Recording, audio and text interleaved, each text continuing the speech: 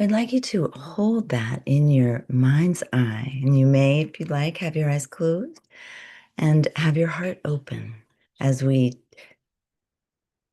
be together in this Zoom room, and in our hearts and in our spirits, we are together. Community is so important, and that is why we're here, is to build this community of like-minded souls who care deeply about the earth and all of her inhabitants, all of the animals, large and small. So we're here because community is essential into building this new world, this new vegan world that we're stepping into for 2026 and beyond. So I'd like you to imagine that you are in a physical space with all of these wonderful people and beings who are working together to make this happen. Imagine that you are in a room or in nature with these people and animals. We are all connected. We are all breathing together as one. We are all visioning this beautiful world of harmony and connection and compassion. And community is the essential ingredient to all of this. So we're so grateful that you are here today to build this conscious community so that we can welcome in all of the animals and we can create this global transformation, this paradigm shift where we are practicing kindness in our words, in our thoughts, and in our deeds. So let's hold that community as sacred and special all day today as we are together. Let's take 3 deep breaths as we close this opening, which begins this beautiful sacred day. Breathing in through the nose, holding. Exhale softly. Breathing in deeply, filling the lungs and the abdomen with air, holding, and then exhaling through the mouth, really letting go. And one more time, deep breath. Fill the entire body with air. Holding, and then let it go. Now we are here together, present, grounded, and awaiting this glorious day together. Thank you all. Namaste, vegan love. Thank you so much, Lisa. Thank you for our opening ceremony for VCOP 26, the Climate Healers Vegan Convergence of the Peoples. So welcome to all of you. Our first speakers are here, our keynote speakers for the day, for the morning, or for the start of the day. So if we could please spotlight Marlene and Bill.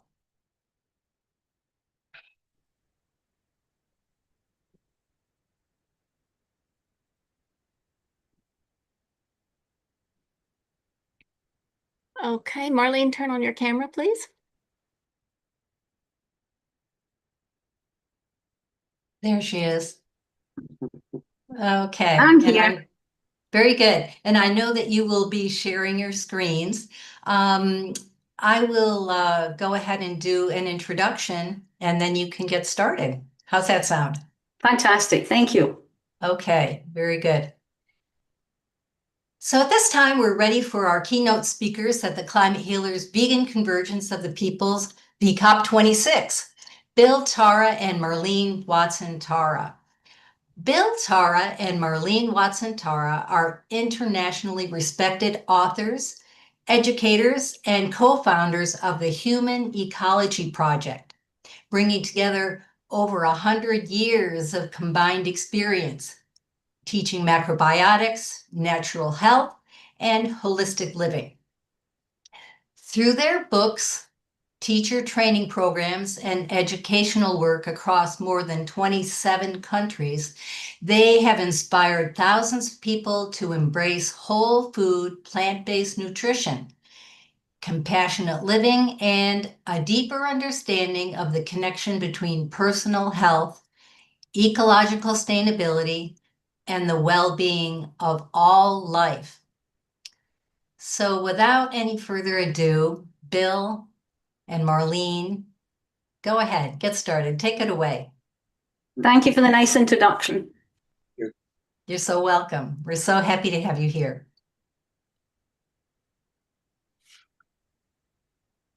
Bill, you're going to share the slides, right?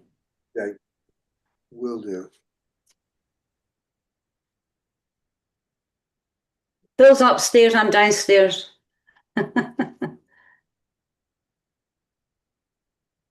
Oh, you need to go way back. I know. It jumped forward on me.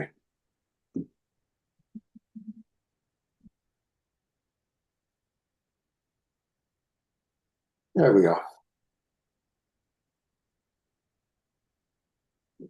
Oh, it went back off. No, it's on my screen full. Oh, it's not on mine. It's visible. Yeah, we can see it. Huh. Perfect. Yes, we see it. Why is it not on mine? That's bizarre. Why do these things happen? We do this all the time. Okay. Okay. It's all part of a plot. Part of the plot. I think you're trying to wind me up. Okay, I'm just going to have to put mine on this slide because all I can see right now is you and me, nothing else. Oh, really? Yeah, Oh, that's all right. Don't worry. No, just on your top right, you'll see a little button next to the extreme top right, like a dock or something. And then when you click on that, you'll be able to change your view to standard view. Oh, it's jumped over. I see. Speaker gallery. Yeah. What view do I want? Gallery? First No, one. no. Standard. Standard. I don't have one that says standard. Are you noising me up a bit? Does it say orator? No, Maybe speaker gallery, dynamic gallery, multi-speaker. No. How about you do the first, the side-by-side speaker one? See if that works. Side speaker. I have no idea what's going on. I have never had a trouble with this in my life before. I'm on side-by-side speaker and it's still not there. Okay, never mind. I'll just put the slides up. I have them on my iMac anyway, on the desktop here. So I'll just look at my husband's lovely face while I'm speaking. Okay. Anyway. Something's.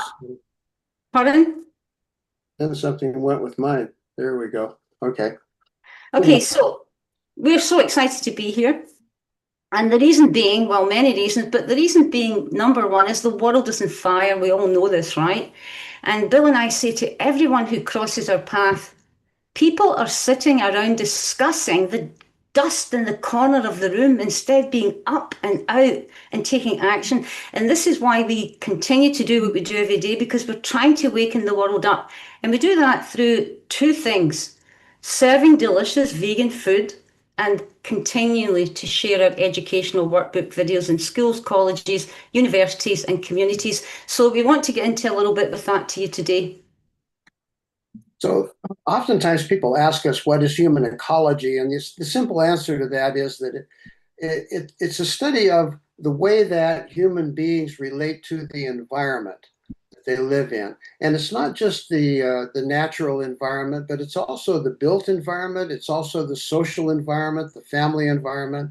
So when we study this, we put food as a central issue. And the reason that we do that is because that's the way that evolution happens. That's the way that everything evolves in the world. We take in energy from the outside and we transform it and we express it back out into the world. And there are four areas that we're particularly focused on. One of them, of course, is human health. Healthy people are going to create a healthy planet. We believe that very much. And so that's something that people are very interested in. The second is ecology. And of course, Climate Healers is very focused on that issue and what's happening with the environment as a whole. The third is society. We live within a society, and how do we create health within the society as well as health within the individual? And the last but not the least, certainly, is our relationship with the animal kingdom. How do we relate to those creatures that we share the planet with?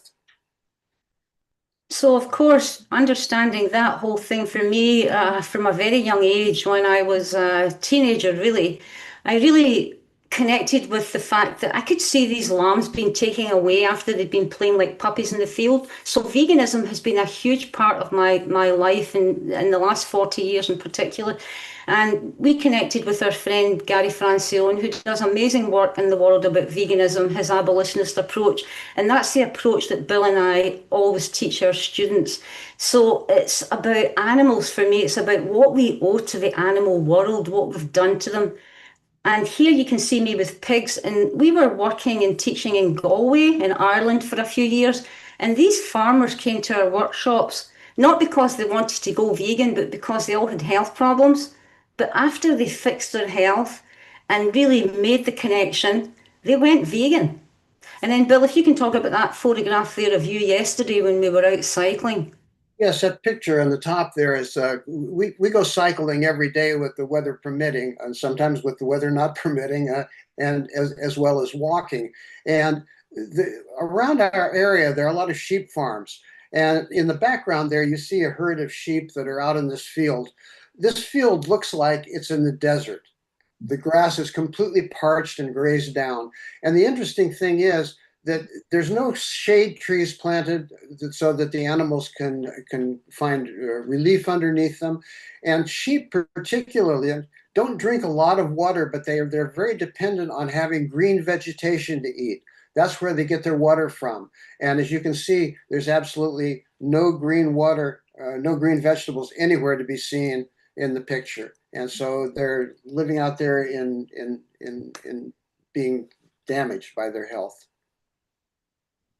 So, Silas Rao, he is the man responsible for Together Around Food and bringing Bill and I out to the US.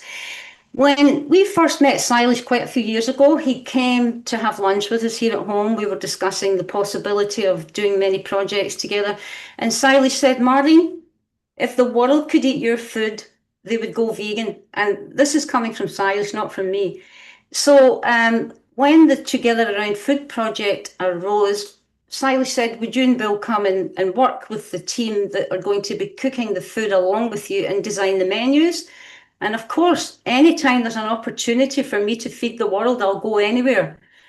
The pleasant surprise, of course, was that I didn't realise that the team didn't really speak English. So I had to learn Vietnamese very quickly while I taught them how to speak Scottish. We had the best time in the kitchen, but anyway, we did manage to achieve putting out over 3,000 meals, and people came back every day because the food was delicious. I think that's really important because that's the thing that brings people back. If the food is vegan food and it makes sense to them in terms of their health, in terms of the environment, and it's also delicious food, that's when they stick with it. Now, we use a lot of ancient wisdom in our teaching. In fact, there are three pillars to the way that we approach our problems. One is ancient traditions, the wisdom traditions as labeled by the United Nations. The second is conventional nutritional science. And the third is common sense. And the reason that we use ancient wisdom a lot is because it represents 3,000 years of development of human wisdom in terms of relating to the food that people ate, their relationship basically to the environment that they live in.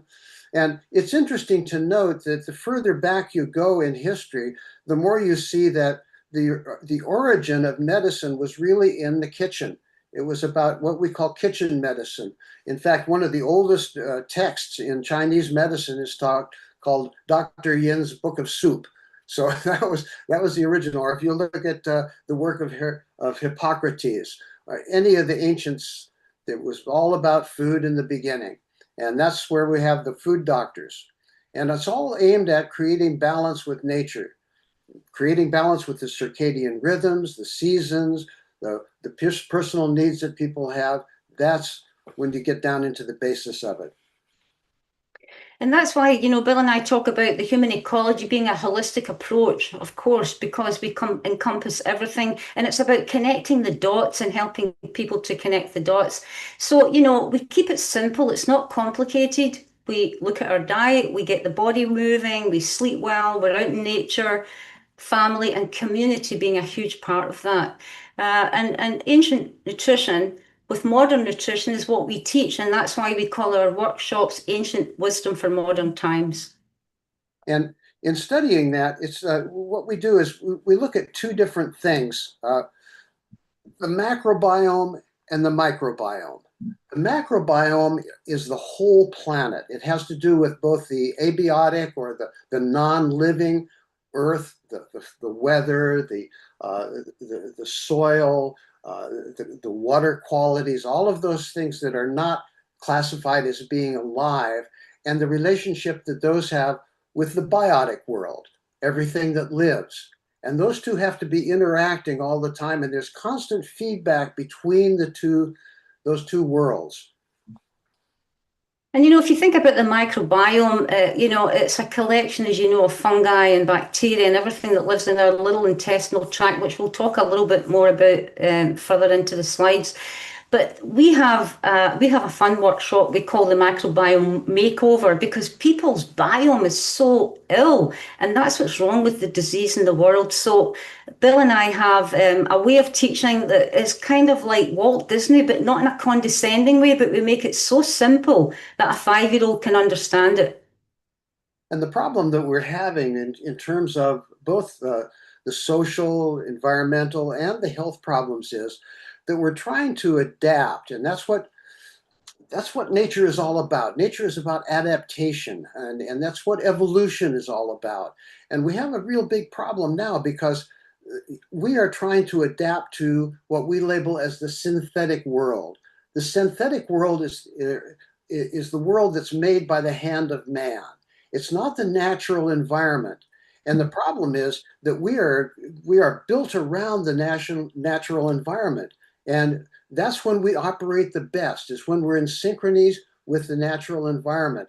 And we're trying to take a round peg into a square hole here because we're trying to adapt to a world that we're not built for. Yeah. And this creates toxicity, and it creates rebellion in the gut. And in the words of Hippocrates, one of his most famous sayings were, all disease begins in the gut.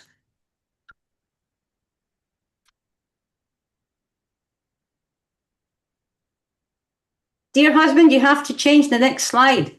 I believe I have it up on the. Oh, you do? Of course, I can't see it. Oh, I'm sorry. It's all right, because I'm just, I'm kind of trying to navigate it off my own screen here. Okay, Ancient Wisdom. By the way, just to make you all laugh, Amit sent me a message and he said it's something that you done, Bill Tara, and not me. I haven't done anything. I think you removed me. Anyway, next slide. Ancient Wisdom and the microbiome. Now, gut health was fundamental to ancient wisdom, as I said earlier, but, the microbiome is not a new word. It's not the new kid on the block here. Everybody's talking about the microbiome, but actually the earliest modern use of it from ancient wisdom was back in the early 50s. And even up into 1988, the common usage, we know friends that were using that back then as well, Bill being one of them, describing the combined organisms and their activities in a particular ecological niche. And that's why we try and simplify our human ecology project for everybody to really connect the dots with it. Yeah, and we can't, now it's gone off of me. Okay, here we go. Yes, it's been popularized really since the beginning of this century, since about 2000, 2001. People started becoming more and more interested in the microbiome. And it's important to understand what it is and where it is, because oftentimes it's referred to very generically. We have a biome all over our body. In other words, the biome exists on the surface of the skin, it exists under our fingernails and our ears, but the most important part is what lives in the gut. And this is where the ecological community of commensal and pathogenic organisms live. These are organisms, including bacteria and virus and fungi, which are commensal, which means that they are beneficial to us, as well as pathogenic. And so there's always a balance of those in the gut. And the challenge of health really is creating a proper balance between those two. What's happening in the balance between them? And that is fed primarily by what we eat. Well, if we think of where the gut biome, our extra organ, the soil we grow out of, Bill was explaining there recently as well, but the major influence on healthy aging, which we talk about a lot, because look, we have an aging population globally and everybody's sick, right? So we have to try and educate people as much as we can about the immune system, how it lives in the gut. Because the bottom line is, if we don't have healthy humans, how can we create this healthy planet? We have to turn people's health around, make them warriors and get them out there working with all of us here and educating the world on why we need to feed the world plants. So, I'm sorry. No, on you go. Cut you off. I was just going to say that one of the most important things is that gut biome is like soil. It's what we grow out of, but it requires particular constituents in order to be its best and be most productive of health. And that requires biological diversity. So that means no matter what kind of diet you're eating, you have to make sure that it's getting everything that it's needed. And one of the primary requirements is plant fiber. Yeah. And that's one of the reasons why eating an animal source diet doesn't really work, particularly now in modern times, because there's no plant fiber in animal food of any kind. And so it's required that we're eating a plant-based diet. And, we see all the time, we work with a lot of people with mental health problems. I've worked with kids with such severe autism. And when we work on the biome, the inflammation, reducing the inflammation, the cognition changes, the mood modifies, and that takes us into the enteric nervous system. If husband has put that up. So if you just think about this for a second, the body is such an amazing organism. The abdomen, a living network of between 400 and 600 million neurons. I mean, it's just quite mind-blowing when you think about it. So we have this superhighway talking back and forward to each other. And as a long-time yoga teacher, I've been teaching yoga for 50 years. And the vagus nerve, Bill always says, don't start, Marlene. Don't get her started on the vagus nerve. It's the most incredible, unbelievable communicator, right? And that's why I have such success when I'm working with ADHD and autism, because I work through the vagus nerve with these clients, mostly younger people. And it's just mind-blowing to me. No matter how old I become, I never fail to be amazed at how the body is a self-healing organism. Yeah, and it's important to we always act as if the brain and the rest of the body are kind of disconnected from each other. And the one thing that science has shown so very, very clearly, particularly in the last 10, 15 years, is that what happens in the gut directly affects the brain. It's not a roundabout relationship. It's a very direct relationship, and it really affects so much about why we think the things we do, why we feel the things that we do. And one of its primary things is that it affects cellular aging. Yeah. This is particularly through the process of inflammation. When you look at the killing diseases, the non-communicable diseases like heart disease, diabetes, all of those diseases that are not communicable, inflammation lies at the basis of them.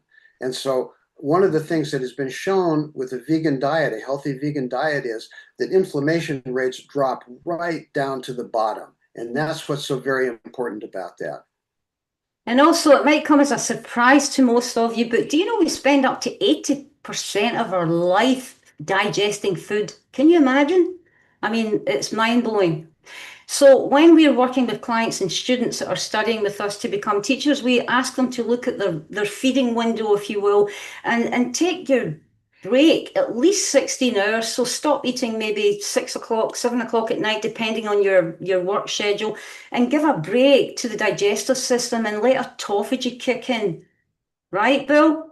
Yeah, you know, when we're having problems with our computer, oftentimes people say to clear out the cache, you know, and you have to clear out all of the junk that's in your computer so that your computer operates more efficiently. And that's exactly what it happens when you use those 16-hour feeding windows. Yeah. When you're not digesting, that's when the body starts to do house cleaning, and it gets rid of what we call zombie cells. These are cells that are living and they're within the body, but they're not contributing to anything. And they need to continually be cleared out so that the body is running more efficiently and effectively. And this is what strengthens the telomeres. And the telomeres, as you all know, are these little shoelaces right at the end of your chromosomes, right? And you want to keep them long. You don't want them fraying and becoming short.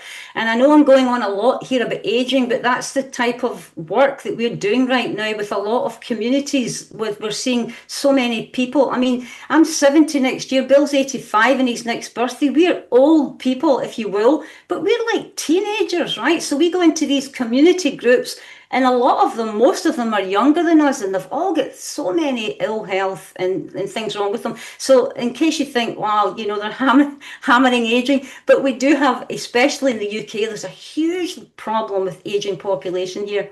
So we got to teach people about that. And the mitochondria, the same thing. I'm working with clients right now who are on the sofa. They can't get up till midday because their mitochondria is like zonk. It's like you need to charge the batteries. And ancient wisdom, again, it's so amazing. It's called purging the excess.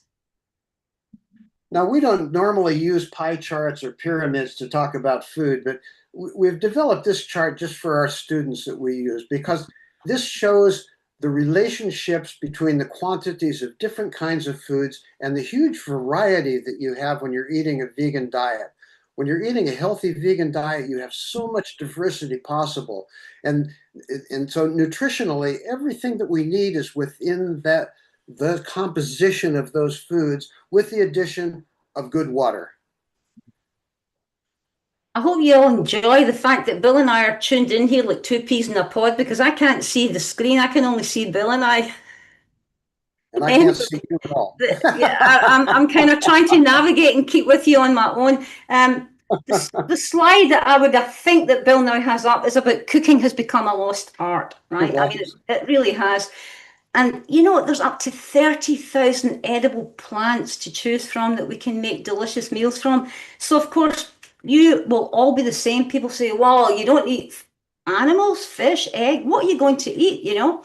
Well, you know, these are some images from some of my books, all from using green food alone, just the green. Salads and steamed, and I mix them with, we use quite a lot of sea vegetables, you know, mix them with grains and make delicious soups, you know, the possibilities are endless. And of course, I am very lucky because of my studies with Oriental medicine. I studied way back to be an acupuncturist, but the food for me is what's driven my life's work, you know, because you got to fix the problem from the inside out and not from the outside in. So I learned Food in the Five Tastes, which is a very genius way, if you don't mind me saying, cooking with sweet, sour, salt, bitter, pungent. And when you combine these flavors, you never have that, you know, craving something. It really satiates each meal. So I'm very, very blessed with the work that I discovered when I was a young girl, you know. And Bill, you're next, I think. Yeah, it's talking about. I'm sorry, darling. I can't see you, and I can't see any of my controls here now. So we're just flying blind. Okay. I'm not putting you in charge of screen control anymore. I'm not in control. I have no control. Okay, and so we're talking about healthy aging, which we've mentioned a lot now. And one of the keys to our approach to health and healing and healthy vegan living is that we have to learn how to merge or fuse all of the diets that were in the past used for healthy populations, how to put them all together, and particularly take the benefits from each of those traditions and put them together in a way that serves us all, because we live in a planetary world now, and we have to learn how to do that. And what we find is that when we do that, we're getting closer and closer to eating a diet which is favorable not only to our health, the health of an individual, but also the health of society and the health of the planet itself. Okay, so Queen of Beans, may I say, about 30 years ago, I was teaching a workshop. I think we were in Portugal, right? Or Spain. Yeah, it was, and the students started calling me Queen of Beans because I'm beans in the brain, you know, beans for breakfast, beans for lunch, beans for desserts, beans for whatever you want, dips. And if you think about it, really, plants lead the way to all life. I mean, that's such a truth that you can't even argue with it. So the combination of our work with beans and grains being a complete protein, it's a marriage made in heaven. And when I was very young, Dr. Dennis Burkitt, if you haven't come across the book, The Fiber Man, it changed my life. I think I was about 17. And he wrote this incredible book about fiber, how it enhances cellular function and just an incredible educational book. So, you know, I started looking into all these type of things. And when I started studying TCM and you learn all about microorganisms and everything back through then, you know, 100 trillion. I mean, when you think about it, it's just phenomenal. You see, I am like an excited 5-year-old when I teach this work because it's something that everybody should know and everybody should be given. And that's why we love teaching in schools. So we have up to 5,000 different species of bacteria living in our microorganisms, living in our gut right now. And the big revelation here is only 43% of us are human. Only human cells, 43%. So when we work with people and, you know, we work with people with, you know, terminal illness, cancer, etc., we say, look, you've got 57% bacteria. Let's get that building into healthy bacteria. Renew the soil in your garden internally. And it makes them excited and it makes them stick with the program because they see an opening here that they've never been explained to before, you know. And also, every second, you have up to 30 million new cells being renewed. I mean, every second, 30 million. Oh my God, it's just incredible. What a gift. What a gift. So, one of the workshops that I teach and Bill and I teach is called Cook Fit. As I said earlier, I'm a yoga teacher of 5 decades, and for me, movement is as much important medicine as it is as food. So we run different programs, corporate programs. We work in schools. We do a lot of, obviously, our work from our human ecology projects is free. We do what we can. We give all the pupils our books. You know, we fund all this ourselves. We're just pensioners, honestly. We're not out here, you know, looking for money. We just do what we can every day, and we need more and more people on board to do this. So the corporate programs that we do, that helps to fund that too. But, you know, when these people really connect with the actual idea that they are, much as I love Bill Tara, but my body is my life partner. Nobody's going to come along and say, Marlene, I need you to fix this and this. This is my responsibility for life, right? I have been given this body and it's up to me to take care of it physically and mentally. And the problems that we have, the reason that we have to fix ourselves is because we are stuck into the modern diet, which has really been labeled the SAD diet, the standard American diet. And this is the diet that causes nutritional stress. Now, people oftentimes talk about emotional stress, environmental stress, all of those different aspects can feed into it, but nutritional stress lies at the bottom, at the foundation. And this is where we're eating food that our body doesn't know how to handle. And it's not about deficiency. We don't have many deficiency diseases in Western society particularly. In fact, they've gone down all over the world. What we do have is problems of excess. We're eating excess, and the excess that we're eating is fats, simple sugars, salt, and animal proteins. All of those mixed together with high chemical processing.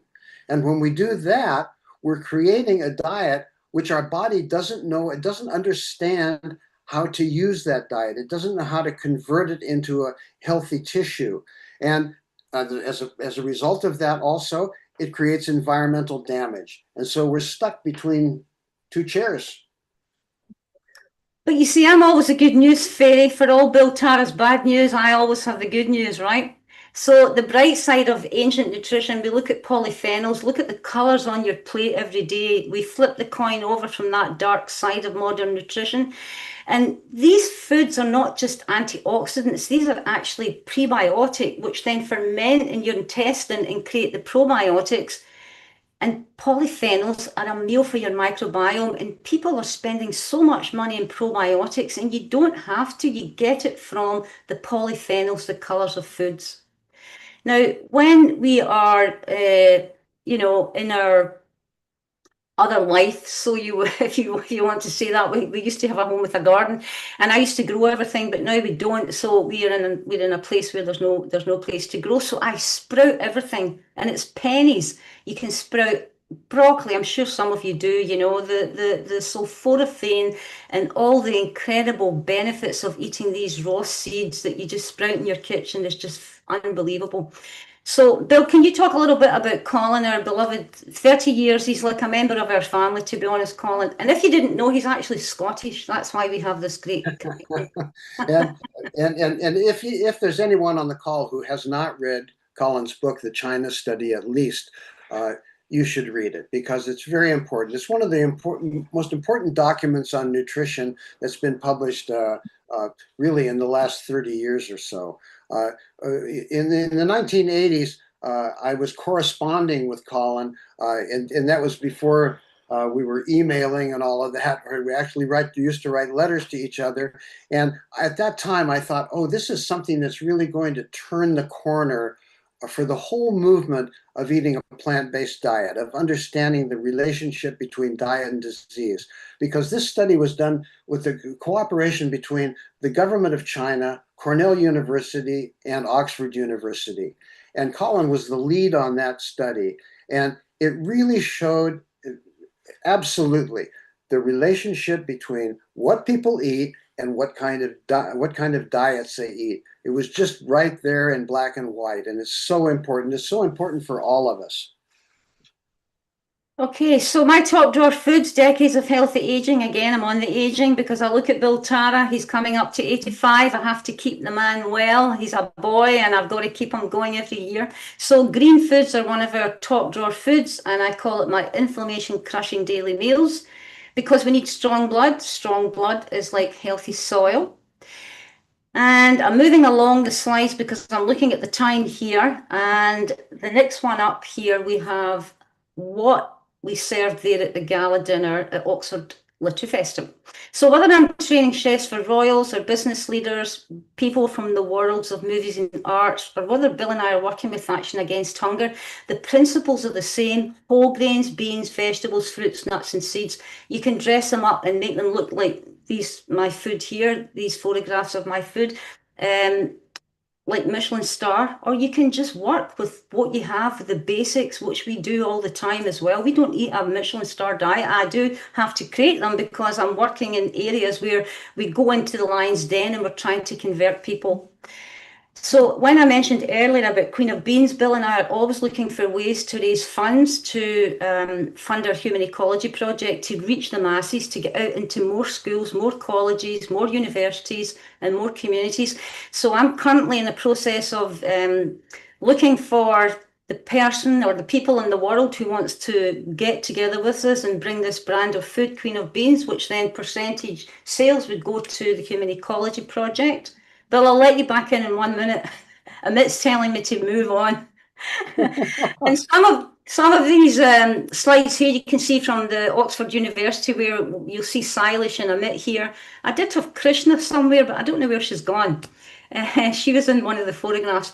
So every year, this is the 4th year I'll be doing this. Now, it might not seem much, but trust me, this event has been running for 30 years.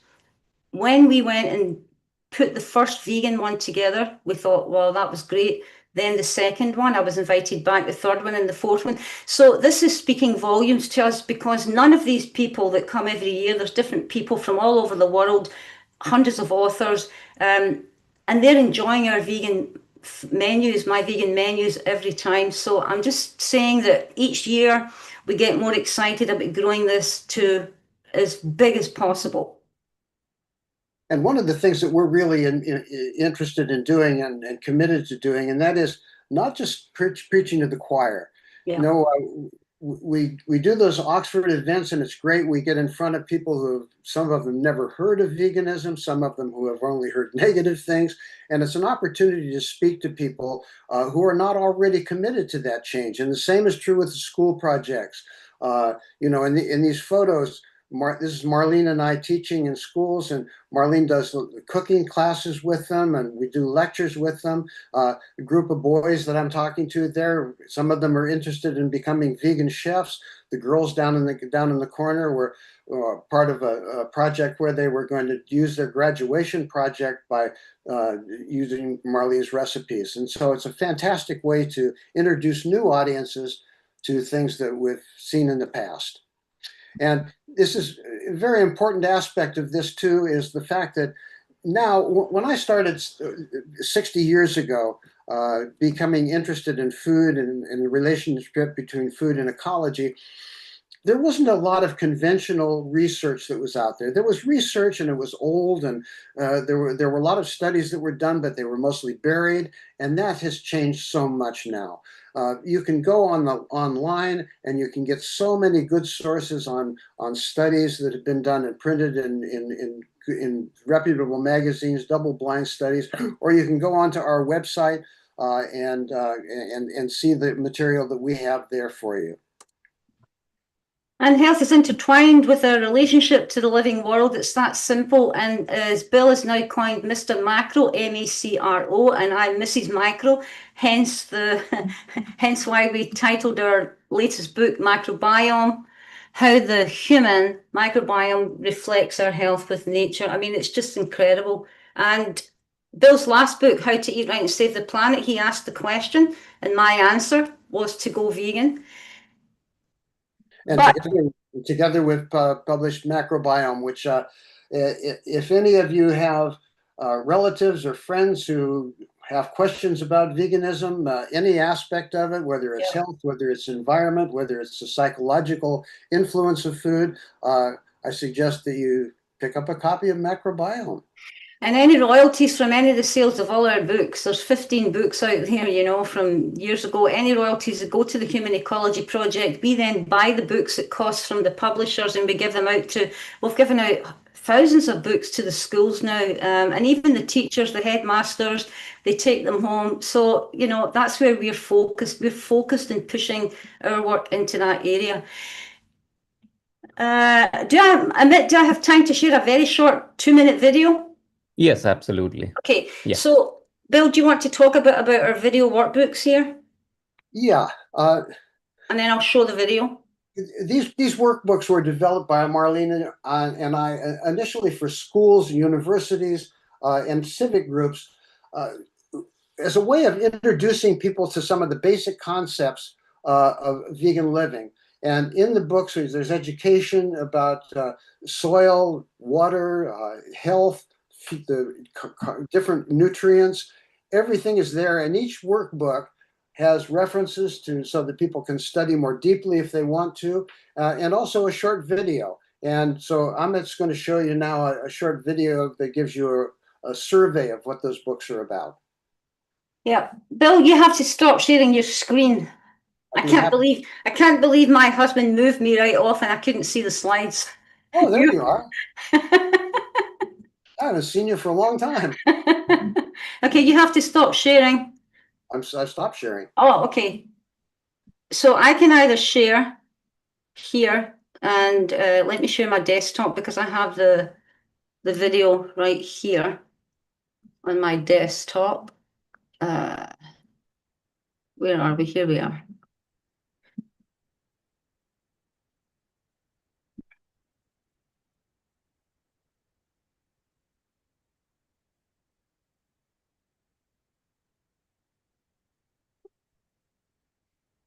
There are so many aspects of the natural environment that we acknowledge are essential, but we're choosing to neglect. One of these is water. Along with the air we breathe, water is essential for human life and health and must be classified as a nutrient. We want to look at the source of our food, soil it's grown in, and why it's important for planetary as well as personal health. Phytonutrients can be found in all plant foods. Every plant has them in abundance. It's essential to give your body excellent daily nutrition to keep your immune system healthy and Marlene, wait, strong. let me play it. We can't see it. We can see The the oceans and WhatsApp the life screen. they contain are a great mystery to us. Our lack of understanding You can has stop sharing. I'll share my screen. Okay. dramatically changing the very composition of the seas. I have stopped. Yeah, just give me a moment. I'll pull up the video. There's so many aspects of the natural section that we acknowledge. It's playing somewhere else. One of these vertical energy supports along the Still playing. water is essential for human life and health. Choices are one of It the must most be classified. Yeah, now it stopped. No, I just muted Marlene temporarily. Oh, you did? Hopefully- Oh, okay. Yeah, hopefully she can solve it in the meantime. Yeah, okay. Thanks, Alison. Yeah, I'll share my screen.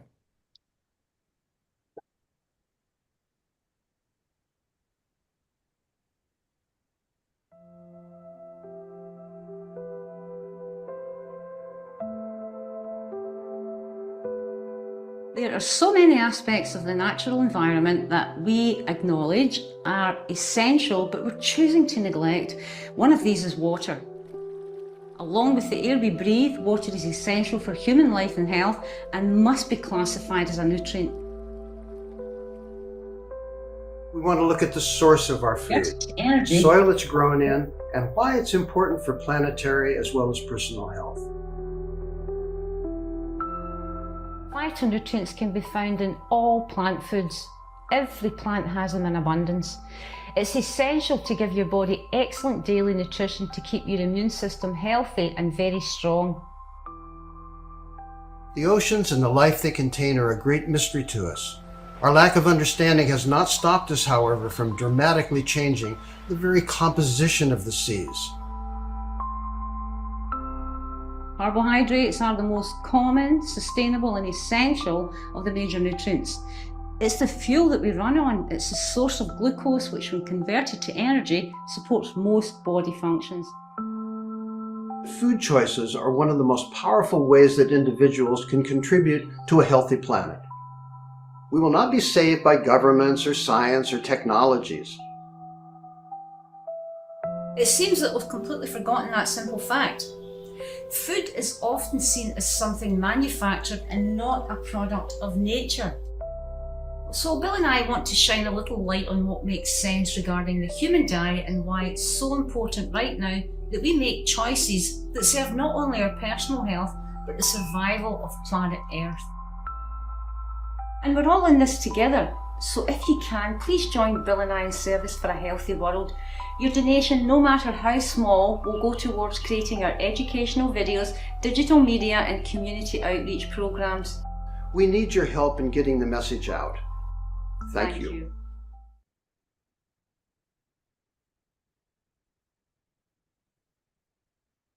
Beautiful.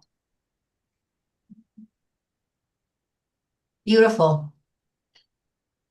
Marlene, if you still hear the song, maybe you can force quick time. Do you still hear the song? I mean, No, I can't hear it Okay. now, but I was hearing it all playing at different times. Okay. Well, that was an interesting morning. Yeah, we're flying blind. You would never believe we teach online every day and we never have a problem. I believe it. Oh, I too believe it. funny, too funny. Anyway, thank you for your time, everybody. Yes. So before I turn it over to the people here to ask their questions, and I'll invite people to raise their hands. But I wanted to just say that I identify with the two of you so much. I think maybe, Marlene, you and I were born the same year, Yeah. and my husband just turned 90. Wow. And our first introduction to this whole theme was the China study. It was given to us as a gift, and that changed. That was the beginning of the change for us. But I live in Lima, Peru, and I've lived here. I've lived in Latin America most of my adult life. Wow. And Peru is known for over 2,000 varieties of potatoes. Yeah. And we have lots and lots of beans. And yet the traditions are being lost so quickly and they're being replaced by mostly chicken. So Sure. I'm already planning a trip for the two of you to come down and create some exciting new recipes. Queen of Beans in Peru. What better fun could that be? Yeah, yeah, yeah. Well, like you, we've lived in 7 countries and our story never changes, you know, and we're so passionate, like you all are on here, the work that you all do every day, and we just got to keep growing it, and we never get down. I mean, people say, oh, it's such hard work. What about the animals that we're killing every day? That, you know, we got to just keep finding warriors to do, you know? Yes, for Thank you. sure. Yes. So let me ask Danny to come on screen. Hi, folks. Danny. Nice to see you. Hi, Danny. We have a question from my friend Michael in the private chat who asks, in the world of natural health, gluten-free grains seem to hold importance, not just for those with celiac disease, but for those with autoimmune diseases, gastrointestinal symptoms, and other things.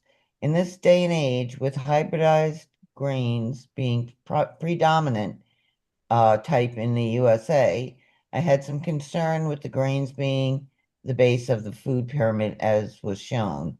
Can you provide comments on this, please? Sure, 100%. You buy organic, you soak the grains overnight, you use short grain brown rice, you use quinoa, you use millet, completely gluten-free. You soak the beans, you soak the grains overnight. Even using a little piece of seaweed actually helps to break down the oligosaccharides, the sugars. It makes it more easy for the gut to digest. We work with people with every autoimmune disease under the sun, A to Z, you know, and never an issue, never a problem. So please tell Michael. Yeah, he's listening. I just wanted to ask one other follow-up question. I go to a naturopath and she has me supporting my gut with nopalitas, seaweed, flax, and I take a probiotic. And we're going to go lean towards more fermented foods like sauerkraut and pickles to move that into the diet too. Are those on your approved list? Yeah, I mean, the best one for us, of course, because we teach Oriental philosophy, is miso broth. We have miso broth every day. You can watch me making it online. It's the best living probiotic on the planet. You know, the digestive enzymes alone in it are incredible. I mean, Bill will tell you, even on when students or clients come on our retreat programs, Danny, the first couple of mornings, they can't believe the difference, even up maybe first, second, third day of what's happening in their gut just by changing and having miso broth, steamed greens. You might think, what for breakfast? Short grain brown rice, phenomenal. So we don't ever use supplementation. The body knows what it needs from all the foods that, you know, the world has. We have 30,000 plants. I just think, you know, why supplement when you don't have to? Sauerkraut's fantastic. We're not lovers of kimchi. It's got way too much salt and sugar, you know. Okay. So I hope that helps. Sorry, Bill, I'll let you speak. One of the things I think that's important in Colin's work, not necessarily the China study, but the books he's written since then, he underlines it. And it's an area where Marlene and I really found a friend, and that is that nutrition, modern nutrition, has become overly breaking the food down into components. It's almost like it's a science project. Yeah. And healthy nutrition is not a science project. It's like it's cohesive. And so the more that you start analyzing the food as to which different component you need in a particular diet, the more the diet becomes confused. A good, wholesome, natural foods diet, a diet that's comprised of only vegetable foods, well cooked, this is important, well cooked and well prepared, like in other words, in terms of soaking, in terms of cooking, those things, the body knows how to put those things together. You don't have to try to outwit the body. You can't. You can't outwit the body. You always end up making problems in the long run. So that overly analytical approach And as Colin has gotten older, in fact, he's moved more and more away from that, which is interesting. Okay. And what about the raw diet? Do you approve of that? Is that something else? I think that raw food is important. Yeah. But building a diet around it, particularly if you're living in the modern world where there's exposure to lots of contaminants in the environment, where you're living, oftentimes people are living in front of a screen. You want to have good, solid food. And what cooking does is cooking makes the nutrients more available. Cooking is a way that human beings extended the digestive tract. We softened the tissue of the food so that the nutrients were more available. And so, of course, you can overdo that and cook all the goodness out of a food, but you want to make sure that that food is well prepared so that you can absorb it, particularly if you have any gut issues. Okay, thank you. And there's one last question from, Michael. It's just briefly, yes. Are there different lines of thought on how vegan macrobiotic diet is done, or is there one or two versions that are nearly the same that are what people follow? Well, I mean, sorry. Our nutrition is inspired by macrobiotics. It doesn't conform to the rigidity of macrobiotics the way that it was practiced when I first started in the 1960s. It's a more diverse diet, and the cooking is expanded out a little bit, but the principles are the same. The principles haven't changed at all, but the practice and the presentation are very different. Thank you so much. Toby, do you have a quick question? Because it's the top of the hour and our next speakers are here. Yeah, if I can, I've got a quick question. Maybe it'd be interesting. I was listening to the book How Not to Age by Dr. Michael Greger, and he talks about fisetin and spermidine for longevity, for the telomeres and all sorts. And it shows that, nobody actually ever dies from old age. It's, we die from diseases and things like that.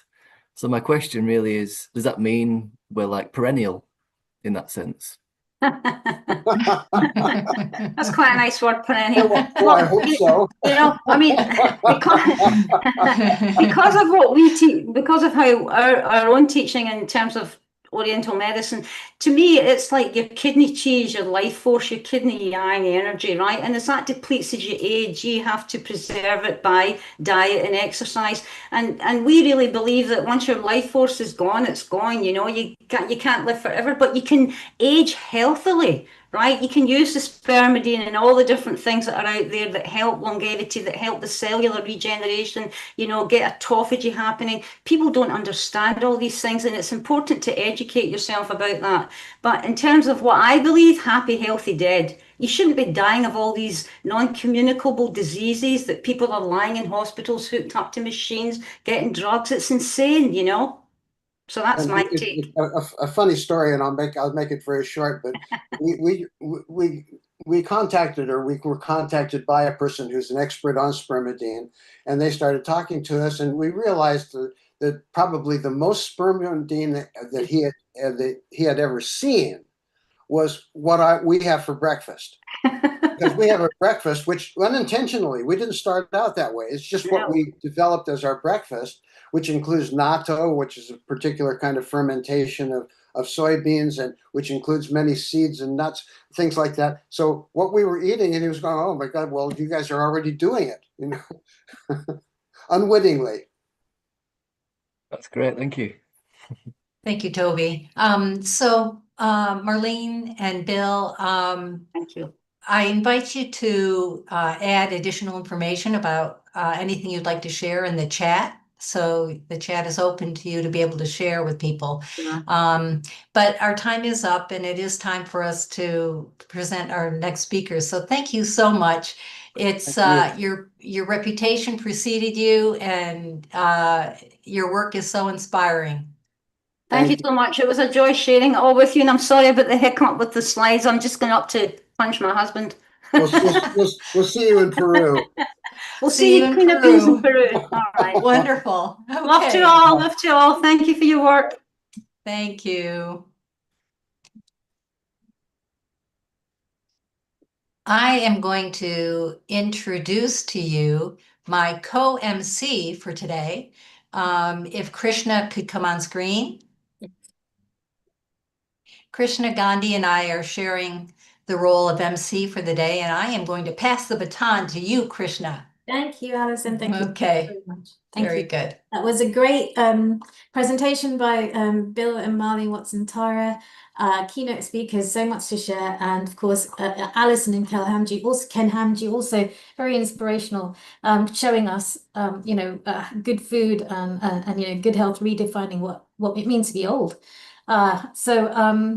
I'd like to now introduce the next speaker.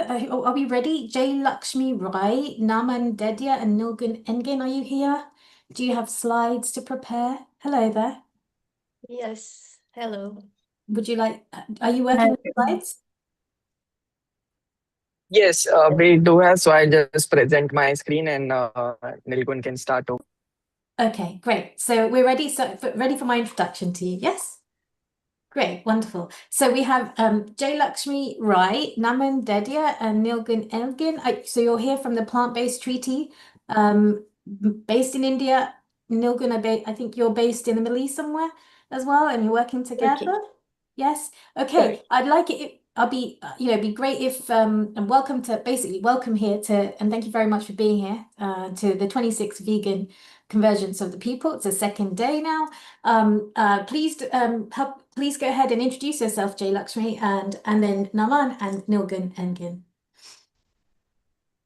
Thank you so much, Krishna. So I'm Jaya Rai and I'm based in India, Pune, and I work for the Plant-Based Treaty. I'm the in-house plant-based chef along with Nilgun and also the co-regional liaison Asia. So very happy to be here and happy to, take our presentation forward. I'll pass it on to Nilgun, please. Or Naman, whoever wants to. Thank you. Hello, everyone. My name is Nilgun Engin. I'm from Ankara, Turkey, and I'm the regional liaison for Animal Safe Movement and Plant-Based Treaty in the regions MENA and Africa. And I'm so happy to be here and looking forward to the meeting. I'll pass it on to Naman. Thank you so much, Nilgun. So hi, everyone. Super happy to see so many people here. My name is Naman. I'm from Mumbai, India. And I am the co-regional liaison for Asia, and I am a tech consultant as well. So I advise the global team on the tech consulting and all. So yeah, really looking forward to today's session, and I'll pass it on to Neal. Thank you. So good morning, good afternoon, everyone, and thank you for your time to join us. And we are excited to introduce the Plant-Based Treaty and share why we believe transforming our food systems is one of the most powerful opportunities to address the interconnected climate, biodiversity, public health, and food security crisis. The way we produce and consume food lies at the heart of these global challenges, but it also offers one of the greatest opportunities for positive change. The Plant-Based Treaty is a global grassroots initiative that complements the Paris Agreement by placing food systems at the center of climate action and advocating for a just transition to sustainable plant-based food systems. Today, we'll explore why food systems matter and how individuals, businesses, organizations, and governments can work together to accelerate the transition toward a healthier, more equitable, and climate-resilient future. Thank you for being here. We are excited to start, and dear Jaya will paste the Plant-Based Treaty's webpage in the chat if you would like to search a little more. And for the next slide, the impact of... Oh, sorry. Okay. The impact of food-related emissions was finally acknowledged by the United Nations at COP28.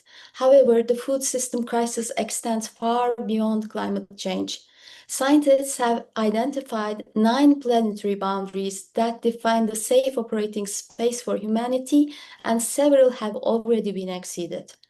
Animal agriculture is a major driver of multiple planetary crises, including climate change, biodiversity loss, land system change, freshwater depletion, nutrient pollution from nitrogen and phosphorus, and chemical pollution. It is also one of the leading causes of deforestation, habitat destruction, and species extinction, placing enormous pressure on the Earth's life support systems.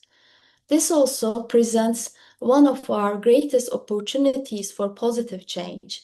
By shifting toward plant-based diets, supporting alternative proteins, and reducing food waste, we can significantly reduce greenhouse gas emissions while restoring ecosystems, protecting biodiversity, conserving water, and helping to bring humanity back within planetary boundaries.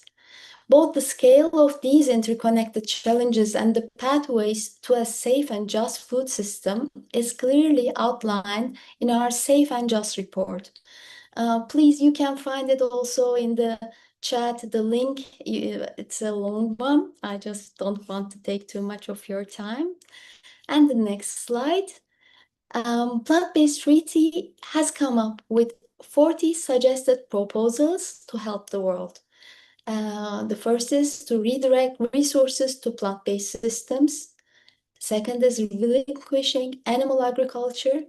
And the last one is restoring key ecosystems through rewilding and more. And also you can find in the chat about our 40 proposals in a detailed wording. So back to you, Naman. Thank you so much, Nilgun. So as Nilgun said, plant-based treaty is modeled on the 3 Rs, and we have 5 projects that we work on. So these are our 5 major programs. First is collecting plant-based treaty endorsements. So plant-based treaty is one of the campaigns that puts bottoms-up pressure as well as top-down pressure. So we collect endorsements from individuals, from businesses, from organizations, and from cities. So from mayors and from politicians to create the bottoms-up pressure. Second, we have plant-based treaty city campaigns. So we urge citywide plant-based food strategies and create pressure on countries to negotiate a global agreement on the plant-based treaty. And third, we have menu change in public education. So it mainly aims to shift the narrative of, on plant-based food and make it more accessible for the people. And for that, we work with schools, colleges, corporate offices, universities, and multiple institutions who serve food and help them, train them to go plant-based. Fourth is global climate talks. So we always engage in advocacy and education at global climate talks, including at COP events, at bonds and FAOs and multiple high-level political forums. And fifth is training and capacity building. So we do this, for the skill development to scale up our programs. We train our volunteers, we train our team members, and we train the city level administration and everyone. So far for the plant-based treaty endorsement, we have 77 cities across the world who have endorsed the plant-based treaty, along with more than 250,000 individual endorsements across the world, and over 1,900 organization endorsements and 3,200 plus business endorsements. So these are, some of the endorsements that we have across the world. And to go deep into the menu change, I'll pass it on to Jaya. Thank you so much, Naman. So when we say menu change, a lot of people aren't sure what exactly does it entail. So if you've seen one of our key core principles, one of them is also redirect. So one of the most important part of redirect is encouraging people to shift from an animal-based to a plant-based diet. And that is where chefs, nutritionists, doctors, everyone come in.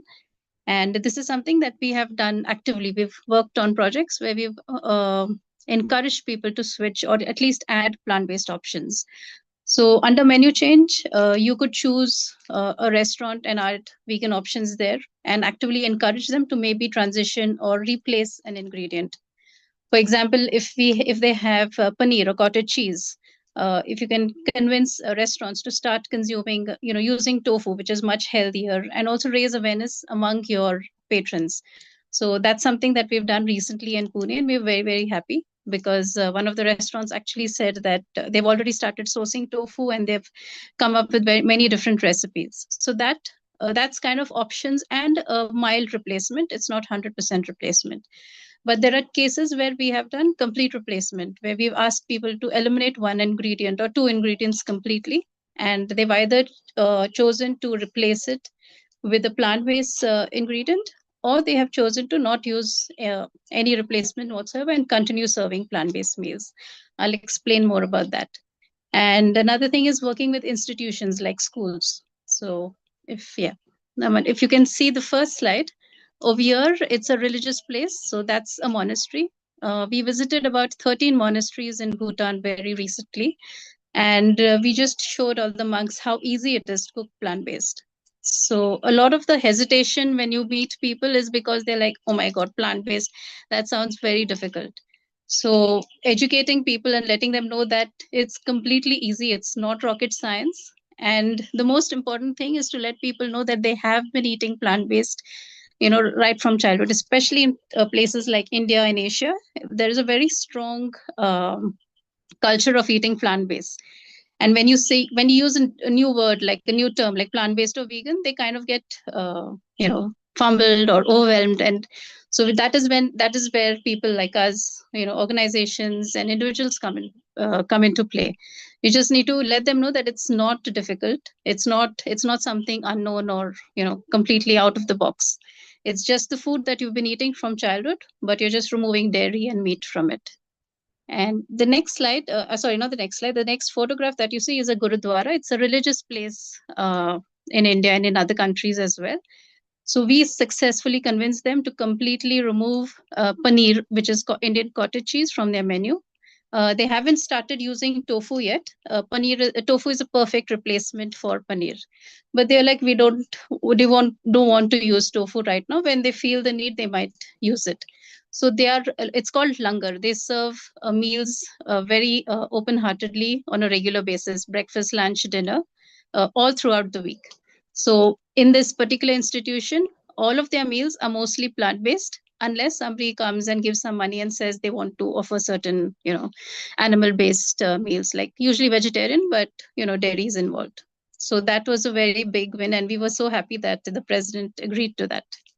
The photograph in the center that you see, it's a rehabilitation center where we cook completely plant-based meals for about 380 patients. And the feedback was very, very overwhelming. We were surprised that everyone liked it so much. So we're actively going to work with them and ask them to introduce tofu on a regular basis as well.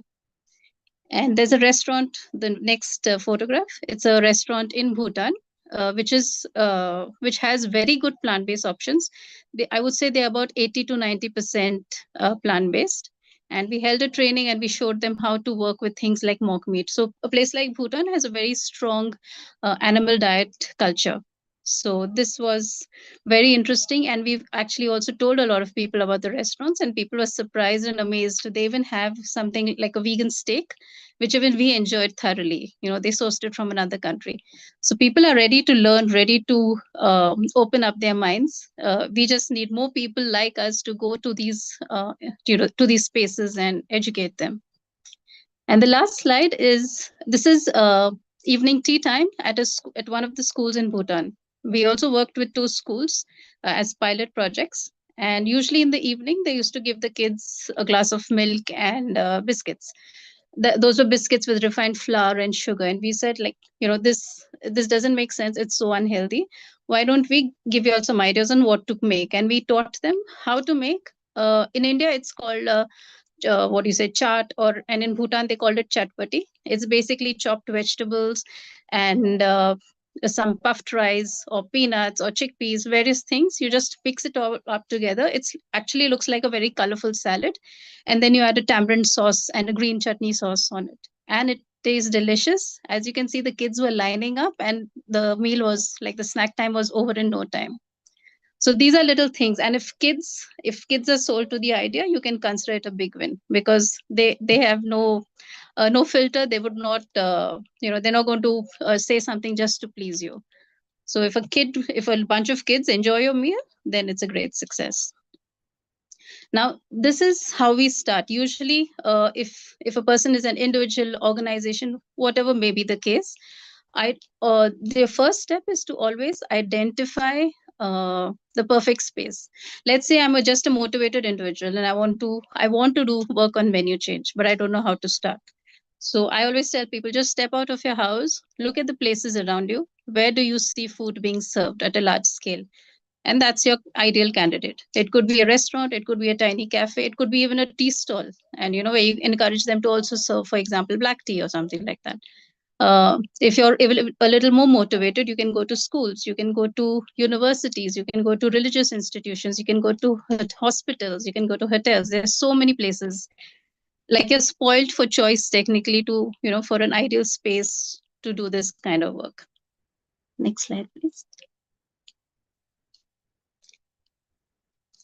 Now, this I believe, like, we should never underestimate the power of education. By education, I mean just enlightening people about what plant-based means, what it entails, and also making it as easy and breaking it down and making it super simple. Sometimes we tend to overcomplicate things, but keeping it simple really, really helps. So right here is a wonderful monastery at a valley in Bhutan. And before I went to Bhutan, we researched a little and we realized that imadashi, which is cheese and chili technically, is a very big hot favorite, amongst the Bhutanese people. So I came up with a vegan imadashi. So and I made the recipe for the cheese super, super simple, because like sometimes you're at the dark recesses on top of a mountain with very little access to ingredients. So over here, what we did is we just took some tofu. I even taught them how to make some simple tofu by themselves. We took soya beans over there, which is very easily available. And we made this cheese with tofu and potatoes. That's it. We just boiled the potatoes, blended it with some tofu, with a little bit of vinegar, salt, and oil. And then we made imadashi. We just heated a pan, added some oil, added the cheese and chilies, and cooked it. And it's done. So, but as you can see from the faces of the monks, they were so, so excited and so happy.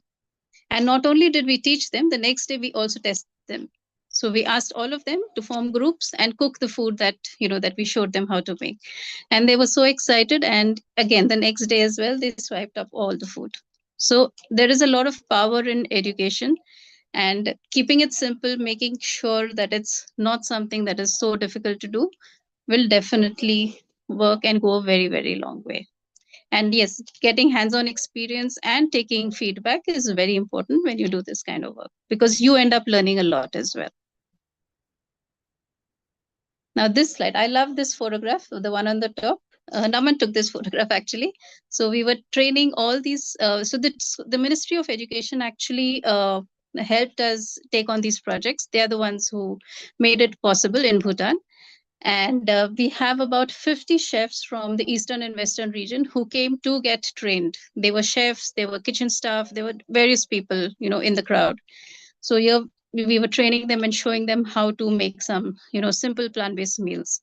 One very important thing that that we taught them was, one, to sneak in vegetables, because sometimes kids can be fussy with food. Actually, they're not. You just need to figure out how to do it. So we taught them how to add vegetables in their lentil curry. We told them to add vegetables, a lot more vegetables to their rice also, stir-fry rice for breakfast. We also made like, even they were surprised that kids even started eating salad. So all we did was make it very colorful, chop it into very thin matchstick sizes, and make a very nice, interesting dressing. So in Bhutan, kids also love spicy food. So we added a little spice to the dressing as well, and it was swiped out. I would say like 90% of the time salad was over. And this next photograph down, I really love that, because there was one, like, this is something that it's an ongoing project. So after learning whatever they did during the workshop, one of the project leaders, he's a trainer, he went and trained many more other people in his region. And this is so beautiful to see that we taught them, they absorbed it, they wrote down, they took notes, they did everything. He even called me before he was going to present. He was a little nervous. So I told him, like, do this, gave him a little tips, and they went ahead and they went and taught more people.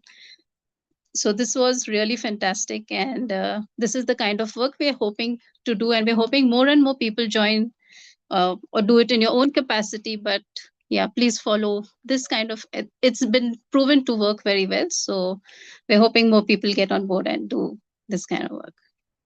And I'll pass it on to Nilgun, who will explain about training. Thank you. Thank you, Jaya. So we did not only try to change the menus, but also kept building our team and trained volunteers.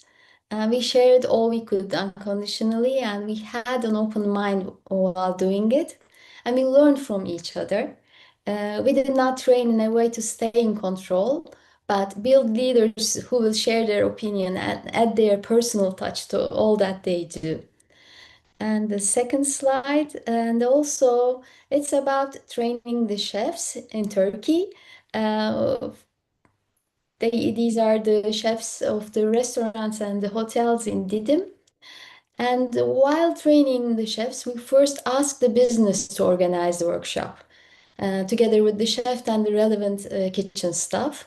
And we reviewed the current menu before making any recommendations. We checked the existing inventory and ingredients to identify the most business-friendly plant-based recipes, and then prioritized recipes that require minimal changes to current operations and make use of ingredients already in stock.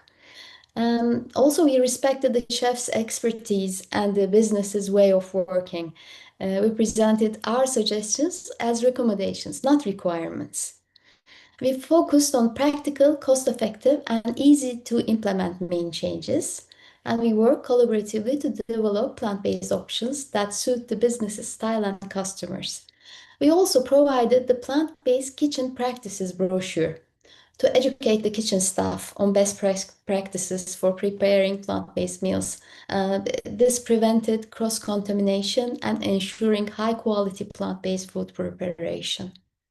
Next slide is about networking. We have found out that national and international events hosted in a town or city provide an ideal opportunity to launch a local menu change campaign, engaging businesses, institutions, and wider community around a shared moment of visibility and impact. This is from Antalya, and I will be telling about COP31 preparations later. But first, I'll pass it on to Naman to talk more about networking. Yeah, thank you so much, Nilgun. So networking is a very big part of our major campaigns because all of that the success that we had is because of the networking. So it's not about just collecting networks for us, but it's also about building relationships that opens door for our future campaigns. So before meeting anyone, we just try to spend a couple of minutes, couple of hours researching about them, their role, their responsibilities, and their division. So what they do, how are they operating, their style of operation and everything. So research is something that we always prioritize and we learn about them. Second is attend. So we while doing a city campaigns, meeting with mayors and something is very important, building relationships with them. So we also try to attend city council meetings and their events, maybe restaurant week that is organized by city council, something. So we always try to attend the local events and the conferences so that we can get our foot into the door.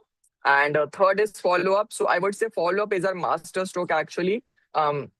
We always send follow-up emails in 24 to 48 hours. So this keeps us in their radar and they know who we are. So this just helps us to build a long-term relation, which helps us even further to get our work done and place our agenda on the table, and get, like I just said, get our work done. So yeah, and key message, one good introduction should lead to next. So that's what we always try to follow. Once we get a good connection with any city mayor, be it the MP or anyone, we always ask them to introduce us to sister cities or other MPs and all. So this way we try to make a chain of the events that helps us to, leverage our existing contacts and get a deeper connections. So yeah, that's how, networking is a big part of our play. And second is influencing decision makers. So as I said, these people whom we network with, they are the decision makers at the end of the day. So we start with their priorities, what they want to hear and what is their priority in their cities, their countries and all. So we always try to place our work into their priority level, and we connect our work with their existing goals. So like, for example, organizing a restaurant week. So supporting organizations is one of their agenda, and we are promoting businesses by organizing restaurant week. So that's what we try to do. And we always keep our decision makers informed about what's happening. We send them the updates via email, via reports. So it's always there. They are in the loop about our work, and they themselves want us to do more. So that's how we influence decision makers, and we try to, get everything done. And then there is a city campaigns. So as I said, we have 77 cities across the world that have endorsed a plant-based city from, I assume, from all 6 continents across the world. So we have, almost 77 cities. So while meeting the city mayor, city councils, we read their climate action plans, we read their food policy plans, their strategies, how are they operating. And then we align plant-based cities 40 proposal in action that Nilgun said with their existing goals. So we have a lot of experience across the world doing various campaigns, and that experience is something we take to another city when we are working there. And while working with any city, we work with across departments, like, public policy, be it the health department, food department, climate department.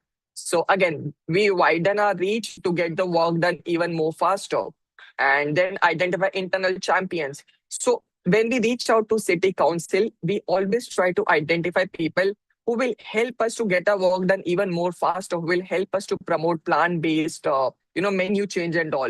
So these are the champions that help us to excel in our work, and we always share our outcomes with them, and we keep them informed. And last is the request introductions. So we always have requested introductions from one city for the another one. So that is how, we got to 77 cities. I'll give you one example of Nepal. It is a country in Asia. So in Nepal, we had one of the cities called Nagarjun that have endorsed the plant-based treaty when our team was there. And while Nagarjun endorsed the plant-based treaty, so when our when our team was there in Nagarjun, and after the endorsement, when the work was going on, they once again met the mayor, and they asked them to give introduction for the sister cities. And they gave us for another city called Chandrajur something. So that city also endorsed the plant-based treaty, and now they are even working more. So that is, one of our key things that we always ask for introductions that helps us to take forward our movement. So yeah, and I'll pass it on back to Nilgun for the COP31 thing that will be happening in Turkey. Thank you. So, yes, as I told, COP31 will be held in Turkey, and we started with that opportunity. COP31 opened the door to engage cafes, restaurants, and hotels of Antalya city. We focused on solutions. We showed how adding plant-based dishes could attract new customers. We built relationships, and trust came before asking for commitments. We celebrated successes. Every endorsement encouraged more businesses to join. We kept There is something. I'm sorry, your screen is not showing. There's a white page showing over there. Okay. Head of COP31? Yeah. Thank you. No, not this one. The other one. Yes. Ahead of COP31. This is one of the restaurants in Antalya. I'm just telling the details about the city, but just one case. This is Anarki, the restaurant, a Pakistani and Indian restaurant, and they are happy to add, say, 30 to 40% of plant-based dishes to their menu. And so we kept supporting our partners. We promoted them through the vegan-friendly city map of Antalya. And this is an ongoing project. It is not finished yet. So far, 19 restaurants and 3 hotels have agreed to add vegan options to their menus. And 11 of them have also committed to offering 10% discount to COP31 delegates. So about, next slide, please, Naman. About UNFCCC Climate Summit, we have been joining them since COP26. And we have been joining the Bonn climate meetings. We collaborated with Coalition, Food and Climate Action Group, including 25 organizations. We collected signatures on an open letter asking for more options and promotion, and we met with decision makers to discuss motivation, requests, and challenges. So far in Turkey, we have met with the ministry, and they have committed 60% of plant-based food to be served during COP31. We are working on it. It is very promising, and we are so excited about it. Back to you, Naman. Thank you so much, Nilgun, again. So yeah, as Nilgun said, we are working with COP30. I mean, that is in the progress, working with the COP31 delegation for the upcoming COP. And also, last week, our team attended the UN high-level political forum, which happened in Manhattan, New York City. So in the picture, we have Dr. Kimi. She is a scientific advisor, and on extreme right, she is Dr. Anita Krang. She is a co-founder and executive director. So, and Ellen from our team. So we meet a lot of people at this high-level political forum, which helps us in return, to take our city-level goals and country-level goals even more further. And that's what we do. We try to attend all of the UN events because we are one of the official UN observers. So we attend COPs, we attend FAO summits, and other summits in across the world. So that's what we are doing right now to get our work done of plant-based food policies. And I'll pass it on to Jaya. Thank you, Naman. So cooking demonstrations are one of the really great platform to actually get the community involved. So this particular demonstration, the photograph that you see, it is at Sadhana Forest. It's a very beautiful community space in Auroville, India. And they usually invite a lot of chefs and nutritionists to hold cooking demonstrations. So where we made a lot of delicious plant-based burgers. And I personally believe that just when you hold a cooking demonstration, don't let people just sit down and watch. Getting them involved, the hands-on experience goes a long way, because once they go back home, it will be that much easier for them to actually replicate what you have taught them. And not just that, the entire experience of learning also becomes that much more interactive. They asked questions, and we did tastings, we did so much. And it's always very exciting to get people involved with food, because it's such a bonding factor. And especially with plant-based, the more warm and welcoming you make the environment, the a lot easier it is to have people open up their minds to plant-based cooking as well. If we go to the next slide. Over here, you will see Nilgun had made some oat milk, and she just sweetened it with the dates, and it's super easy. So any space that any place or opportunity that you have, if you have a festival or a community event, please don't let that pass by. And you don't have to be a chef to do something like this. You could be just a great cook. We have so many home chefs who are fantastic at what they do. Like, I have learned so much from home chefs personally, even in my family. So do not underestimate, don't think that you have to be like a trained qualified chef. You can totally do this, provided you give the right information. I think it's a brilliant platform and open for everyone. Even if you're not a trained chef, you can totally teach people how to cook plant-based. You can even walk into a restaurant. I know people have gone to restaurants and shown people how to, replicate plant-based meals and, do the entire training process. So all you need is motivation. And if you go to the next slide, we'll show that Nilgun actually held an event where she taught people how to assemble a Buddha bowl. So Buddha bowls are incredibly popular nowadays, even in India. And you can totally customize it to your region. For example, you could make an Indian Buddha bowl. You can make an Asian Buddha bowl. You could make let's say, a Buddha bowl that's inspired by the Turkish cuisine. So everything is possible. All you need to do is open your mind to new experiences and to just make a few little shifts. Even as trainers and as trainees or attendees, it's just a matter of that little nudge, and you never know, just one little spark will bring about massive change. So thank you. And I'll pass it on to, I think Nilgun goes next. Thank you, Joya. And I want to declare that I am not a chef. Although I'm known in the movement like I'm a chef, I was actually a retired bank officer. So with the motivation, like Jaya said, I turned into a chef, and I am so comfortable talking to the chefs as if I'm a chef because I am the queen of my kitchen, and I have transferred many animal-based food to plant-based food, and that gives me strength. And I think everyone can do that. I'm the living example for that.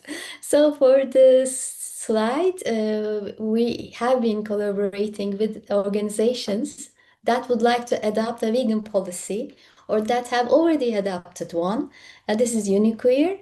And it was a wonderful starting point because organizing workshops for their members and communities, showing them how easy, affordable, and delicious vegan food can be, was an effective way to inspire lasting dietary change and encourage the wider adoption of the plant-based options. Here we cooked some muffins and salmon out of just carrots. Thank you, and I will pass it on to Naman. Thank you so much, Nilgun. So, going with the menu change, we have your universities menu change at universities. So this is one of the examples at Uruguay and Brazil. So in Uruguay, menu change in universities require a multi-level approach. So since even though public education is free, but the food system is not centralized in one simple way. We have university welfare there, which serves almost 500 meals a day to the scholarship students. But they have their own separate cafeterias, and each of them have their different facilities. So everything becomes very different, and there are multiple barriers. So we have built a small multidisciplinary team. So it has a campaign coordinator, it has a chef and a vegan nutritionist and a marketing support. So, the reason we have a nutritionist on our team is because we don't want to miss out on any nutrition part. People often think that, by replacing animal-based meal with the plant-based meal, you would miss out on your proteins, on your omegas, on your calciums and something like that. And that is the reason they never try to switch back. But we want to break that barrier. That is the reason we have nutritionists on our teams. So all the menus that we make and all the food that we are teaching them are in fact even more on the higher side in terms of nutrition. So that's why we always try to have nutritionists on our team, and they make the menus, which makes it even more scientific and credible. So yeah, that is what currently we are doing at Uruguay. And we are meeting their federal directors and everyone. At Federal University of Jatai, it is one of the federal universities. And that director became the ambassador for the plant-based treaty. So now he himself is, promoting our work there and trying to get more students go plant-based. So that's what we are doing in Uruguay. So what worked? We have different entry points and different strategies. So this is one of the examples in Uruguay. We have done something very similar in Bhutan. But what worked in Bhutan is not working in Uruguay. So since it's a global organization and we have almost 100 teams across the world, we always try to, make our own new strategies that works in one country that might not work in another. So we always try to work them and, play with them and try in a way that our work gets done. So that's what it is. There are different entry points for different universities due to cultural differences, due to language barriers, due to other operational things. So that's how we try to work. And we always try to, prioritize universities' requirement that helps us to place our foot into the door. So that's how we work. So it's different entry points, different strategies, and a lot of progresses across the world. So that said, that was all from our side, from PlantBased Treaties team.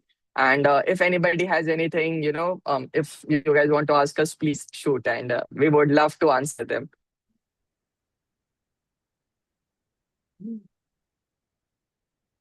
Right.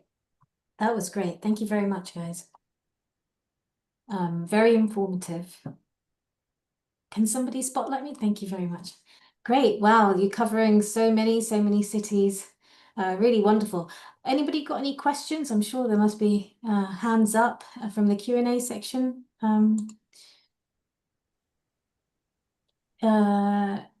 You can put it in the chat. If you've got questions, feel free to raise your hands or put it in the chat. Hello, Alison. What's your question? Yes. I'm in Lima, Peru, and of course I'm in touch with the plant-based treaty team here in Lima, Peru. It's so impressive the number of countries that you're working in. And I also receive your newsletter, I guess you'd call it, but I get the news about what's happening in different places, your victories, your accomplishments. And it's so impressive to see all of the teams. You said you were in over 100 countries. So I'm wondering a couple of things. What is your overall, do you have like a goal for 2026, a goal for 2027? And also I wondered, how do you coordinate all of these different teams and all of these different countries so that you can reap the benefits of sharing your learnings? Yeah. So thank you so much, Alison. I mean, first of all, telling about plant-based cities and everything. So we are really glad for that. So answering the first question, it was what? Can you just repeat the first part? I still remember the second part, which was about how do we coordinate. But what was the first part? I don't know if I Well, how was. do you I'm sorry. coordinate, Naman? How do you coordinate But it? that was the Okay. second part, yeah. But go ahead. Yeah. Uh-huh. Okay. So Oh, I was going to coming to ask you the about your if you have goals for oh yeah, 2026, goals. if you have Yes. goals for 2027, yeah. Yeah. So, in the terms of goal, currently we have 77 cities, as I said, who have endorsed the plant-based treaty across the world. Some are symbolic, some are doing the works and all. So for the 2026, we also plan to get at least one country endorsements. So in a country endorsement, we get an entire country who endorses the plant-based treaty, and we get plant-based policies, getting worked there and all. So we are working with Bhutan as one of the countries. We are working with a couple of countries in the Caribbean. We are also working with the African Union in Africa. So there are a couple of countries that our team is working on to get a country level endorsement. That is one of our goals. And along with that, we also want to hit our 100 city targets of endorsements across the world. And soon, of course, in next maybe a year or so, we want to hit 500,000 endorsements. Currently, we have 250,000. But by next year, we want to hit 500,000. So that's how fast we want to, progress in next 1 to 2 years. And now coming to the coordinating part. So yes, I mean, coordinating is something, it is difficult sometimes because it's a huge movement started by our co-founder and executive director, Dr. Anita Cranks, from Toronto, Canada. So to coordinate and have the seamless things, like everyone is updated and all, we have meetings always lined up. We have plant-based treaty update meetings, and like as I've shared, we have 5 programs. So we have also started to divide our meetings based on our programs. So like we have meetings every Friday. So on one of the Fridays, we'll have meeting that focuses on city campaigns. On another Friday, the alternate one will have the meeting that focuses only on the menu change. So that's how we, keep the track of our work across the world, like, which city or which country is working on which programs. So that actually helps us to be on the track and, everyone know what they are doing and everything.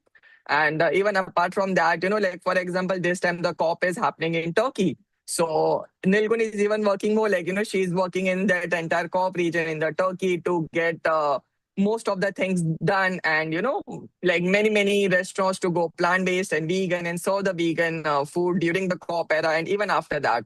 So that's how we try to do. And if any Nilgun, Jaya, if you guys want to add anything. Well, I can say our ultimate goal is always ending animal agriculture for 2026 and 2027 and forever until the day. Yes. Yes. Well, that's very helpful to hear. That helps me a lot to understand how you're working, because we all want to support you. And I see Toby has his hand up, and I'm sure he'll tell you about his experience with plant-based treaty in Spain. Anyway, we would love to support you. And as you know, we've done some projects together as organizations. So the more we can be in touch, the better. Right, great. Also, hi Toby. Just before you just raise your question, a quick thing is with Bhutan and the work that's going on there. Like how I mean, it's challenging, I guess, to get people over. Maybe. How is that? How do you get people to go over and to be able to help on those initiatives? I mean, I think is it quite easy to just book a flight and go over and be part of the team? I mean, is there a process for that? I mean, who wouldn't like to experience that if they're able to share that kind of knowledge with the local people there? Yeah. So I would divide this question into two parts. So first off, I would answer. Second off, Jaya would answer on the trainings. So how it actually started was like if you remember during our presentation, I said that networking is our key aspect. In all this high-level political forum meeting last year, our team, our UN team, they met one of the people of Bhutan.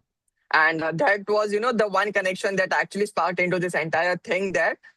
So that person helped us to connect with the ministries there, and that's how things work. And this is, I think, our second trip to Bhutan. So this was a second trip in April. So in the first trip we went there, we explored how things are working. We did 1 day, 2 day workshops there. And the ministry was actually, they were very happy with all the results. And they themselves approached us second time that, they want to take it to even one level further. So in the first visit, we were working with city councils there with their capital city, which is Thimphu. And this time when we went in the month of April, we were working with Ministry of Education and Skills Department. So this ministry controls all the schools. So they have almost 742 schools across Bhutan. So this time when we went, we actually were on the part to train everyone. But since it cannot be done by 2 people, so this ministry, like the Ministry of Education and Skills Development, they started this program called Training of Trainers.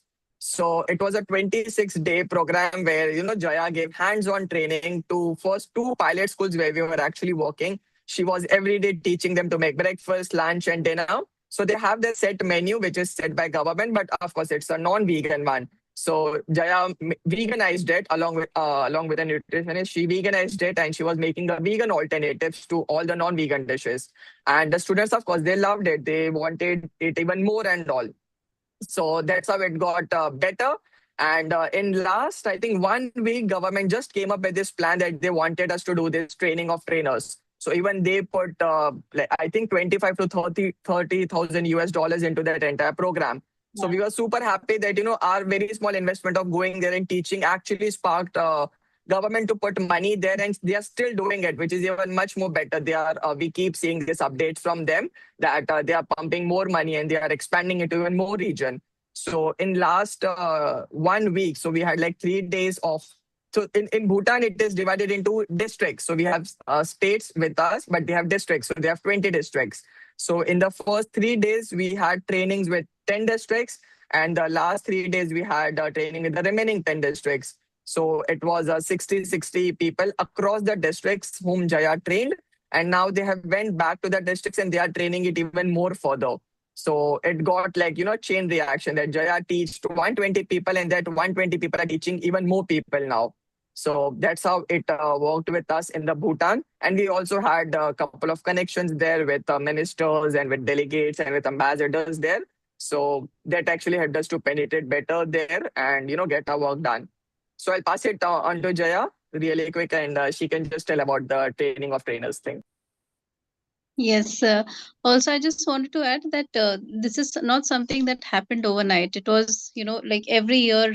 This was, I so happened to go in 2024, then we went in 2025, and then in 2026. So it's been a lot of hard work and networking that went into play to build it to what it was. And like Naman said, also we also got, Naman spoke very well with the mayor of Thimphu, and we got the endorsement for this, city of Thimphu. So, and even they collaborated with us, and we ended up holding a little seed distribution event at Clock Tower, which is a very iconic space in Thimphu. And beyond that, with the trainings also, I would say that building connections is very, very important.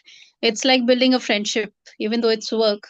Building connections go a very long way, and that has really helped us. Right from having people in the restaurant industry, to to the education ministry and all of that. So constantly being in touch with them has really helped us, and it has helped us go forward and take that many more steps.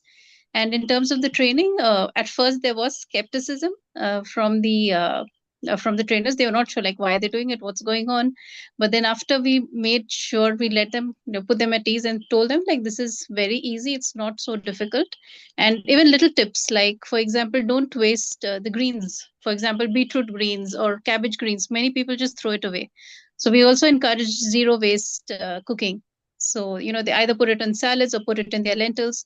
And so those little tips have also helped. And we also gave them certificates at the end of the course, and they were so, so happy with it. Some people may not appreciate it that much, but over here, the chefs really, really appreciated that. And another interesting thing is that Naman and I also went to the Hotel and Restaurant Association in Bhutan. And on Earth Day, we actually held a vegan chef challenge at a school itself, at one of the schools. And it was fantastic. It was all very last minute. But we also had someone from I forgot the name of the lady. Maybe Naman can enlighten. The Dasho, what was her name, Naman? So she came. And Tashi Pim. She was secretary at Federal Ministry of Industry and yes. Commerce. Yes. So even she graced the event. It was so last minute, but everyone just came together and helped us, and we had a very nice, interesting vegan challenge. And one of the chefs from the school also participated. We were so touched and pleased by that. He's just a school chef actually. He didn't think much of himself also, but he participated. We motivated him to participate, and he was competing with other trained seasoned chefs from big hotels. Right. So it was very beautiful. So thank you for yeah, telling us that. I mean, there's lots to share there, obviously, lots of goals, lots of achievements, and I think Bhutan can be a case study in itself to get that kind of official support for this endeavor. We have Ken Hamji. Sorry, Toby, you've come off, but Ken Hamji, you have a question, please. Hello, Ken. Please ask your question. There it is. Wow, I'm really impressed about the legwork that you've done for COP31. That's incredible. Working with restaurants and hotels and that sort of detail. I think you mentioned that in Bhutan you had a marketing person as part of the team. I was just interested what the marketing person's role was. Yeah, so hi Ken. So we didn't had a marketing person in Bhutan's team. In specific, we have them in the Uruguay and Brazil team. So their role is mainly to, of course, get foot into the door and publicize the message as more as possible to get even more universities in touch with us to spread our message across. So that's what our marketing people do. They always try to promote our work on social medias, via newsletters and other ways, to get even more leads, of colleges, universities, or other sectors. So, yeah. Great. I know the hotels, the hospitals in New York City had a very clever marketing approach to get the patients to select the meals. They called it the chef's choice, and so they had the chef's choice. And people just chose the chef's choice. It didn't say it was vegan or anything like that. They just chose the chef's choice, and they loved them, and they repeated. That's the most important thing. They repeated requesting them during their stay at the hospital. So I thought that was a very intelligent marketing approach. Also, chef's choice. I love it. Yes, that does work. It keeps it very neutral and universal, doesn't it? Yes. I mean, it's a very nice point. Thank you so much. For restaurants or hotels, the same sort of thing can be done. Chef's choice. That's it doesn't have to definitely be a declared as takeaway point. vegan. That's definitely a takeaway point. Thank you for that. I think we're coming to the top of the hour. But if there's any, Toby, would you like to? Is it a comment or a question?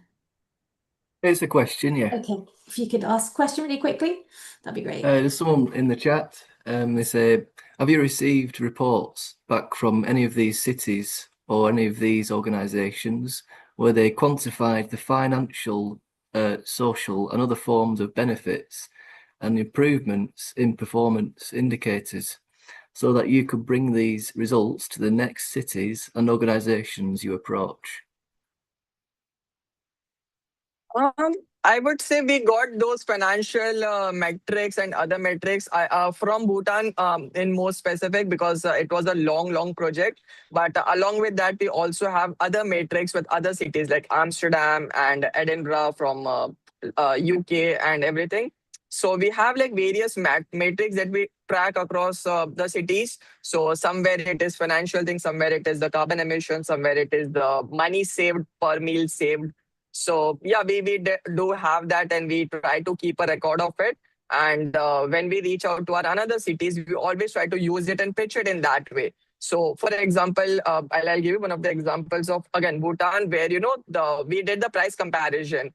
And the plant-based meals was, I think, 8x cheaper than the animal-based meal. So that helped us to pitch them for this training of trainers model. So that's what we always try to do. We work with the facts and numbers. So we try to collect those numbers. I mean, as you said, the financial metrics is a very important one because, of course, that shapes the entire narrative. So that is there. And then there is acceptance rate and various other things that we try to measure. And we keep the record of it so that when we are reaching to some cities, some countries, some other institution, government bodies, we try to present to them what they want to hear and, do our actions. So, Right. yeah.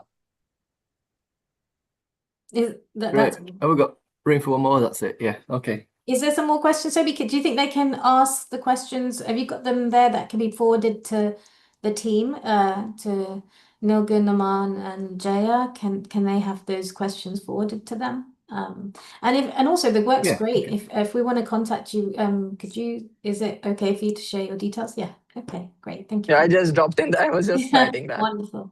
Thank you very much. That's a great presentation, and it's just really wonderful to hear how many cities and how much work's been going on, how and where, and the legwork. So thanks for sharing and contributing to the conference, the vegan conference of the people. Number 26. And thank you so much, Krish, for having us. It was really nice. It was a pleasure for us to be here, share our work, and even learn. And I mean, we will learned a lot even from the Ken's suggestion and from things going. So thank you so much for having us. And we always try to collaborate with climate healers, wherever we can and do a lot of things. Yes. So really glad to be part of it. Thank you. Thank you to the entire climate healer team for sure. Great. So thank you very much. And now we'll be introducing the next speaker. Pooja Gopal.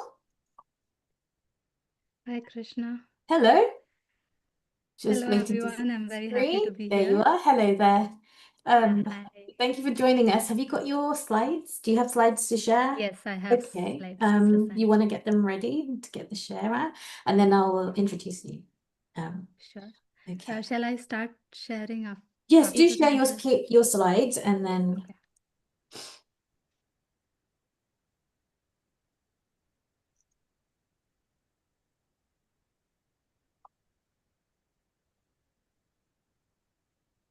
Well, it will make her really small. There we go. Wonderful. Thank you very much. Okay, so just a quick intro again. If you're just joined us, welcome. This is VCOP 26. Welcome wherever you are. We've got VCOP 27 happening in November, so keep your eyes up for that. If you've got any questions, leave them in the chat. We have here Pooja Gopal, impressive, bio with PhDs, multiple MScs, I believe, in sustainability, and is now a research student at Climate Healers, and I'm really looking forward to your presentation. Her talk is about India, Ahimsa nation. And I allow Pooja to tell you a little bit about herself and her presentation. Thank you, Pooja. Thank you for your introduction, Krishna. Hello, everyone. My name is Pooja. I have a background in... Pooja, 1 second. Can you increase your volume somehow? Okay. Okay, give me a second. I'll try without the headphone.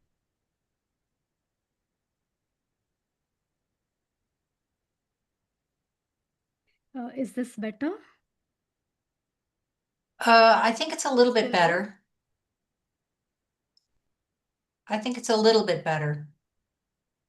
Sorry. That's okay. If you Is could this just okay? bring it closer, if you bring yourself closer to the microphone on your Yeah, I'll laptop, do that that. should work. Yeah. Yes. Thank you. Yeah. So hello everyone. So I have a background in engineering. I decided to shift my career into sustainability and quit my job last year.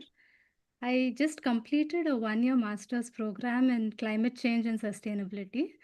And as part of my master's program, I had to do a 10-week internship, which I did with Climate Healers under the mentorship of Dr. Shailesh Rao.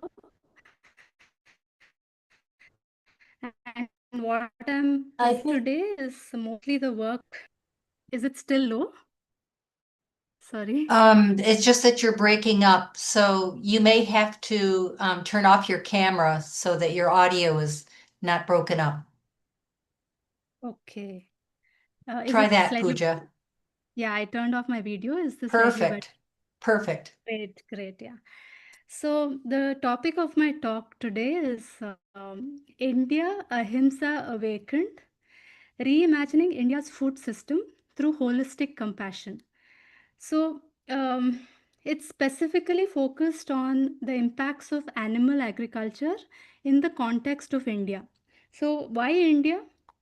The world knows India as having the largest number of vegetarians and lower per capita consumption of animal products. So is it such a big impact in India? Is the concept of Ahimsa, which originated in India, is it actually being followed here? Is it necessary to exploit animals to protect the livelihoods of our marginalized farmers? We'll explore these questions in this presentation. So the flow of the presentation is like this. So we'll have a brief introduction. Then I'll go through some historical data, mostly from the recent past, from 1950s onwards. And then we look at the current food production scenario in India and what the environmental impacts of different diets are. We'll briefly cover cost-benefit analysis of the food system transformation towards a more plant-based diets, and then we conclude.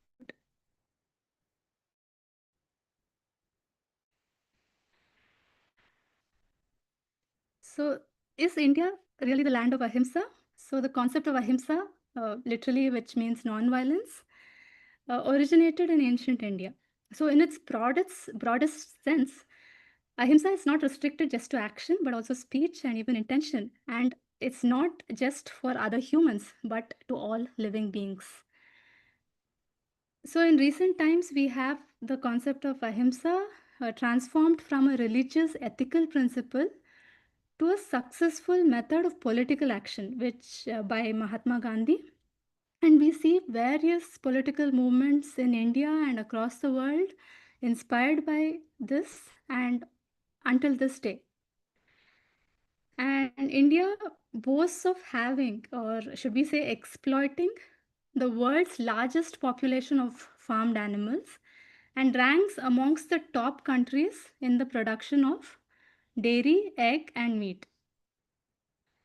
So the fundamental question we are asking is, does the economic and nutritional security of the population need to be at the cost of the suffering of the most vulnerable and exploited species, that is the farmed animals?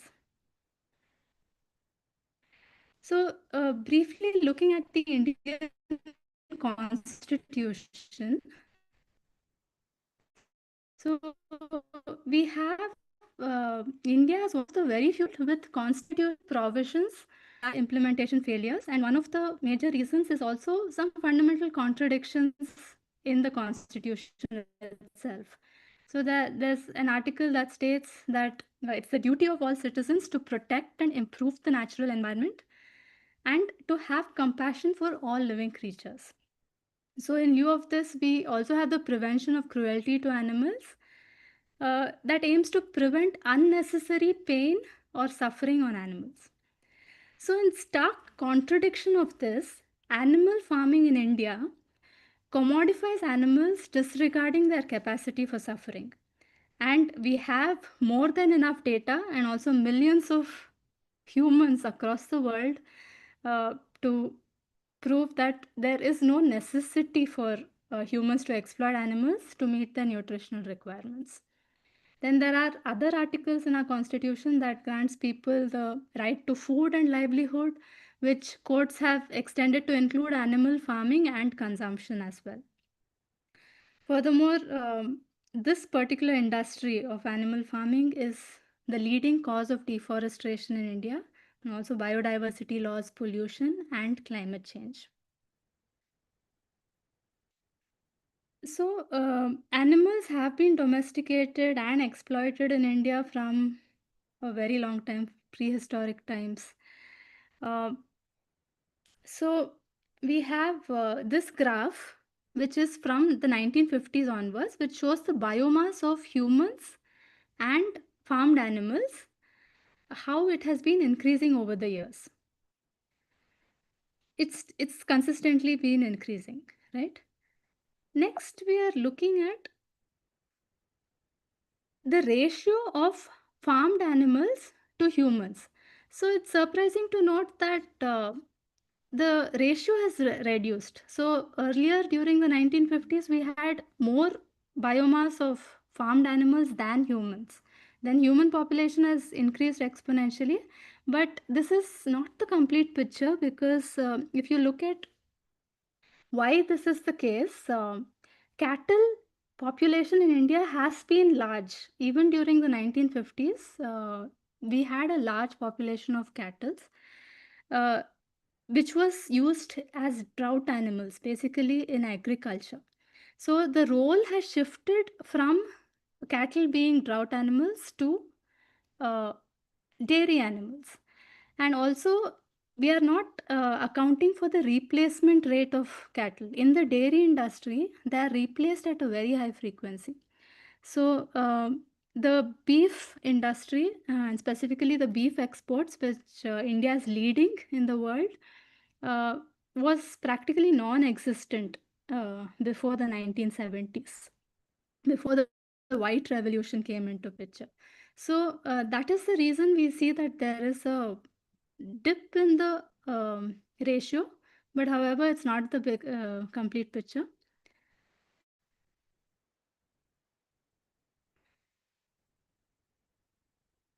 Yeah.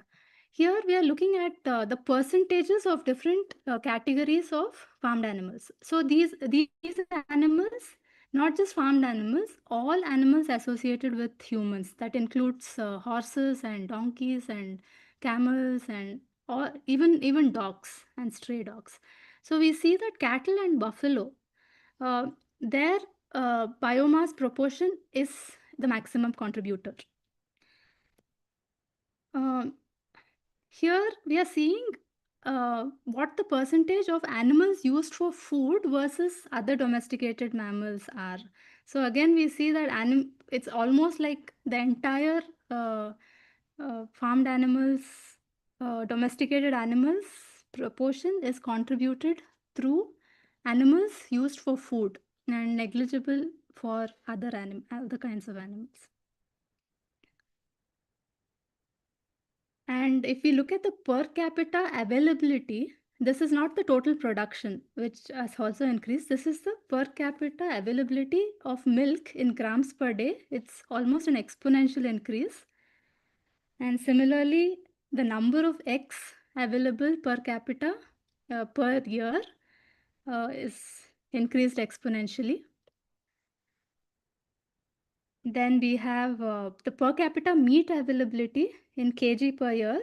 So some data in the middle has been linearly extrapolated because of non-availability, but again, you see a very sharp increase, almost exponential. So we have been consuming much more animal products than just 50 to 75 years back. And here we are looking at the population. So the contribution of poultry to the biomass seems to be very low. But if you look at the number of individuals and the number of farmed birds, it's increased very much. So that is also the contributor to the per capita availability of milk, eggs, and meat.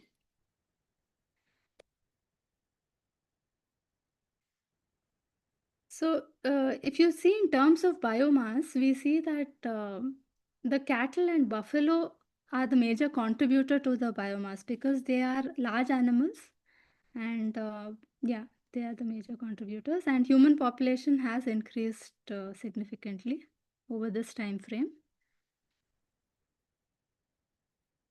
So here we are comparing what the biomass of wild land mammals versus domesticated land mammals versus humans is. So we see that domesticated mammals are the significant contributor of biomass, and wild mammals is less than 0.7%. But the same graph in a slightly different way, where we are not looking just at biomass, but the amount of food that is extracted from the ecosystem, right? So that was 70% in terms of biomass, but here in terms of the food consumed, domesticated mammals account for almost 83%, which is significantly higher than that of wild mammals and humans. So our farm animals are also fed a lot more food.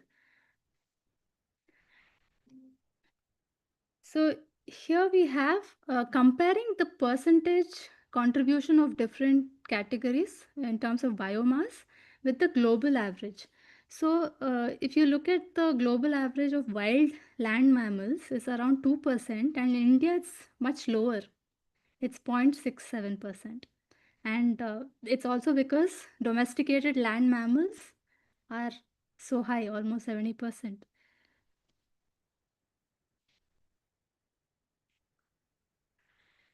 Here we are looking at land use categories in India. So if you look at the first graph here, we have forests and we have agricultural land, which is more than 50% of the total habitable land in the country. And then we have the permanent pastures is like one small section here. But if we recategorize the same thing in terms of what land is used for animal agriculture, we see that almost at least 50% of the forests in India are used extensively for grazing by farmed animals, which is also leading to degradation of forest ecosystems. And the percentage, according to some sources, are higher. And we have all other land which are not cropland are also used for grazing by animals, and there is farmland, agricultural land that is also used for growing feed for the farmed animals. So it's a significant contribution, use of land by farmed animals.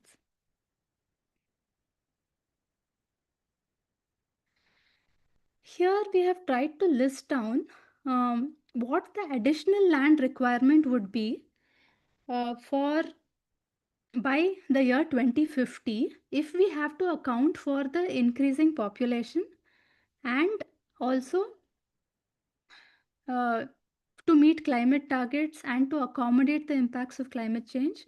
So we have had this aim of increasing forest cover from up to 33% from the 90s, and our forest cover has only been reducing.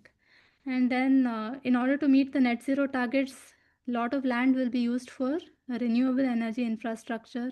Then it's predicted that there'll be a 50% increase in urban land. Most of the rural people are also going to shift into urban land, so that requires land. And there's agricultural land expansion, so our population is still growing, and in order to meet their nutritional requirements and to we need more agricultural land, right? And due to climate change impacts, such as there will be a lot of soil erosion and there's a land affected by salinity and there'll be loss of yield. That also has to be accommodated. We need buffer land for that to not get impacted. So in total, we need more than 100 million hectares of land if we have to go according to the plans of meeting climate targets and for climate mitigation and adaptation.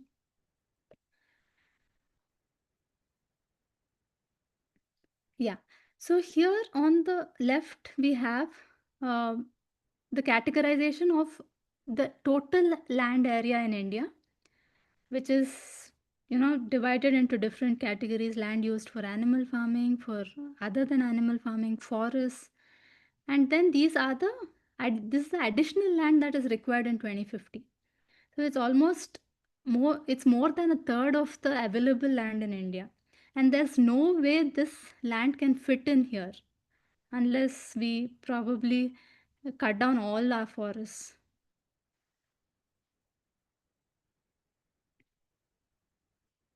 Here we have estimated the water consumption by animal agriculture in India.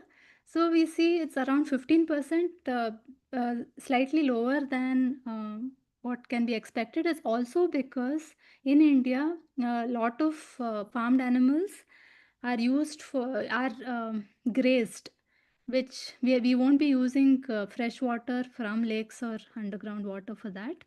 And also lot of agricultural waste is used as feed for the animals. So there's no water consumption associated with agricultural waste. So it's slightly lower in this case. In terms of greenhouse gas emissions, we see that animal agriculture is contributing to almost 60% of the total agricultural emissions. So as we see in this graph, it's almost 60% is from animal farming.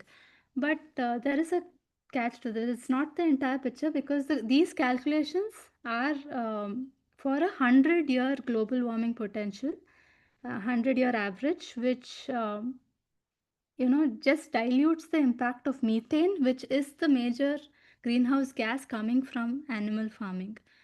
So methane has a lifespan of around 12 years, and taking a 100-year average is just diluting the impact. So next, looking at the total greenhouse gas emissions in India. So instead of a 100-year average, if we look at a 20-year average, you see the impact of methane, the contribution of methane is higher. Again, this is not the complete picture because the impacts of agriculture is not just in terms of the direct emissions that come from animals or from land, but is also the land use. So how the land use change is accounted for is a different accounting method where you're not really accounting for how much land animal agriculture uses. So it's far worse than what this is. Next, we are looking at what the contribution of animal sourced foods is to the total dietary calories consumed in India. So we see the top, the dark part of the bar chart, which is the dietary calories coming from animal sourced foods. And we see it's slightly lower. I mean, it's much lower than the global average. Because we know that the percentage of animal foods consumed in India is lower. But let's see in terms of how much land is used and how much calories are coming from that. So both there is less land used for animal agriculture in India and there is less calories coming. But if you take a ratio of these two percentages, the land to calories percentage ratio, we see that it's worse in India. So we are using more land to get the same amount of calories as compared to the global average. here we have tried to break down what inputs go into animal farming and what outputs come from it. So we have the data for all different components of this. So there's water used for growing feed, water used for animals for drinking, for cleaning, and then we have different products coming out of the animal agriculture industry that includes food and non-food items. So we have estimated and calculated the data for all of this. And it was important to look at all of this in terms of the dry weight because different components have different water content. So if we look at it in terms of dry weight, it's a very wasteful industry, highly inefficient. To get just 1 kg of food from this industry, it requires around 40 kg of food as input. So 97.5% of the food is lost. So lost in terms of metabolism as heat, carbon dioxide, methane emissions, and we are not accounting for the slaughterhouse waste and the water that's lost in respiration, perspiration. There's so many losses. So it's highly inefficient. Next, we are looking at the diets, the actual dietary patterns of Indians and comparing them to two specific recommended diets. One is the ICMR, which is India's uh, Council for Medical Research, which recommends dietary consumption patterns in India. And then we have the Eat Lancet's Planetary Health Diet. So one thing that stands out here is Indians are consuming lot more cereals than the recommended diets.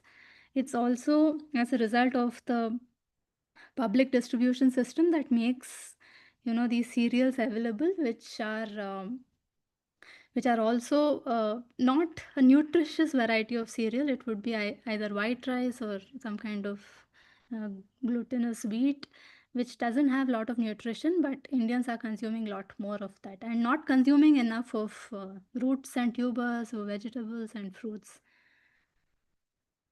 or nuts. Yeah. Next, here we are comparing the land use requirement of different kinds of diets. So the projection is for the year 2050, which is our target year. And the top one here is the total land that is available.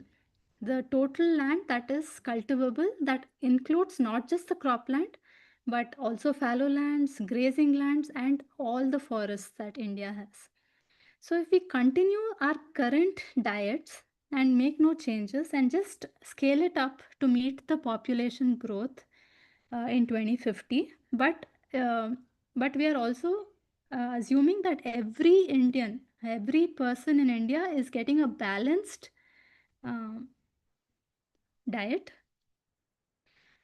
Okay, no, in the current diet, you're just expanding it to the population. But in the third graph here, you are assuming that you are following the recommended diet and every person in the country is getting the balanced recommended diet. It has a component of dairy, but there is no meat. Still, the land requirement is quite large. But if you consider a fully plant-based diet that is equivalent in nutrition to the diet which has dairy, then you see that the land use requirement has reduced significantly. So dairy has a large land use requirement in India, and just coming out of dairy can give you a buffer land of almost 130 million hectares, which can be used to account for the growing population and to meet all the climate targets, and we still would have buffer land. We'll have forest expansion as well. So this is like very very nice to know this data. Here, there's a causal loop diagram that we are trying to just see how the different components of the animal agriculture industry in the current scenario are interacting with each other. So currently in India, we are stuck in a loop in a dependency on animal agriculture. is because it's a source of livelihood for marginalized farmers, and they see it as a sort of security against uncertainties in terms of yield in their agricultural lands, or as to boost their financial security. And it's also causing climate change impacts that will make this dependency only higher if there are no interventions done. So shifting away from animal agriculture will not just free a lot of land, and which can give a lot of buffer land that enables a transition towards more sustainable forms of agriculture, reduce the impacts on climate, and get us out of this vicious circle. And it can also help us expand our forest reserves. So some quick analysis, cost benefit analysis. If we were to shift to a completely plant-based diet, we have considered two scenarios. One is within 10 years, our entire food system is completely plant-based, and in 20 years is the second scenario. So we see that there are a lot of hidden costs in our current food production system that is costing us trillions of dollars every year. But a shift to that is actually going to give us a return, much faster. It requires an investment, no doubt, but it's also giving us a return. So by 2050, we would be having returns more than we invested, much more than that. But this calculation again is only in terms of the direct emissions that are coming from the animal agriculture industry. So there are other benefits as well, which we have not accounted for. That includes the carbon opportunity cost by expanding our forests, and also shifting to more sustainable forms of agriculture will also have benefits for climate change. And these are again only for climate change. We'll have several other benefits which is going to make on biodiversity in terms of better ecosystems, resilience. Yeah. So in India particularly, where animal agriculture is promoted, widely accepted as something which is necessary. It's considered low input and deeply rooted in our integrated farming practices. But it is highly inefficient and is also the cause of major environmental degradation and climate change. So it is not sustainable in any form. So what we are proposing is total abstinence from consuming animal sourced foods in our diets. And this will have a lot of impacts, major impacts on our human health, planetary health, and this method aligns with animal rights and constitutional values, and also aligns with the degrowth principles of democracy, diversity, and abundance, and which is the only sustainable way forward. The major challenge, however, remains is to transition the millions of marginalized smallholder farmers to alternate livelihoods. And these are some references. And thank you. I would love to hear questions.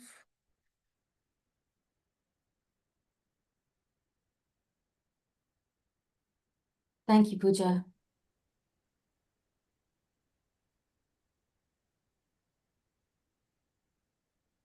Would you like to turn your screen on or your camera on? Sure.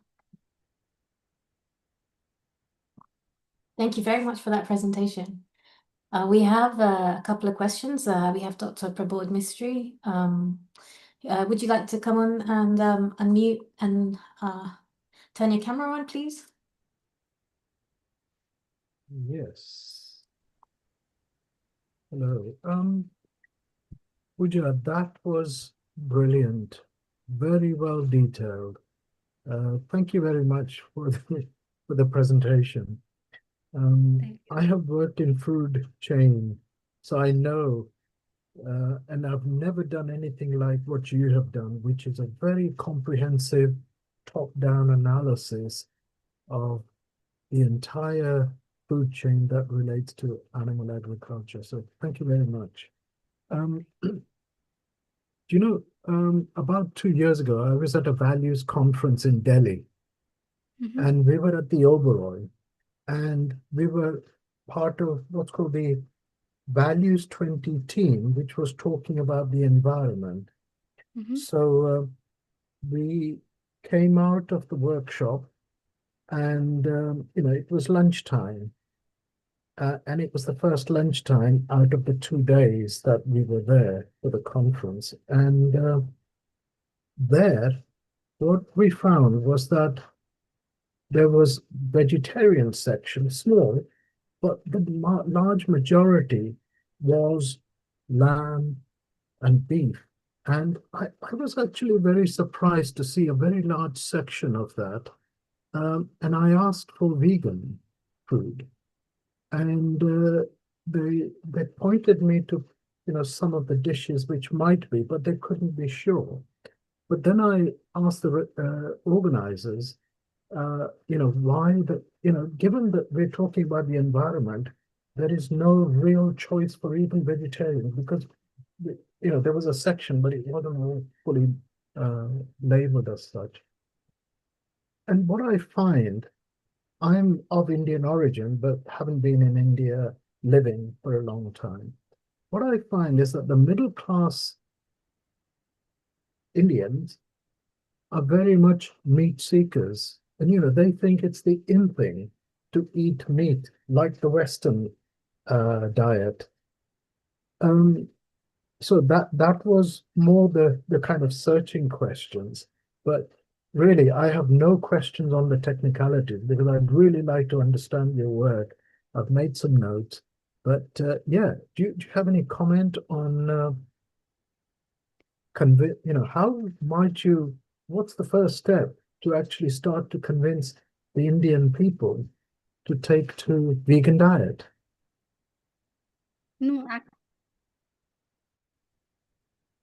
the scenario is actually more complex in India than in other countries. Most of them understand the concept of vegetarianism, but veganism is still, far-fetched, because there's a lot more, dependence on dairy in terms of religious beliefs, that it's necessary, it's pure, and whatnot. And discussion about food itself is a very sensitive topic in India.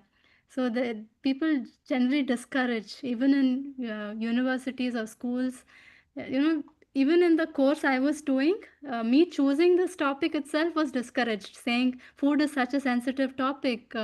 You should do it carefully. Even if you're doing it, you have to be sure you don't hurt anybody's sentiments, because being inclusive is also in terms of food.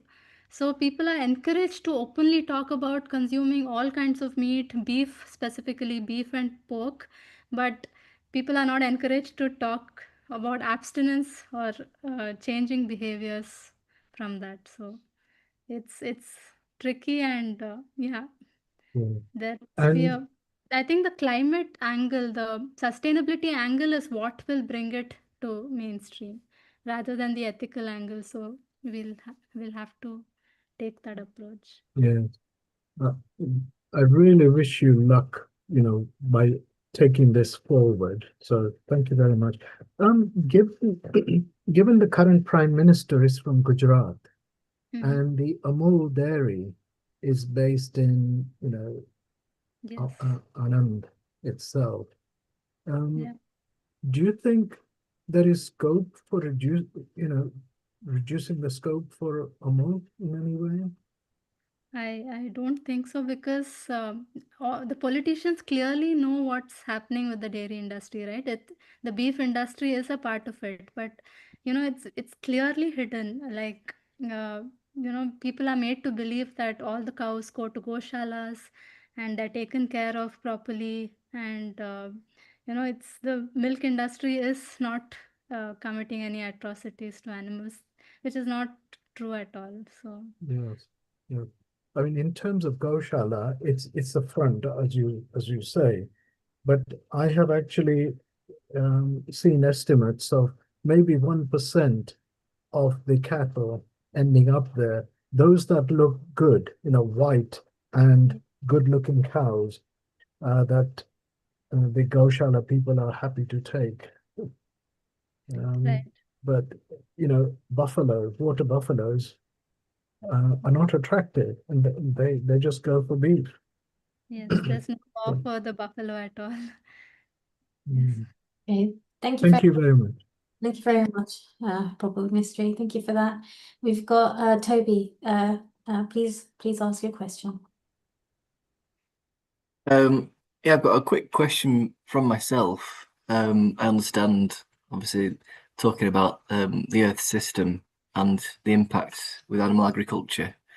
It creates, you understand, the crises, the polycrises that are involved as well, with all the starvation and all these things that are going on, which is a bit different than just the animal rights aspect and the health aspect. It's a huge, overwhelming amount of knowledge that you need to know, and so I congratulate you on that presentation. It's fantastic. But my question is to you: what do you do for yourself to look after yourself? Because it's very overwhelming. You have to really take care of your mind and your own self, because it's quite stressful, I think. I totally agree. So yeah, I'm stressed a lot of times, especially because I am an ethical vegan as well. I've been a vegan for the last 13 years, and exploring data on this, specifically from how animals are treated in India, is stressful. And but we will have to detach ourselves to a certain extent when we are doing our work, and I'm developing that ability to be detached and focus on what has to be done.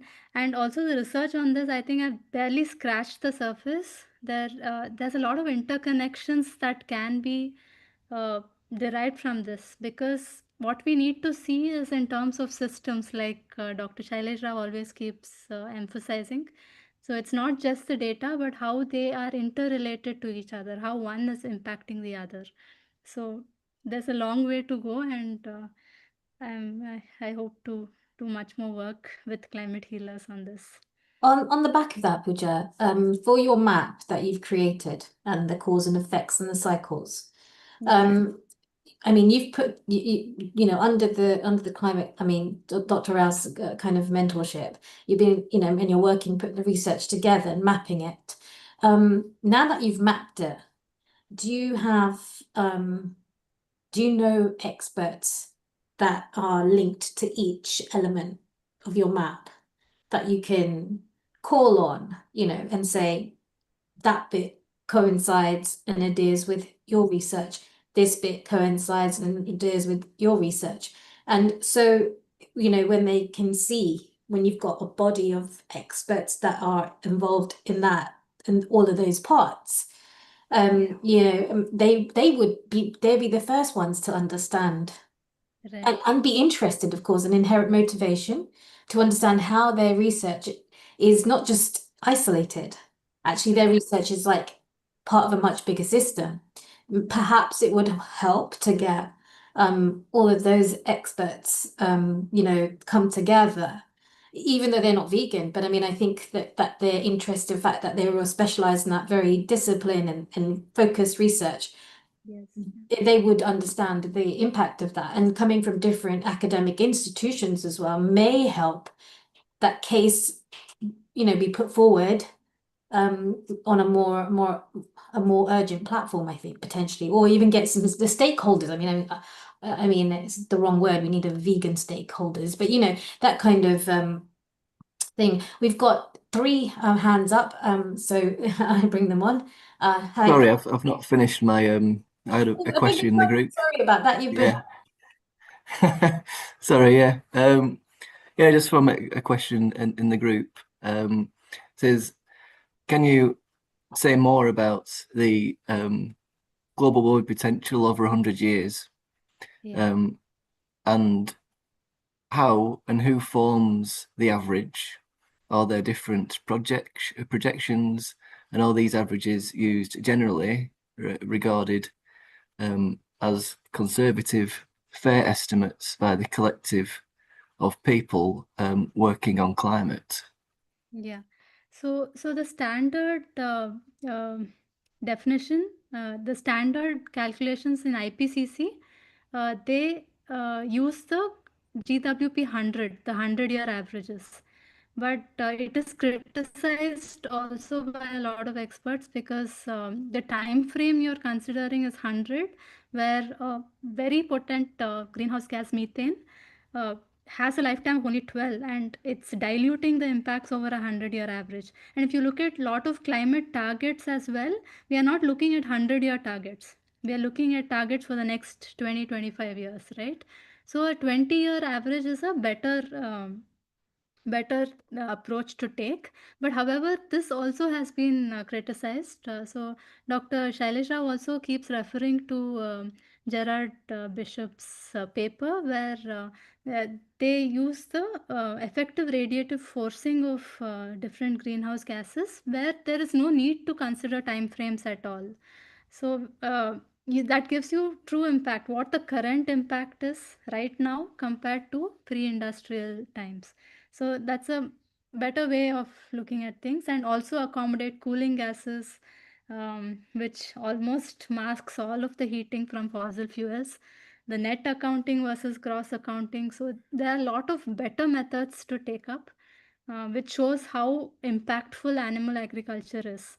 So And yeah, would you say that there are a lot of assumptions that are unqualified in the data and in the narrative and conclusion, of course, of the IPCC and the methodology in which that they are presenting it? Of course, it's not even it's not that recent either, is it? The data that they are looking at, it's not the latest. Yeah, as is, because it does it over such a long time. Hi, Ken. Any your question? Please unmute.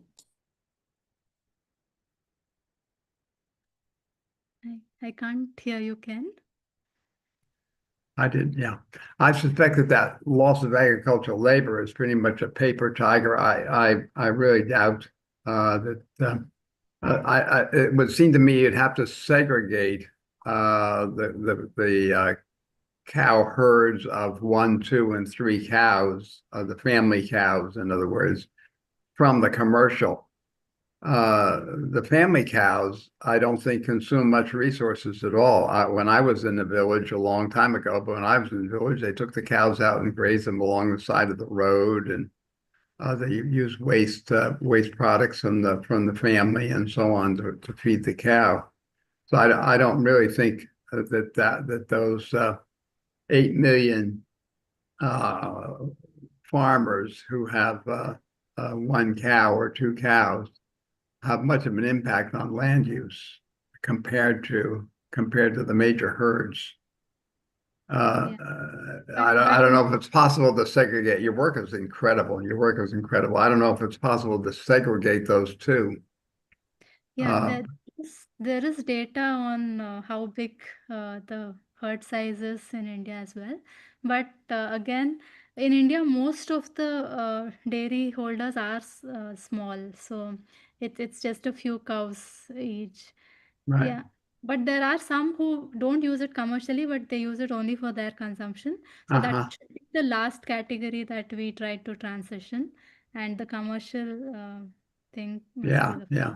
Very quickly, Pooja, since with that the small dairy holders, what kind of you would have mentioned this perhaps, but what's the size, what's the population of that, or what's the I mean, how does that compare to the industrial size? So I'm not very sure, but I read somewhere.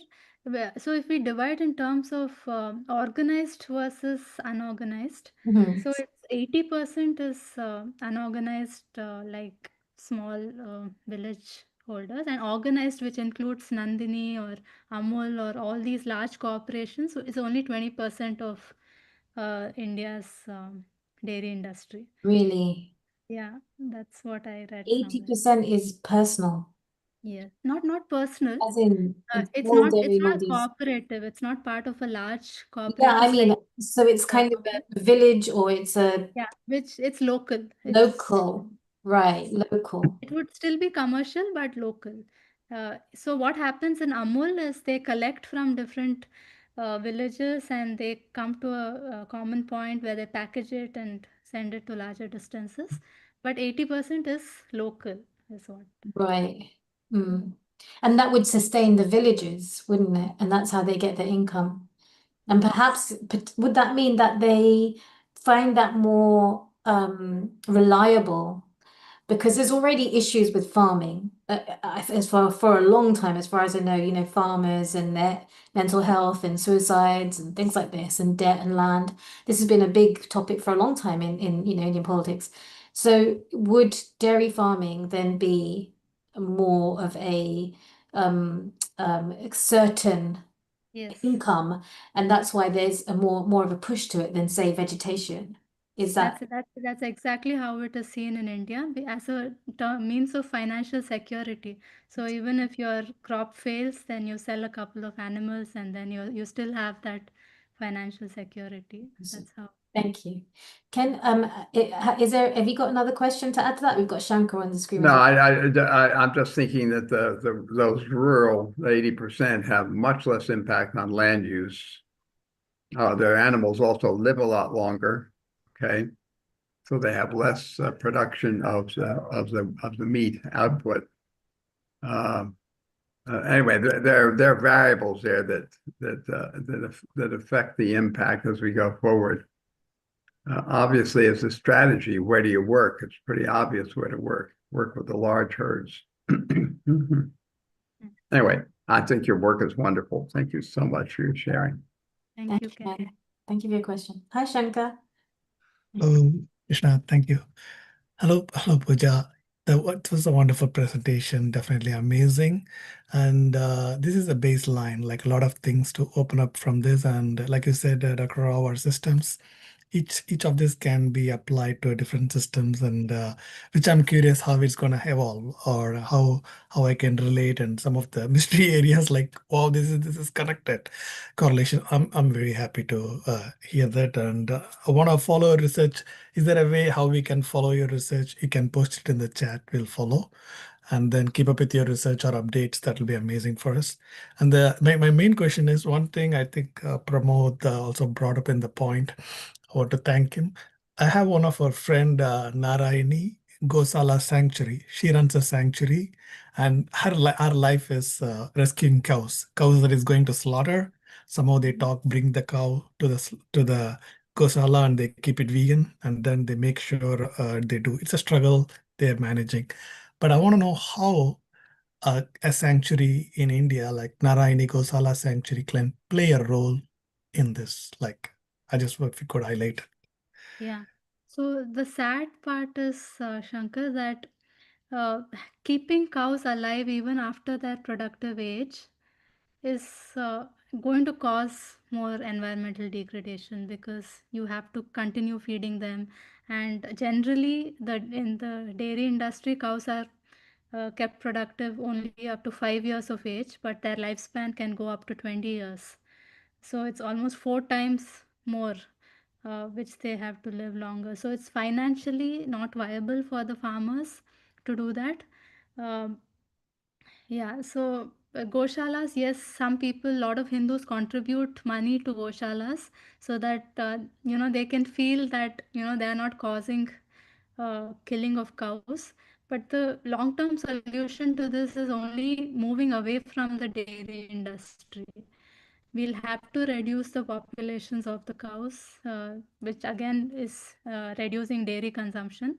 Otherwise, it's going to become more challenging to keep all these cows alive for so long. It's already having a huge impact on the ecosystem, and it'll only become worse.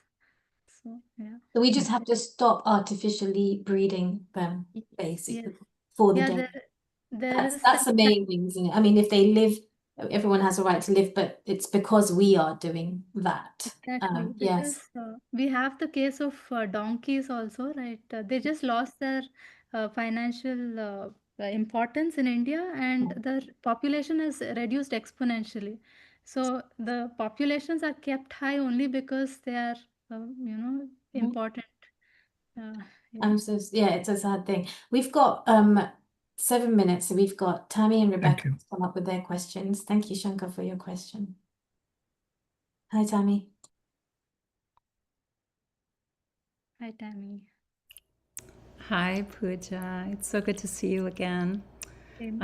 Pooja was a student and probably still is of Sailesh and has done this amazing work with Sailesh. So thank you.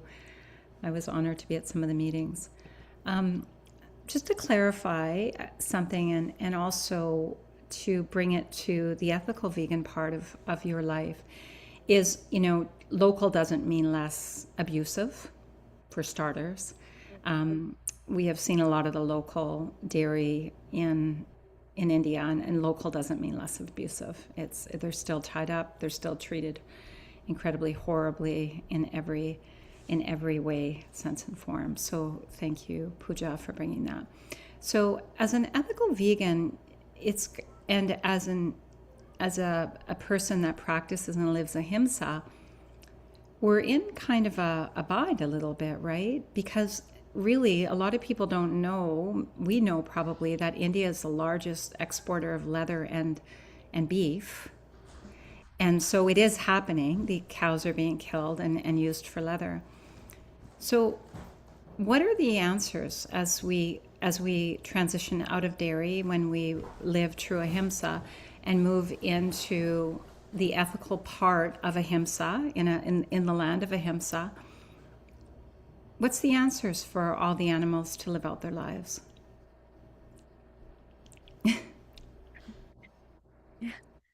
So yeah, that's a difficult question to answer. But yeah, I think I don't see it in terms of extinction of all farmed animal species.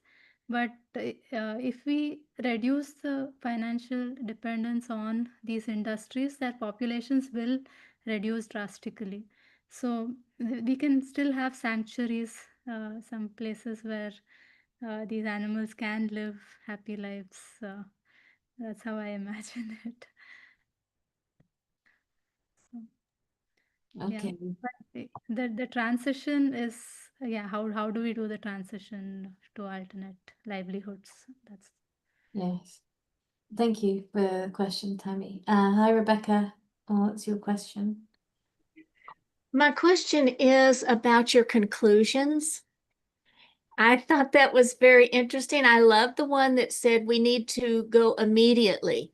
You called it radical, and I suppose it's radical when you think of it individually. Some people think it's radical to go vegan overnight, but I don't think it's that radical. But in terms of the whole world or a whole country, it's radical. So my question is, do you think it's radical, and do you think we should propose this after they've started having some good vegan meals? because we've been hearing a lot about food today and winning people over that way, but then we have some radical things here going on. So yeah. So yeah, I also believe that it's possible to change very soon. We don't have to look at 10-year, 20-year, 30-year time frame. But yeah, we have to make a point to the right people and get consensus that it's not sustainable in any way, and there's no point holding on to it, believing that it's good for us. And yeah, the systems approach that includes health of people and the environment and livelihoods, because we also see that the subsidies that are going into this industry are really huge. And we are not self-sustaining in terms of our agriculture as well. So, and they're all interrelated. So if we have to self-sustain just producing our own food, then we will have to move away from the animal agriculture industry. So putting that to the right people and talking about the urgency of the transition is very important. And I don't think behavioral change is such a big thing. Like people say, it takes a lot of time, and it doesn't happen. So you target all other solutions, but not behavioral change. I think it's just us acknowledging it. Once we acknowledge it, our behavior change can be sudden also. And it's just a matter of few days to get adjusted to new diets. So it's possible. It's surely possible. Yes, thank you so much. And I would love to be in touch with you. I'm working on water use in Texas, and I would love for you to look over it and see if our data matches, if I'm using the right formulas. There you go, one expert on that map. Thank you very much, Rebecca. Thank you. We've got a quick question, Abraham.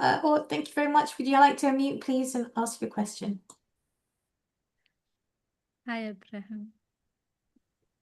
Yeah, I would like to tell you how I appreciate your honesty and bringing things out as it is in India, not changing things.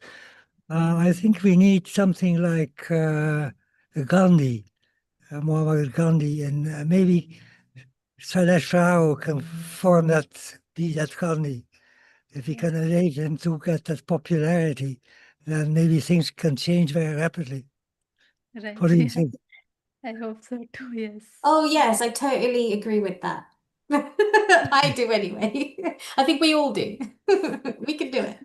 Good. I mean, there's a lot of data there. It's undeniable. Actually, what we didn't, I did want to touch on this, but we don't have much time. But I noticed the numbers that you mentioned in terms of the economic numbers, if we did change. And I think, that's one of those dangling carrots that, would push the status quo to consider this. Because I mean, this is big, I think I read 9.9 trillion.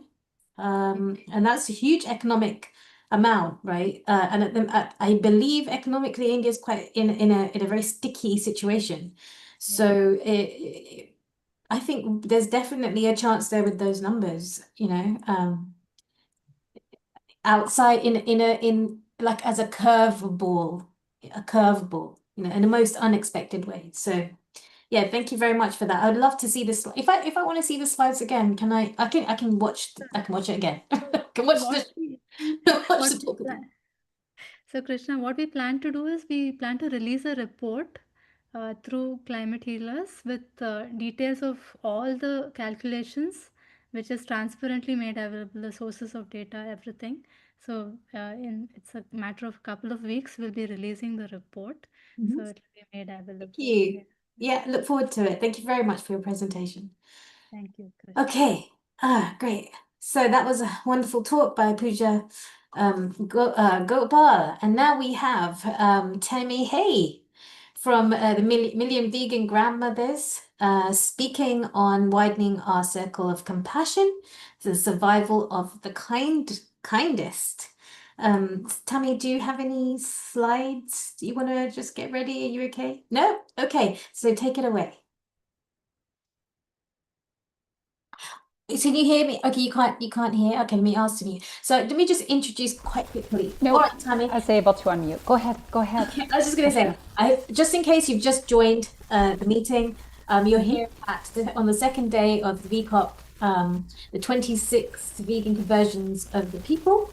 If you have any, we have the talk coming from Tammy Hay from the Million Vegan Grandmothers talking about widening our circle of compassion, survival of kindness. If you have any questions, please drop it in the chat, and then we'll answer it in the Q&A following the talk. Take it away, Tammy. Thank you. All right. Thank you, everyone. Thank you for being here, and thank you for being part of the solution. We really, truly are on the right side of history, and despite the stress of knowing, we are all coming up for air, and we're doing our part.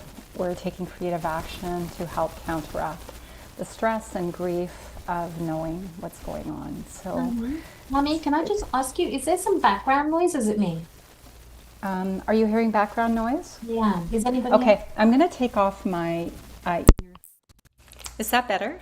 Yes, much better.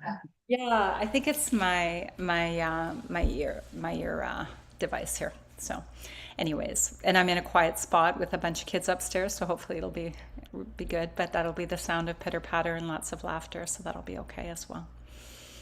The Million Vegan Grandmothers was founded in 2021 within Climate Healers, and I would like to start by reading our declaration. And if you, and there's grandmothers here and people that associate with the grandmothers, I would like to read the declaration. And if you feel like you resonate with the declaration, please raise your hand and come up and be part of this conversation.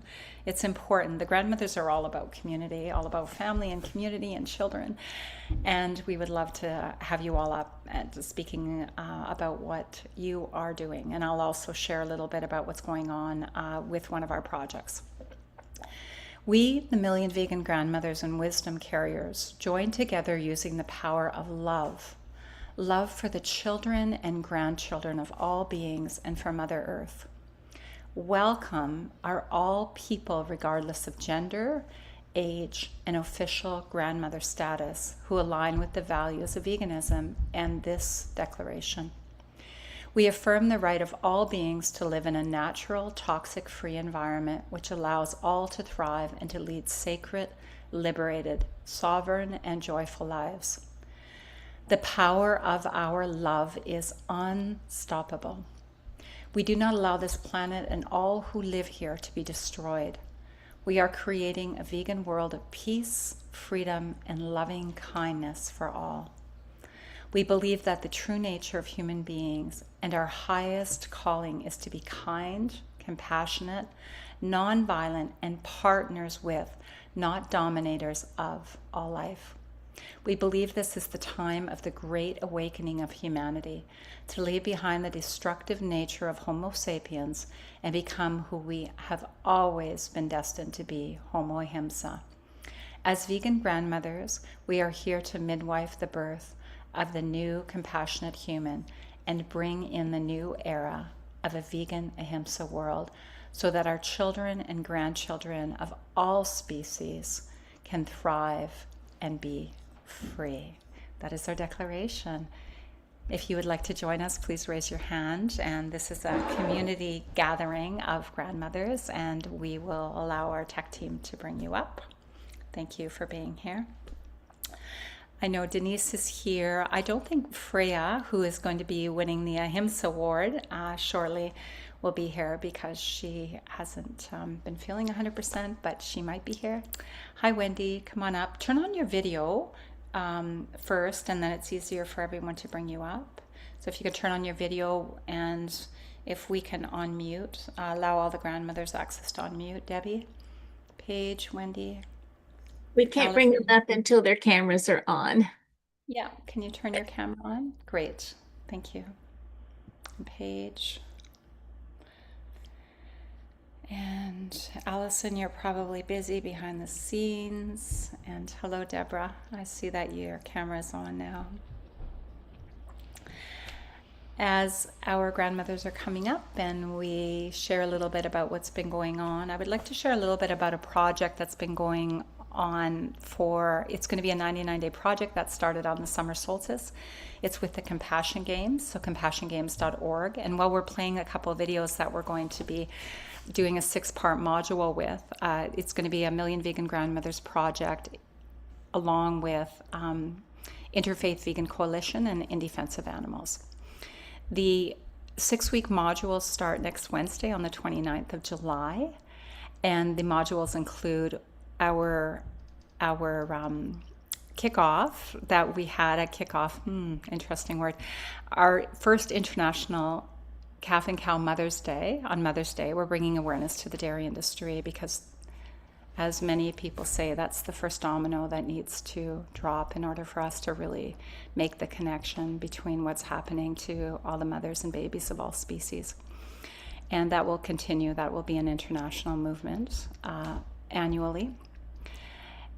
So that'll be our first module, making the connection between what's happening to farm animals and the interface with the impact of that with the wild.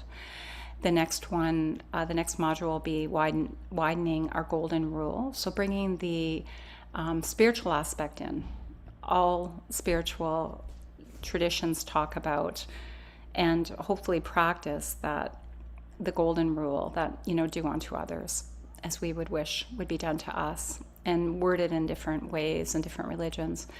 When we widen that golden rule, we really do need to include the animals into widening our circle of compassion. The next module is what wings are for. We're going to be showing that video. And then the pollinators, the amphibians, and the last module will be sacred relationships. The two videos that we're going to be showing in regards to this 6-week module course on the Compassion Games and why this is really important to, and like I said, I'll be putting the links to join. I'll give you a direct Zoom link to join us, and I will put the times in as the videos show. But there also is going to be an opportunity for you to join the Compassion Games, go on to One World, and be part of all of the talks and events that are going on. They've invited a really strong vegan presence this time. I think there was a little bit of it before, but it's 16 million people that played last year. And this is a really big opportunity for us to get in there and share the vegan message of compassion. So thank you. And I'd like to turn it over to our other grandmothers that are here, and then we will go on to playing a couple of the videos that Ray Kwalachuk, one of the climate healers, has done all 6 module videos for this course that John Raymer, the founder of the Compassion Games, is really quite happy to share. Appreciates the videos. Okay. Did you want to start, Denise, saying where you're at right now and a little bit about the Million Vegan Grandmothers, whatever you'd like to share?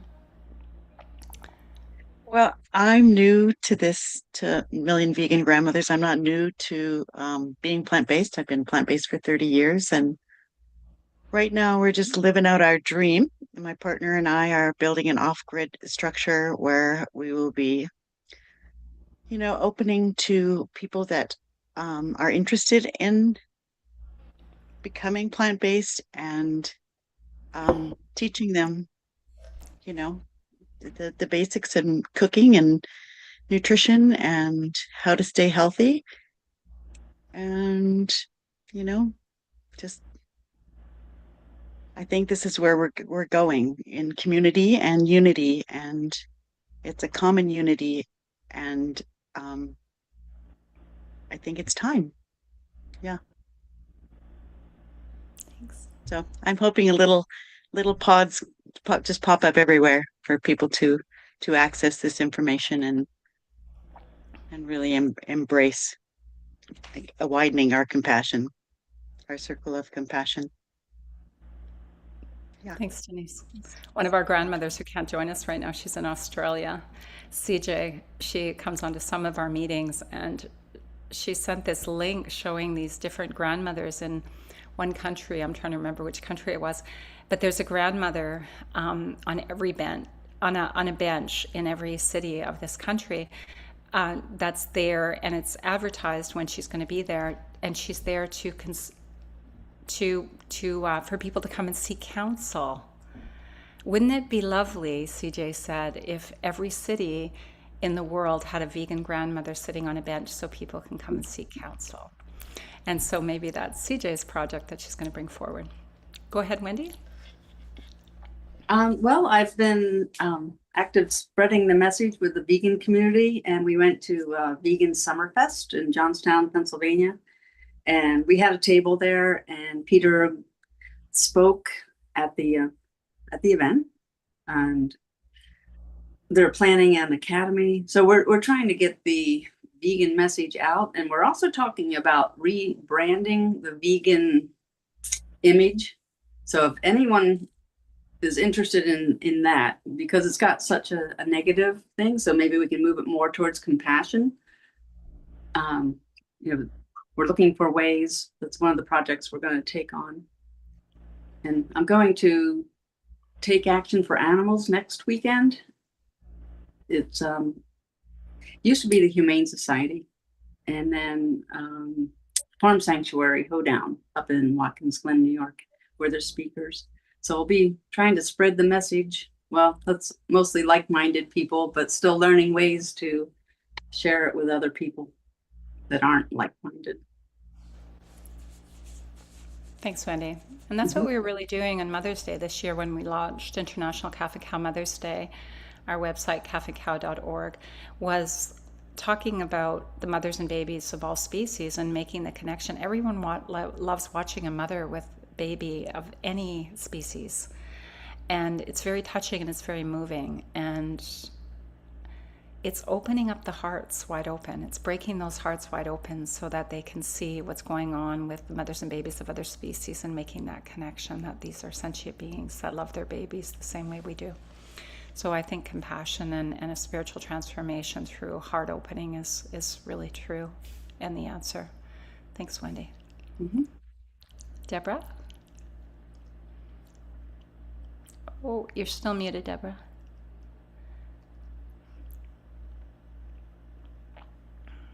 Have permission. There we Hi, go. can you hear me? Yeah, no, I tried several times, but I hadn't yet gotten permission, I guess. No, they can hear me. You can hear me? Yes, wonderful. Okay, about a year ago, I think Tammy and I had a brief conversation about possibly doing a dance theater piece about the separation of cows and calves. And it was percolating there for a while. And I guess 2 months ago, I decided, yes, we really should do this because dance has been my lifelong passion.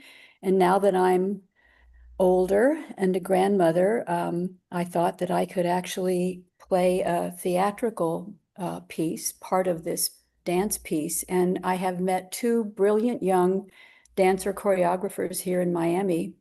One of them taught contemporary dance, and improv was part of that. And I've been dancing forever, and I always wanted to just do the steps. And I thought that improv and dance was for hippies. Well, anyhow, taking her class just opened up even another dimension. And I thought, well, wait a minute, why can't we use this and use the brilliant technique of these 2 young women and actually do a dance piece about what happens to a mother cow and her. As we know, she has 6, 7, 8, 9 calves that they take away from her before she breaks down completely, and is, as Silas would say, she's dragged away for cheap meat. So we did this dance, and the dance came together quickly. This is the next to the last version of it because we need a little more time with the opening video clip, and we had to explain the metaphor, because not many people looking at this dance would get the fact without some prior information that these dancing women are actually representing a mother dairy cow, several of her calves, and a slaughterhouse worker, could be a slaughterhouse worker, farmer, factory farm worker, representing humanity's appetite for animal products and how one might. Here we go. I'm going to read it quickly. Bovine breast milk. We pour it on our cereal, drink it with cookies, and turn it into ice cream and cheese. What's that all about? Worldwide, 250 million dairy cows are artificially impregnated each year, and their newborns taken away within 24 hours in order for people to capture the milk that only flows after birth. The male babies are killed quickly because they won't produce milk or exist for a few hellish months in a crate to become veal. The bereaved mother cows exhibit signs of great distress that is called grief in humans. After losing 6 or 7 calves, the mama breaks down emotionally and physically and is dragged away to become hamburger. Moo means mama is a portrayal of an ongoing tragedy and the potential for redemption, our redemption within our reach.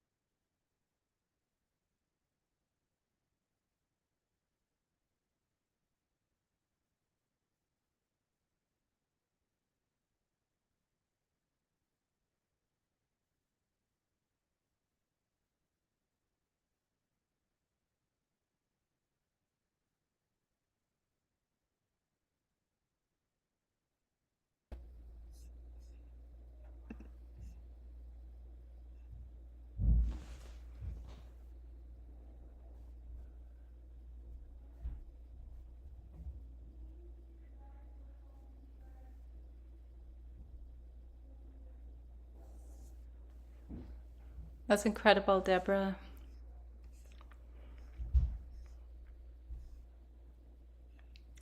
And I know that your son is going to be putting music to it, but it was very powerful just watching it silently. Thank you. Yeah, no, he sent the first version of the music and for reaction because that's the way he works when he does movie scores and TV scores in Japan. The action is already there and then there's some back and forth. Whereas normally a choreographer would find the piece of music and the dance is set to the music, interprets the music. So this is a little different way of doing it. But we're going to be able to move the music in pretty quickly. Yeah. Thank you. Beautiful. And Go just ahead. one quick thing that amazed me. Safi, the choreographer, the calves, set the light. She did all the lighting. She did everything. She set the lights up for us to walk into as though we're walking, towards the light. And I said, how did you know that dairy cows just usually don't get to see any light? They're kept inside. How did you know that? And one other quick thing, Victoria, wonderful mama cow, said that she used her experience as being part of a fractured family in Venezuela and Colombia, and her mom had to come here to work for money. She felt she didn't have a family and she didn't have a mother, and she said, I just took all that and I poured it into the dance. And that really touched me. I got chills because it was like there was a through line there between human grief and animal grief. And I was just, the whole process was astoundingly, wonderfully overwhelming. Such a beautiful addition to calf and cow and the mom and baby of all species, and dairy. Yeah, dairy. Yeah. How long have you been a dancer, Jeb? Oh, off and on all my life. I was a dance major, but yeah, you don't necessarily have to stop unless you're a ballet dancer who's blown out her joints. You can just go on moving. It's wonderful. I tell people all the time, women and their men, I find in their 20s and 30s, you can go back to dancing. You can dance for your whole life. Yeah. It's such an incredible way to connect deeply with ourselves, with the energy around us. Yeah, thank you. I put a couple links in the chat. The first one is if you want to join One World through the Compassion Games and be part of the different events. The other one is a direct Zoom link on going into our 6-week course that starts on July 29th. And I'm going to share a little bit about that after we play a couple of Ray's videos. The first one is What Wings Are For. That'll be our third module. And then the next one that Amit is going to play is, let me see, which one did I decide? The pollinators. Yeah. Thank you, Amit.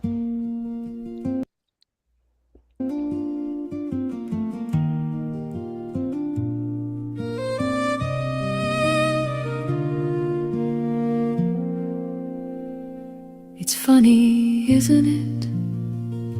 How evening comes so slow. You almost miss the moment when the sky begins to glow, and the line of geese goes calling as they turn and find the shore, like they've always known the way. What wings are for. Oh, what wings are for. Not for hunger, not for more, but to carry life back home again, to shelter and restore. Oh, what wings are for. Soft as breath and strong as sky, to hold the small, to rise at all, to live, not fall, mid-flight.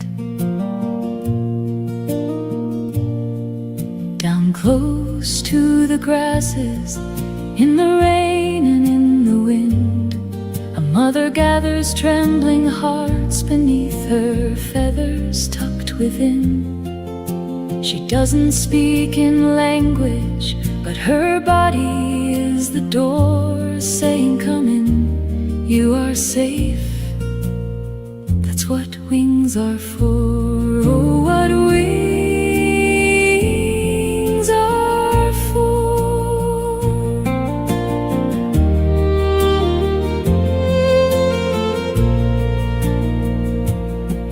Hear the chickadees singing, dee-dee-dee, through winter air. Such a tiny beating fire held together there, fluffed against the coldest night, with a song you can't ignore, choosing life in every breath. What wings are for. Eagle rising, condor circling, meeting where the high winds soar. Two old stories remembering what they'd forgotten long before. Raven watching, owl in stillness, hummingbird at heaven's door. Every living thing is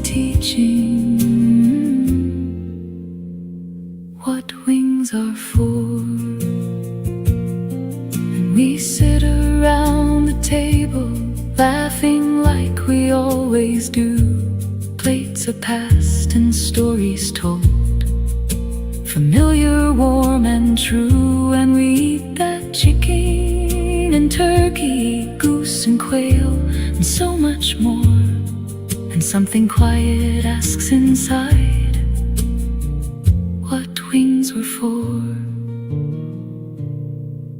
Sometimes the sky is broken by a sound that doesn't belong, and a body falls from freedom where it once was carried strong.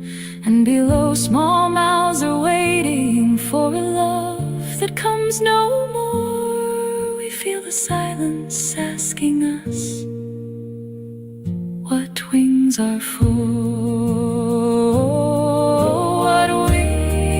Are for, not to take and not to claim, but to walk this world so gently. We are changed by what we name. Oh, what wings are for, a sacred trust, a living thread, to love what's here, to hold it near, to choose the path of care instead.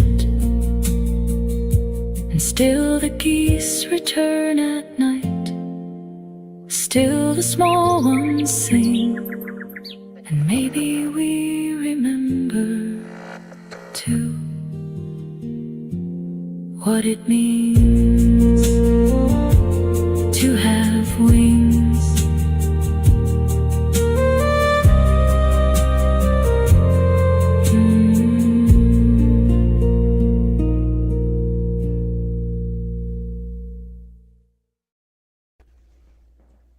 So for each of the modules we're doing, we're going to be starting out with a video similar to this, with a song written, and Ray Kwalachuk has done the video editing and the videography of these, so thank you. Before we play this, just part of the compassion games is you choose a couple communities and support them like they're your own. And so there was a workshop that the grandmothers went to and myself for, it was called The Light of the Animal Kingdom. It was an observance from February 27th to the 28th for the animals, and bringing silence and prayer for the animals. And there was somebody I met on there through Lisa Levinson from Interfaith Vegan Coalition, Father Sheen, and he joined the Compassion Games and is doing a pollinator series, and he suggested everyone plant a pollinator garden. So part of what the grandmothers did to support another community within this community of the Compassion Games is we did this video for Father Sheen. So here we go.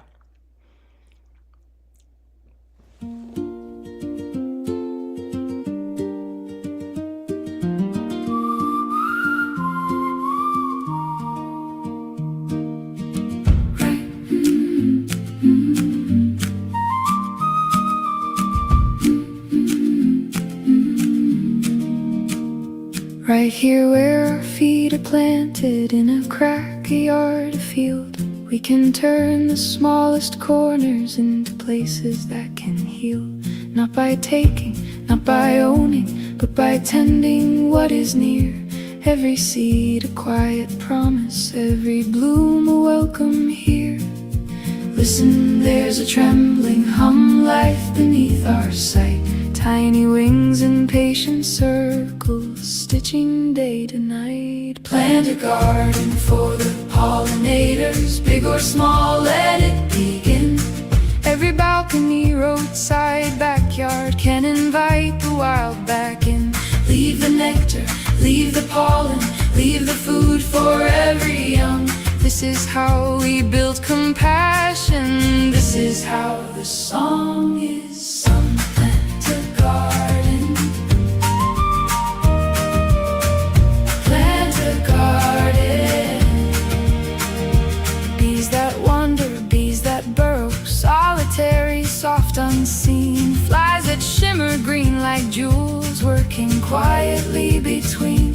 Moths at dusk and bats at midnight, beetles dusted gold with grace. Butterflies like moving prayers, drifting lightly place to place. And and the wasps we feared and pushed away, sharp and bright and true. They are hunters for their children, they are pollinators too. Plant a garden for the pollinators, big or small, let it begin. Every window, box and schoolyard can invite the wild back in. No more poison on the petals, no more silence, no more fear. Let the buzzing, crawling chorus tell us life is welcome here. Plant a garden, plant a garden. Leave the stems through winter sleeping, let the hollow spaces stay. Homes for those who rest in stillness till the warming of the day. Water shallow, stones for landing, let the edges blur and grow. There is wisdom in the untamed, more than we have come to know. Dandelions, first responders, clover carpets, soft and wide, milkweed feeding hidden monarchs, thyme where tiny lies abide. Plant in patches, plant in layers, let 1,000 blossoms rise. Every color calls a different winged or wandering ally, and in giving back their portion we remember who we are. Not above the web of living, but a thread within its star. Plant a garden for the pollinators everywhere our lives extend. From the city to the forest, let our choices start to mend. No more stealing from their labor, no more taking what they need. We become the hands of healing every time we plant a seed. Plant a garden, plant a garden. And the garden is not measured by the size of what we grow, but by how much life can enter and how gently we let go. Right here, where our feet are planted.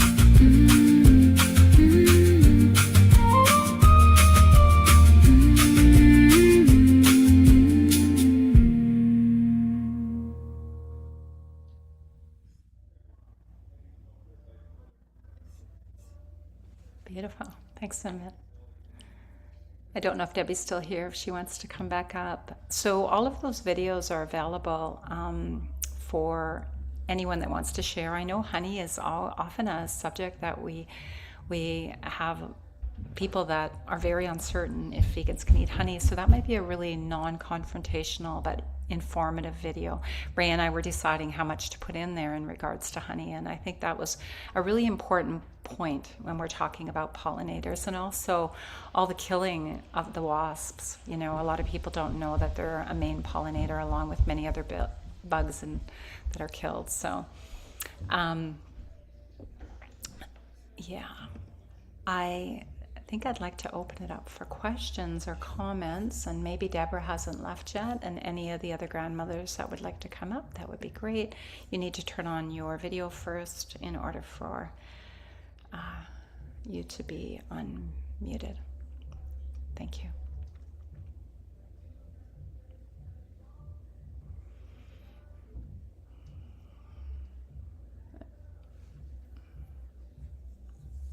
Great.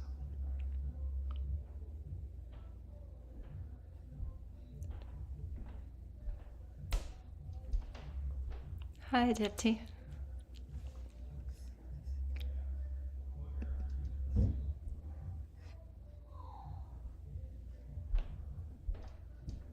Hi, took some, thank you for whoever unmuted me. Thank you so much for sharing these beautiful songs. I'm going to play them in constantly. I mean, I was so touched and almost teary-eyed. I would like to know about, you've had a small picture about the honey substitute, and I would like to know more about that.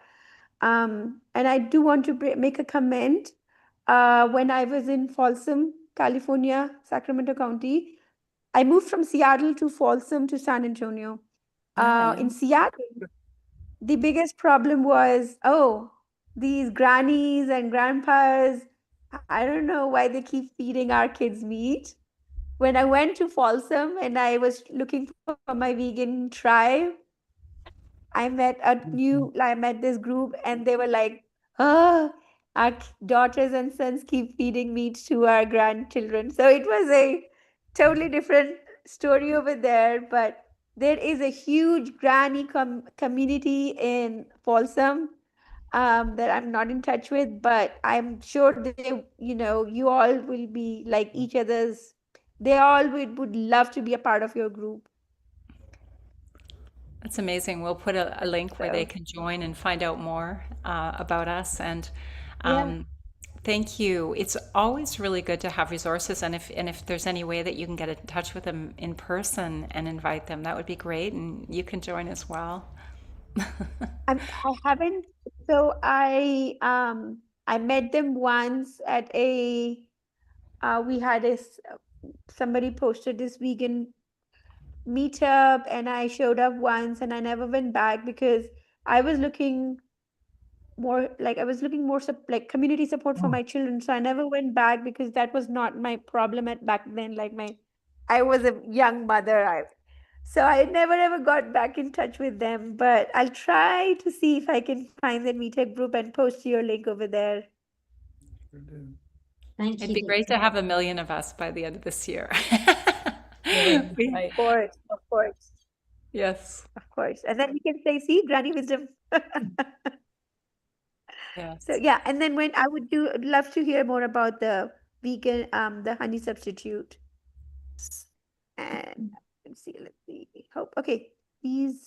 Okay, I was able. Are these links also on YouTube? All the songs?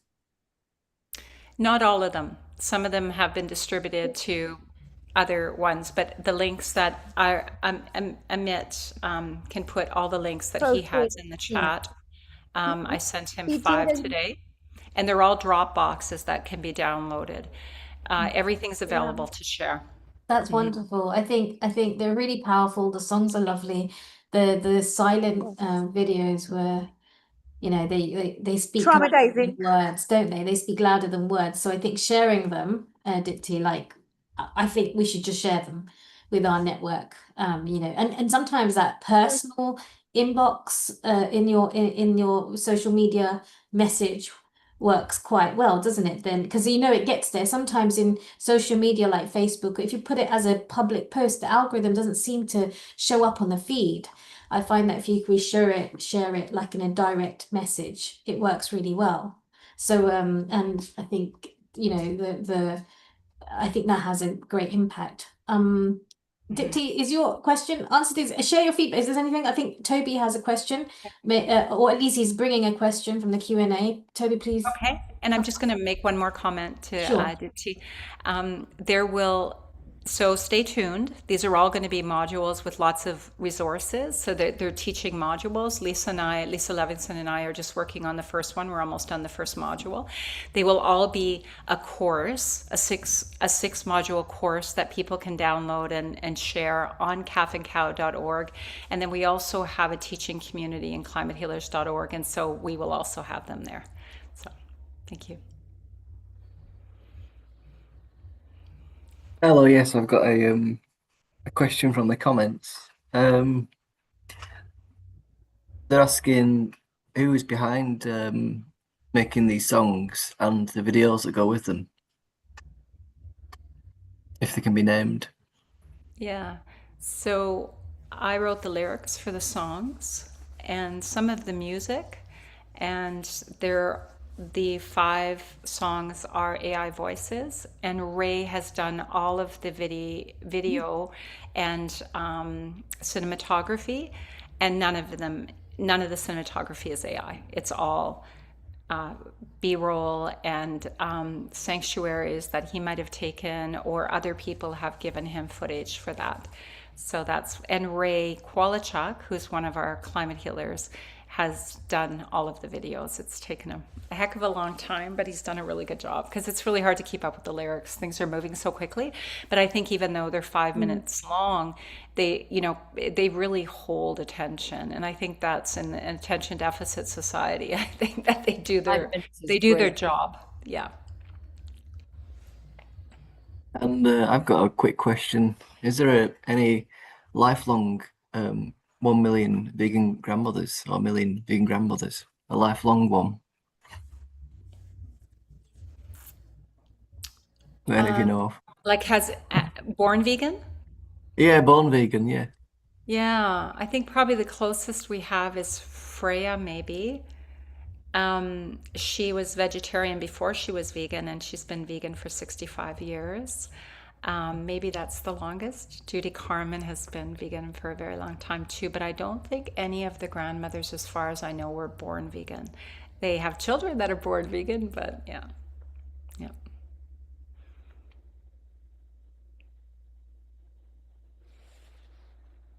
And no one here, right, was born vegan? No? Okay.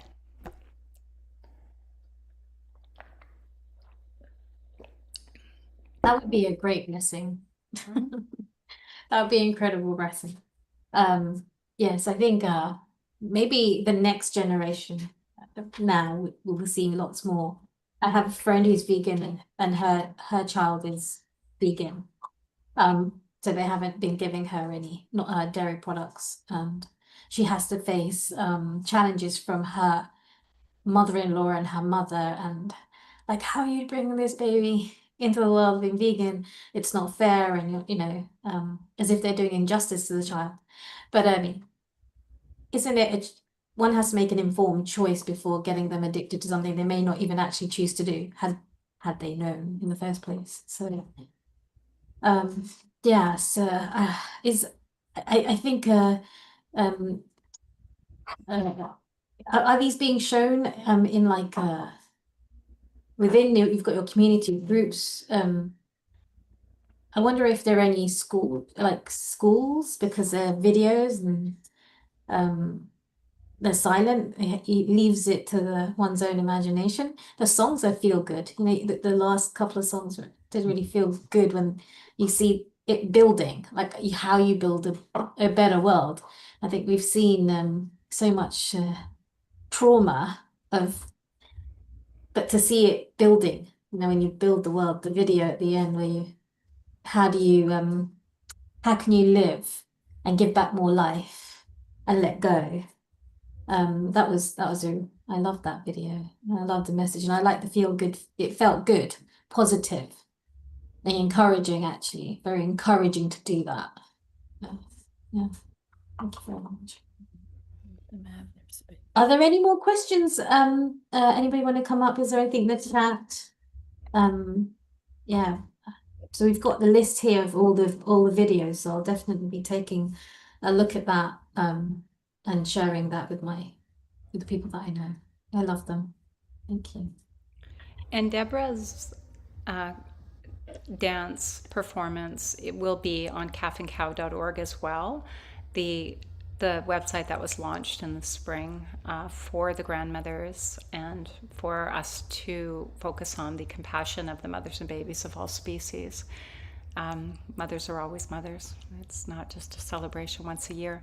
In fact, if you read the history of Mother's Day, it was never supposed to be about flowers and candy. It was mothers protesting their children going off to war in the 1800s. And then them finally getting the right for a voice. Women didn't have a voice. They were fighting for the right to have a voice, to not send their children off to war. So it's very us speaking for the voiceless. It really resonates to understand the history of Mother's Day. It wasn't supposed to be a one-day celebration because war hasn't ended on any species on this planet yet. So,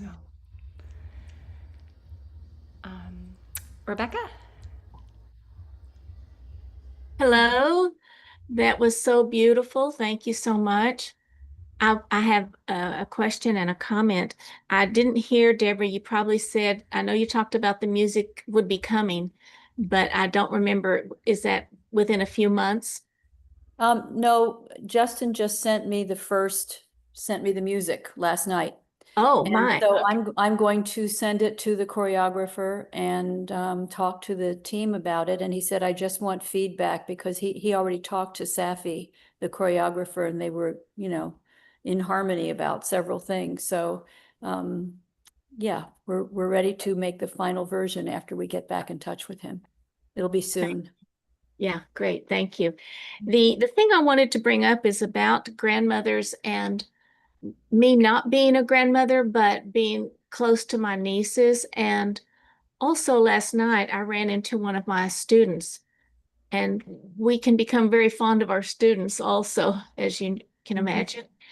And I ran into him after our convergence last night. He doesn't have a house to live in, and he's been on the streets.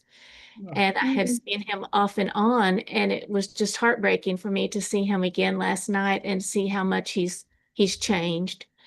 And that made me think, when we were talking, I didn't think of it last night, but today I'm thinking that is kind of a grandmother thing. I would love for we sat on a bench outside a pub, and I went and got him some unhealthy food instead of some apples and oranges, which I normally would, but anyway.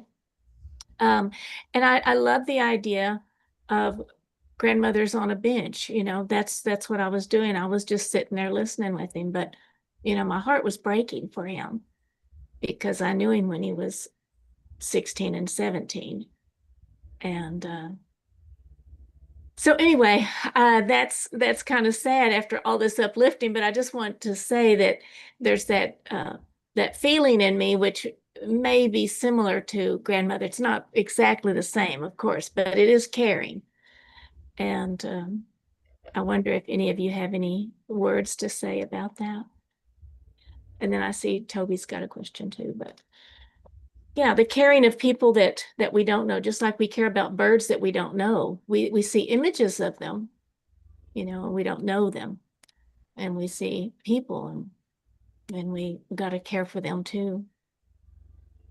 Right. I actually, at one point, I remember was arguing with someone and saying the bonds of love and compassion that are formed outside of families are even more remarkable, because they're not, dictated by nature. They're, our bonds, are bonds of survival. In fact, the Mary Ainsworth's theory of attachment, about why it happens and what it is, and she included animals in that, a bond that persists across time and distance between one person and a special other, a person or an animal.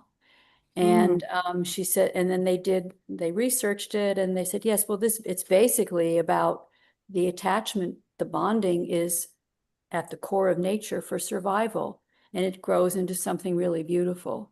And it can happen, with any bond that we develop that employs, consideration and compassion and respect. Very strong. Yeah. In each other. Well, it'd be so lovely if he could hear a couple of these uplifting songs and videos. They're just, and feel better. Yeah, just beautiful. Well, thank you for that. Thank you for letting me share that. And thank you for reminding, that's what our declaration says, Rebecca, that you don't have to have grandmother status to have that open heart love and compassion, that deep, deep need to protect. So thank you. Yeah. I see Paige is up, and then Toby will have time for 2 more quick questions or comments. Paige needs to unmute. Someone needs to unmute. Hi. Thank you. Hi, everyone. I'm juggling a few things, but it's so nice to be here. And I'm not a grandmother yet either, but I am a mother. And my daughter came home at 13 and said she was vegan. So all of us are working towards their future generations so that they have a healthy planet to thrive on, right? And I feel like it's the grandmothers, the grandfathers, the next generations, the those of us that are here on the planet, whether we actually have physical children and grandchildren, but we're doing the work for the future generations. So I just want to thank everybody for being here in Climate Healers. It means a lot. I get touched and moved each time we have one of these because I get to see people from around the world that are doing great work. And I just want to thank everybody. I'm a campaigner in Los Angeles area for the plant-based treaty. We heard about that earlier, what's happening around the world. And I'm here in Los Angeles, USA, California. So just really thank everybody for being here and showing up, because we get to connect together and with our hearts and then go forth with our work. So again, beautiful, beautiful. Thank you. Yeah. Thanks, Paige. Go forth and multiply the message. Cool. And you know how many, and just a special shout out to all of the amazing people out in the world that are grandparenting with that deep, compassionate protection, love for all the animals, you know, all the other beings, all the other non-human beings. Thank you. Go ahead, Toby. Well, yesterday we had some friends over for dinner, and I was doing this job during that time. And so I thought, well, you know, we're all doing activism here. So, you know, we're all planting them seeds. And so I thought, well, let's talk about it. So I was talking about veganism with my friend, my Spanish friend. And yeah, so I was asking him a direct question, but why is he not vegan? And we'd already been to a museum, being immersed in nature, it was called. And it was about the environment and things and the collapse of the Earth system. And then, yeah, it was quite a lengthy debate, to be fair. And you feel like there's a constant pushback with points that don't really make any sense. You're comparing, you know, like plants being sentient to pigs being sentient, you know, silly things like that, and it goes on for ages. And I'm just trying to think, what is some kind of wisdom from you guys on there's people who are constantly pushing back.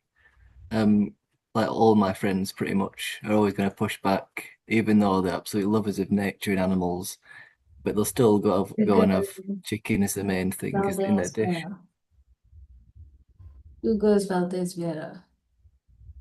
Yeah. I guess Hugo's here. Thank you for that. Maybe we can write about that. What would be the wisdom? Everyone that's listening, can we maybe start sending in? Is there a way that we can do it during the convergence through the rest of our time? What would be your piece of wisdom from that grandmotherly advice that we all have as vegans? You know, we really do. It's quite an awakening, and once you're awake, it's almost like you're transformed into a deeper state of wisdom. So love to hear those comments and give Toby some feedback. And I really feel that was the launch of Calf and Cow Mother's Day.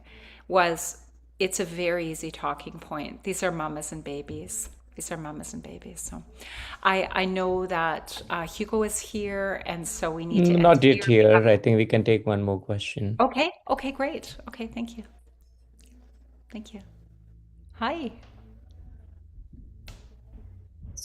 Is it for me? Yes, sorry. Okay. Thank you. Okay. Thank you.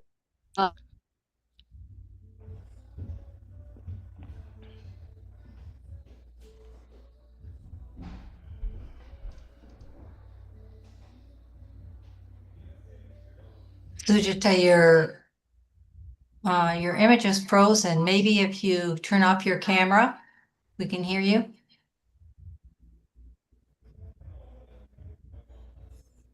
While we're waiting for her to come on, I just thought that maybe the Ho'oponopono prayer, Ho'oponopono prayer for the people that are still consuming animals, because when they find out, they're going to be so sad. You know, they're going to feel like, oh my gosh, I wish I had gone vegan early.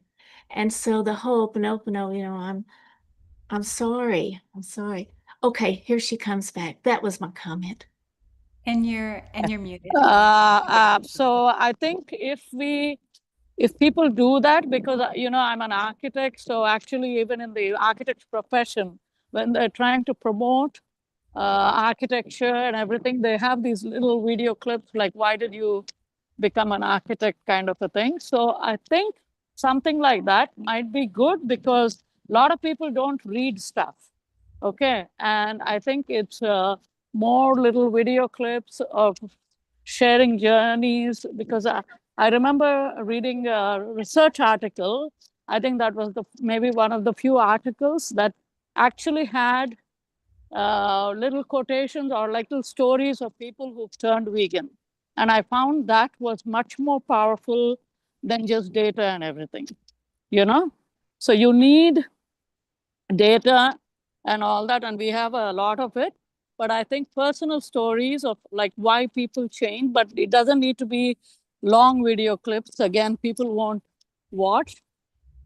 Maybe a minute or so of each, and then you put a few of these together and they're out in the public domain.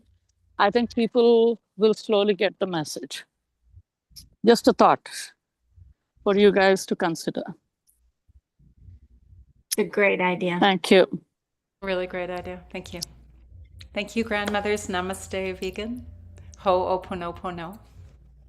I love you. I'm sorry. Please forgive me. Thank you.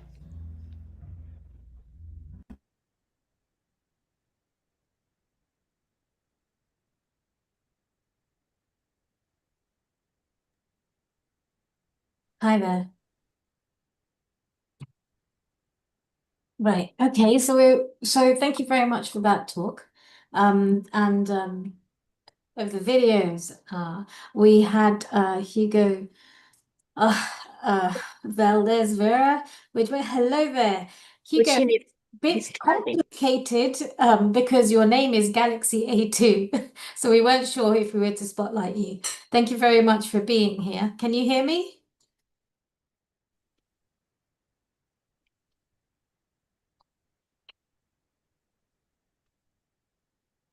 Remember if he's driving. Yes, yes.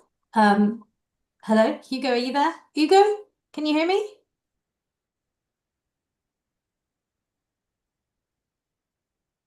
Hugo? I cannot change his name. He'll have to change his own name. Yes, let's see if we can.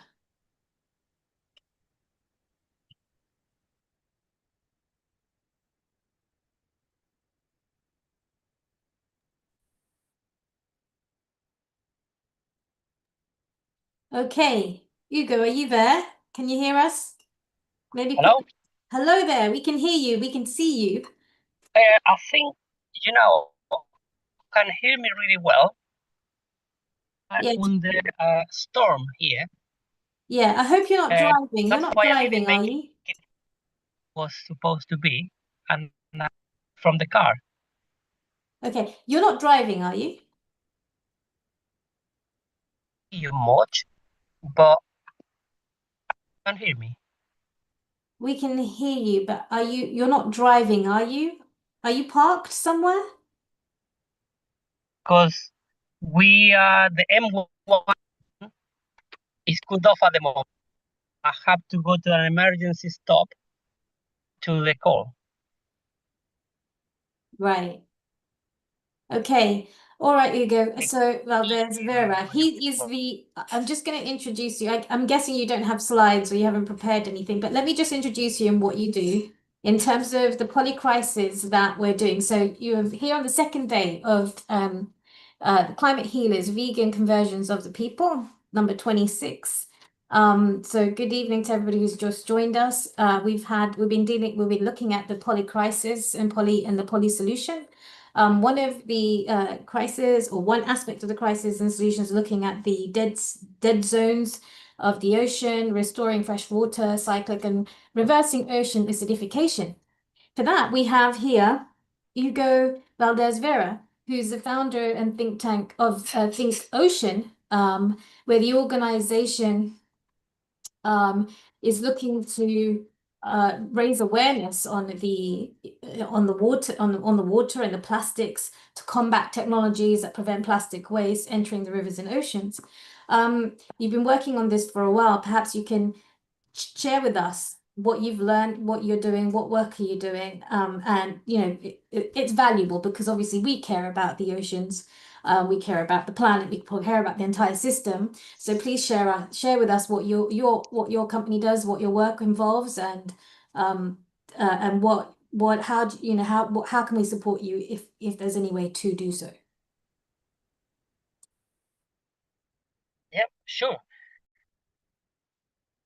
Well, my name is Hugo Valdez-Vera. I'm ThinkOcean.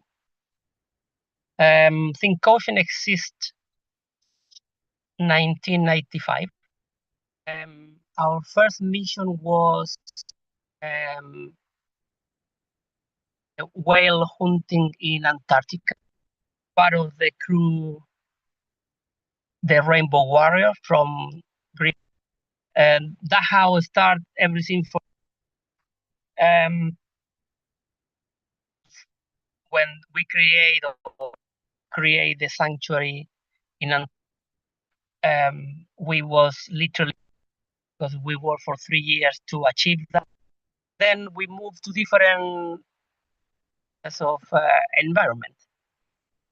My colleague moved to deforestation, some to animal traffic, concentrate more in plastic and the well-being of.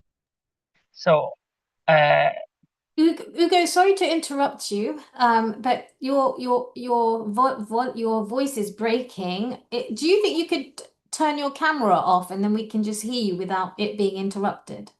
So we've got the bandwidth for your voice. Because I can't.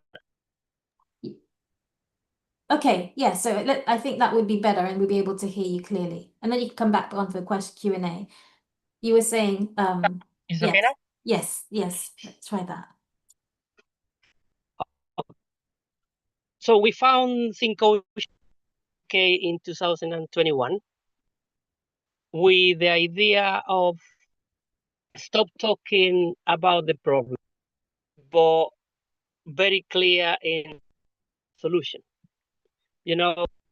Today, 10 years ago, we talk about problems and we carry on talking about problems.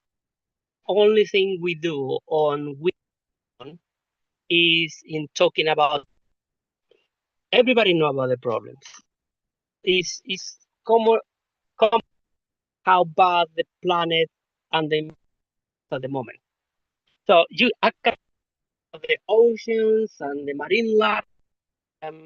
For example, everybody will they cover 70%, produce 50%, regulate the global, and 3 billion people directly. This is a fact that we have. Sorry, I missed that number. Did you say 3 billion what, sorry? Sorry? What did you say, 3 billion? Yeah, 3 billion directly from the ocean. Either for and different that are associated. So 3 billion people on a healthy ocean. All the 5 billion people that on the ocean as well, everyone else in a different level. So, for example, the ocean create and % of the oxygen that we use. For example, absorb carbon dioxide. So the ocean for our survival. Don't do anything. Attenborough said not long ago that all his life he believed that was the more important part of our planet. realize the ocean is all the components to keep them alive. And, you know, we in it, willingly or not willingly, but are doing our part to have to live. So we create things to stop talking about the problem, create solutions. And the bad part of and I remember I was mentioning, and you didn't know, fact that we activists, we are allowed to talk things, you know, because either will compromise the government, compromise big corporations, or will compromise. They are very rich. We have to do what we are, and that in our is not correct. People should not know who are doing good, but should know who is doing bad. And Think Ocean was created for that. I think that we concentrate what coming to the ocean. You know, Hugo, I'm so sorry. I'm finding it very difficult to hear what you're saying or even make sense of what's been said. I don't know whether you would like to find a spot where you've got good signal and maybe we can come back in a moment. Would you like to find a spot where you can get good signal and join us in a moment? Could you do that? Yeah, I can do that. Yeah, because there's no, it's just that we're not getting a full sentence. I can't make sense of what's actually been said. Give me 2 minutes. Yeah. Yeah, if you could just find a place and we'll just we can just have a conversation back on the Okay. the previous we'll do talk. that. So if you could, if you could, that'd be great. Just find some good signal. We can bring you on. If we'll bring you on. Okay. Thank you. So that was Hugo, beg your pardon, Valdez Vera, and he's of Think Oceans, and they're working on the issues with the oceans and the plastics and the wildlife, the marine life, specifically in that area. It's great for Think Oceans to come and share this, specific area at VCOP. And we can share also with them all the various areas that affect then the ocean as well. I think if there's anybody else that would like to come on while we wait for Hugo, if there's any comments on the last talk or discussions on the last talk. Tammy, would you like to come? Rebecca, Alison, would you like to jump in whilst we wait for Hugo to come back once you get some signal? Yes, I'll come back in. Thanks. I thought, oh, he's interested in the whales. I'm not sure if you go or whatever, and I think about young people being interested in the animals when they first hear about animals being hurt in the Antarctic. And I wonder how young he was when he first learned about the whales. So that's one of the questions I'll ask him. That's amazing you got that much, because I couldn't. Maybe it's my end. Maybe it's my end that I'm not getting the signal. I did hear a little bit.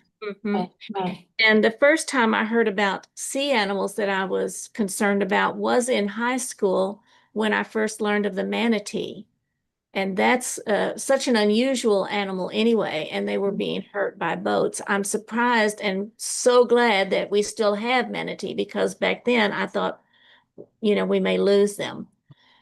And I wonder if other people, what other people's first animals besides pets, did they start realizing, oh my gosh, the world has all kinds of animals that might be endangered. My grandmother bought me a little card book of endangered animals, probably when I was in my 20s or so. But Oh, so anyway, that's a nice considerate gift to get, isn't it? yes, it was. Really opens up the world. Besides, just a human world. It's like Yes. it's not just us. It's not just it's lots of other beings on the planet. Yeah, I believe Hugo's also joined back. Has he? Oh, it has. Okay. Yeah, I think he has. Can someone spotlight Galaxy? Unless Hugo's actually changed or updated his name. Is he there? I don't see his name up there that way. Galaxy A12. Can we spotlight? Yes, Yeah, I I've can asked. see him. He is unmuted as well. Oh, he's Yeah, gone. we've asked him to come on camera, but he hasn't responded, so I can't spotlight No, him. he's no longer. I can't see him again. I think he I left. see him. I see him. No, that's a different galaxy, I believe. Uh, Oh, okay. yeah. Peek of the tech scene behind the scenes. Well. Well, anyway, that is something we could hear from people. What was their first animal that broadened their beyond pets, that made Yes. them want to rescue or care for? Yes. And Hugo, could you turn your camera on so we can spotlight you, please?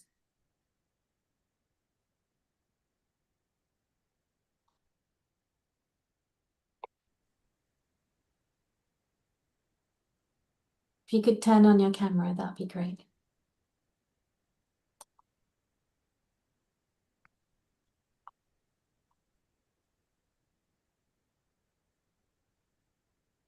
Okay, I don't see him here yet, so. How about you, Krishna? When I saw Seaspiracy, again, just sometimes I can't watch all of these because it's too traumatic. To see the number of fishes that are trawled and just by one boat, it's unnecessary, doesn't quite capture it at all. I just think it's ridiculous. It's just ridiculous, isn't it? I mean, just one boat can pick up so much life in one go with so many those nets that go on forever. I mean, that too is also creating so much plastic pollution in the sea. I think that's part of what Hugo's Think Ocean really does deal with as well, with the plastic. Hugo, you're here, but your camera's not on and we can't spotlight you. We'll just give it another go. Can you see? There you are. That's much better. Thank you. Yeah, you seem like you're in a much stable position. Thank you, Rebecca. I don't know on everything. Yes. I don't think I still can hear you very well. Let's try. But we've got some time for you to share, the work that you feel is important to people who actually care. So it'd be great if you could share it and see what is it that you could share with us, and maybe also there's a lot here and a lot of people been doing work in the same area on a larger system that could also input into the kind of work that you're doing as well. So you were in the middle of talking about it. I believe Rebecca mentioned something about you saying something about whales as well. You said something about whales. Well, we create Think Ocean with people with the same kind. We don't want to talk anymore. Take actions. We have 27, 28, 30 million pounds spent talking. We have summit. In 2000, the UK government spent £2 million in meetings about plastic pollution. They didn't collect one bottle. Nothing happened after these 22 million.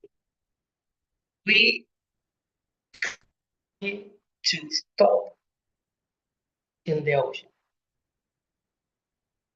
Fraction of this 22, because what's the problem with the ocean is and cleaning the ocean. You know, we work with all these organizations, Ocean Cleanup, Rio. We work with them directly. What they're doing, we know what they are capable of doing. You know, if you collect a kilogram, it's amazing because it's a kilogram in the environment. At the speed that we are in the ocean.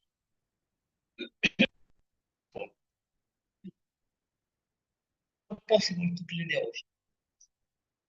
Organization around there. With vessels everywhere, in everything they can, all together, every single organization to clean the ocean, 1 million tons a year. This is amazing. You know, collecting from the ocean. If you look at the picture I want you to see, wow, a lot of plastic dumping in the ocean, 11 million tons, and we can collect only one.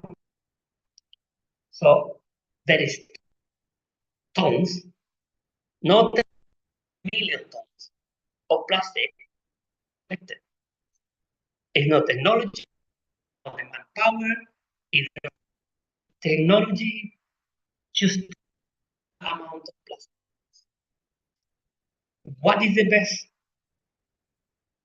solution? Stop plastic to the ocean. Stop ocean forever. Why we don't try the plastic? Yeah, why are you not taking the plastic? I'm just making sure I understand what you're saying. So a bit more fit, because 80% of the plastic in the ocean, it went there. It went through rivers. We create technology without the help of anyone that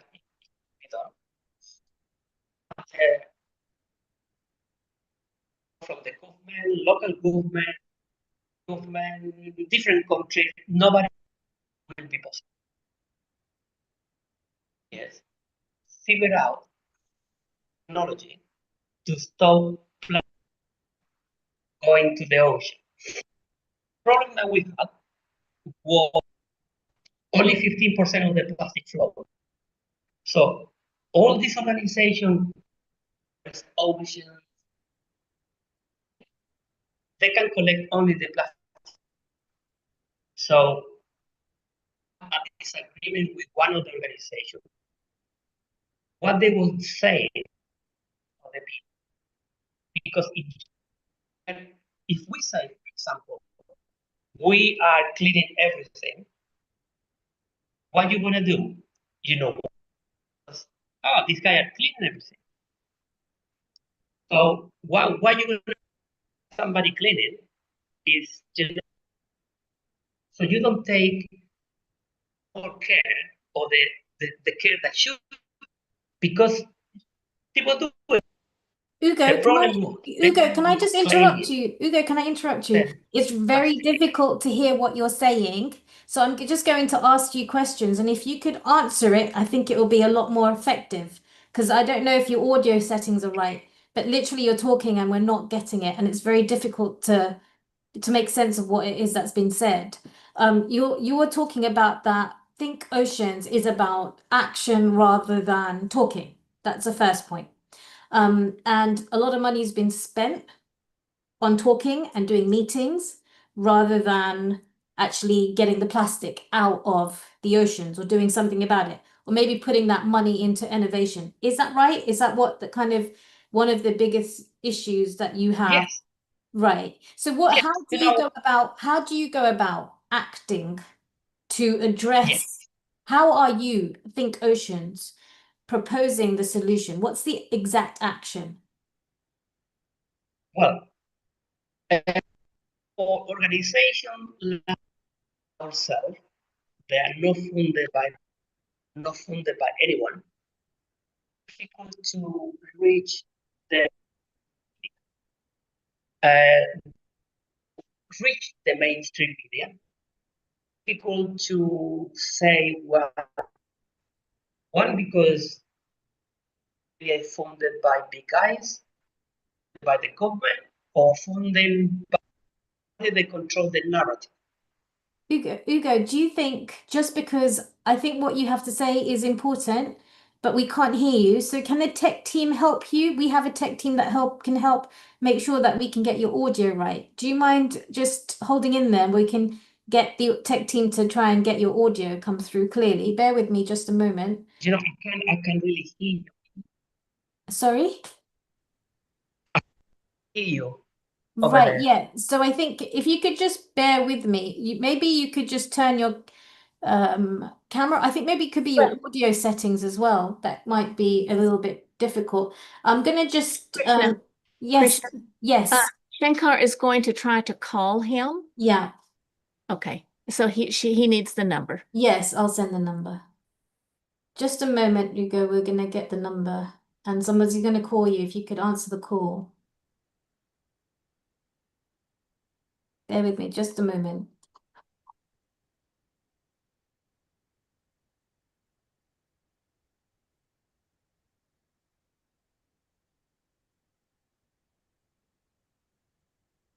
Hello, Krishna and Hugo don't have to listen to me, but I am talking to the audience here. Thank you for bearing with us. You know, this is the sort of thing that we can't predict, storms. Although some people say they are predicting them and they are planning them. I hope nobody planned this storm for this convergence. But anyway, that's what we deal with when we're in tech and when we live on Earth, you know. Gosh, those farmers in the storms and okay, so I just was sorry, saying Rebecca. words, yes. Yeah.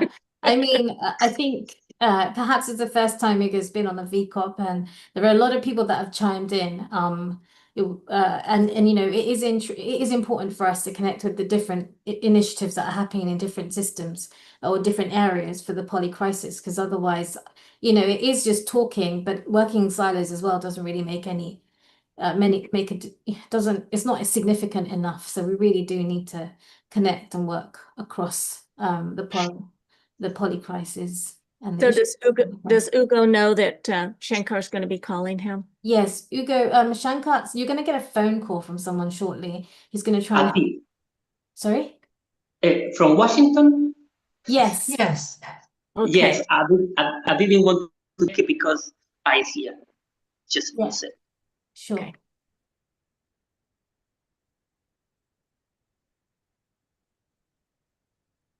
Okay. Yeah, is it audible, clear? You are, yeah. Okay, it can just be on video and audio, it can be here. Yeah. Well, let's test it and see if we can hear him.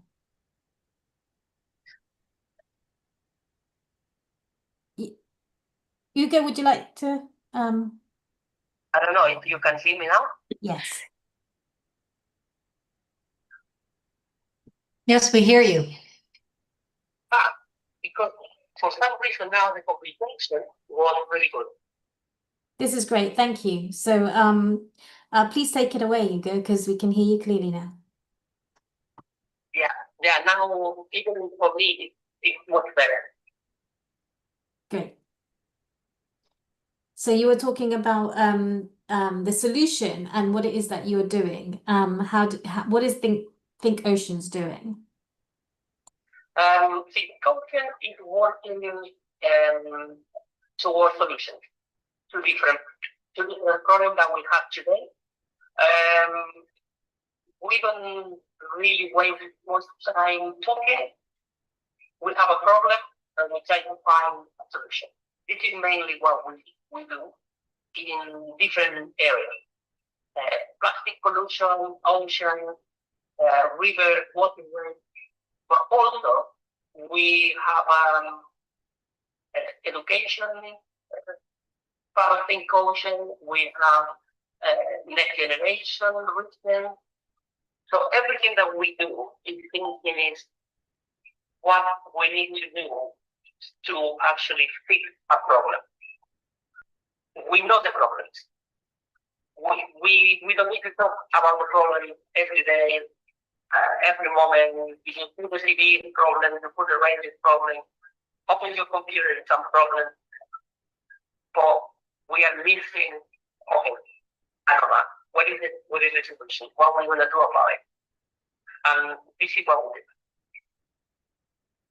So you've been working with it at, I mean, you set up Think Oceans or Think Ocean. What is it that made you do this? Like, what's your drive? What's your concern? What's your care? What made you do it?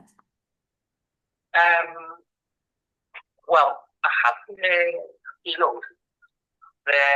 When I was little, to live in Antarctica for 5 years. So I saw firsthand the whale hunting. Then, in my view, although I was very young, it was not really fair because they was hunting on the breeding creatures. So it was not really a good thing, just a waiting for them to come to mate and then killing over them.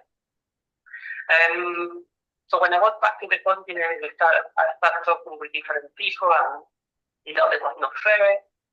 Then we got involved with Greenpeace, the Sea Shepherd, many other organizations, and they created a coalition to stop the whale hunting in Antarctica. After 3 years fighting the mainly Japanese fleet, the sanctuary was created with 50 million square kilometers of sea where they breathe and they cannot be hunted in there. So since I was young, planet, environment, fairness was something that is, I don't know, I would pop in the morning and say, this shouldn't be happening. And I would feel myself doing something else other than trying to fix what I think is not right. I can't fix the whole planet, all the problems, but I can fix what I'm trying to fix, what I think I'm capable of. So I create Think Ocean to stop different things, to stop the plastic pollution getting to the ocean, to stop the fast fashion industry or changing for something more sustainable. But more importantly, we are working towards have a voice in the mainstream media without being stopped by power or money from the people that control everything. So we create something that really works over the last, I don't know, year and a half. And it's not really been released yet, but Think Ocean has successfully created something called Think Ocean Television, a private TV channel on Amazon. We made this one with the support of Sky and Sky Executive, support of Amazon, some investors. So we have a £5 million studio in London for everything that we need to say, what we want to say, without thinking, oh no, the BBC is liable to say this, oh no, ITV, I can't say this. No, the truth should be out there. What's happening in the world, the people should know. And we are trying to save the planet. Oh. We are trying to save every animal. And Ugo, what do you think people should know? Sorry? What do you think people should know? For example, if in public industry, we have a lot of the problem with the greenwashing, for example. I'm greenwashing the kids around because the people the decision makers, the lawmakers, they have big influence, and they see, they are part of the businesses that are creating the green voice. So, for example, just to let you know, we were invited. I was invited to a program on the BBC, no longer on. It was a live program.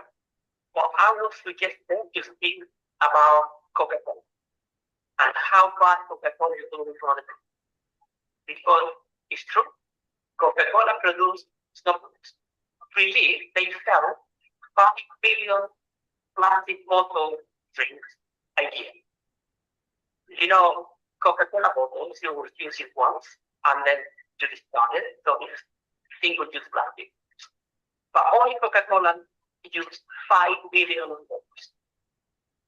But if I speak now about Coca-Cola alone, it's not fair. Because Coca-Cola doesn't produce one. They are not a plastic manufacturing company. They are just a drink company. So to have 5 billion bottles available, somebody had to be producing 5 billion bottles. And Coca-Cola they can do 5 billion because somebody is making 5 billion. If the producer of the bottles say one day, I'm really sorry, but we produced only 1 billion, Coca-Cola has no choice but use only 1 billion. Because again, they don't make plastic bottles. To make 5 billion bottles a year, only for Coca-Cola, Pepsi-Cola, all the drinks, this only Coca-Cola. Imagine these companies only making for Coca-Cola 5 billion bottles a year. Somebody has to put the money for it. Some investors have to come into consideration to produce that amount of bottles. So who is the real culprit on this? Coca-Cola that is using the bottles that are available? Or the people that is making the bottle and getting the profit? So in my view, if I put the money to creating this plastic and getting the profit, I'm making these problems for the planet. The problem is that we know who these people are. And we are not allowed to sell it.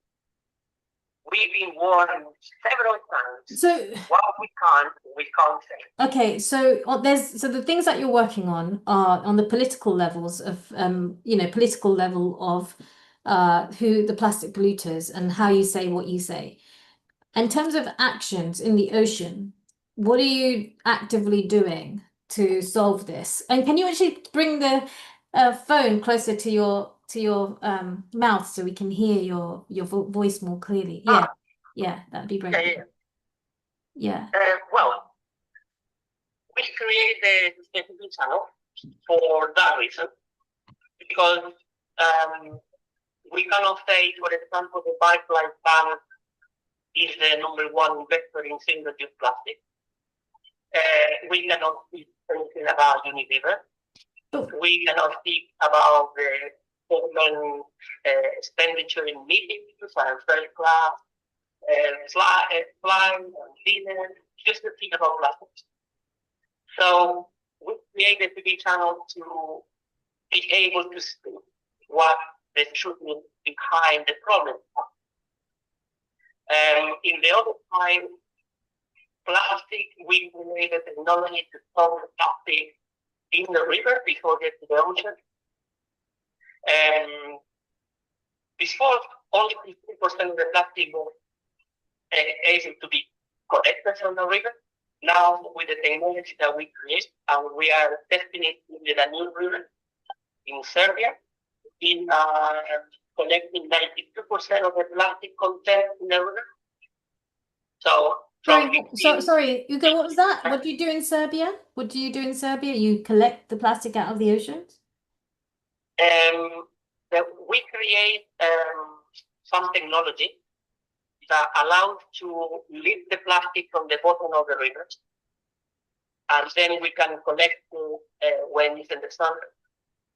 So we have a 18-meter long vessel that we are testing in the Danube River in Serbia, as part of something the European Commission called the Horizon Mission. So we are now the poster boys of the Horizon Mission. There's two things. Like, so there's the European Commission, right? Did you mention the European Commission? What about the European Commission? Did you just say? What is it about? What about that? Are you? The European Commission is they have an agenda to fix several problems regarding the environment. One is the ocean and waterway in Europe. Yeah. So they put a lot of money from the year budget, and they create something called Horizon Mission. In the Horizon Mission, we are 22 different countries working towards one goal. And improve the ocean and waterway by 2030. So we have been working for about 4 years on implementation of it. But Horizon Mission is something that not only river, but it's like a big European target just to clean the planet in an accountable way. Yeah. Okay. So so it's kind of so what I'm getting is Think Ocean's kind of on a political thing. You've got some developments happening in Serbia, trying to build something to get some plastic out, linked to the European Commission about some goal and to do with the waterways. You've got you're also working on raising awareness through the media. And I think you mentioned something about a channel that you're still to launch. I mean, but in terms of the action part, so this is like, it's all developing. You mean that you want to do something about it, but at the moment, has there been some metrics of removal of plastic that Think Oceans have worked on? Have you, because that's your main thing, right? Plastic in ocean. Yeah, we are right now in the middle of the testing period in Serbia. We managed to collect 5 tons of plastic and debris from the river a day. So it's a big amount. And if we are successful on the test by September next year, Europe wants 42 more vessels to put in 42 different rivers around Europe. So this is what our goal. But perhaps we can share with you the data about the plastic as well, the oceans linked to the fishing industry, because that, I mean, you've got, I wonder how that would compare with the drink bottles of plastic in the ocean. And I think that would be a really good statistics, because we have that, I'm sure. The people behind Seaspiracy are linked to the community that would have that data. There's an immense amount of plastic because of the fishing nets. And that again is, part of the animal, so-called, agriculture, so the sea animal agriculture. And so that's just a part of the ocean pollution. Forget the other aspects, of the acidification and the trawling and the oxygen removal, and then therefore, the climate issues as a consequence of the oceans being impacted. I think what would be great is, if you're doing this thing in Serbia, is to see what percentage of that plastic you get are nets. That would be amazing to capture that data as well, and you can compare it alongside with the reports that I had, with the people working with the pollution and the impacts of the sea life, and the impacts on sea life due to the fishing industry. And we have Danny. Do we have people who have questions for? Yes, Danny, please come on. She has a question for you. Thank you, Hugo. I'm sorry for all the technical difficulties because it was very difficult to hear the flow of your information. But I was looking on the web, and I looked at the article from the Penguin, I think it was, in UK. Are you thinkoceansociety.org? Is that your website? No. We are seeing going on Earth. Okay, hang on a second because I couldn't really hear that. Think Ocean. Think Ocean what? Thinkocean.earth. .earth. Thank you Yeah. very much. Thanks, Hugo. Thank you. You're welcome. Okay. And there's, I think, would you like me to share the latest news? Oh, hello. I can share that towards the end. Hi, Toby. Have you got a question or comment? Hello, yes. I got a question in the chat asking, do you use nets to collect the plastics? No. No. No, we create a technology that doesn't do any sort of anything other than the movement of the river.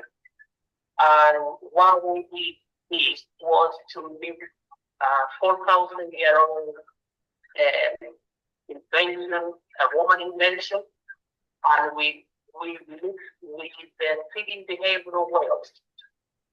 So we transport that in a machine, and we managed to leave the plastic but using just the river current and the speed of the water.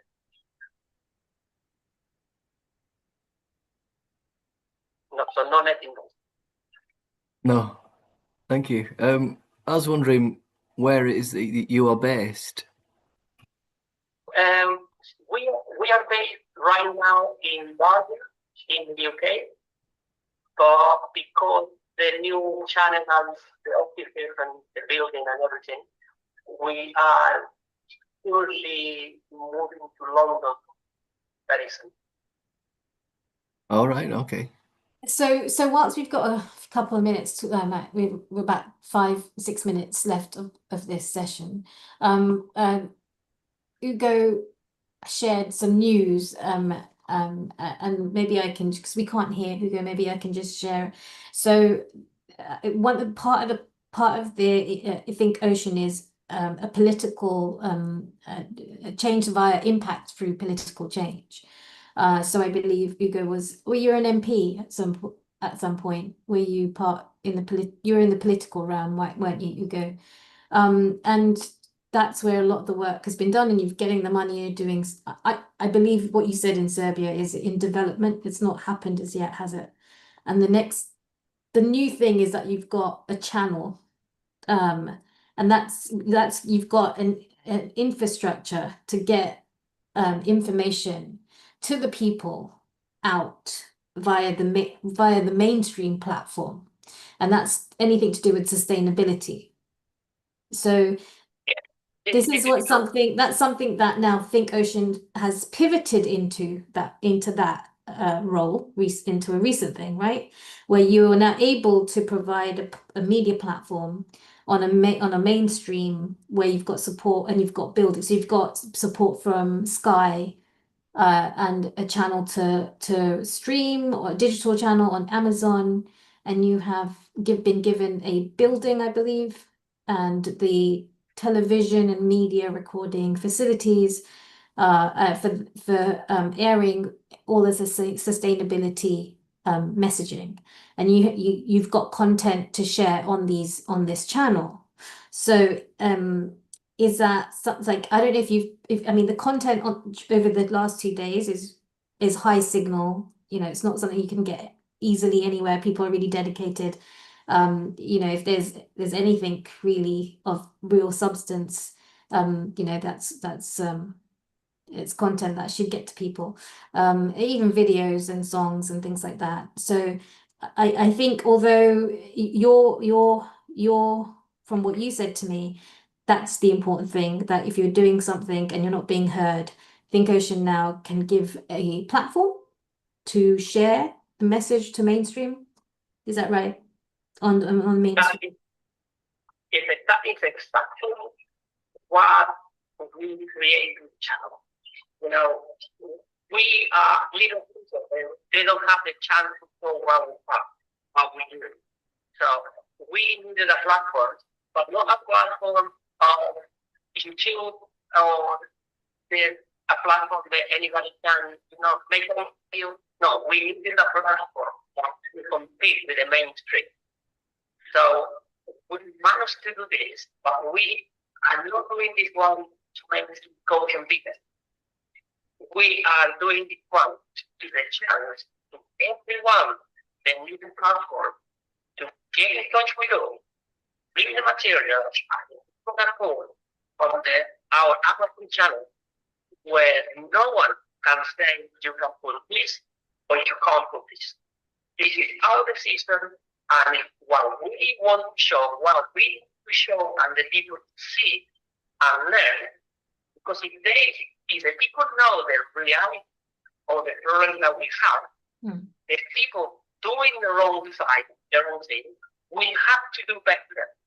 Because, for example, if you know the Barnard Bank is the number one investor in single plastic and is using your own money to make plastic, so we are vegan. We are doing good for the planet. We are not choosing because we harm the planet. We do a lot of things, but we are partnering with Barclays. Our money is being to create plastic without us knowing. So why the people don't know? Because we are not allowed to stay in the mainstream. Yes. And this has to change. That's what we created. Perhaps you could share your contact details in the chat.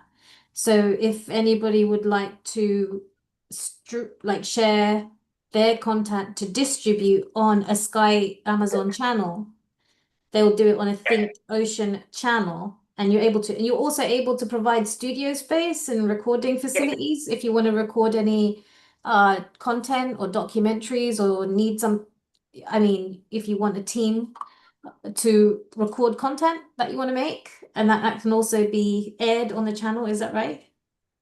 Yes. Well, we have a £5 million recording studio. £5 million recording studio.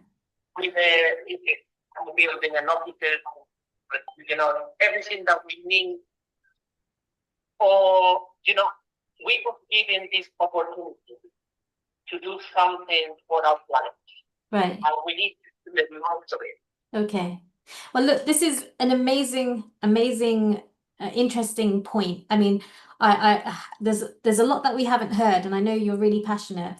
And the technical issues, have been a bit of an obstacle. But I do think that what you want to do in terms of the oceans, and I think Seaspiracy would make the perfect opening on your channel, because that deals with the oceans and it gives a good analysis of what's actually going on. You are about the ocean, and that would be an amazing channel to distribute that information to. We want anybody with some, if you are doing things in your community, we are doing things with universities. Now we have a segment at the London Fashion Week with only sustainable materials. Everything that you are doing, even if it's little, we have room to show. And when the people see what you're doing, you can get more support. That's amazing. We didn't do this one for us. We did that for everyone. Okay, so you've got support, you've got space, studio in London, £5 million recording studio. You've got a channel. If anybody's interested in sharing their content, doing research, contact Hugo. They'll see how you can get that aired or distributed or recorded.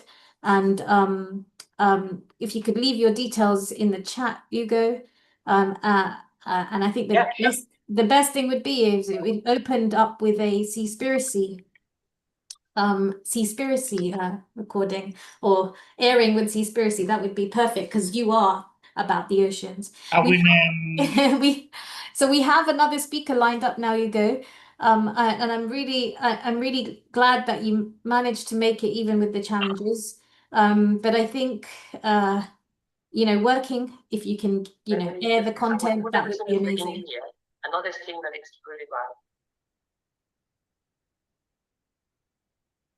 Sorry, say that again, Hugo.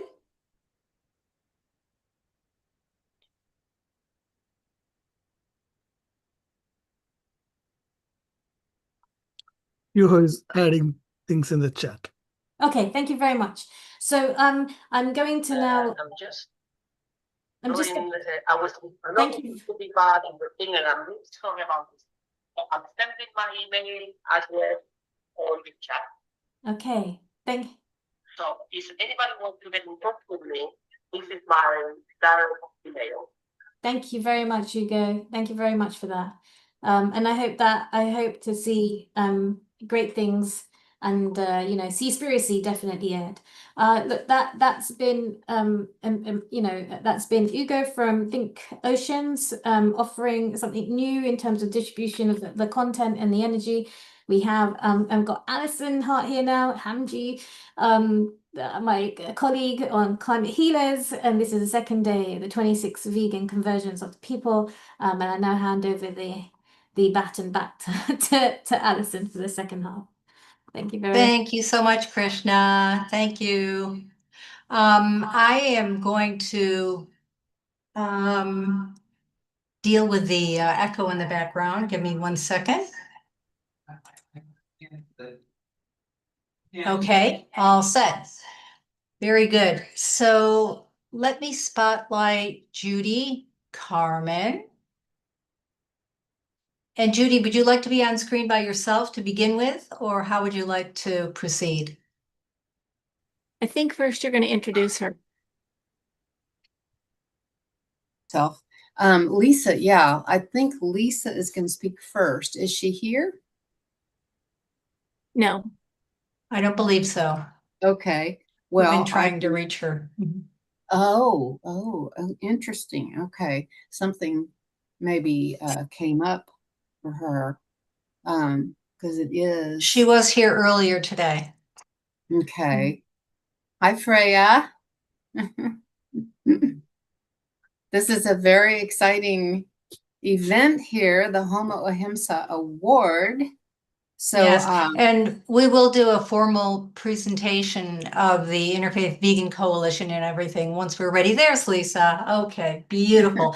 So Lisa, let me ask you, Judy said that you would be speaking first, and I will be presenting you formally. Will you be sharing your screen at some point? Yes. You will be. Okay, good. So let me just ask you, would you like us to bring Freya up now or later when you're ready? Let's see, that is a good question. Well, Freya, you stay where you are. You don't have to do anything different. It's only that they're going to push buttons to show you or Yes. not. Yes. Let's see. You let us know at what point to bring Freya up, and we will do that. Okay, perfect. Thank you very, very much. And so, if you are ready, then what I will do is go ahead and push the button and start the introduction, and then you can take it over from there. How does that sound? That sounds great. Hold on one quick second. Sure. Let me know when you're ready. I just want to make sure I have all the good buttons ready to. Of course. Take your time. When you're ready, just let me know. Let's see. Okay.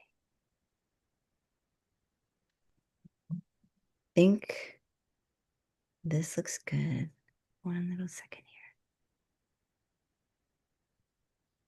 here. I'll just say while you're getting settled, we're so happy to see you here and to be celebrating this occasion with you.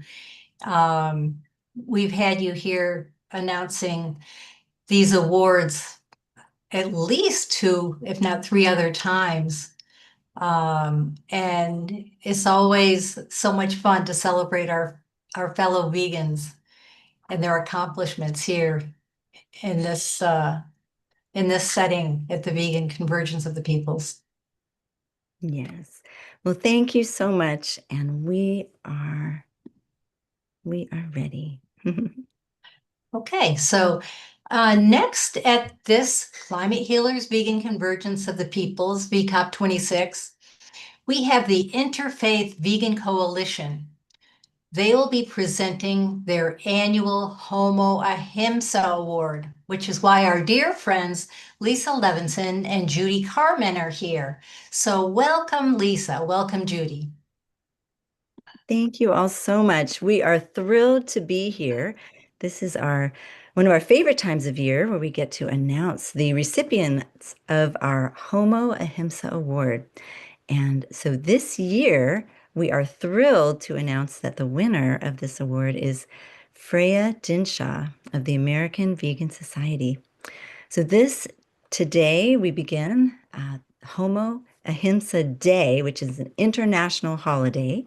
And it's also the beginning of Homo Ahimsa Awareness Week, which is July 26th through August 1st.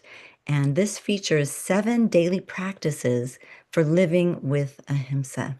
And this year, we have something special. We're also launching a weekly course called Widening Our Circle of Compassion.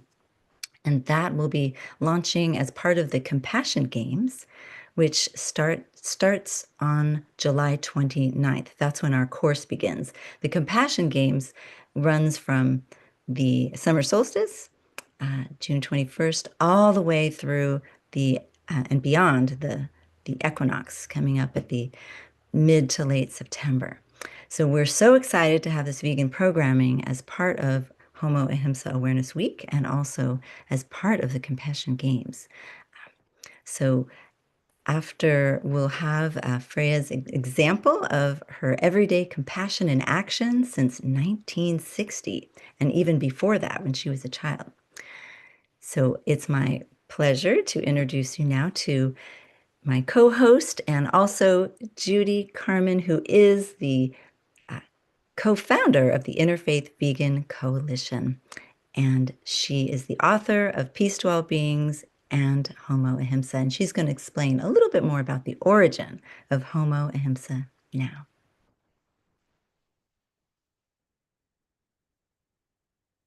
Thank you, Lisa. Now, before I tell you about how amazing Freya is, I want to explain what Homo Ahimsa is.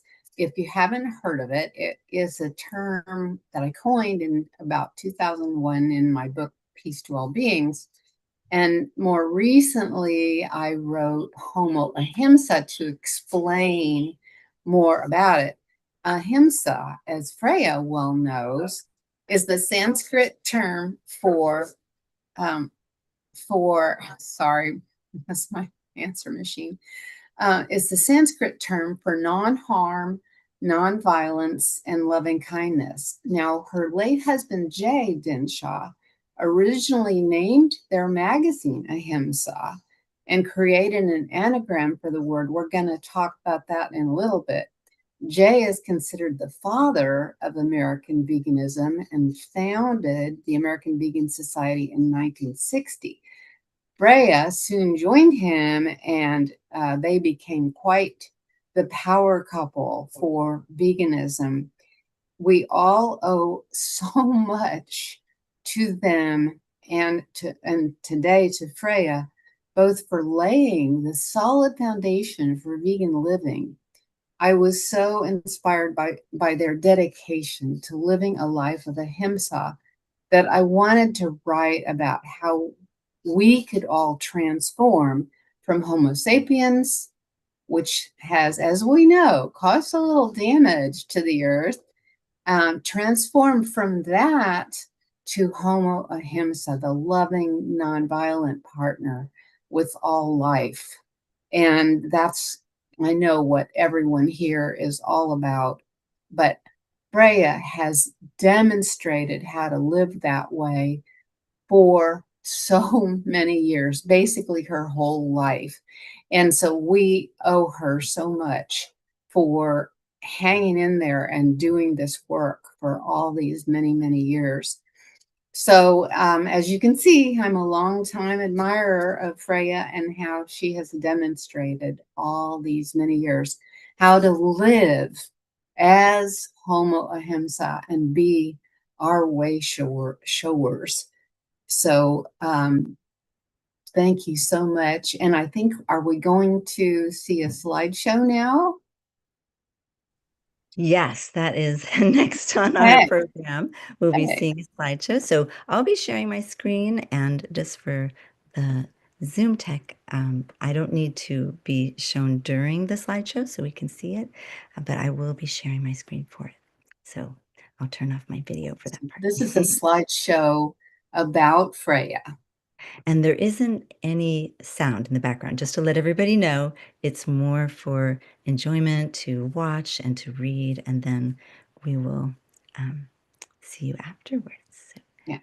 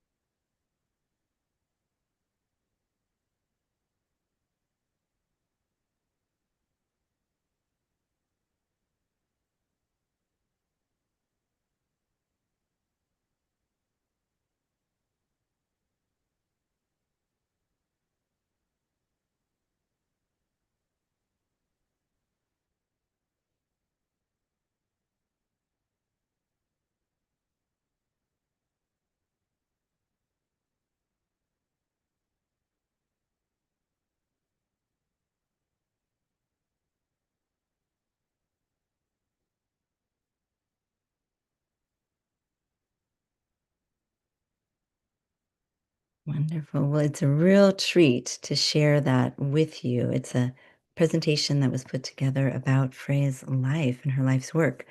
And we also have a short and sweet little video that I just thought I would play for you that was put together by In Defense of Animals for our media release to announce that Freya has become the recipient of the Homo Ahimsa Award. So if you'll bear with me, I would love to take a moment and share that as well. And see.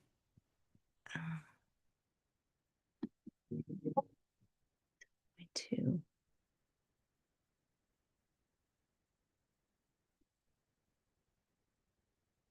get that ready for you. Well, the most important thing. Perfect. All right, I'm going to share screen again if that's okay with everyone.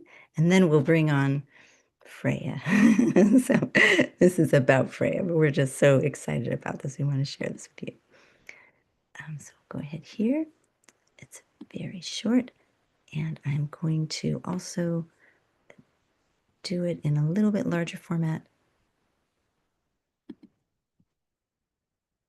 To my thinking, is what happens to the animals and that we shouldn't be killing and abusing them. Right.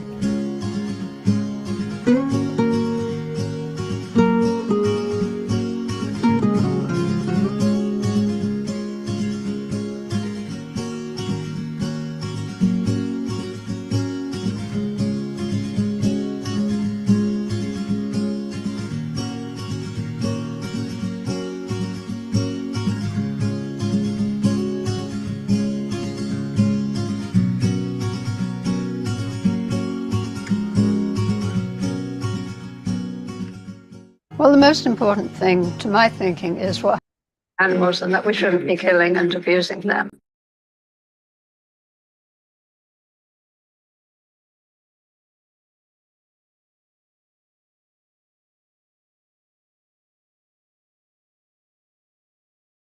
Great. Well, thank you so much. It's with great pleasure, after being able to see all that we've done to celebrate Freya, to actually bring Freya into the mix with us right here, right now. So I am honored to be able to share a bit more about Freya. Freya was the secretary of the American Vegan Society since 1960. She became the president in 2000 and is now the president emeritus, honorary director, and senior editor of the American Vegan Society. She's the author of the first U.S. cookbook with vegan in its title, The Vegan Kitchen. Freya is co-author with her daughter, Anne, of the book Apples, Bean Dip, and Carrot Cake, kids. Teach yourself to cook. That was put together in 2012. Freya has taught cooking classes to people of all ages for over 50 years and has been a key organizer for local and national events to encourage compassionate, healthful living. She was raised vegetarian and has been vegan since 1960. The New Jersey Monthly called her the Queen of Vegans in 2023. Vegetarians in Paradise awarded Freya the 24 Carrot Award. In that Vegetarians in Paradise article, Freya explained that the goal of the American Vegan Society is to advocate the principles of veganism, ethical, moral, and/or religious abstinence from all animal products, and the doctrine of Ahimsa, which is non-slaughter, non-violence, which Jay defined in the anagram. So the anagram is AHIMSA, and the letter A stands for abstinence from animal products. H stands for harmlessness with reverence for life. I for integrity of thought, word, and deed. M, mastery over oneself. S, service to humanity, nature, and creation. A, advancement of understanding and truth. So now we have Freya Dinshaw with us live. Hi, Freya. And we also have Judy, who you heard from before, who will conduct an interview with Freya. Hello, Lisa. Hello, Judy. Hello, everyone. Hi, Freya. So wonderful to have you with us. And congratulations. And please accept the immense gratitude that we have for the tremendous work you've done in laying this foundation for the vegan movement for all these years. I know everyone wants to hear from you, so I've got some questions. I want to know, tell us about those early days before plant milks were in every grocery store and the word vegan was practically unknown.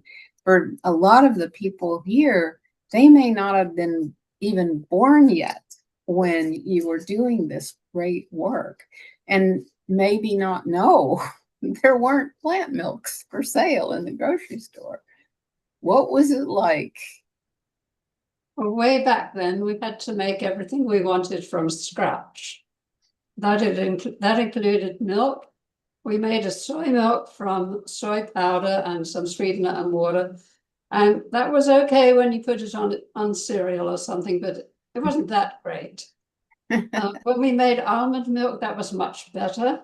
That's a very simple recipe. You blanch the almonds and put them in the blender with water and make a nice smooth almond milk.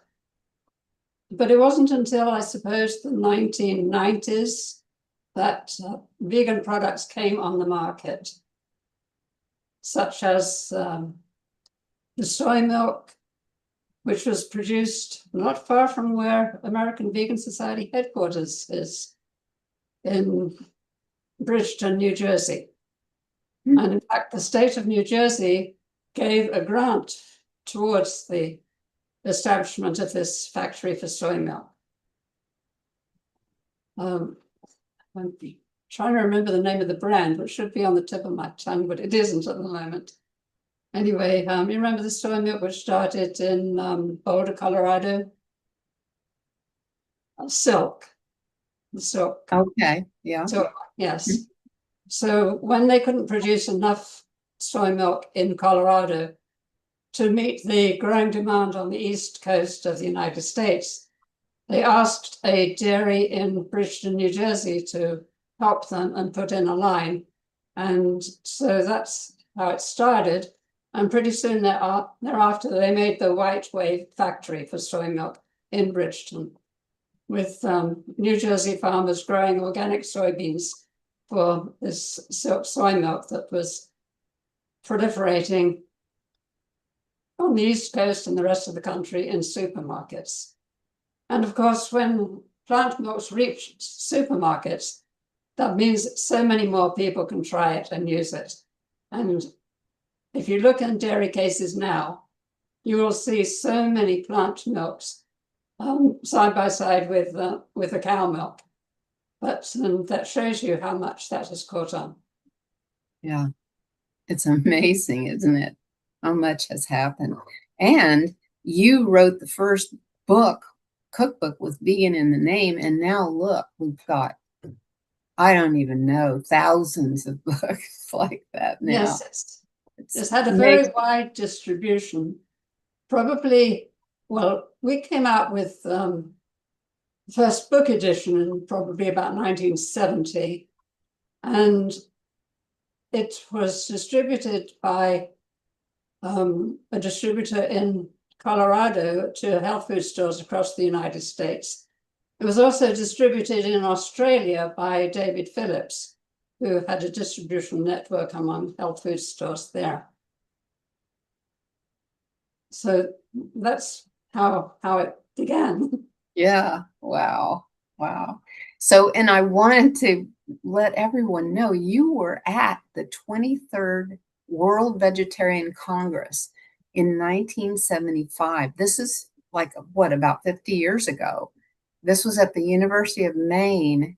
And I read in one article that this watershed event, I'm quoting, was attended by over 1,500 people.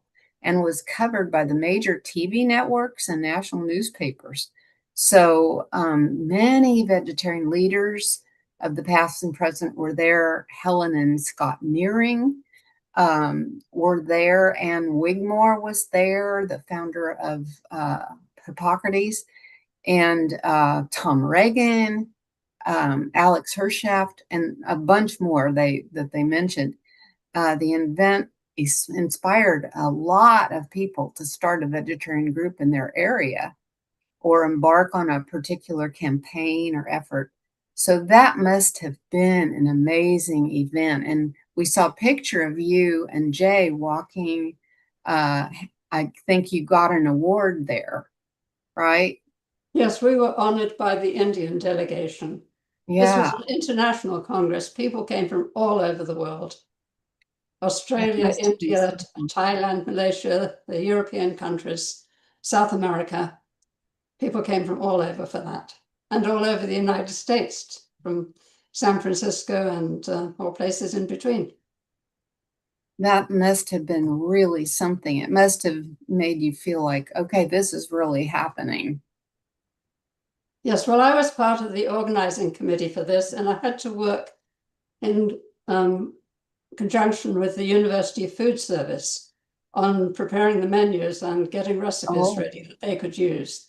And that involved a lot of homework at our headquarters, testing recipes and preparing them for the campus to use. Oh my goodness. So That's a lot of meals. We had young people who were staying at our headquarters, including Brian and Sharon Graff. And so we were feeding about 16 people at meal times. Oh my goodness. Which meant I made about roughly 20 portions of each food item that we prepared. And I had to measure exactly what went into it and exactly what the yield was and how many servings that was. And then do the math from there to batch it up so that they had recipes that were giving them what they needed to make 100 portions of everything. Now, having it as 100 portions made it easy for them to take it and use it, because if they had to feed 66 people, they multiply the quantities of ingredients by 0.66. If they have 260 people eating, then they multiply it by 260. Okay. A lot of homework and a lot of testing. We went up to the University of Maine a number of times, and they were very diligent, so were we, and it worked out wonderfully. So you were a big part of this World Vegetarian Congress. Yes, I planned the menus and made up the recipes. And after the Congress, we had a recipe card file system, which we then marketed across the United States, and it was purchased by college campuses all over the states, also hospitals, summer camps, and other places that could use them. Oh, wow, that's fantastic. Well, and I want to remind all of you young viewers that this was before the internet, before email, and so you had to do all of this by phone and very primitive means. Well, fortunately, there's little hand calculators. Remember the ones that got the little solar panels along the top? Yeah. From Texas Instruments. And they had just come into vogue. And that made it a lot easier for us to do the math than if we'd be doing it pencil and paper. Right. Long division and, and big multiplications and so on. Right. Yeah. Oh my goodness. So yeah, so you are among the luminaries of this movement that were there and started groups and did all kinds of amazing things, just like you and Jay did with your event. I mean, your place and your magazine and everything that you've done. So the word Ahimsa has also gained popularity because of you. I mean, there's still a lot of people who don't know what it is. I have it on a bumper sticker in front of my car.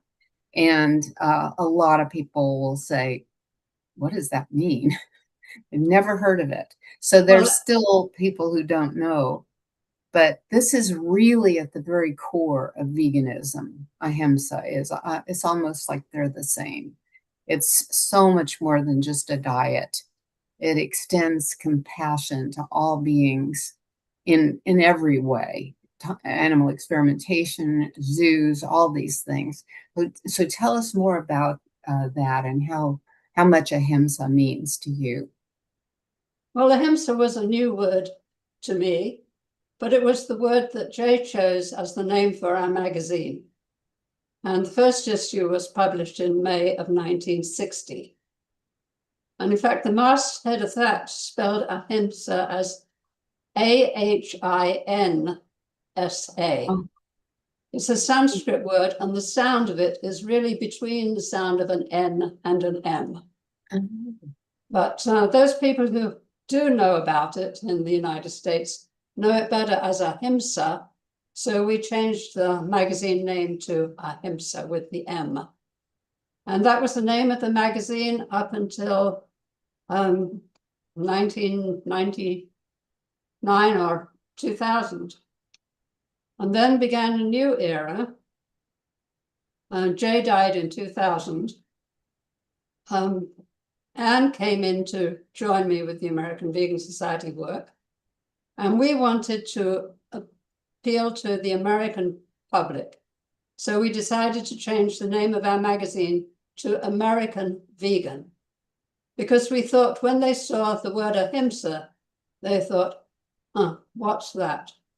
A foreign religion, not mine.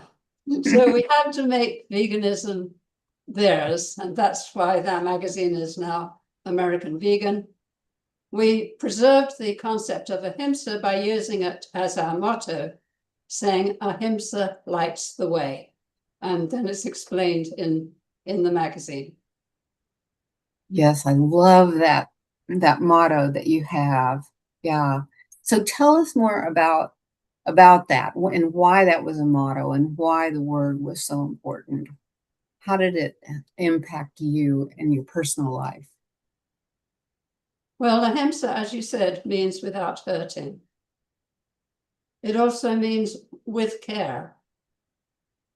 And you can look at it and think of it as being a negative expression, but we like to flip it and give it the positive expression.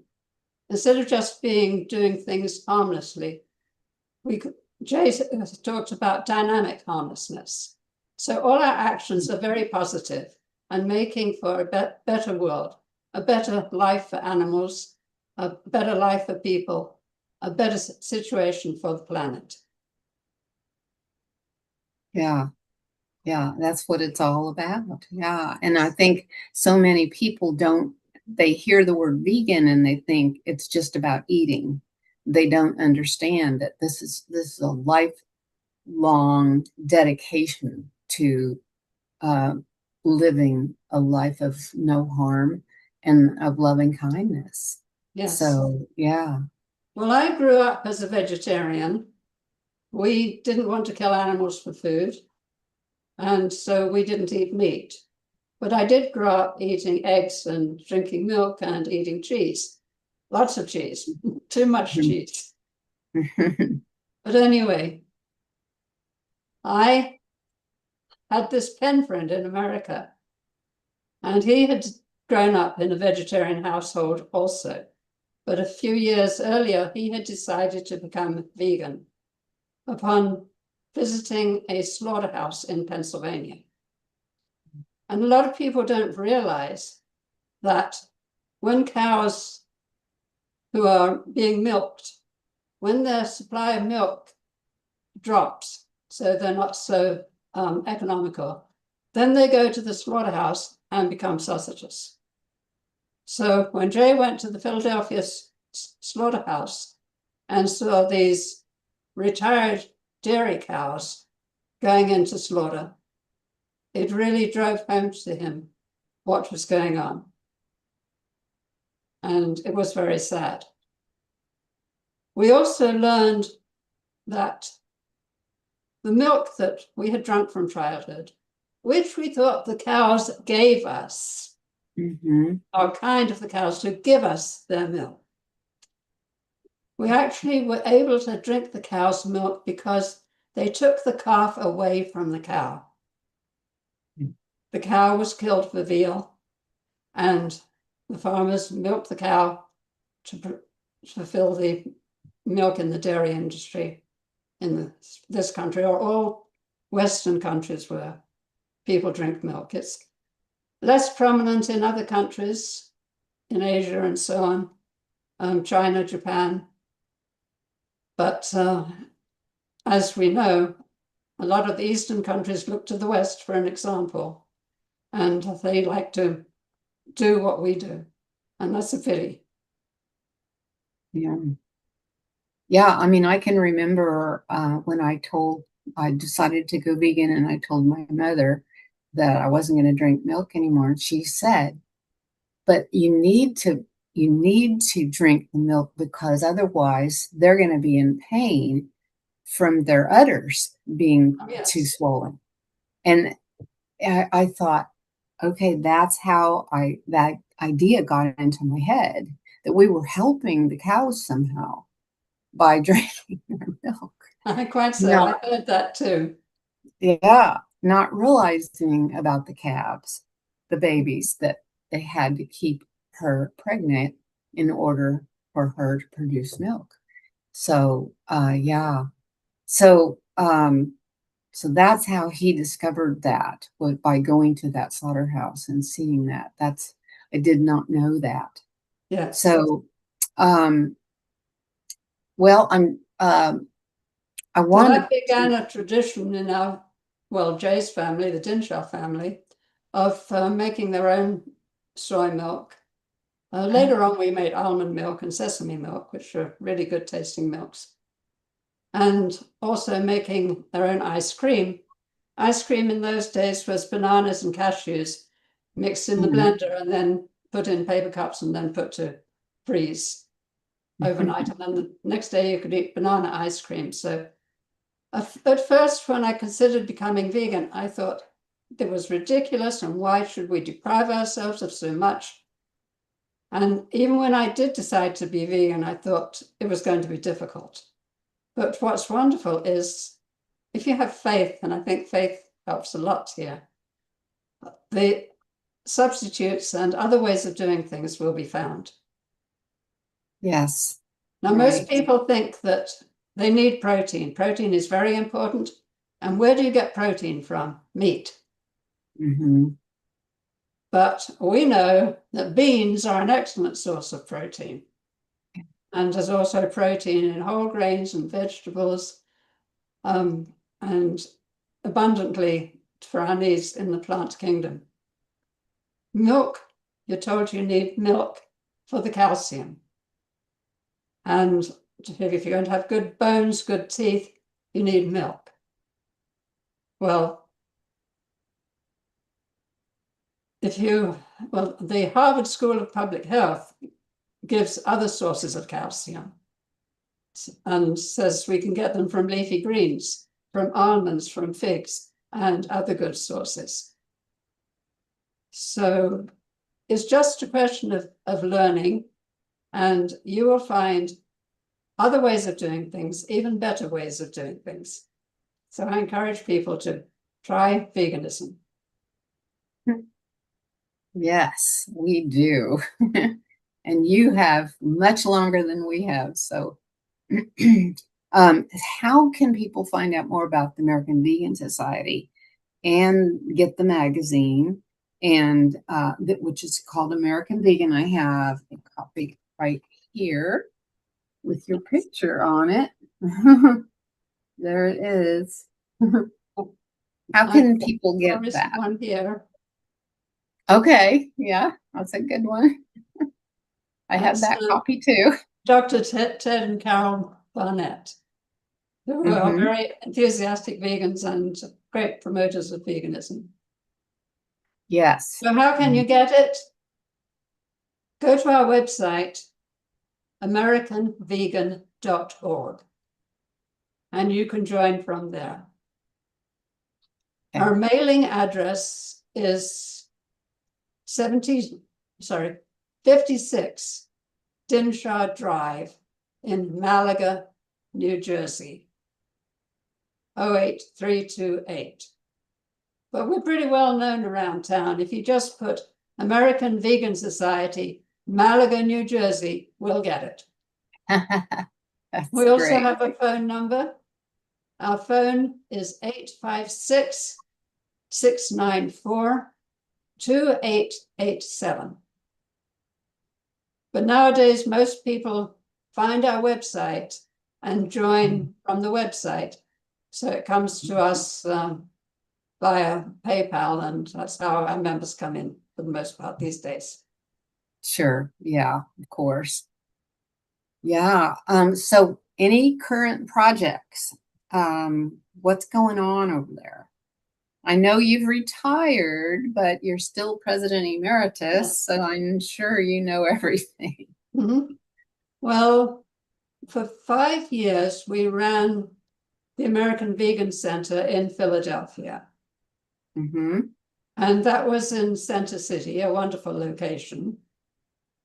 However, we're having to close that because the expenses go up, the rent goes up every year and so on, and we don't have sufficient financial activity there to keep it going.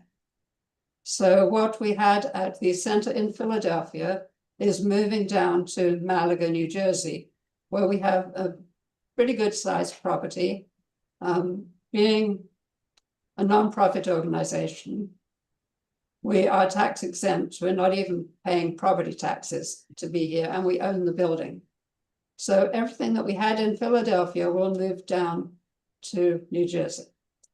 And that is physically what we're in the process of doing now, clearing the space for it, and then we'll move down right at the end of August.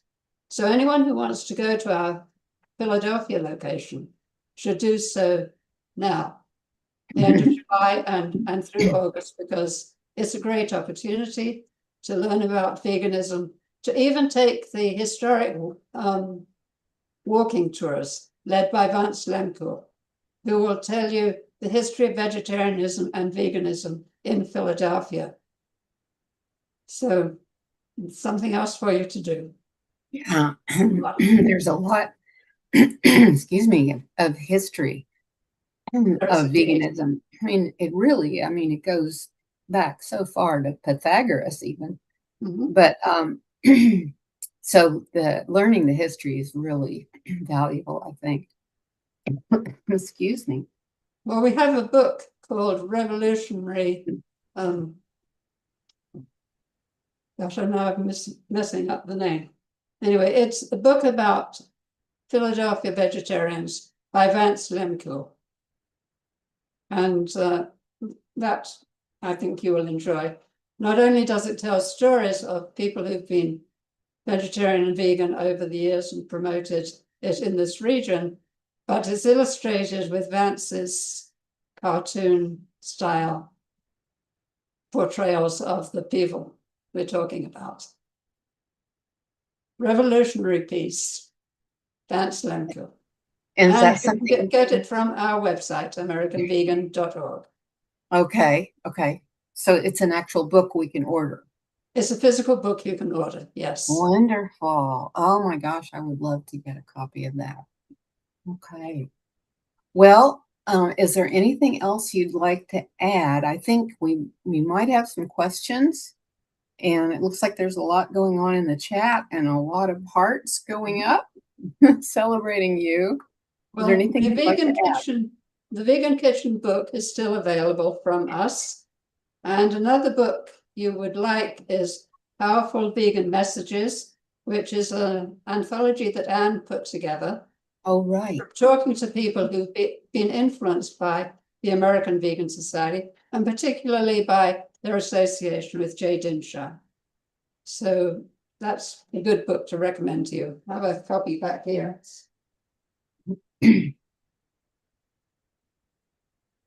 Oh, yes, yes. Wonderful book. Yeah. Okay, thank you, Freya. Thanks. And again, congratulations. My goodness, this is so wonderful. We're still active. We'll still be doing things in Philadelphia. We have a lot of Philadelphia connections. We just couldn't afford to keep up with the rent in that location. That well, but now people can still go and see all this, but it'll be at your location. Yes, what we moved down from Malaga. Philadelphia will be in New Jersey, yes. And you can Great. see it in Philadelphia through the next month, through August. Oh, okay, good. Yeah, anybody who can go between now and then it'd be great. A great experience. Okay. Freya, bring him to me. That sounds very exciting. And I wanted to say that Vance intended to join us today to share a few of his insights about working with you, Freya. But he has another event that it was in conflict with this one, so I really apologize. But to check out that book that you mentioned, I think Revolutionary Peace, was that what it was called, Freya? Yes, that's right. Yeah, because Vance, was a journalist in Philadelphia. He's very well known there, and he is active in the vegan community. He's worked with the American Vegan Society for years and hosts those tours. So I highly recommend the book. And also, if you are in Philly over the next month, please do stop in and visit the American Vegan Center in its original location. And then afterwards, we can all go to Malanga, New Jersey, which visit Freya and also see all the artifacts from the American Vegan Center. What an absolute treat to have this exhibit. It really is like a museum there to showcase all of the great works of the American Vegan Society and also your lifelong activism, Freya. So it's a wonderful tribute to the work of your family, I must say. You can also visit a life-size plush cow. Her name is Belle. She's currently in Philadelphia, but she will move down to the green pastures of New Jersey. Is that from the cow sanctuary? The cow? Well, the lady who runs the cow sanctuary, which is in China, that's Helga Tackreiter. She made the cow, the plush cow. Thought so. She has made a number of plush cows that she sold to support the animals at the sanctuary. Right. In fact, one of the first ones she made was a black and white cow, which went to the offices at Gateway. Okay. If you remember that early computer setup, Gateway. Yes, yes. This is amazing. Helga is another incredible icon of this animal protection movement through the years and putting together the sanctuary and making the giant cows to support her beloved sanctuary residents. We do have a question here from the esteemed Victoria Moran of the Compassion Consortium. Wondering if you might want to unmute and Yes, I will bring Victoria up. Thank you for joining us, Victoria. Hi, everybody. And Freya, congratulations. Thank you for making me vegan. You and Jay did that starting in 1970. My question for you is, when you came here as a very young English woman, what did America seem like to you? And can you compare that to how things are now? Oh, well, yes, I came to America when I was 18. I flew from London Heathrow on a jet airplane and landed at Idlewild. I was picked up by Jay, who was driving a 1956 Chrysler DeSoto. And it was one of those big, long cars with fins, I like to say, on the back. And it rode differently from a little Morris car in England. And it was before they had the Verrazano Narrows Bridge. So we drove from the airport and we had to go through Brooklyn, etc., before getting to New Jersey and down the turnpike. And every time we stopped at a traffic light, the car lurched. So it was a very different sort of sensation for me there. When you come to America, everything is bigger and louder. In some ways, it was not as different as I had expected, because I suppose I'd watched too many Westerns on TV, and the East Coast is not quite like that. But amazing things such as drive-in movies, which we don't have in England. And it was definitely a new experience. Jay is one of 7 brothers and 1 sister. I grew up in an English family of 4, my 2 parents and my sister and myself. But to arrive and have dinner at their dining table was quite boisterous. Anyway, it was different. Wow, amazing to hear about this first impression that you had of the US and what that was like for you. We also have another question. It looks like, I think, from Rebecca from BJ. Thank you so much. It's a pleasure to get to see you and hear from you. I wonder what it was like for you also in terms of, were people just patronizing when they found out that you were vegan? Nowadays, people will shout out meat, meat. I mean, it's a little bit more rude sometimes. I mean, they still come up with the same, probably they say the same excuses, but I wasn't vegan back then, so I don't know how boisterous they were about it, or is it just patronizing, like, you poor thing? Well, I think I found people were concerned, but they were also respectful. And if I was invited to dinner with them, they went out of their way to provide a decent meal. And I was very thankful for that. That's wonderful. That's beautiful. Thank you. Yeah, it's so nice to hear that there was some kindness and some curiosity from people that you met, because really, Yes. you both are dignitaries. Both in England and in the United States. Mm-hmm. So were they concerned about your health, that you weren't going to survive on the diet? Oh, yes. Well, years go by. My daughter never missed a day of school due to illness, and she had absolutely perfect teeth. And my son's record was just about the same. Right. You had living proof, actual living proof. Yes. Well, that's another amazing thing that you have done to live as Homo Ahimsa, because you raised your children vegan. Yes. And there's not that many people that have done that yet. Right. So yes, so congratulations on that, because I know that had to have taken a lot of courage in the medical atmosphere and everything that we had then and now even. Yes. Well, we were lucky enough to find a doctor. Well, she was an MD, but she had, for her own reasons, she'd gone more to natural healing methods. And she gave us good advice when the children were very little. And one of the things that we did then was we made sesame milk for the children. Sesame being an excellent source of calcium. And she kept track of them, did blood tests and so on.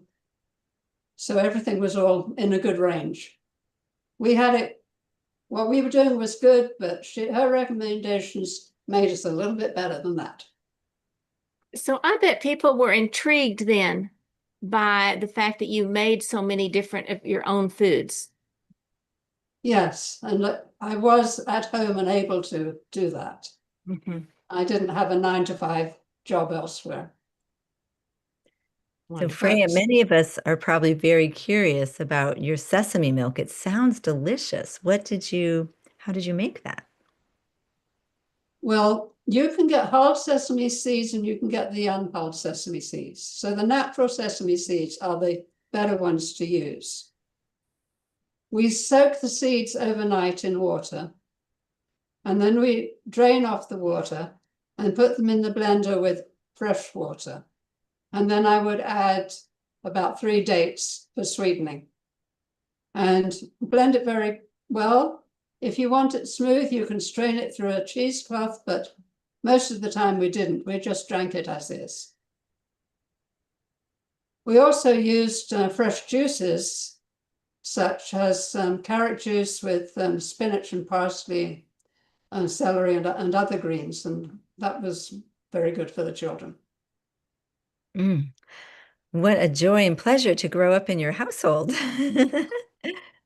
I'm going to try that recipe for the sesame milk. That sounds like it has a lot of great nutrients in it, including calcium. So Yes. wonderful. And thank you to Rebecca for asking those questions, and to Victoria for also asking these compelling questions about what it was like during these early days, because a lot of us were not there at that time, and you certainly were. You have been in this movement, sharing about veganism for 60 years, more than that. And this is something that we honor and respect and are so grateful to you, Freya. Well, thank you so much for inviting me to be with you today. And I'm very grateful for this honor that you bestowed on me. And I love you all, and we're a big organization working together. Yes, we are. And this award was mostly unanimously voted on by our Interfaith Vegan Coalition, which is a member organization of 65 members around the world who submitted their vote.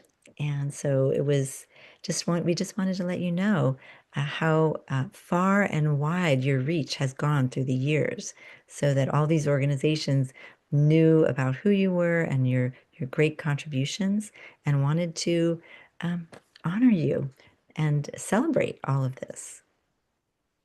Well, thank you. Thank you, everyone. I would just remind everyone that all of the contact information is there in the chat. So if you haven't noticed that, if you have a desire to reach out, the contact information is there in the chat. Thank you so much. And I also added a document with all of the links. So if that's easier for anyone, you can click that Google Doc and see the links that were in the chat. And we do hope that you stay connected to the American Vegan Society. This has been the life's work of Freya and her husband, Jay, and also her daughter, Ann Dinshaw, who's actively running the organization now. And so please do stay up with what they're doing. They are continuing. They are still a force of nature. And Freya is working on that magazine, editing it. And it's been such a great vegan lifeline for me and many others over these years, just to see these articles, to read more about what's going on with the vegan community. I think this has been one of the long-standing ways that we've been able to connect, whether it was, if it's not virtual, we have this magazine that I think I purchased a lifelong membership because I was so excited by it. And it really does share not only nutrition, but it also shares some ways that we are connected as a community. So thank you, Freya, so much for all of your great works and for keeping us together, united as a community, and sharing the value of vegan lifestyle. And for that reason, we have honored you with this Homo Ahimsa Award, and your actual award will be coming soon in the mail. It will be at your doorstep, and we are so glad that you are the recipient for this year. So congratulations to you and to your family. And Judy and I and the entire Interfaith Vegan Coalition are over the moon being able to award this to you. I also thank you Dr. on behalf of Climate Healers for your collaboration over all of these years with Climate Healers, the Interfaith Vegan Coalition, and also Freya, you also. So thank you so much for being with us today. Thank you. And I hope you will visit us in New Jersey when you can. We will have the house available for people who want to stay over at certain times.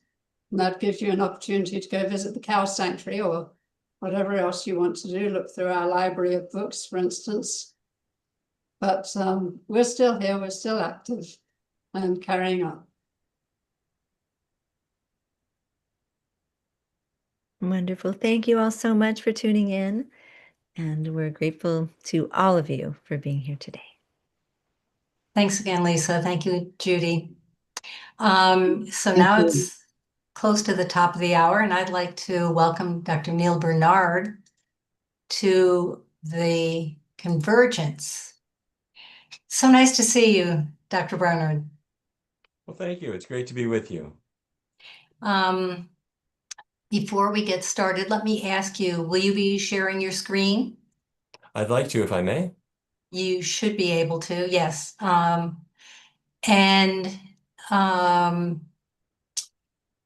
Will you be able to take questions near the end? Will you be saving a little bit of time for questions? Sure, I'd be happy to.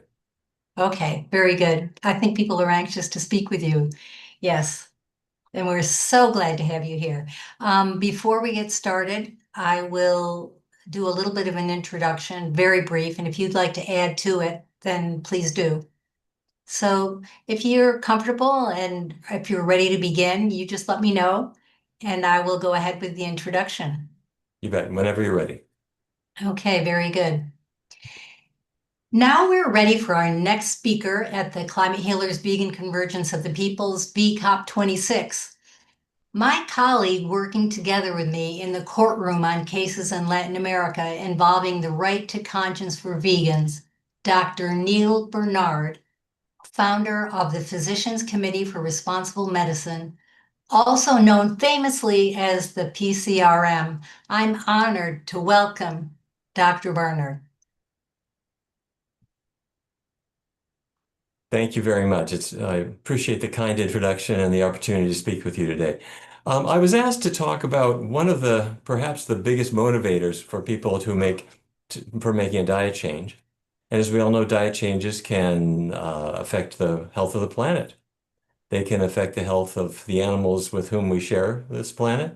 They can affect our personal health. And I have to say, having worked with quite a few people over time, I found that there's self-interest, for whatever reason, is a pretty big driver. And so when people get health benefits, they're inclined to change their diets. So I'd like to talk about our work in that area. So allow me to share my screen, and I'd be happy to take questions at the end, of course.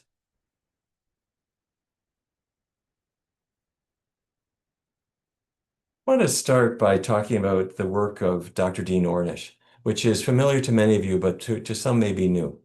Dr. Dean Ornish wanted to see if we could not just prevent heart disease, but perhaps even reverse existing heart disease. And the tools he wanted to use were not surgical tools, it wasn't pharmaceutical tools, it was diet changes, along with exercise and an overall healthy lifestyle. He wanted to see if that ugly-looking artery at the bottom that's filled with atherosclerotic plaque could look more like that healthy, open artery at the top. And so he brought in people who had heart disease, and he asked them to do a vegetarian diet. Now, why vegetarian? Well, of course, animal products are where the cholesterol is. Animal products are where most of the saturated fat is, and that saturated fat, that bad fat, is what causes cholesterol levels to rise. He also asked people to take a half-hour walk every day to manage stress and to avoid tobacco, and that was the whole program. He didn't use medications, not even cholesterol-lowering drugs. But after a year, the average person had lost 22 pounds. Their cholesterol and bad cholesterol, or LDL cholesterol, you may be familiar with that term, they had both dropped significantly, which is great. But what made this research trial so famous was everyone had an angiogram, a special X-ray of the heart, at the beginning of the study and 1 year later. And after a year, the arteries were starting to open up so much that you could see a measurable difference in 82% of the participants. No surgery, no drugs. And this is what it looks like. This is the left anterior descending artery of a patient with pretty severe heart disease. It's supposed to be a nice open curve. As you can see, it's all crinkly looking. This individual could not tolerate statins. It could not be stented. And his only treatment was a low-fat vegan diet. And after 32 months, this is the way that artery looked. In other words, if you could see, compare the left and the right, that artery on the right has somehow healed. In other words, disease is not a one-way street. And if we have in our hands the power to turn things around, that is extremely motivating to people. So our research team started to do a series of studies. One was simply to see, how about people who didn't have heart disease? If they just wanted to lose some weight, would this kind of diet help them? So we brought in 64 women. They all wanted to lose weight, and they had all done every kind of weight loss diet you can imagine. And half of them went on a low-fat vegan diet. And when I say vegan, I just mean no animal products. By low-fat, I mean that we taught them how to cook without adding oils, without the greasier kinds of foods. And we compared it to a conventional diet that was designed by the National Cholesterol Education Program to lower cholesterol. That was the control group. And we asked them not to exercise, or I should say not to change their exercise patterns, because we wanted to zero in on what diet alone would do. And it was a 14-week trial. So the foods that we encouraged them to think about were fruits and grains and vegetables and legumes. We asked them to take a vitamin B12 supplement, but that was pretty much it. And when the participants saw the kinds of foods that we were encouraging them to eat, they were horrified, because they thought, oh my goodness, you're letting me eat pancakes and oatmeal and cantaloupe and toast and pasta. I'm going to gain a lot of weight. They were kind of nervous about it. And at some point in the study, somebody realized there was a lot of other foods that were vegan that we hadn't contemplated, like Twizzlers and so forth. I'm not suggesting this is health food, but it does happen to be vegan. And according to our research rules, I guess it wasn't forbidden. So anyway, the whole diet was just no animal products, keep oils low. After 14 weeks, the average person on the plant-based diet, the vegan diet, had lost about 13 pounds. The average person in the control group lost about 8 pounds. So the vegan diet led to better weight loss. But more importantly, we followed everyone for 2 years. And in the control group, their weight eventually bounced back up. But in the vegan group, it never did. They kept losing weight, and they were skinnier after a year than at the beginning, and skinnier after 2 years than after 1 year. So it seems that if you make a qualitative shift in what you're eating, there's no reason for the weight to come back. Okay, so heart disease seems to be reversible. Weight problems seem to be reversible. NIH gave us a grant back in 2003 to see about type 2 diabetes. We tested a control group using a portion-controlled diet versus a low-fat vegan diet. Let me describe these terms. The portion-controlled diet said cut calories to try to lose weight, keep carbohydrate intake fairly steady, and to limit bad fats like saturated fat or trans fats. Now, we had the intervention group was a low-fat vegan diet. No animal products, minimize oils. We had a third rule, and that was to use foods that don't spike your blood sugar. We're going to call them low glycemic index foods, like beans. They're gentle on your blood sugar compared to something like white bread or sugar itself, which might cause your blood sugar to spike. So those were the only rules. No limits on portions, no limits on carbohydrate, no limits on calories. What happened? We use a test called hemoglobin A1C. And that's a measure of a person's blood sugar control. We want it below 7 if a person has diabetes. The control group did well. They had a drop in A1C of about 0.4, pretty close to 0.4, which is good. However, the vegan group had a drop that was 3 times stronger, 1.2 absolute percentage points, which is huge. And then something else happened. In the course of this remarkable research study, one of the people who joined us was about 35 years old. He came in, he said, I really need help. I've had type 2 diabetes for 4 years. He said, my grandparents have diabetes, and I do not want to go blind. I don't want to have kidney problems. I don't want to end up on dialysis. I don't want to have an amputation. He began the vegan diet. He did great with it, and over the course of a year, he lost about 60 pounds. He stopped his diabetes medicines, or I should say his outside physician stopped his medicines. And his hemoglobin A1C had been 9.5 to start. That's not good, that's high. It dropped to 5.3, which is not in the diabetes range. It's not even in the pre-diabetes range. This is a normal A1C. So this raised the question, is diabetes reversible? Could I tell him he was cured? Now, this was 20 years ago, and at that time, this was extremely controversial. Diabetes was a one-way street. Once you had diabetes, you always had diabetes. And people said that not meaning to be cruel. They said that because they wanted people with diabetes to take the disease seriously. You have to test yourself. You have to take your medicines on schedule and so forth, because otherwise this disease can be very rough. But here was a person who was on no medicines, who clearly had diabetes, but there wasn't any sign of it anymore. And since that time, we have seen this many, many, many, many times with diabetes going away, which I have to say is a wonderful thing to see. And other investigators in other trials have looked at this. This is a forest plot where every line here is a different trial. And if the little black square is to the left of the middle line, of the center line, that means that you're seeing A1C improve. And as you can see in every study, it improves. So it's a predictable event. Now, you might say, well, so why would a low-fat vegan diet help diabetes? You know, you're not talking about sugar and the usual kind of things. Let me take just 60 seconds to talk about insulin, how it works, and where diabetes comes from, because this is really important to where we're going to go from here. Okay, this is a cell in your body. This big purple oval could be a muscle cell. I take a needle, put it in your arm, and I pull out one cell, and there it is. Or maybe it's a liver cell. But this cell has a fuel, glucose. Glucose goes into that cell, and it powers it. Glucose is its favorite fuel. Glucose, it's like gasoline for a car. That glucose powers your cell. Okay, the problem is glucose can't get inside. It stays outside. The membrane repels it because the muscle cell is very choosy about when the glucose comes in. So there are little channels that are going to let it come in, and insulin is a hormone made in your pancreas that goes to the surface of the cell like a key, and it opens these channels so that glucose can come inside.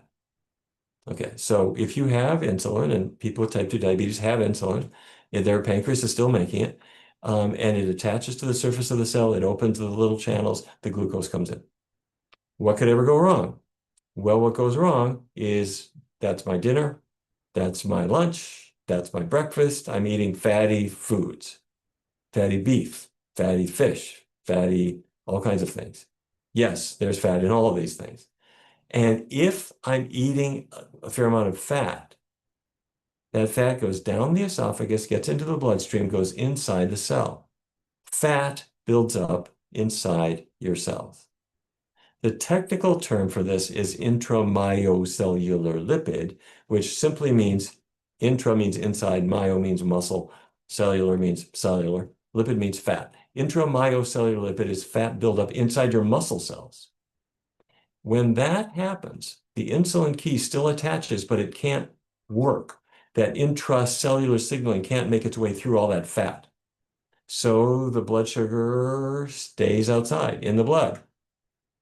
What can I do? Well, what if I go on a vegan diet? How much animal fat is there in my vegan diet? There isn't any, right? So if I'm vegan, there's no animal fat. If I keep oils low, if it's a low-fat vegan diet, there's not much of any kind of fat. The fat starts to dissipate, and as that fat dissipates, the insulin can work again.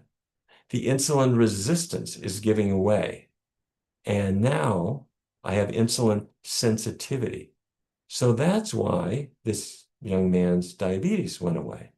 He was on a diet that was vegan and low in fat, so the fat came out of his cell. The insulin his body was making started to work again. It was as if the time was going backwards. And anybody with diabetes can put this diet to work and see how far they can go. All right, so where is all that fat coming from? Where's the fat coming from that's getting into the cells? Well, over time, meat intake has gone up. This is starting in 1961, going to 2022. And that curve is not steady or not straight or flat. It's going up. And the big increase is poultry. Yes, there's increases in pork and so forth and in meat overall, but poultry is the big increase. Here in the United States, Americans eat 1 million chickens per hour. All of these things contribute to diabetes. This is a meta-analysis of a very large number of cohorts, and the risk of developing diabetes is increased with unprocessed red meat, processed red meat, and also poultry. Fat from a chicken, fat from any animal, or even vegetable fat, if it gets inside your cells, you're going to have trouble. You're headed toward diabetes, okay? Let's talk about fish. Wild-caught or farmed fish consumption is escalating hugely, and fish eaters have more diabetes than vegans, substantially more. And you would say, oh, of course, people choose fatty fish because they think it's healthy, but that fat can pack in the cells just like anything else. So fish is not a health food. Look at the first 3 bars, just over on the left. In North America, this is cheese consumption. Oops, sorry. Cheese consumption going up year by year by year. Your average American now eats 42 pounds of cheese per year. That's about 70,000 calories worth of cheese. It's 70% fat. It's a big part of the problem too. Nowadays, you will sometimes hear people say things like, well, you don't really have to be vegan. Why don't you go on a Mediterranean diet? It's easier, it's really effective, you'll enjoy it. Well, people like the idea of driving down the coast of Tuscany and imagining they're eating the Mediterranean diet. But our group of killjoys here at the Physicians Committee decided to test a Mediterranean diet and compare it to a low-fat vegan diet. We brought in 62 people. They were all overweight. They wanted to change their diet to lose weight. So we asked half of them to do a Mediterranean diet and the other half to do a vegan diet. Now, the vegan diet is what I described before. No animal products, keep oils low, that's it. A Mediterranean diet is really, although there are many countries around the Mediterranean Sea, this was really a term that Ancel Keys coined, and he was basing it on the diet of southern Italy, really. It emphasizes vegetables, fruits, beans, whole grains. There is some meat in a traditional vegetarian diet, some fish, some poultry, a little bit of dairy, and a fair amount of oil, particularly olive oil. And it's been a very popular thing and does have some health benefits. After 16 weeks, we asked everybody to change to the opposite diet.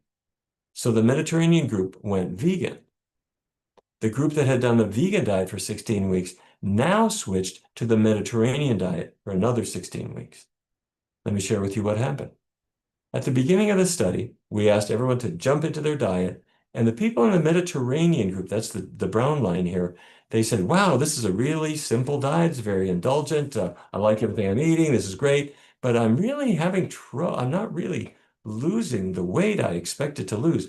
And the vegan diet, the people on the vegan diet said, well, it took me a little while to get used to it, but I've discovered that a vegan diet does not mean that I have to acquire a taste for folk music. I don't have to wear tie-dyed clothes. A vegan diet is really quite satisfactory. And I'm losing weight like crazy. This is great. After 16 weeks, we asked everyone to stop and take 4 weeks off.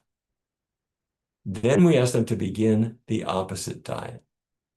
And the group that had done the Mediterranean diet and now started the vegan diet was thrilled to make the switch because the vegan diet took the weight off. The group that had been vegan and now started the Mediterranean diet was the angriest group of research participants we have ever had because they were putting back on the weight they had lost, and we were telling them to reintroduce foods that they had kind of forgotten about. For all that 16 weeks on the vegan diet in the first half of the study, they realized they just didn't care about chicken anymore. They were glad to be rid of dairy products. And now we were telling them that for science reasons, they had to bring those foods back. They weren't too crazy about that idea. They couldn't wait for the study to be over so they could go back to a vegan diet. Okay, if you look at changes in total cholesterol, the Mediterranean diet is really not very effective. The vegan diet is much more effective. And of course, that's obvious because you're not eating any cholesterol on a vegan diet. LDL or bad cholesterol, vegan diet really lowers it. The Mediterranean diet really does not. There was one benefit, though, of the Mediterranean diet, and that had to do with blood pressure. Both diets were effective in lowering blood pressure, but the systolic and diastolic blood pressure changed more in the Mediterranean group. We don't know why, but I suspect it's an effect of the polyphenols that are in the olive oil. Now, you can get those same polyphenols by eating an olive. You don't have to have all the grease in the olive oil. And frankly, they're in many other plants too. Now, you might say, and some of our participants did say, gee, if I start a vegan diet, is that going to be expensive? We tracked that. And what we found when we tracked people going into a vegetarian diet, or really a vegan diet, is that their food expenses drop. How can that be? Well, they are spending more on vegetables, more on fruit, more on beans, more on grains, but nothing on meat or dairy products, and they're not buying oils and things like that. And when they go out to eat, the foods that they choose are the cheapest thing on the menu. And so we discovered that it's about $500 per person per year. So if you have a family of 4 and everybody goes vegan, you're saving about $2,000 per year. All right, let me shift gears. We've talked about the science of it. Our team and many others have shown that a low-fat, plant-based diet, a vegan diet, a diet with no animal products in it, is the optimal approach.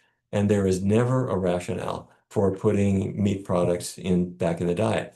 Now, there are additional changes the person would want to make, like minimizing oils. Some people need to avoid gluten if they're allergic to it and that kind of thing. But when people go to a plant-based diet, it's a very, very, very important and powerful change. But let's talk about politics. Back in 1991, the US government released something called the Food Guide. It was the first pyramid, the Healthy Eating Pyramid or something like that. It was quickly withdrawn because of controversy and re-released as the Food Guide Pyramid in 1992. This was a step up from the previous old 4 food groups where you were supposed to eat meat and dairy and vegetables and fruits and grains. But the pyramid was not ideal because it had, although it did emphasize vegetables and fruits, which is good, it still had a dairy group and it still had a meat group. And as time went on, the pyramid was controversial and it changed to various other shapes. And at some point they decided, well, maybe we should add exercise to the pyramid and so forth. In 2009, our team said, wait, people don't eat off a pyramid. They eat off a plate. Let's give people a plate, and why not have it be a healthy plate with fruits and grains and vegetables and legumes? So in 2009, we proposed this to the US government, and I'm sorry to say we didn't hear back from them. Radio silence. So in 2011, we sued the USDA simply to compel response. And I'm happy to tell you they did respond. In 2011, the USDA released something they called My Plate. And My Plate said, you should eat grains and fruits and vegetables. And as a matter of fact, that was exactly what we said. And My Plate looked rather similar to what we had proposed 2 years earlier, but there were 2 differences. One is we said legumes, they said protein. The good news is protein could be meat, but it could also be beans, or it could be tofu, or it could be nuts, or it did not have to be meat. And there was a dairy group, which I think is more for political purposes, but it could be soy milk. Not perfect, but a step in the right direction. Now, you may have seen earlier this calendar year, the US government released a new diagram. This is the new dietary guidelines for Americans said to eat this. Now, when people saw this smattering of foods across the diagram, wondering what the heck were they supposed to actually eat, some of us wondered if they took their inspiration from somebody dropping their dinner plate, or maybe the grocery store shelves after a hurricane. In any case, this rather confusing diagram that they released, unfortunately, emphasized meat and whole fat dairy products, as well as some healthy things like fruits and vegetables were in there as well. But we were concerned about the meat and so forth. So we are working with the federal government and sometimes arm wrestling with them to change that pyramid. Stay tuned. We want it to be in sync with evidence, which suggests that the healthiest diet is a plant-based diet. When we're talking about policy changes, it's also important to work with our medical colleagues. This is a group of physicians that worked with us to help the AMA, the American Medical Association, to modify its approach to nutrition. And I'm part of the House of Delegates of the American Medical Association, representing the Medical Society of the District of Columbia. And back in 2017, the AMA came up with a good change. They said, in food assistance programs, we need to have vegetarian foods. We need to have non-dairy beverages as part of the choices, soy milk and almond milk and so forth. And then they took a stance about processed meat, that's bacon and sausage, which causes colorectal cancer and contributes to breast cancer. They said, we've got to reduce that, maybe even eliminate it. And then they said, how about hospitals? Hospitals should serve healthy foods. Yes, yes, can you imagine healthy food in a hospital? And they said, including plant-based meals. That's right. The AMA policy says you should make sure that every hospital has available plant-based meals for when the doctor wants to order it and when the patient wants to have it. And then the AMA came up with a policy saying, if people think they need meat or they think they need dairy, they don't. These are optional, and the dietary guidelines for Americans should make that clear. This is from 8 years ago. The AMA adopted that policy. Now, my point is, we are gradually making progress. The research base has been made clear. Policies are improving, although it's sometimes 3 steps forward and 1 step back. Our friends at the American Medical Association have been very, very clear that plant-based meals are good. In recent years, there has been a focus away from the harms of meat and dairy and focusing on ultra-processed food. Let's discuss that. Ultra-processed is the term ultra-processed food was popularized by Carlos Monteiro, a Brazilian researcher.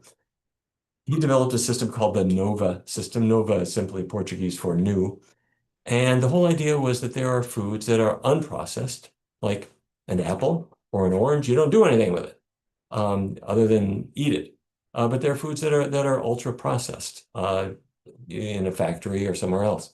And his assertion was that those are going to be really unhealthy and they should be avoided. And since that time, there's been a lot of study of what he called ultra-processed foods to see what we thought of it.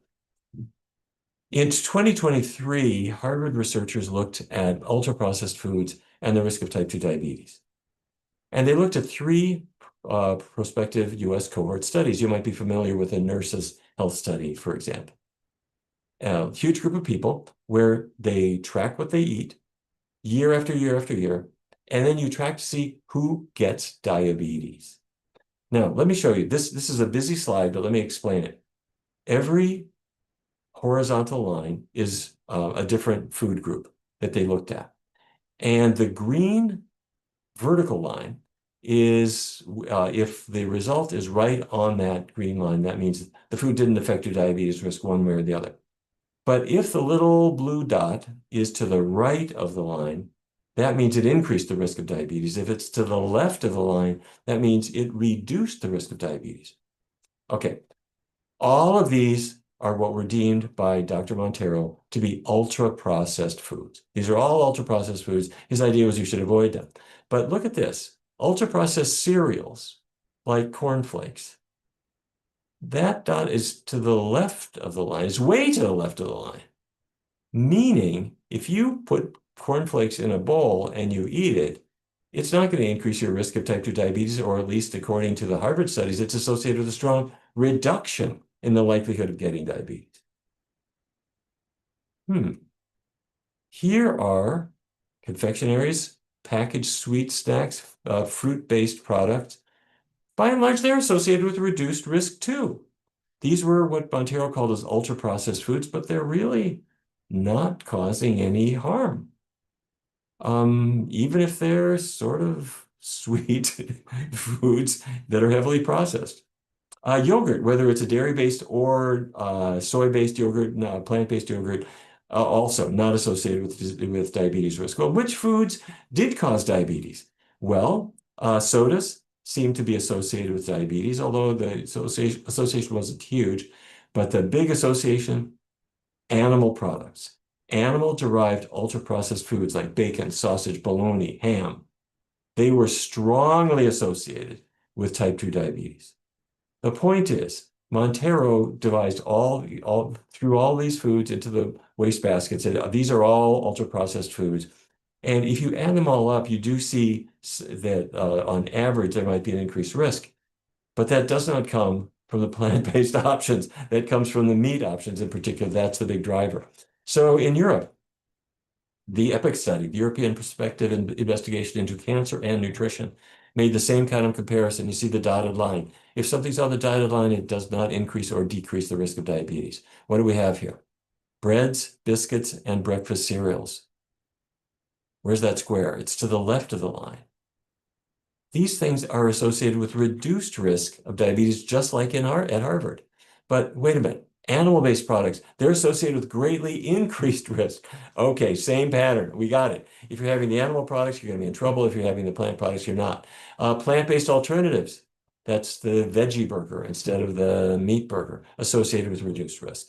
Okay, savory snacks, also a bad actor. Okay, so the point is that the meat products are the problem. And those people who go around saying, well, I don't eat anything processed, or I tell people not to eat processed foods, they're making a mistake.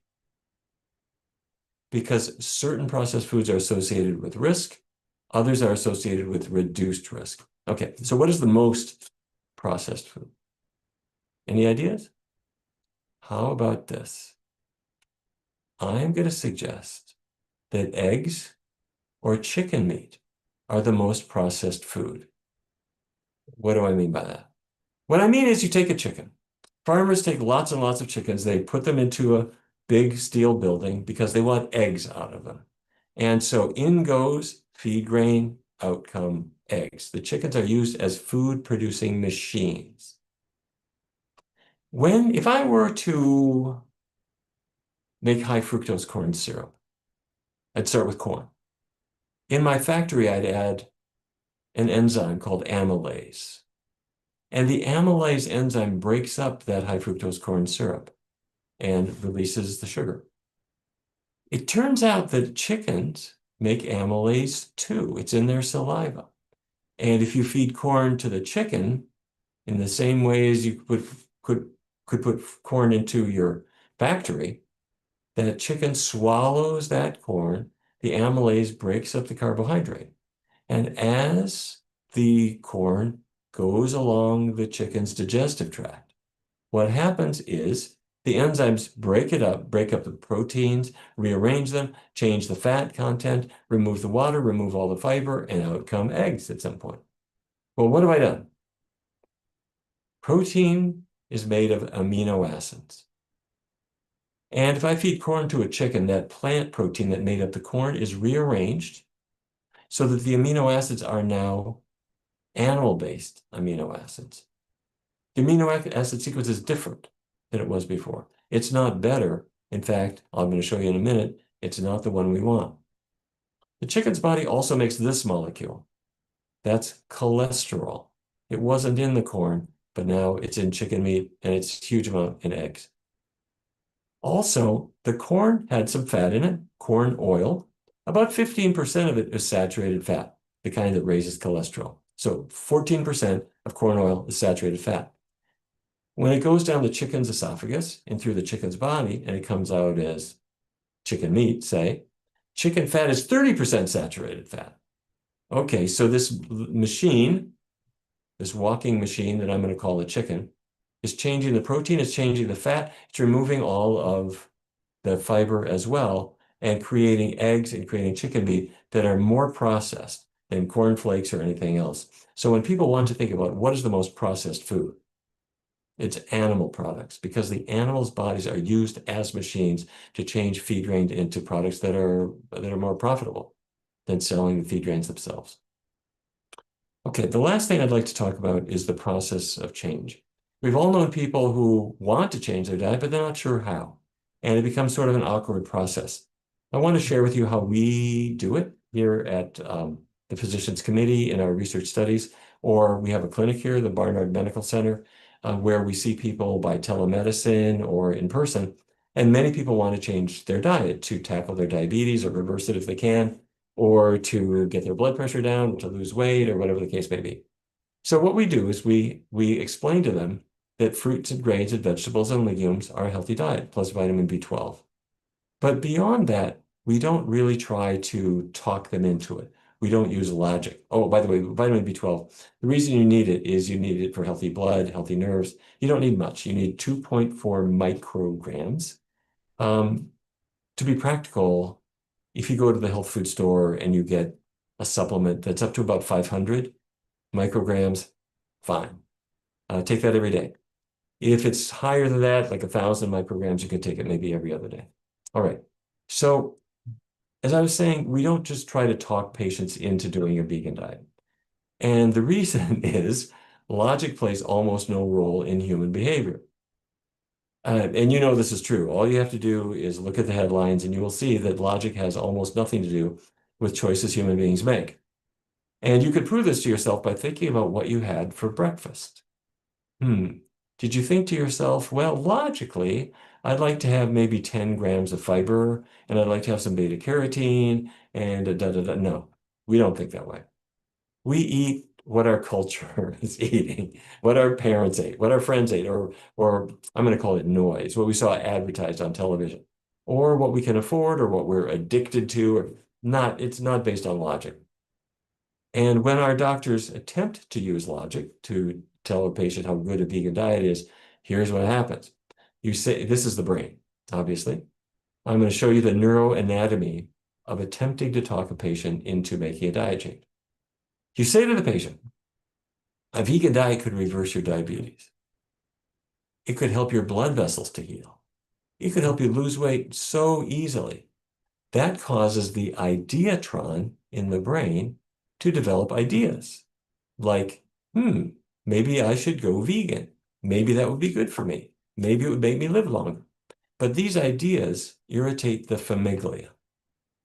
And the famiglia then triggers the don't-do-it-ary gland to release endorphins. And the endorphins snuff out the idea. And at that point, the patient says, I don't know about a vegan diet. Where do you get your protein? My point is, logic doesn't get you very far. What we do instead is we push the patients in the deep end. Here's what I mean. People come in, they want to lose weight. They don't want to have diabetes anymore. What we say is, let's do this. Let's take 1 week. Let's check out the possibilities. What would I eat if I was following a plant-based diet? And at the end of that week, we are going to start. Okay, so the patient sits down with our dietitian and their reluctant spouse. And so the patient and the spouse are asked to think about what they're going to have for breakfast, and then lunch and dinner and snacks. So the patient might say, look, I am no gourmet chef. I don't have a lot of time in the morning. I just take some cereal, I pour it into a bowl, and that's all I eat. At which point the dietitian says, okay, fine. What if you use almond milk or soy milk or hemp milk or something that's vegan? Would you like that? And the patient says, I never tried. Well, you got 7 days. Let's go to the store. Let's try a couple of products. I will get vanilla flavored soy milk. I'll see if I like it. Okay, whatever. Or the patient says, how about oatmeal? I grew up with oatmeal. Is that okay? Absolutely. Top it with some fresh fruit or whatever. Okay, fine. I'll write those two down. And then the patient says, well, what about sausage? I used to have sausage all the time. Well, go to the Safeway, They sell Morningstar Farms vegan sausage. And they sell Light Life Smart Bacon. It's a liberal interpretation of the original, but it's all vegan. If you like it, write it down. If you don't write it down. And you look at all the other choices, products that you could have to make your plant-based breakfasts, okay? And there are many different choices. Okay, I never scrambled tofu before. I wonder if I'd like it. You got 7 days. All right, then on to lunches and dinners. Okay, I'll have a wrap, or I'll have the veggie burger, or I'll have whatever it is. And when I go to my favorite Italian restaurant, I got to have something vegan there too. Well, they'll leave the cheese off my pizza and put on extra sauce and all their veggies. Or they'll give me minestrone, vegan. Or they'll make my angel hair pasta topped with a marinara sauce. Or I want a little spicier. That's the arrabbiata sauce. That's Italian for angry, the spicier tomato sauce. They've got lots of choices. All right, let's go next door to the Latin American restaurant. Oh, easy. They've got bean burritos. They got veggie fajitas, bean tacos, lots of stuff. Chinese, even more. They've got 30 or 40 things on the menu that are rice dishes, vegetable dishes, tofu dishes. They never had meat in them at all. Extra points for Japanese, though, I have to say, because not only do they have many plant-based items, they tend not to use much oil anyway. With edamame miso soup, or a cucumber roll, or an asparagus roll, or a sweet potato roll, or the seaweed salads, these are all plant-based. There's no animal products. There's no fish in these things that you're going to choose. They serve fish and so forth at the restaurants, but you're going to find a bounty of healthful choices that are going to work with you. Okay, if the patient says, well, look, I do fast food about 4 or 5 times a week. I go to Subway. Oh yeah, they'll make me a veggie sub. I go to Taco Bell. They'll make a bean burrito, hold the cheese. Okay, all right, add the jalapenos, count me in. Okay, a week goes by, the patient comes back. They've got a huge list of foods that are vegan. They like it. All right, the patient says, what next? The dietitian says, eat those foods. Eat those foods. That's it. Eat those foods for the next 3 weeks. Let's go vegan. No animal products at all. Eat the ones that you know that you already like. Okay, the patient says, I'll try it for 3 weeks, that's fine. And so they do a 3-week test drive, and we keep in touch with them every week by Zoom or by phone or something like that, or in a group class, because everyone has some problem. They're invited to a party, or they go to a restaurant where there was nothing to eat. And there are little kind of workarounds, ways to plan to make it really, really simple.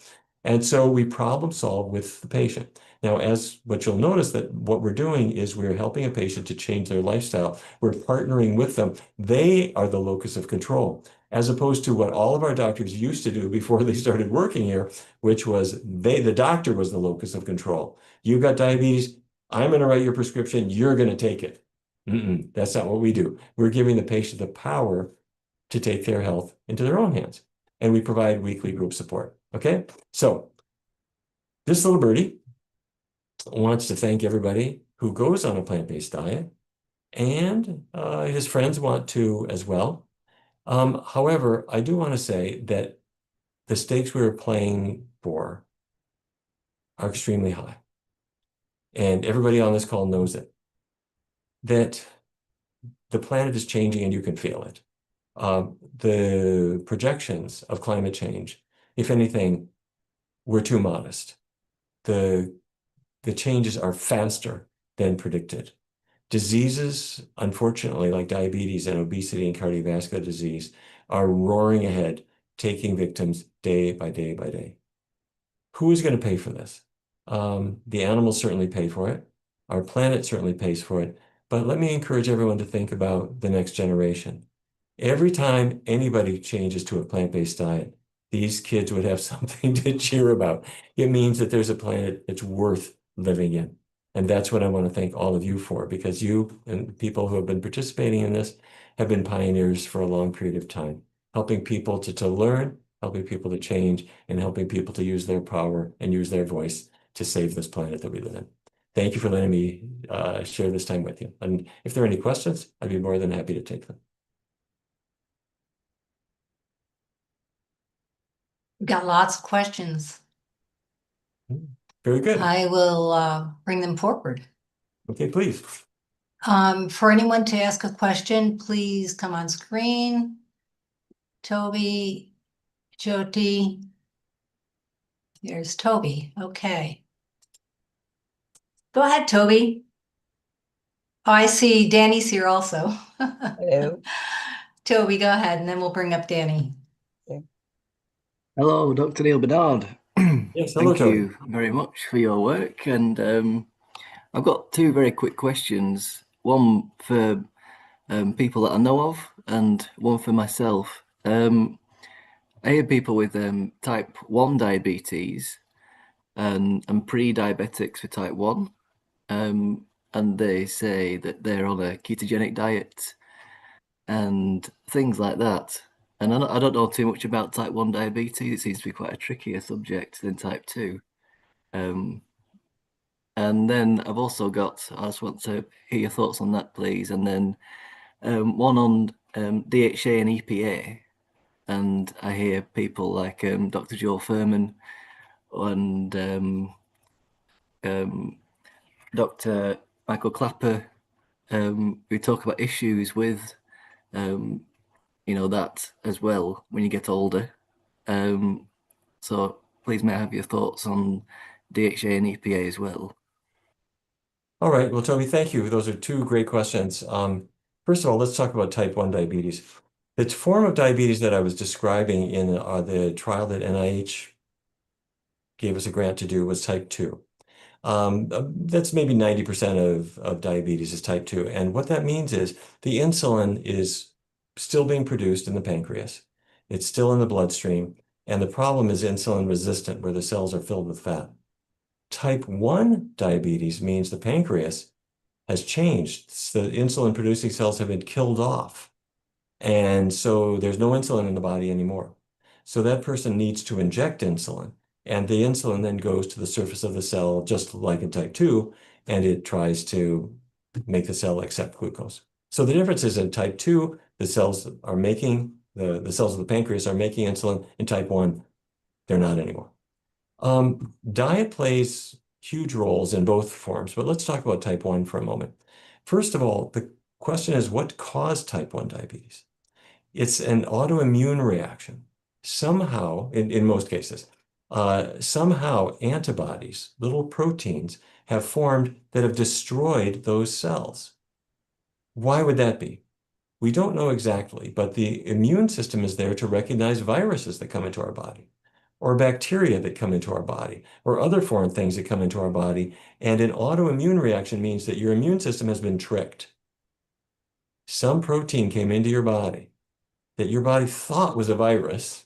And so it made all of these antibodies, these protein torpedoes, to try to kill that virus. But instead, those protein molecules hurt you.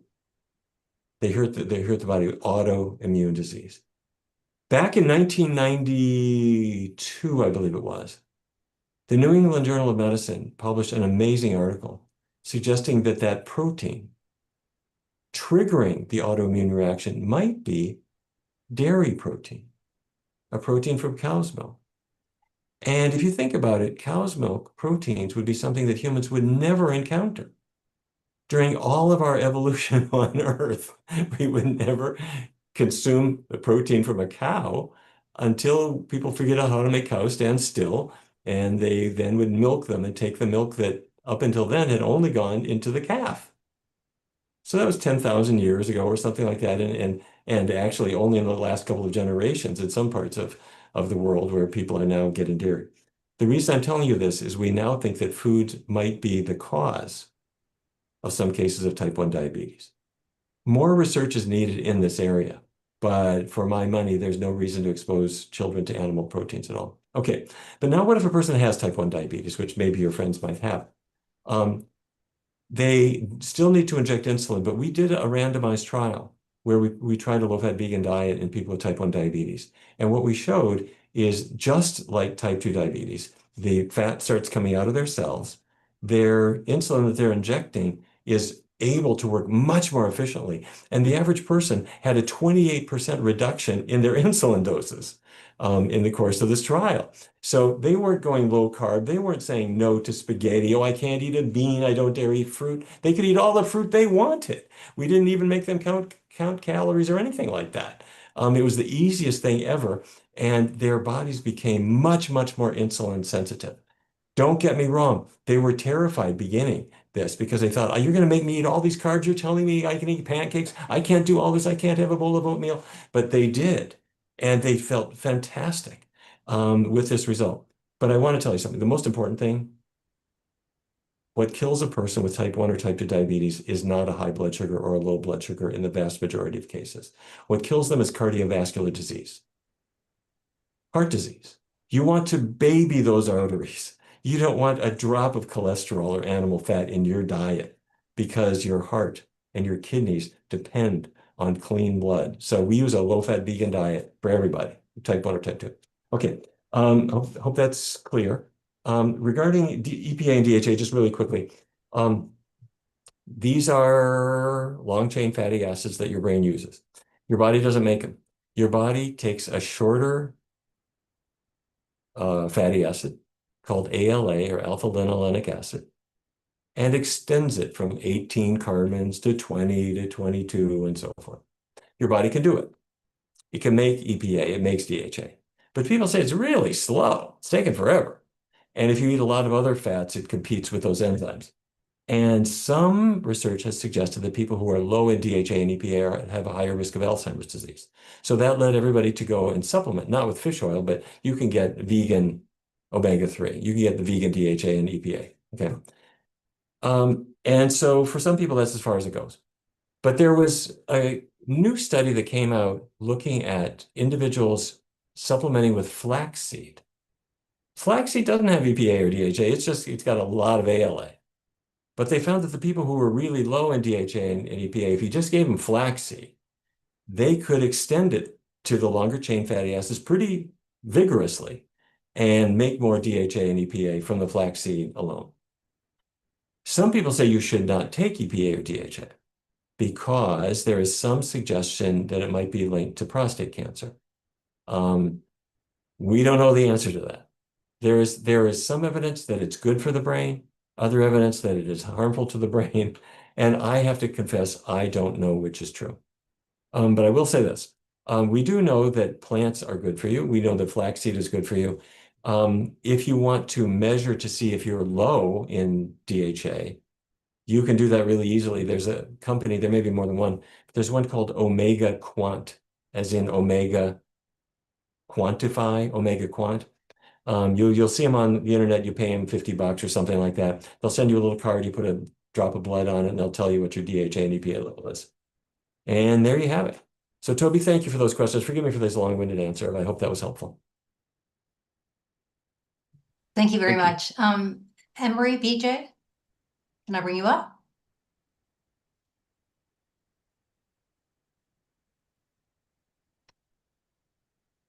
You should be able to unmute. There you are. There, I got it. Hello there. There, I caught up. My face caught up with my words. I was just going to say, I was so thrilled with the processed cereal being okay, because that's just like one of my things that I have eaten like twice a day for my entire life, and this is like it's like it made me so happy. I only eat the vegan version, so it's totally vegan, but I do have a question, and I wondered if either this talk that you just gave or something very, very similar is available, because I felt like my husband and my daughter would really benefit from hearing it. That my daughter has so many of these little questions. And that you answered in this, and the things that she's mixed up on. So is there something that's out there that's very similar to this talk that you're speaking? I want you to be the one speaking. Well, thank you very much for asking, and thank you for thinking of your family members. You're so right, that your family members have questions. Let me mention maybe a few resources that you might want to think about. Okay. The first is I also write books that have a lot of what we've covered in them, and my most recent one is called The Power Foods Diet. And it's one your family members would actually like because it tells them about foods that are really good for them, and it has lots of really pretty pictures and good That's recipes. great. Good recipes that are simple and actually work out in the kitchen. So the Power Foods Diet, although it focuses on weight loss, it also it's just generally good and healthy in general. The book before that is called Your Body in Balance, and it's about hormonal conditions. So menstrual cramps or menopausal symptoms or diet-related cancers like prostate cancer or breast cancer and those kinds of things. It's all about how foods can affect hormones. For diabetes, I did write a book called Dr. Neal Barnard's Program for Reversing Diabetes that's been very popular. But if you wish, you might want to look on, if you go on YouTube and you put in my name, Neal Barnard, and TEDx, TEDx, you might know the TED Talks. They're 18-minute talks that you can tolerate. And I have one on diabetes and one on brain health that are short and have had millions of views. We also have a program called The Exam Room. It's a podcast that Chuck Carroll hosts, and I'm a frequent guest on, and people seem to benefit from that as well.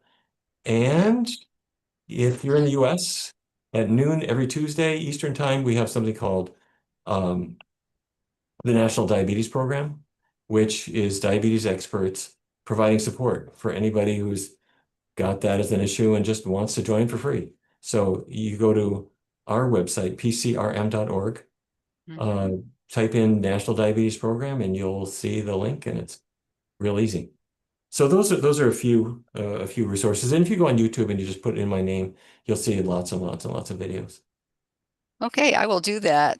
Thank you very much. Let me also mention, if anybody would like to come to Washington, D.C. when it's most sweltering, August 13th, 14th, and 15th here in Washington, we'll have the International Conference on Nutrition and Medicine.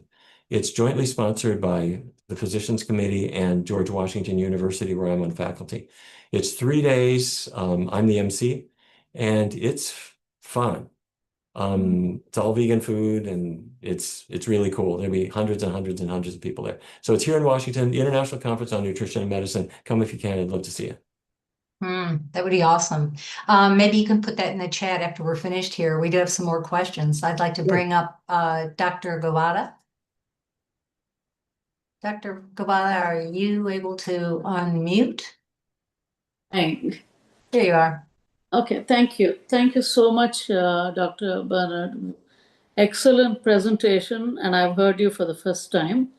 I'm sorry, didn't hear you earlier, but I had two questions. One is, what got you into this direction of practice? In other words, using, vegan food and everything initially. I mean, because there's so many doctors around the world, but not too many are in this path. The second question is, you have a lot of patients that you have suggested, vegan diet for a week and 3 weeks. And I wanted to see how many of those people actually continued on a vegan diet later. Do you have any statistics on that?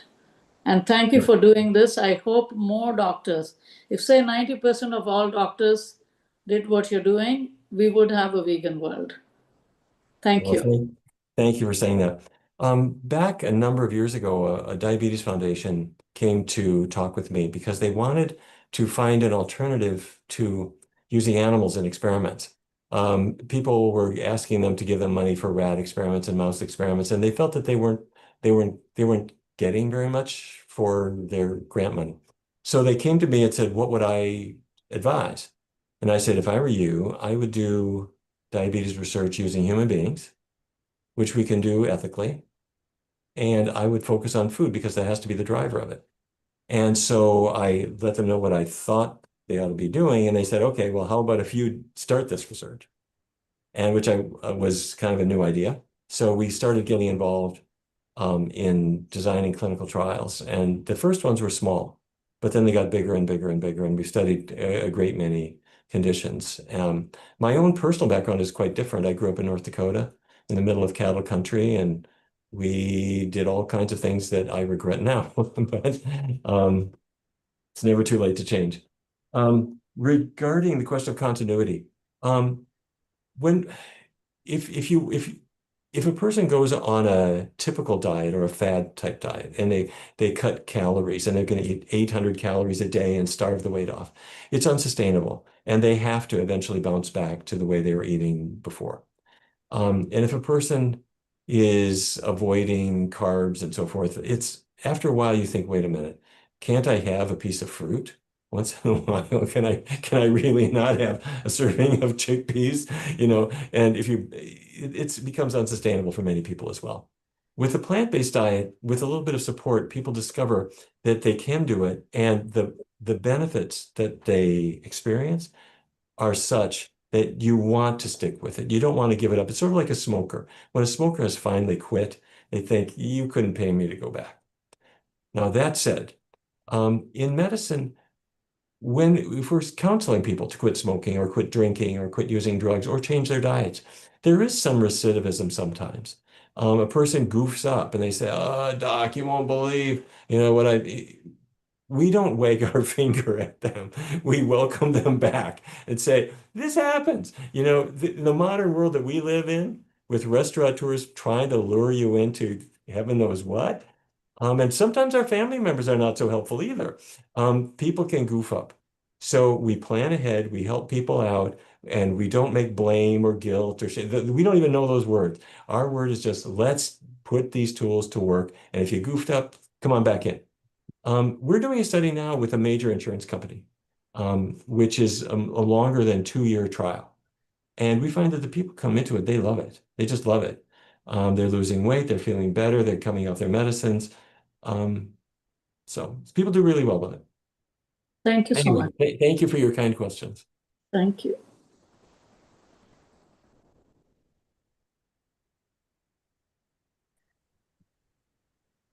You're on mute. I'm sorry, we're approaching the top of the hour, I was saying. Okay. And Okay. Danny, I don't know if you have a short question, Yeah, I something do that have we a can kind of address. short question. Yes. I've been Yeah. vegan for several years and I struggle with my weight, but I'm also going through some kind of chemical imbalance. I've been to a naturopath. I was low on neurotransmitters. My A1C was elevated, and a lot of this has to do around emotional stuff that I'm going through, mental, emotional. And I just wondered what's a good way to like test for metabolism? And could some of the weight that I've gained be related to like emotional protection or baggage? Yes. Okay. Okay, first of all, thank you for your question. Just really, really quick. We have a clinic here that called the Barnard Medical Center. And we tackle these questions all the time. About half the people see us by telemedicine, the other half come in live and in person. And the first of all, if people aren't vegan, we help them to get vegan. If they're vegan, but they're eating oily foods, for 90% of the time when people have trouble losing weight, it's because there's nuts, there's seeds, there's avocado toast, and all these foods, while nuts and avocados aren't inherently unhealthy, they never read the owner's manual about how low in fat plants are supposed to be. So they're packing a lot more fat in, and fat has a lot of calories in it. So we pull those out of the diet, people do better. However, we've started doing a new program on emotional eating because we found that there are times where when you're eating, when you're not physically hungry, you're hungry in another way. And it's important to be able to understand that and to deal with that too. And so these programs, you'll see them advertised. You're free to join or whatever. But emotional eating is something that does not affect everybody, but it affects a lot of people.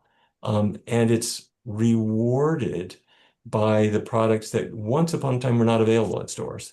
Nowadays, there's a 7-Eleven around every corner. There's a convenience store open at night. There's a drive-through waiting for you, and if you turn on the TV, they call your name. So we are being triggered all the time, and this is normal. There is no shame, there is no guilt, there's no blame. It's just This is what happens. This is the biology of it. Come on into the family. Let's figure it out. Let's conquer it together. Because once you get on a better path, it feels really great. Thank you very much. Sure. Thanks a lot. Nice to hear your question. I'm sure other people have the same. Thank you. I anticipated that this would happen, that we would have more questions than we had time for. But is there anything you would like to say before we close out this segment, or something you'd like to put in the chat? Our teammates have put some items in the chat there to put people in contact with the Physicians Committee for Responsible Medicine. But is there something else you'd like to add? No, I think that's enough. The Physicians Committee's main website is pcrm.org, and you'll see information there about our conference, the International Conference on Nutrition and Medicine. You'll hear about the Barnard Medical Center, and other things that we have to offer. And if you're ever in Washington, come by and see us. Thank you so much. We're so grateful. And thank you for being part of our Poly solution. And we'll Right look back forward at to you. seeing you again soon. Okay. Right back at you. Thank you for all that you've done. Very good. Thank you so much. All right. Could we please bring up Abhinav Ubuntu?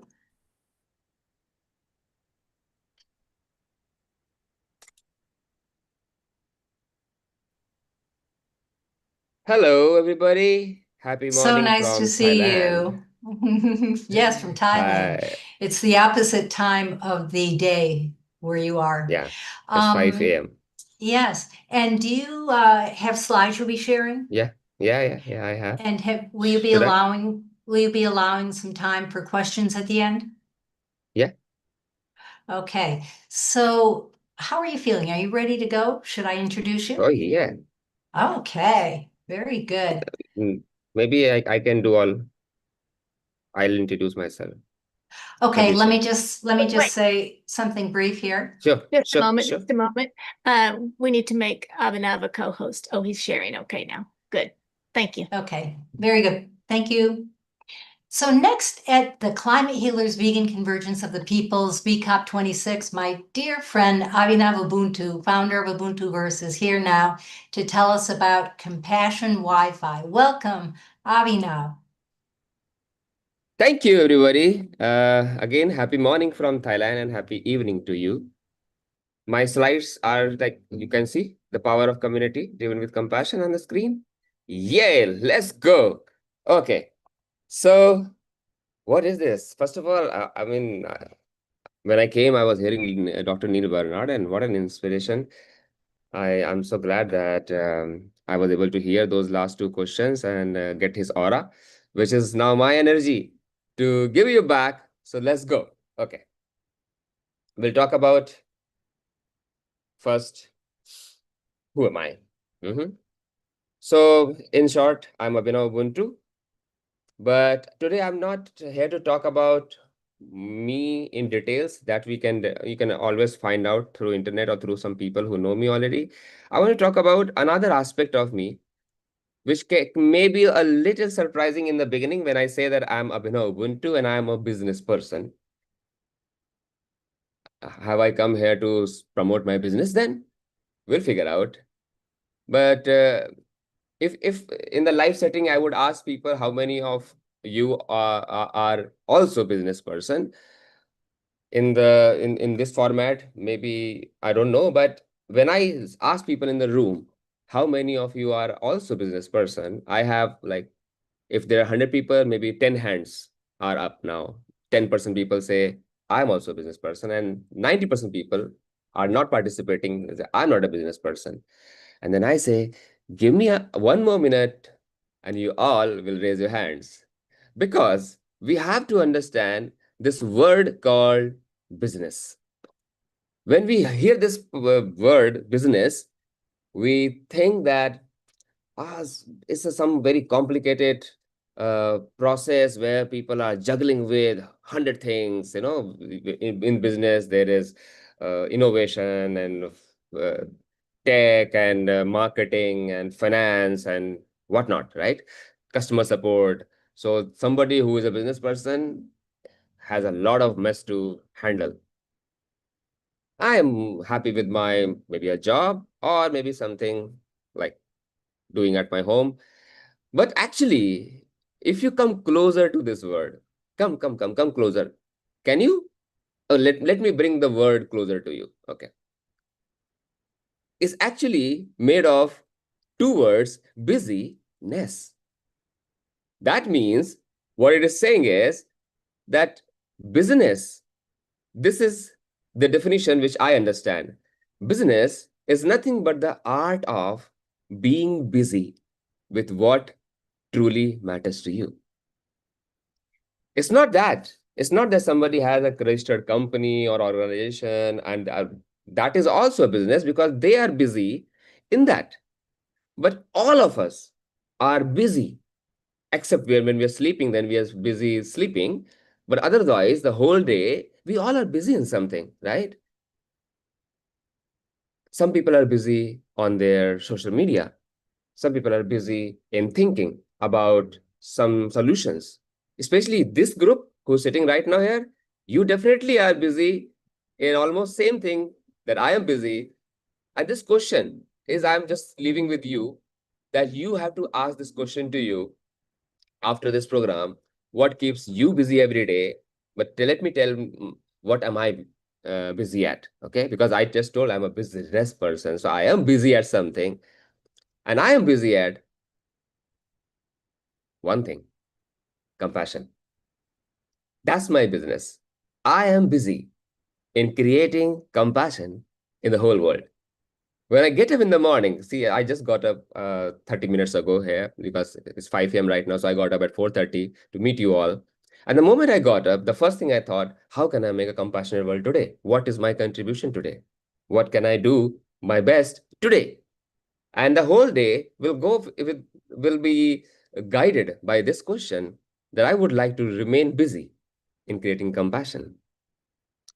And as I know the background of climate healers, VCOP, and all of you, I can vouch for yourself that you all are also almost all the time busy thinking about creating compassionate world. Okay, give me virtual high five. Okay, just think that I am in the same room. Give me a virtual high five if you are also busy in building a compassionate world. Yes, thank you. Oh yeah, there are smileys.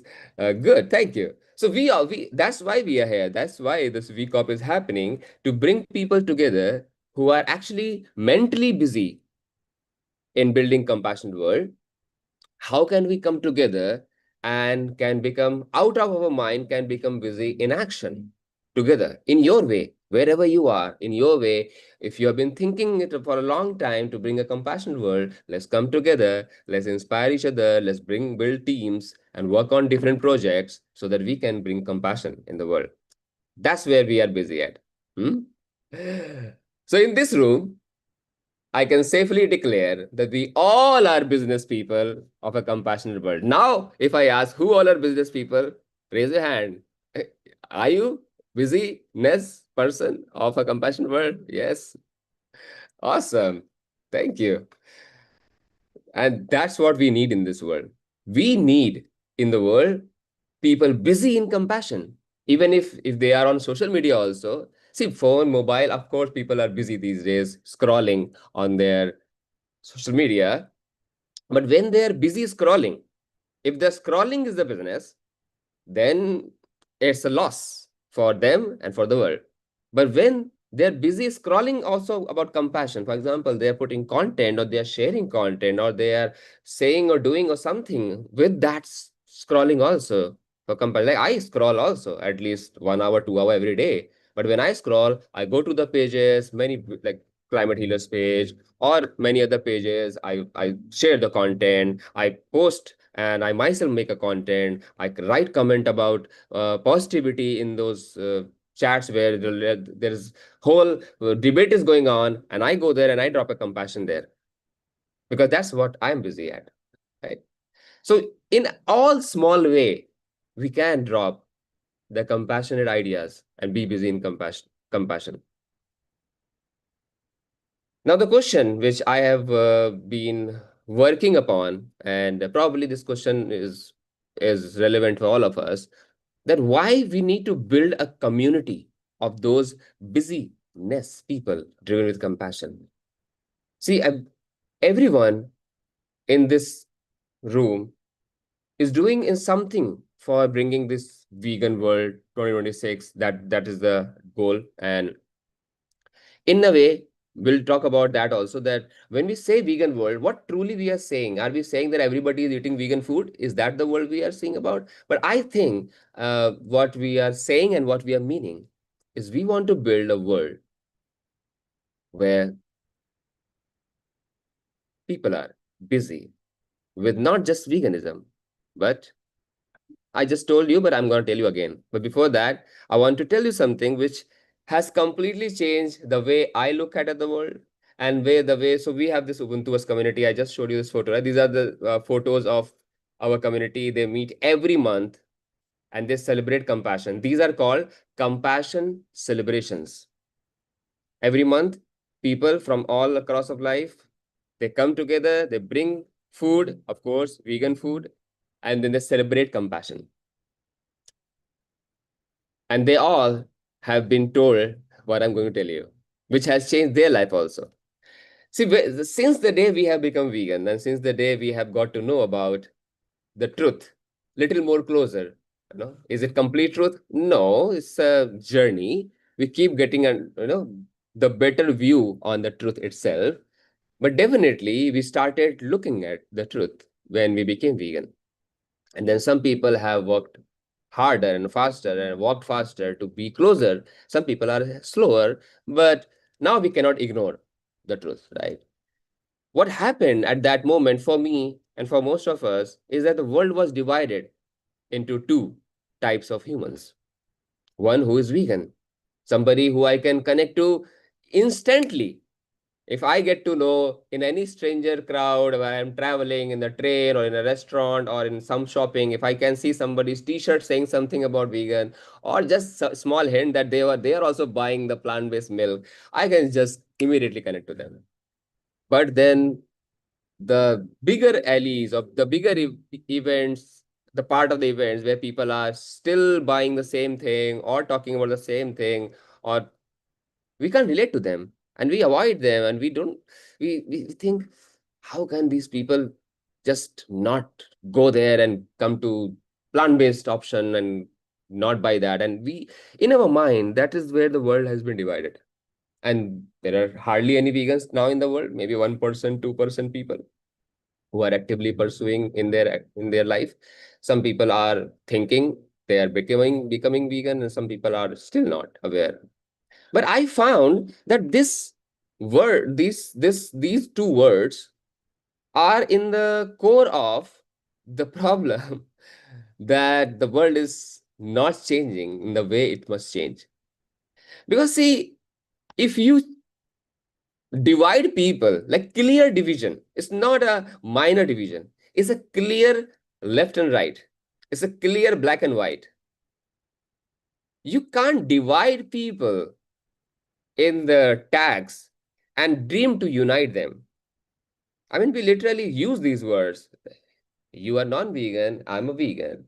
I'm vegan, but my family is non-vegan. I am vegan, but my friends are non-vegan. So you've been using these words. I use this word for many, many days, many, many months. And I divided people, and then I wanted to unite them. Am I not making my own job difficult? Divide and unite and the world. Because then it becomes almost impossible that I tell you first that you are on that side of wall. You are non-me. But you have to jump this side. And that person's ego will say, you jump this side, we are more, you are less. And then there's that debate, and that is happening, that you jump this side, I jump this side, and there's a wall because there is a non. I am not you, you are not me. Some people may say, but isn't that obvious that they are non-vegan? Well, let me tell you, I've just started. Vegan and non-vegan, I'm not against the use of the terms on the screen, but not in the context of humans. These terms are completely fine when you go to a shopping mall or a superstore, and then there is a product which clearly is vegan, and there's a product which is clearly non-vegan. In the products, vegan, non-vegan works completely because that's a blank truth, like plain truth. It's a vegan product, all the ingredients vegan. It's a non-vegan product. But humans are not so easy to be defined. So for that, if you are able to use the chat, tell me what is the core principle of veganism. Let's see if people can type in the chat. Oh, they cannot. They cannot. So then let me continue, and you just keep answering in your mind. I know what your answers are. So if I'm giving you three options. Core of veganism. Is it diet? Is it lifestyle? Or is it compassion? If it is compassion, send me some thumbs up now. Some smileys. 1, 2, 3. Okay. If it is diet, anybody thinks that core of veganism is diet? Okay. Anybody thinks the core of veganism is lifestyle? No thumbs ups. You know it. Core. See, diet and lifestyle is the outer cover. Diet is some part of it. Lifestyle is major part of it. But ultimately, it is our compassion. And let me give you an example. Imagine a person who is by definition, which is definition says lifestyle of abstaining all form of animal products for planet, for your health, and for your people, for environment, and for animals. The definition in the vegan society, that definition. So suppose, let's say by definition, somebody is vegan. Okay. If you see them lifestyle wise, they don't eat any animal product. All of their clothes and products are also non-animals. And the soap they use, the toothpaste they use, everything has no animal testing. Good. But this person has a family. And in the family, this person is the senior person or quite elder. And he or she has somebody who is yet not vegan, not non-vegan, yet not vegan, and younger than him or her, maybe younger brother or younger sister, or maybe son or daughter. And now this person goes back to home every day from the work and screams on them and verbal violence to them. You are bad people. I regret coming back every day home. You are just not. This person has been doing verbal abuse, violence in the home just because this person has become vegan, as per definition. Do you still think that this person is actually vegan, who has been doing verbal violence with the people in his home? Just because he is elder and he is the one earning, does that work in veganism? Being violent in your nature? But if you see the world and if you ask most world and ask them, so what do you think about vegans? Many of them will take not even a blink of eye to tell they are always angry. I see them always very serious, always judging and finding mistake in the world, and they think they are perfect. So somehow we have been showing the world the diet and lifestyle part, but not able to show the world the core of veganism, which is compassion. The next question for you is it compassion for my family? Or is it compassion for all animals? Or is it compassion for all beings? If compassion for all beings, show me some thumbs ups. Anybody who is agreeing that, yeah, compassion for all beings. 1, 2, 3, 4. Anybody who is saying is compassion for all animals, not all beings?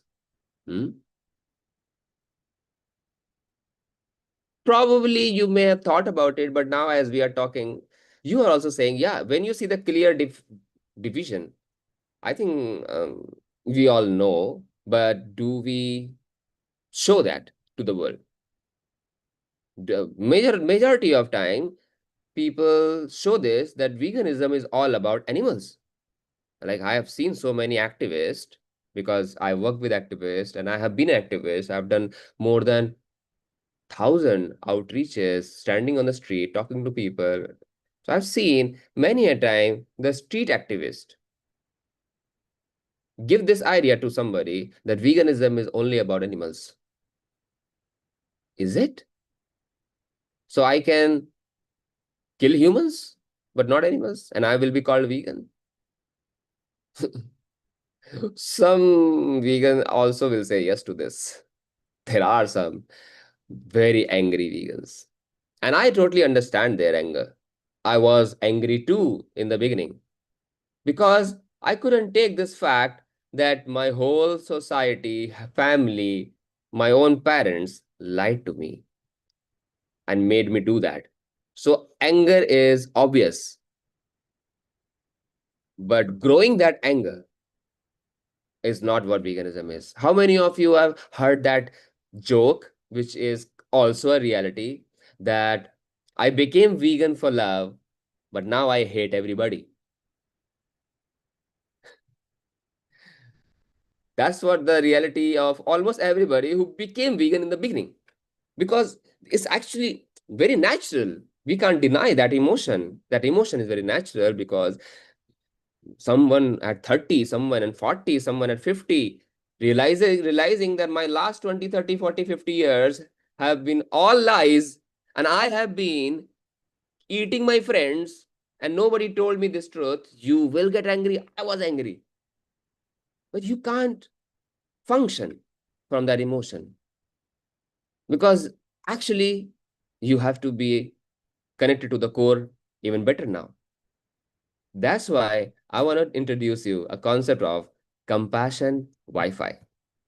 See, I am right now sitting at a place where I can get enough nice Wi-Fi to talk to you. And you are sitting somewhere where this room has, or wherever you are in the world, you have nice Wi-Fi, right? We all love Wi-Fi. If they're free Wi-Fi, better.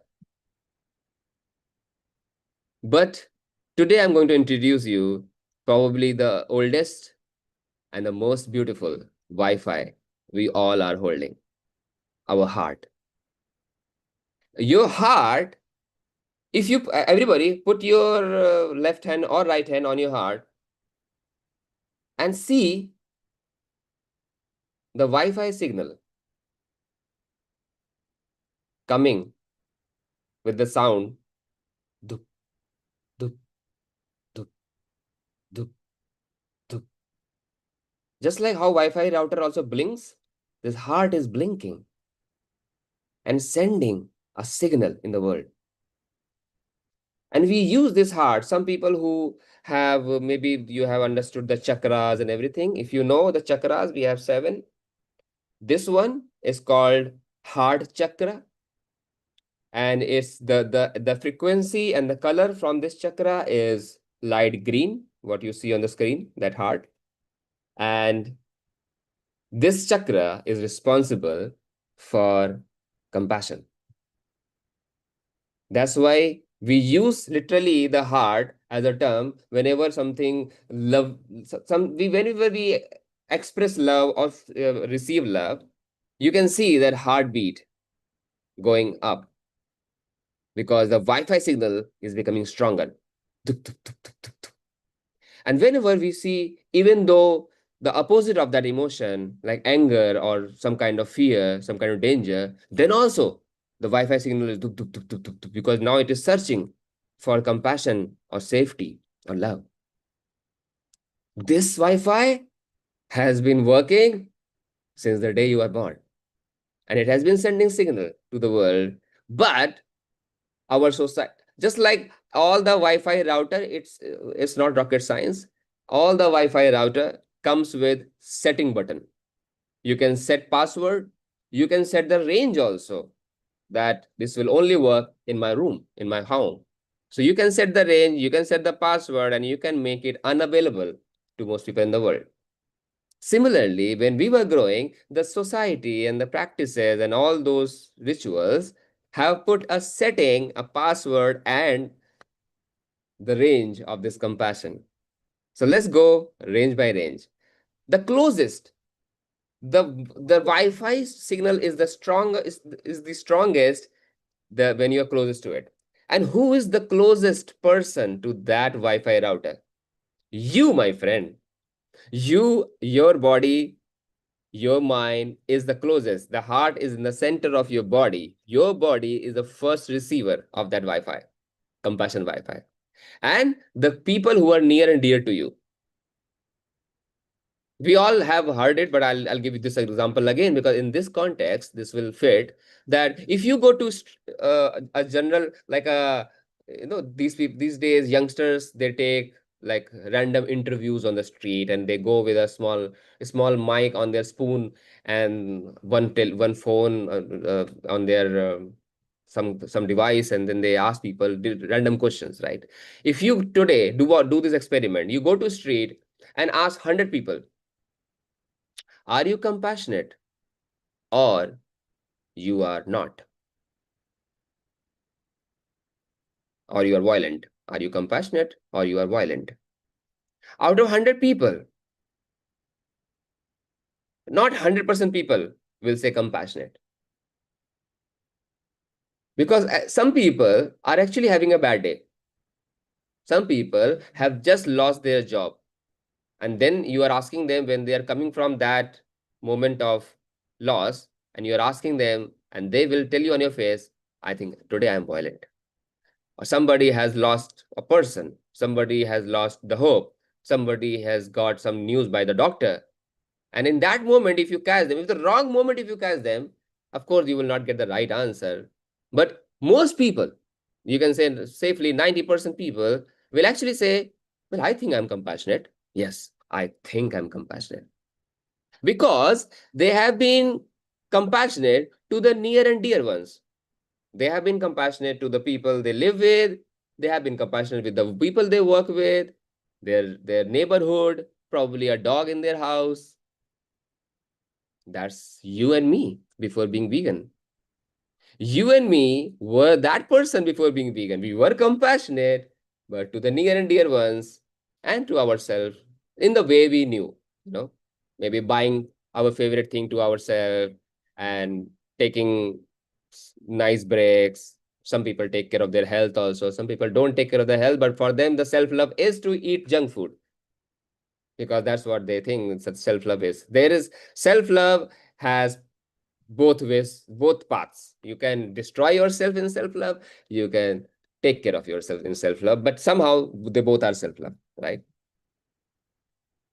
Now, these people cannot be called non-vegan, because if vegan is compassion in the core, then non-vegan will be a non-compassionate person. But a non-compassionate person is not easy to be found. So what they are called is pre-vegan.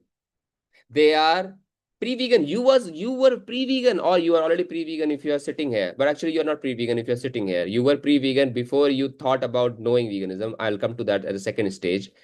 But we all were pre-vegans. We were not non-vegans, my friend. That's a wrong label. We were not non-compassionate. We were compassionate to whatever we knew as per the definition told to us. Then the second circle comes where you are compassionate to little bigger crowd. Like beyond your family and close ones, maybe you are taking care of all the street dogs. Maybe you go to old age home and spend your time over weekend. Maybe you give more time to needies and some animals in some farm. But you try your best to increase your compassion to other people. And there are a lot of people here. There are a lot of people here who are trying to do something, whatever they can do with that little extra money or the little extra time on the weekend. There are a lot of people here. Majority is on the first level. Majority is on the first category. Some people are there who are compassionate beyond, and they are actually showing the sign of being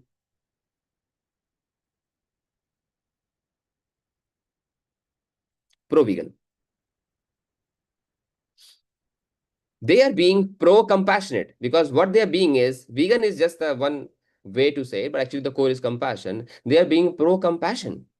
They are trying their best to increase the Wi-Fi to people who they don't know much, but they know by serving them, by bringing joy to some strangers, animals, humans, non-humans. That's where their day is made. Their day is not made at their office. Their day is not made at their home. Their day is made in that small, tiny moment when they told a stranger, have a good day. That one thing changes everything in the day. Or if somebody tells us, hey, I like your shirt today. Hey, you look smart today. Wow, you look healthy. Oh, you are cycling. Wow, I like it. That one comment will make our day. And that one comment will make the day of the person who said it also. Whole day we may be busy in doing a lot of difficult things, but that one moment of compassion given to somebody where we don't know if there is anything coming back to me is where we all show that we are pro-vegan. And many people are right now being pro-vegan in this program also. If you're sitting and still your choices are not completely animal-free, but the reason you're sitting, because you are trying to break free from the old you to the new you, who is understanding compassion and living the compassion. And you are a pro-vegan. And most people are actually pro-vegan. Very few people are reaching to the last stage where the compassion is for all beings, including human. Because we just saw, right, that vegan is nothing but compassion for all beings. There are many people who claim themselves as vegan but hate humans. Well, they are still pro-vegan, because they have left out one species among all species. So they're still not vegan. If you're listening to me, you are also my friend. If you hate humans, and I understand the reason behind it, I did there, I was been there, done that, but you are just a pro-vegan on your way to understand that until we become a person who can show the compassion for all beings, we don't become vegan. And that's a journey, my friend. This is a journey of human evolution.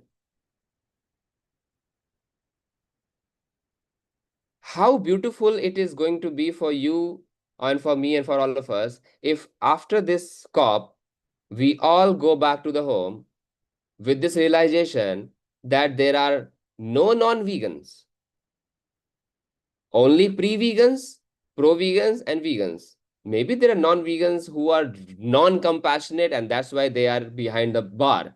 They are in the prison, or they are in some asylum or mental facilities because they have been really non-compassionate people, but they cannot define the society. They are there.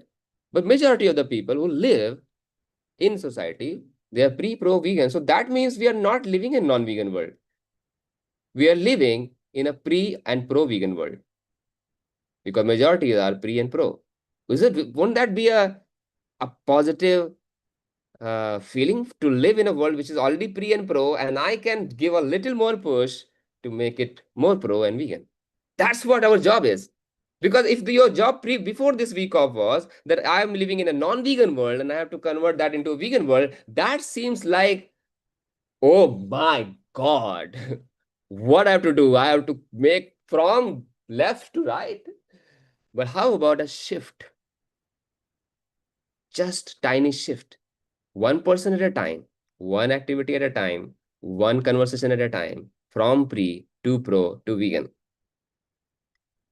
My job and all the people in our community job, we have been, unlearning non-vegan vegan and using pre-vegan, pro-vegan vegan, and understanding that we have to meet pre-vegans, means our older versions, and make them pro-vegans.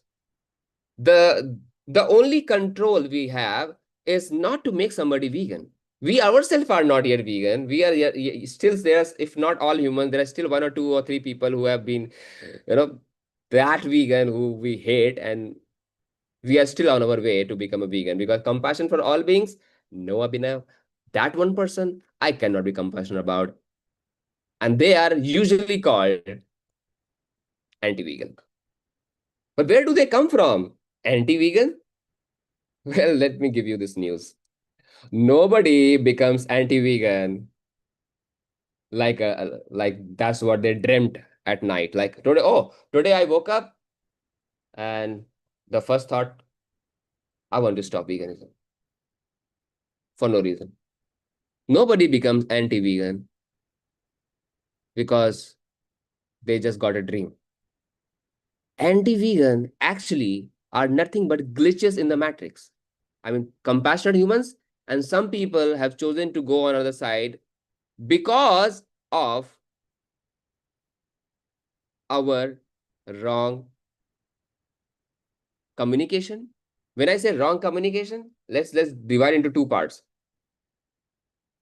Communication becomes wrong when the right thing said at wrong timing. Communication becomes right when right thing said at right timing. And nobody teaches us after going vegan that what is the right timing to say. Everybody has been teaching us, or we have been teaching ourselves, we have to say right thing all the time. Somebody is eating, and that is the best time to tell them you are doing something pathetic, and you are a pathetic human if you continue to do that. Do you think that is going to work? Somebody going on a street, a stranger, and another stranger points the finger on that person's t-shirt and says, I hate your t-shirt. The quote on it, this is just disgusting.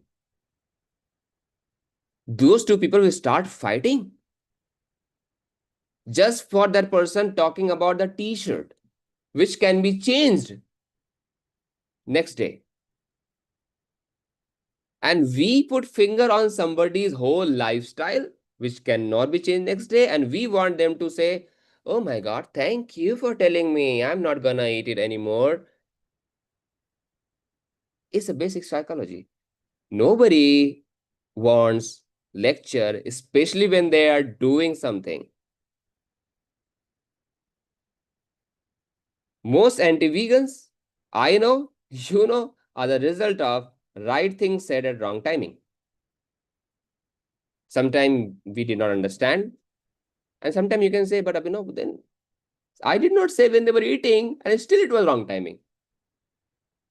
Well, the right timing is defined as when somebody is listening. The best time to say is not when you have to say, is when the person is listening. If nobody is listening, you don't have any result and you only get this thing. So that's why in our community, we teach, first of all, what to say, but most of all, how to say and when to say. While most of the activism is focusing on what to say. This number, this factor, this many water in your chicken, this much carbon footprint in your beef, this much diabetes patient. We think that by telling them statistics or some numbers, they are going to change. No, my friend. Did you change like that? You go back to your own story and you realize that the way you changed is actually the way most people can change. And most people don't change when somebody is giving them a lecture on veganism. Mostly we change when somebody was being kind and compassionate while giving lecture maybe. Or they just watched by their own. Nobody was judging them. Nobody was pointing fingers on them. We watched something and we're like, this makes sense. But if the same thing somebody will tell you and show you that you are not the right person, you will have your own walls of your own defense system. I don't want to agree. Who is this person to tell me? So right thing at right timing is very important. So we must stop creating anti-vegans and focus on creating more pro-vegans, which is what VCOP is doing, which is what Ubuntu is doing. And there are 100,000 ways of doing it. Like VCOP, Climate Healers is doing that. Ubuntu is doing that. Some people are creating recipes, and PCRM is doing in the amazing way by creating a physician committee for responsible medicine. Well, I am here to tell you about one thing, which is building community driven with compassion. This is one solution which is not an option. It is one of the most important aspect we are missing out, because humans are social animals. Well, most people fall for wrong habits for not because the wrong habits seem right, but because wrong habits gave them some friends. The wrong habits gave them a group of people they can hang out with. Not because the habit was not, they knew it. They knew it that drinking or smoking or these things are bad. This is not a question of right or good. The question was, if I do that, I gain friends. But in veganism, we all know one of the best ways to lose friends. That's what we say, right? I became vegan. I lost some weight, but more friends. How is going to sustain with that attitude if we keep losing friends and community? So we have to build community. We have to find new friends. And while the Google definition of community is when like-minded people comes together, they form community. What is Ubuntu-verse community? I'm going to tell you. And this is where maybe your heart Wi-Fi is going to blink little more. Okay?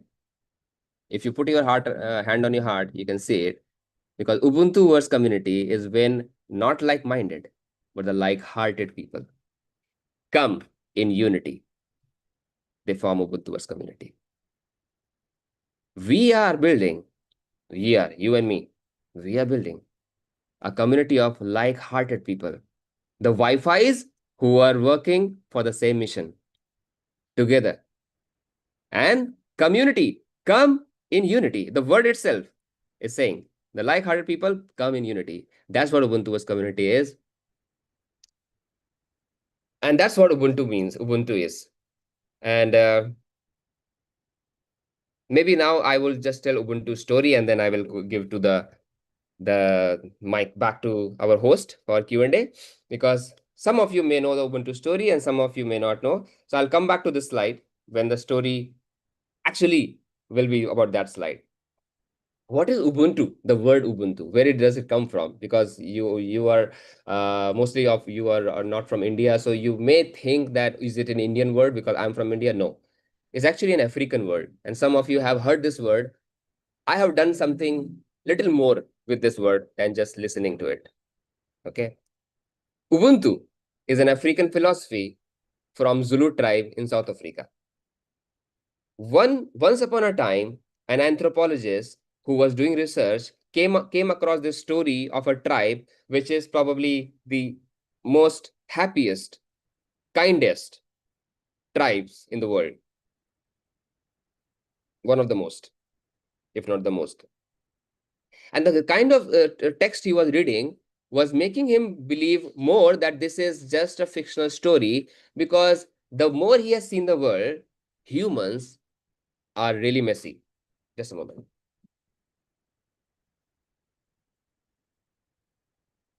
It was an alarm. Humans create chaos. Wherever humans go, they create, see the world, see the Earth, planet Earth, what we are doing, right? Similarly, if you take a small part of one family with just two people also, just two people, and you know, it's not always happy, right? We have our time, we have our hormones and emotional ups and downs, and we definitely have the time where not everything is right and things like that. Things are going out of our hands. But this tribe is telling a story where they have been living together, like there is no crime, no hatred, there are no locks on the door. And this person thought this cannot be true. So what he decided that I will leave wherever he's living with my backpack. I will discover this tribe and I want to see if it is real or not. So he packed his backpack. He went to in the search of Zulu tribe. He reached to Zulu tribe, and when he reached there, he was received by 30, 40 small children. The moment he entered, and he was shocked because in our country, he was taught that children should always stay away from strangers. Strangers are not safe for children. But when he went to this tribe, the first welcome was by small young children, 30, 40 in the number. And they all came smiling and opening their hands like they were waiting for him. And he was like, wow, what is this? But the next moment he realized that he is elder, and he was also taught that elderly should gift to young ones first. So he opened his bag, and he was carrying some candies or some vegan chocolates, but they were just maybe 10 and children were 40. So he could not come up with this, how will I give to everybody? But he came up with a brilliant idea. Let's play a game.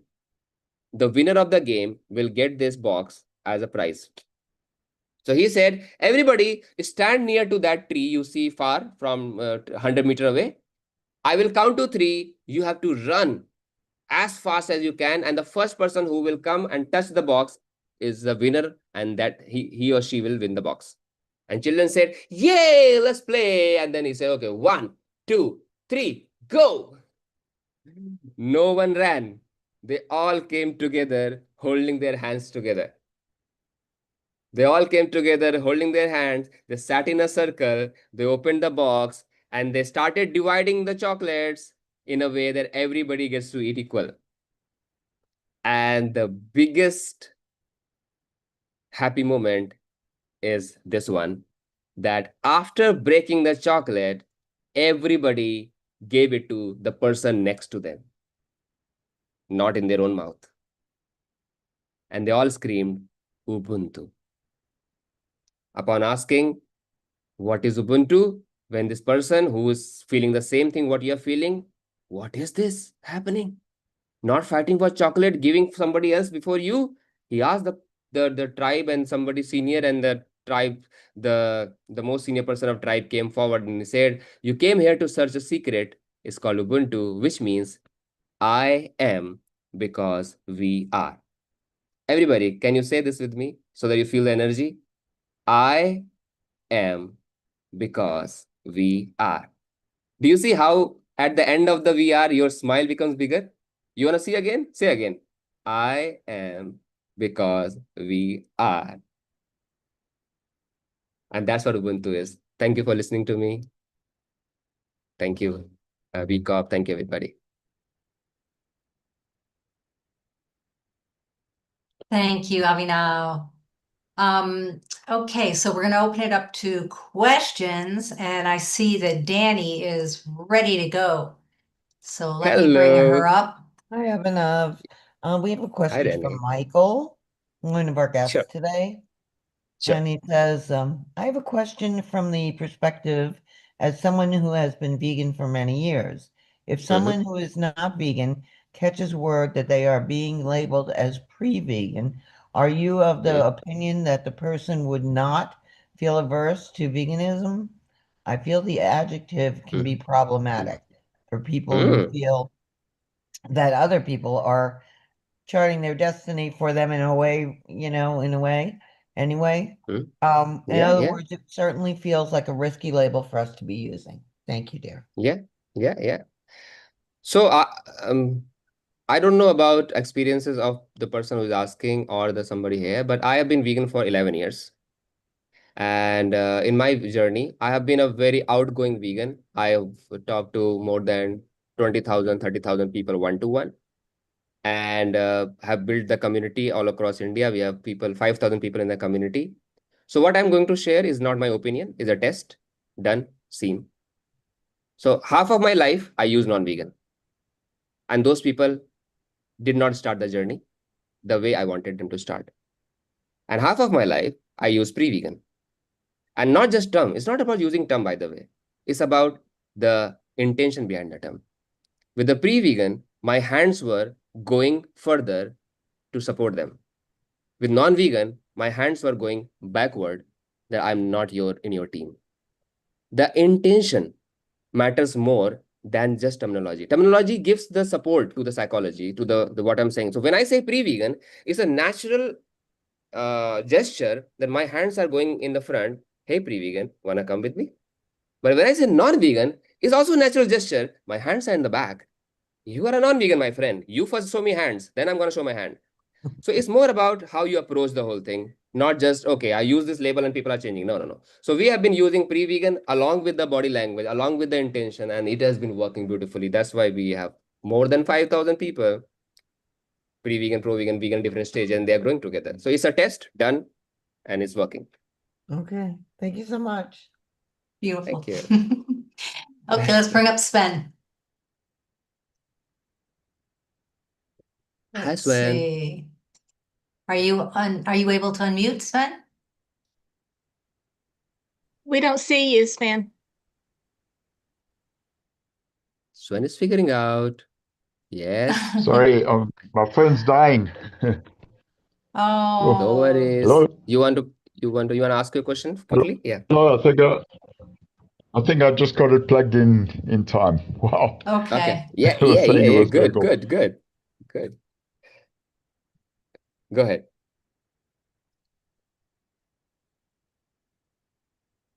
Okay. I'm going to bring up Toby, and then if Sven is able to come back, we will take his He's question. there. He's still there. I see he's there, but he's having some phone issues that I'm hoping he'll be able to straighten out. Okay. Yeah. I'm going to leave him on the screen and bring up Toby in the meantime. Toby, Hey, Toby. can you unmute? Hello, yes. Hey. I love the energy. It was very exciting. Thank you. I've heard of the idea of like a closet vegan from Salish. The first time I heard about that, and that was quite intriguing. So I do refer to people as closet vegans, pre-vegan, and yeah, I feel a lot of urgency obviously through climate healers and the Earth system, knowing about how we need to transition and things like that. And that's where I feel a lot of urgency. And I feel like when we understand them statistics and facts, that we start to just think, well, we've got no choice really. And this is like, and that kind of makes things a bit quicker into finding that compassion just for the whole, biological domain, like all life that's ever existed. And we're here to fight for all of the animals that have done all these things for us to be here right now in this moment. But I do find people even understand the data, don't see that urgency for some reason or another, and it's probably because, well, it's hard to say because I don't want to say the compassion thing. I can't say I'm more compassionate than them, and you don't want to have that debate who's more compassionate. So I find that a difficult thing to be able to bring up, saying, if you drink dairy, then obviously the mother's taken away, and she's exploiting the reproductive system of the female body and things like that, and that's not very compassionate. And if you stop doing that, you become more compassionate. So that's the kind of funny thing to ask somebody, and the fact is they don't actually support that idea, but they're always going to make an argument, it seems, and my friends do anyway, that there are compassionate ways of doing it. So I don't know how to pose the question, but what were your thoughts maybe on the fact that people come with excuses to say things are compassionate when they're really not? Well, so I know there's an urgency, but I also know that if we treat like an urgency, means when in urgency, we sometimes lose the whole vision of solution. You may have heard this. I think it is Einstein said it, that when you have a complex problem in front of you and only 1 hour to solve, most people will understand the question for 10 minutes and try to solve it for 50 minutes. But the real solution will come from the people who will understand the question for 50 minutes and they will solve in 10 minutes. So while this complex problem and 1 hour is also very much valid with this situation, you have to really have your eyes and ears and heart in understanding what is the problem. And that's where the more you work with this, like I have, as I said, and I've been working with people. So it didn't come to me sitting in front of laptop, watching a documentary, whatever I'm talking to you, because that's gave me that view that, okay, the world is right now at a very urgent state and I have to act. And I was shivering and I was not able to bring my thoughts together and do, okay, randomly I buy vegan thing or do thing. But when I like calmed myself down and understood the core of it, by talking to people, I understood that people are actually willing to be compassionate, but they don't have some compassionate guide. They don't have somebody who can guide with compassion. The person who is claiming to be guide of compassion, a vegan activist, does not show visible signs of compassion, does not show the voice, the eyes, and the hand gesture of compassion. And hence, there is this, like, I can understand that you are talking about compassion, but why can't I see that as a whole in you? And psychology behind it, because that person is treating us like urgency. And in urgency, you don't talk like Buddha. In urgency, you talk like a revolutionary activist. I want change right now, right now. But that is not solving the problem. It's only creating urgency more urgent. It's taking it farther because we are not able to solve it, but we are just doing something. It's not about just doing something. We have to think about that 50 minutes of understanding the problem. And I think that's what VCOP is happening, maybe bringing people together who have understood the problem by working on it for a long, long time and then creating solutions. So this is one solution. I'm not saying this is the only solution. One solution which I have figured out that this has been working. And I have seen like the rate of people changing. Like when I say 5,000, that's the number I have on my channel. But when I get to meet people who these 5,000 are meeting, I keep getting the stories of people becoming pro-vegan. So I don't have numbers there, and I don't want to think like number. I just know that Wi-Fi is increasing. My Wi-Fi power is increasing. So it's a work, and I have to work on it by understanding the problem. So that's what I've been doing, and that's my experience is. Did I answer? Did I say the right comment to what you have said? Especially like food is quite personal to people, and that feels like they're being attacked and they pull away. But then when you're talking about their compassion, it feels even deeper to them. And they find even bigger like jolt. Oh wow, you're saying I'm not compassionate in the way I talk and my actions. That's even more hurtful. So yeah, it's a very, very touchy subject because it's even deeper within that person. So we got to find that compassion, obviously, to be able to touch upon it very gently. I want to just give a quick example of this. I want to give a quick example of that. So I was talking on a street with somebody, and after 10 minutes, that person is showing a lot of sign of being pro-vegan, means he is able to take some action. But before my demand was, right now I want you to be vegan. That's what I want. But he's able to show me some action. So I asked him, why don't you go home? And I also shared my number because I didn't want him to leave him. And I said, why don't you write down everything which you consume, which comes from animal in your life? Make a list of it, 10 things, 20 things, 30 things, okay? And then label them from the most addictive to you, most closer to you, to something which is not as addicted or as, I'm related to emotionally. And when you rate them, don't think about the top 5 things in the list because they are your emotional connections. When I'm talking you to go vegan, you are thinking about those 5 things. But think about the rest 90% thing or 80% things in your list, which you can leave it in just 1 month and you can become 80% more compassionate. I have said it and so many people have done that. So that means that person changed 80% from that pre-vegan to pro-vegan. And when they take that 80%, the other 20% also will become weaker. Because when you start putting right thing in your body and start going on the path, by the time you are there, you say, I can take this one thing again from the list because I think this is the right thing. And that process has been working. So changing them by giving them the right path, right guidance and support as a community, not leaving them, okay, now you are on your own, figure out. No, there's a community, come here, we'll teach you. Yeah, it's very interesting. Thank you. Yes, thank you for the question. I'm going to bring up Sven. There he is. Very good, Sven. Hey, Sven. Welcome back. You should be able to talk. You're unmuted. Yeah, thanks, guys. My phone actually, just after I put my video on, it was saying the phone's going to shut down in 30 seconds. And I Yes, was I could scrambling around I trying could to plug it in, and I think it just, once it says that, you can't stop it. So that was So it. you're our last question, Sven. Your last Yeah, question. thanks. Go for it. So I just wanted to comment.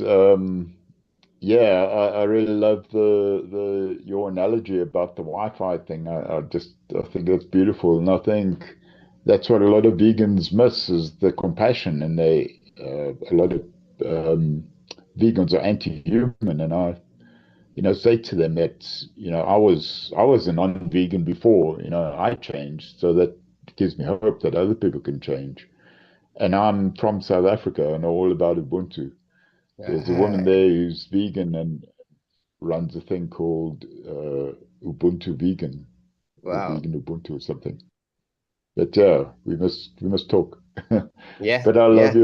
your analogies and the way you go about things. I think that's what it's really all about. And when I went, vegetarian in 1998, from watching a video on the spot, I became vegetarian. I didn't know about veganism really. I wasn't too sure. I didn't know any vegans. But I became, vegetarian for way too long, for like 10 years.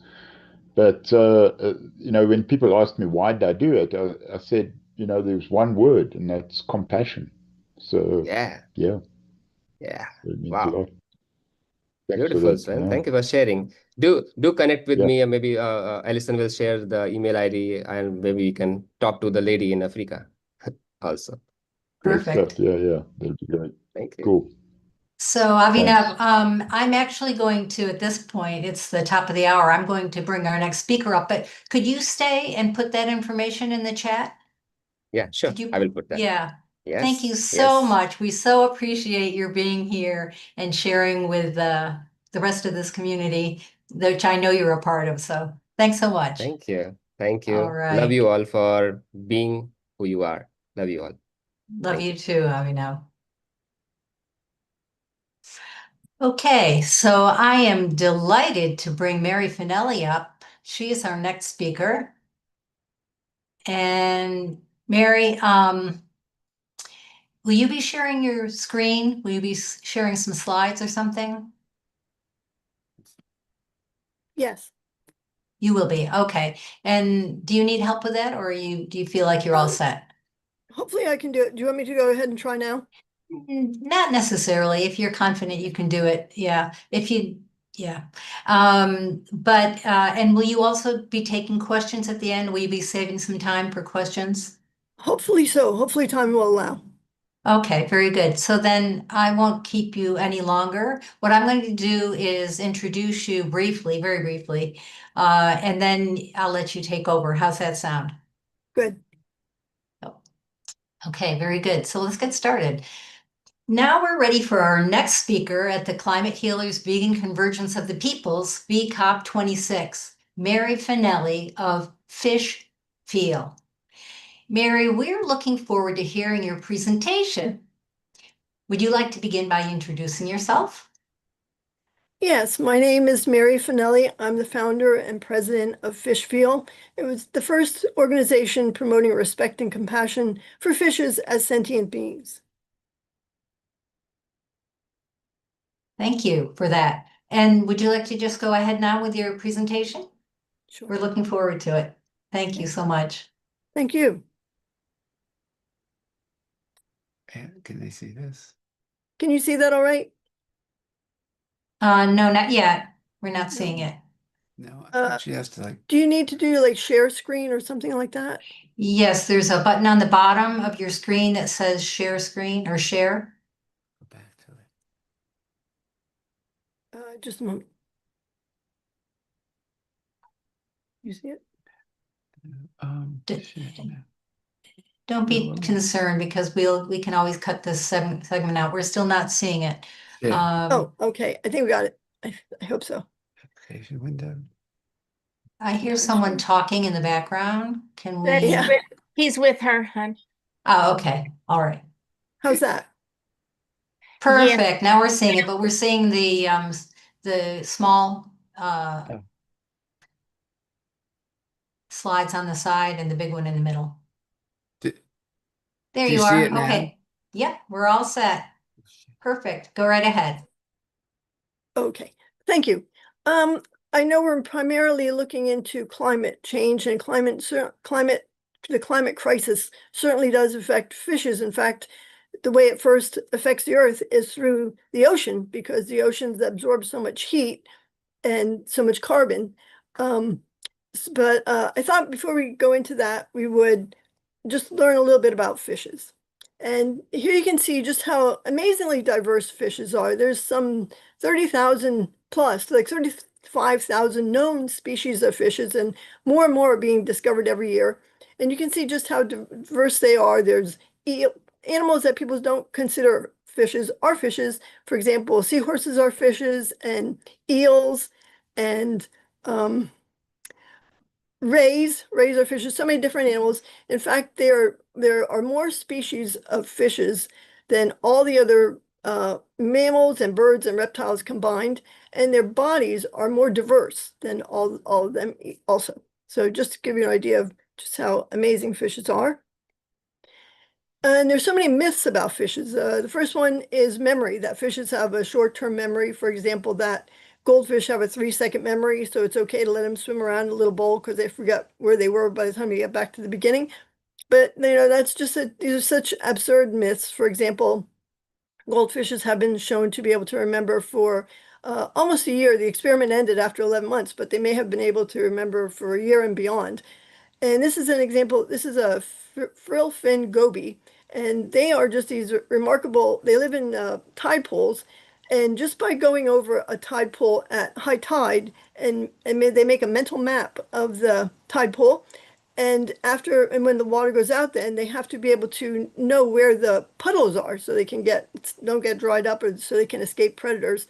But after just going through a tide pool one time at high tide, they can remember for 40 days the layout of the tide pool because they have made a mental map of it. So that's a pretty remarkable feat of memory.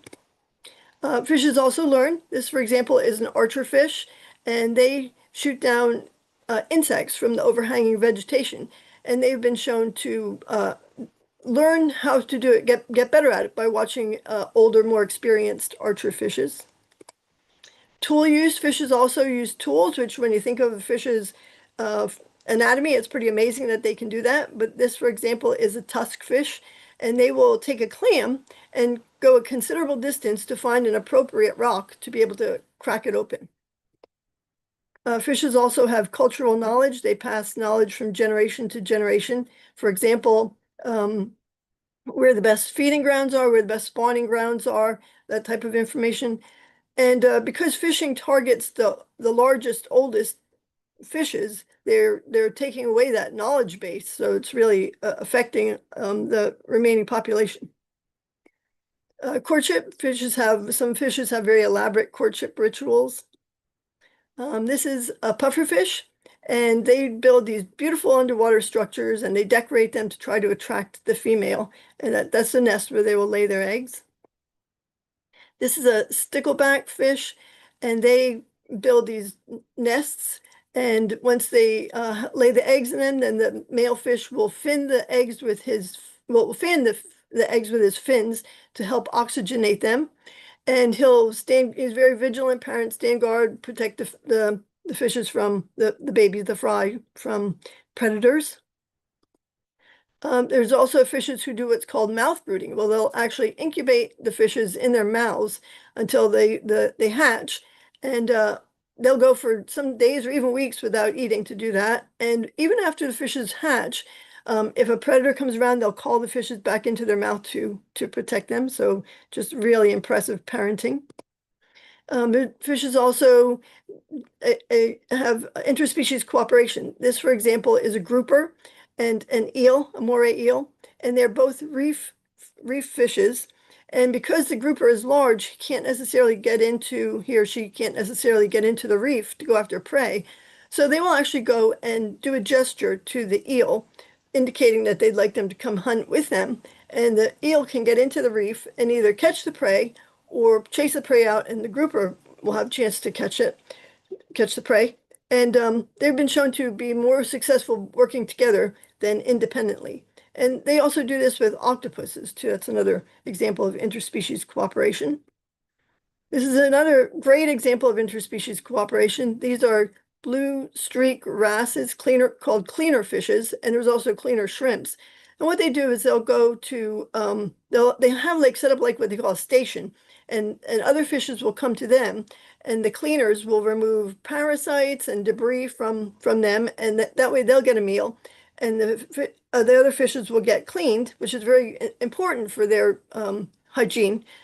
They'll also massage the so-called clients with their fins, and these client fishes will come back time and time again during the day, even though they're already clean, just for the pure pleasure of it, because it's so enjoyable, so relaxing for them, I believe. And they can get up to like 2,000 clients a day, which is just phenomenal. And they can recognize and remember these clients. So that's just another great example fantastic example of memory. They are not speciesists. They'll do this with humans too. And this is an example of interspecies friendship. There are fishes who, for example, live in ponds, and have dogs who live nearby, and they will come up and interact daily, even though it's not for food or anything else, just for the pleasure of each other's company. Fishes have also been shown to be self-aware. This again is a blue streak cleaner wrasse, and they have passed the so-called mirror test, which is considered the gold standard for self-awareness test. Personally, I find it very hard to believe any animal could not be self-aware, but they did pass this test. And when other animals have passed this test, it's been recognized. But when the fishes did it, there was so much skepticism. There's just so much ingrained prejudice against fishes and against all animals, but especially fishes, seems. A wonderful book about fishes is called What a Fish Knows. It's really a treasury of information. It's a New York Times bestseller, just about how interesting and amazing and admirable fishes are, and I very highly recommend it. Fishes also feel pain. Most importantly, they are sentient. They have nervous systems that are similar to birds and mammals, including pain receptors. Their behavior indicates pain when they're exposed to harmful stimuli. They produce their own painkillers, and they quickly learn to avoid painful stimuli. They have pain receptors throughout their bodies, including their sensitive mouth. Some people claim that fish don't feel pain because they don't have a neocortex, but birds don't have a neocortex either, and few people would argue that birds can't feel pain. They have what's instead a homologous structure called a pallium, which is where the pain reception is believed to occur in fishes. Fishes can also suffer fear. And fishing is cruelty. Can you imagine being impaled and hooked through the mouth or the gut and pulled by your full body weight through the water, suffocated, manhandled? And just if a fish is thrown, just because they throw a fish back doesn't mean that they're necessarily going to survive. And even if they do survive, they're it's very stressful and traumatic to them. So it's just intentional cruelty. Tragically, fishes are the largest category of exploited vertebrate animals. They're subjected to some of the worst abuses, and they receive the least public concern or legal protection. They're not protected by the Humane Slaughter Act, nor are they covered by the Animal Welfare Act, and many, if not most, state anti-cruelty statutes exempt them. Here you can see an example of just the comparison of how many fishes, just a phenomenal number, the astronomical number of fishes who are killed annually for food in the US compared to other animals.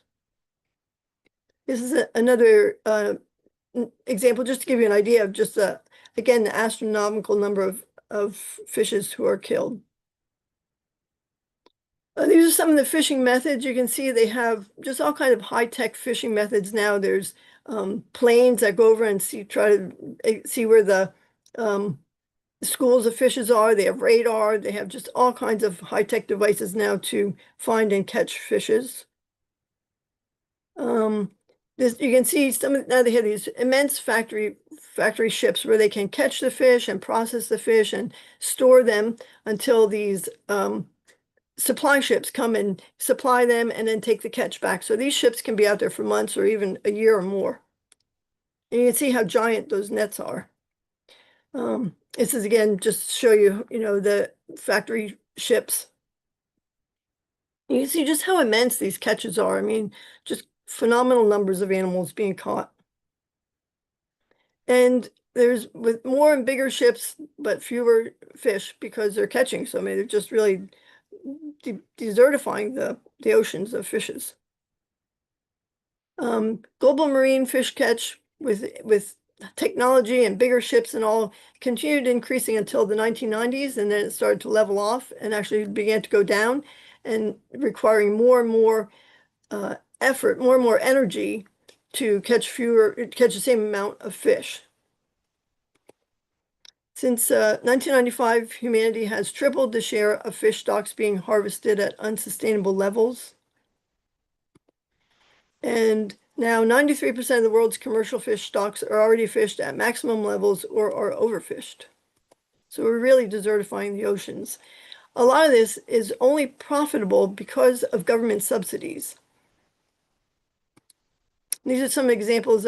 Some of the subsidies are used for things like monitoring and data collection and conservation projects, things like that. But most of them are used for what are considered harmful subsidies. Well, they are harmful subsidies to build, ports and docks, and for fuel tax to supplement, subsidize fuel tax and boat construction and that type of thing. There are some international treaties, but they are because they have not been ratified by a lot of companies, they're not really all that effective. And these are some of the fishing methods and the bycatch. These are some of the most common fishing methods. There's long lines, which are these lines that go out for miles with just hundreds of thousands of hooks on them, indiscriminately catching whoever happens to get caught by them. Or gill nets, where miles-long nets are dropped down and catch whoever happens to swim into them. And also trawling, where they take these long nets and just bulldoze along the bottom of the ocean, catching whoever's there and destroying fragile corals that can take centuries to develop.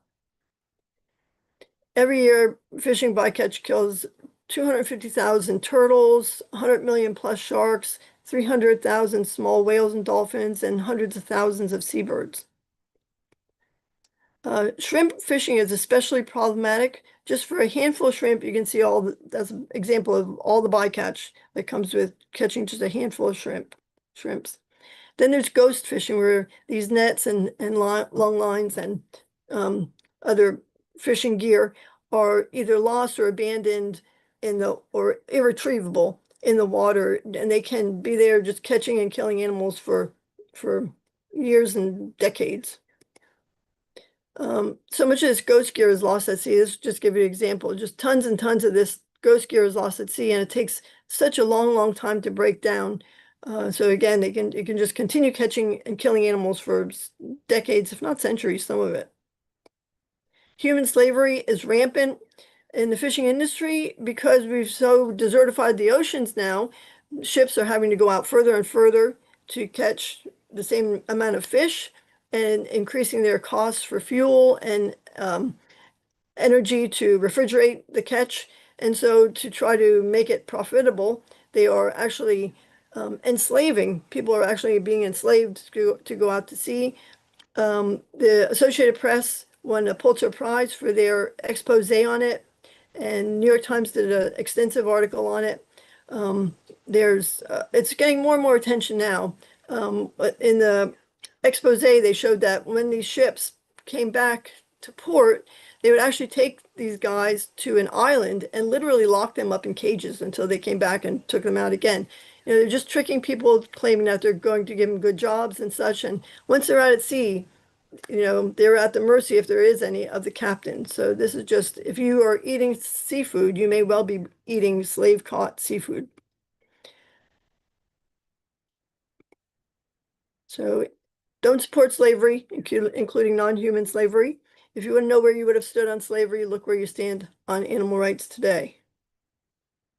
Fish farming is looked to as a means of a solution to overfishing, but it's actually a huge part of the problem. This is net pen fishing, where these fish are put out there in pens and left out there to mature, and they're really at the mercy of weather extremes, predators, jellyfish infestations. They are in just really filthy conditions. You know, there are leftover food in there and feces, and they have a very high mortality rate, so also dead fishes. And they are just crawling with what are known as sea lice, these parasites, which they can also transmit to wild fishes. And all that debris, all that waste and dead bodies in those pens can sink down to the bottom and create these dead zones down there. So to try to keep these fishes alive, they're using all kinds of antibiotics and parasiticides and all kinds of drugs just to try to keep them alive long enough to get them to market weight. This is net pen fishing again. These are some of the environmental risks of marine aquaculture. They're killing other animals who try to get at the fishes.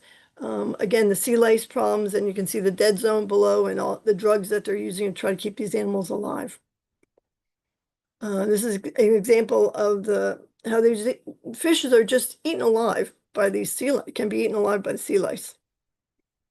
And now they're employing these, well, I shouldn't say employing, they're really not paying them or anything, but they're exploiting these so-called, this is called a lump sucker. It's a darling little fish, and they're like the cleaner fishes. They will, eat the parasites off of them.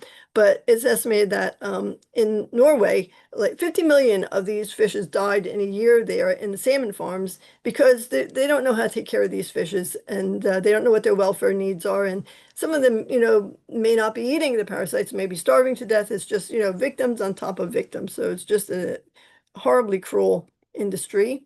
This is pond fish farming, and you can see just how filthy that water is, and imagine eating anyone that would come out of that water. This is indoor tank fish farming. Totally unnatural. It's also very high energy uses, very high water use. And you can just see how unnatural that would be for anyone in there, any fish in there, especially for migratory animals. Can you imagine salmon or migratory animals? Can you imagine being stuck in that? It must be just maddening, stuck in that horribly unnatural situation.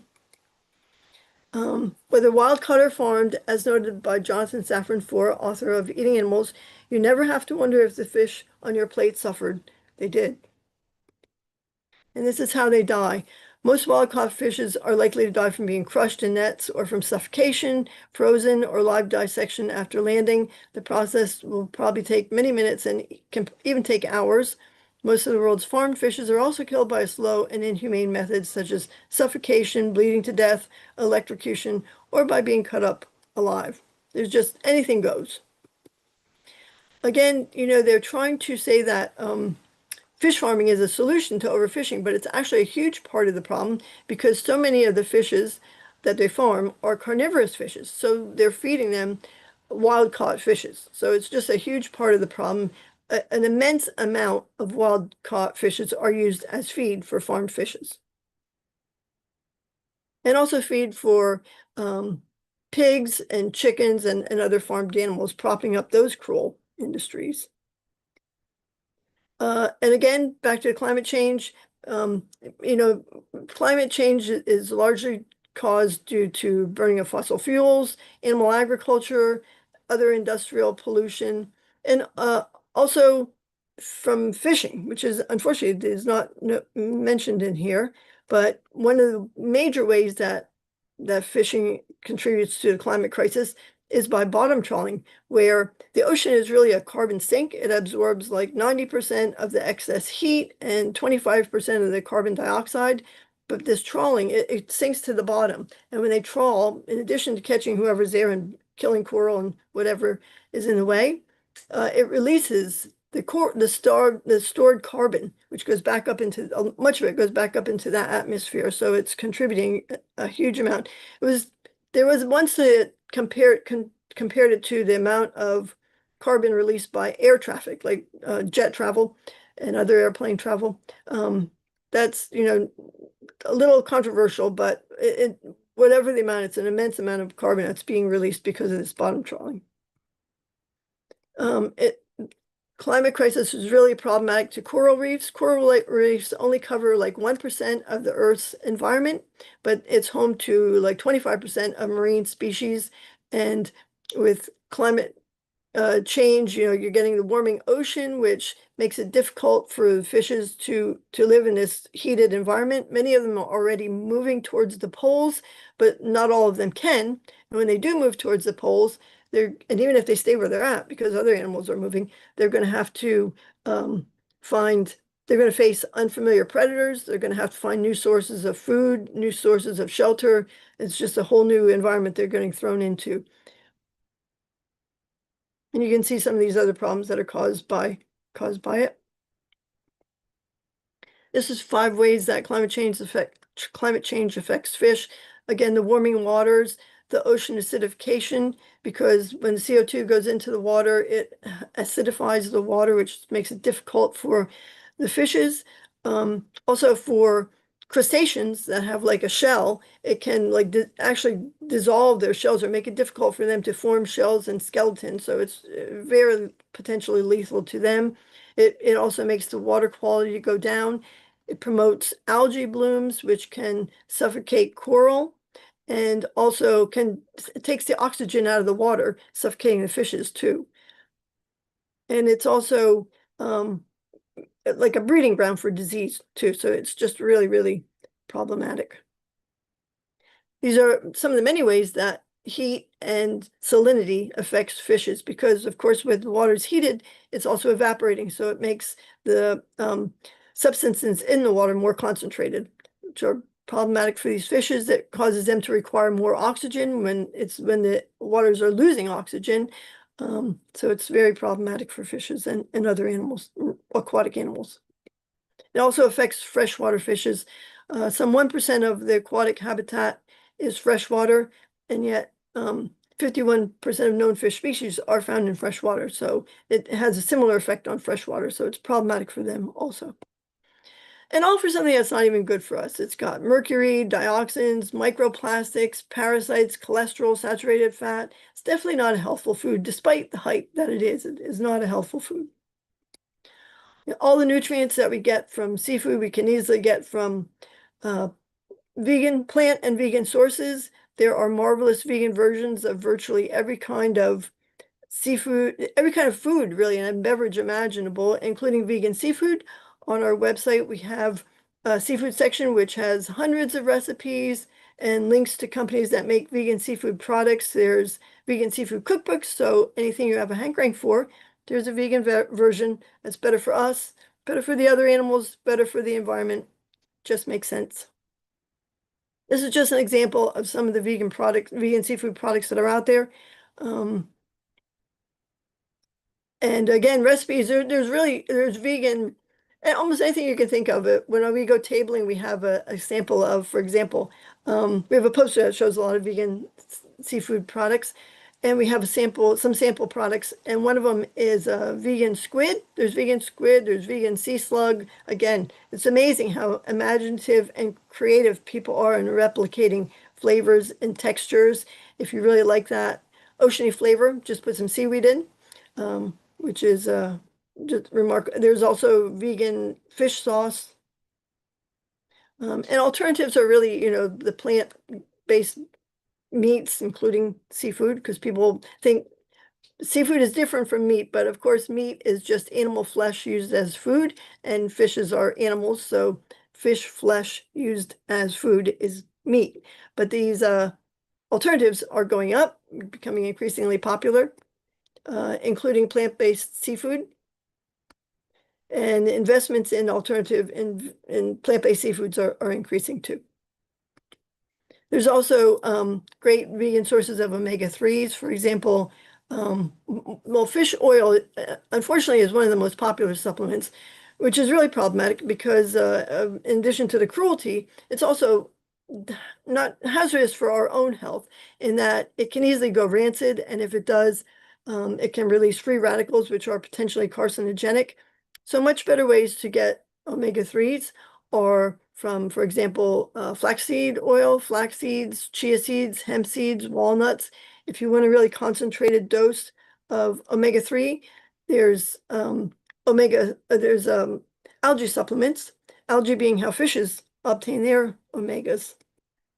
What we really need to do, though, is change the public perception of fishes and other animals in general. Something that's really one of my really pet peeves, I guess I'd say, are these youth fishing contests, where they encourage children to go out and they'll give them fishing gear, and they'll have them go and fish and give them prizes for the biggest fishes for all different kinds of fishes that they can catch. It's just really encouraging children to take pleasure in torturing and killing animals. And we've gone to these events. They're sponsored by the Department of Natural Resource does it, and also there's so many different kind of groups that do it. Police departments do it, and other organizations try to get kids to go out and go fishing. You would think that the police would be trying to get kids to be nonviolent, and so this doesn't make sense. Also, veterans groups, for people with post-traumatic stress disorder, they have them go fishing, which seems so ironic if they're recovering from violence to have them go and commit violence. They're also trying to get elderly people to go fishing, and women, and just whoever they can, to get money for these fishing licenses and to get the fishing gear, sell fishing gear, and that type of thing. So this is just really something that's, it's really a gateway to animal abuse. I think we really have to change people's concepts of animals, what they are, that they're not there for us to use and abuse, but they're fellow beings who are as deserving of respect and compassion and moral consideration as any other sentient beings.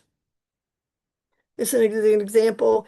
We've gone to these, and there's people there who are supposed to be helping children fish, and these people don't even know how to take a hook out of a fish. They're just struggling with these poor fishes for like 5, 10, 15 minutes while this fish is suffocating, dying. And, presenting this as pleasure for children. We've actually been to ones where they had goldfish in the ponds, and kids, they might have a goldfish companion animal at home, and here they are torturing and killing other goldfish. It's just so sadistic, really. We have a book, An Underwater Friend. It's about a little boy who goes fishing with his father. He's so excited to go fishing, and they catch a fish, and he realizes that this fish is suffering. So they take the fish home, and they happen to have a pond in their backyard, and they rehabilitate the fish, and then they take him back to where he belongs. And what we need are people to get active, get out there, and there's so many ways you can be active. You can go to protests. There's a climate change rally we went to years ago.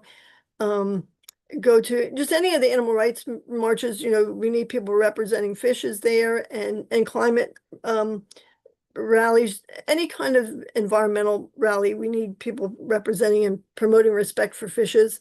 You can also, post comments on Facebook, social media, write letters to the editor. There was actually a letter just published yesterday, or a couple days ago now, in the New York Daily News by Kylie Blackman. Had a letter published about fish memory, and made a lot of good points about octopuses and other animals. So it's a great way to get the message out.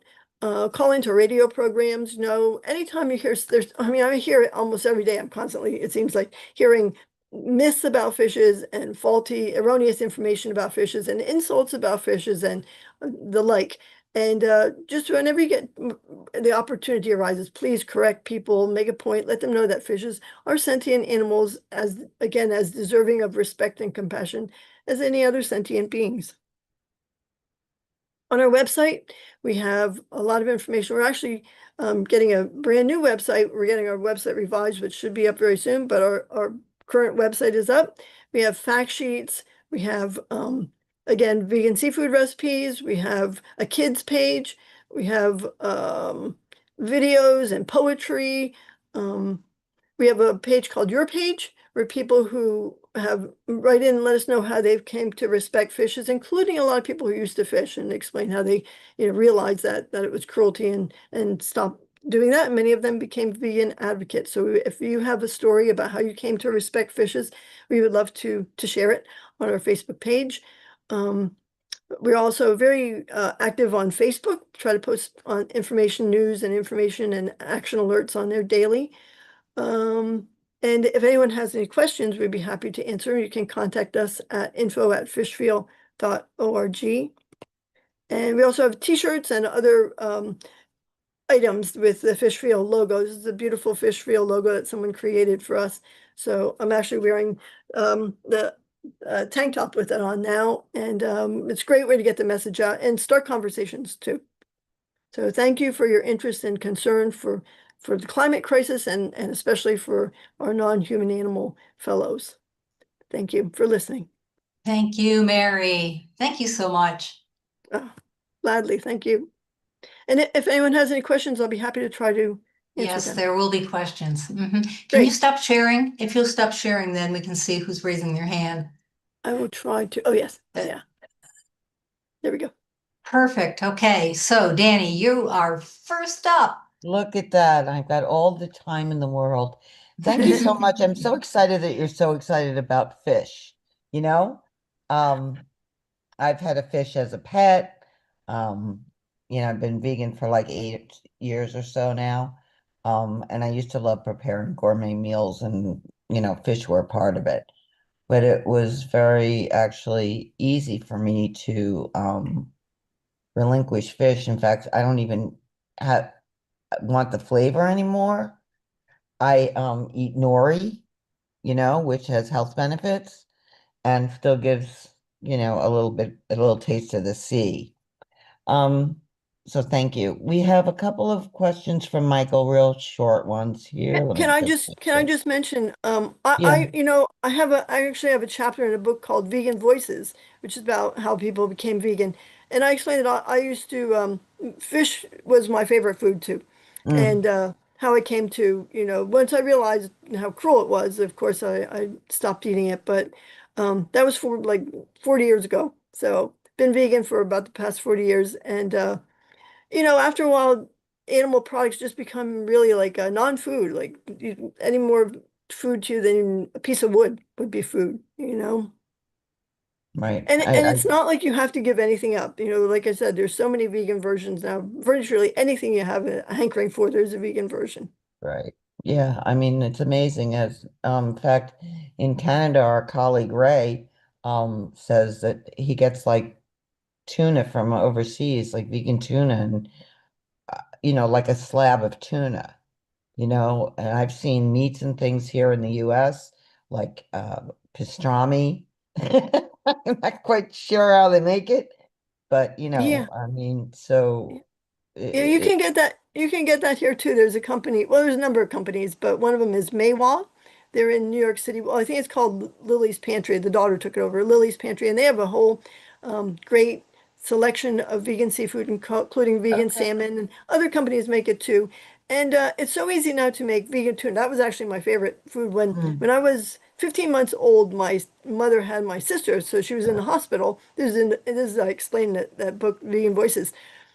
And my grandmother was taking care of us, and my mother called home and asked how I was doing, and Grammy said she won't eat anything. So she said, try tuna. It was the one thing I would eat. So I really loved seafood, but you know, again, once you realize what goes into it, and now it's so easy to make vegan tuna. You know, you can make it at home easily. When we table, we hand out recipes. You can make it with chickpeas or tofu, and add, if you like that oceany flavor, again, add some seaweed or some fishless fish sauce. And so easy and inexpensive and delicious.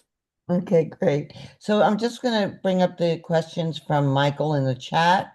Real quickly, he asks, through what means did we discover how long fish mind map and mind map for all and have, wait, I'm sorry, fish mind map for, oh yeah, how long fish mind map for and have all these other thought patterns and mental abilities identified and quantified while in the water. Same question for how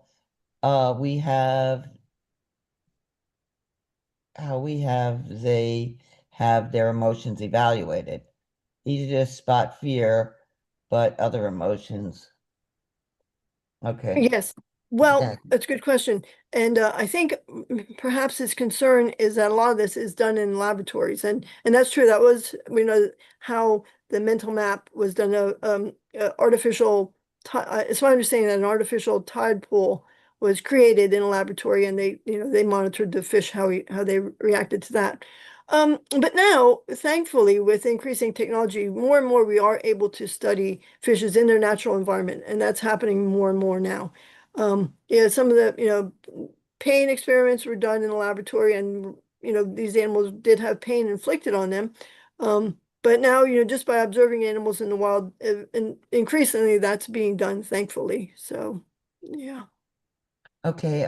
People are asking how you've got interested in working on behalf of the fish, and also, do you have any conversation departments that support not fishing, or do you get pushback from conservative groups? Well, I started out, I always wanted to do whatever I could to help animals all my life. And I thought that the best way to do that was for farmed animals, because they were the greatest number of animals being killed. And the solution to that was so easy, so I thought, just to get people to go vegan. So I got a degree in animal science, and then I worked in farm animal for various animal protection organizations, primarily focusing on farmed animals. And it took me a long time to realize that by far the greatest number of harmfully exploited vertebrate animals, maybe there's more insects that are exploited, I don't know. That's possible. It's very possible. But the greatest number of vertebrate animals by far was fishes. And, we were just, even within animal protection, even within animal rights, we were being so speciesist towards fishes. Really, PETA was doing some work for them, but otherwise it was few and far that anyone cared or was, speaking up on their behalf. So it just seemed like a huge gap in the animal protection and the animal rights community. So that's why we started Fish Feel. That's awesome.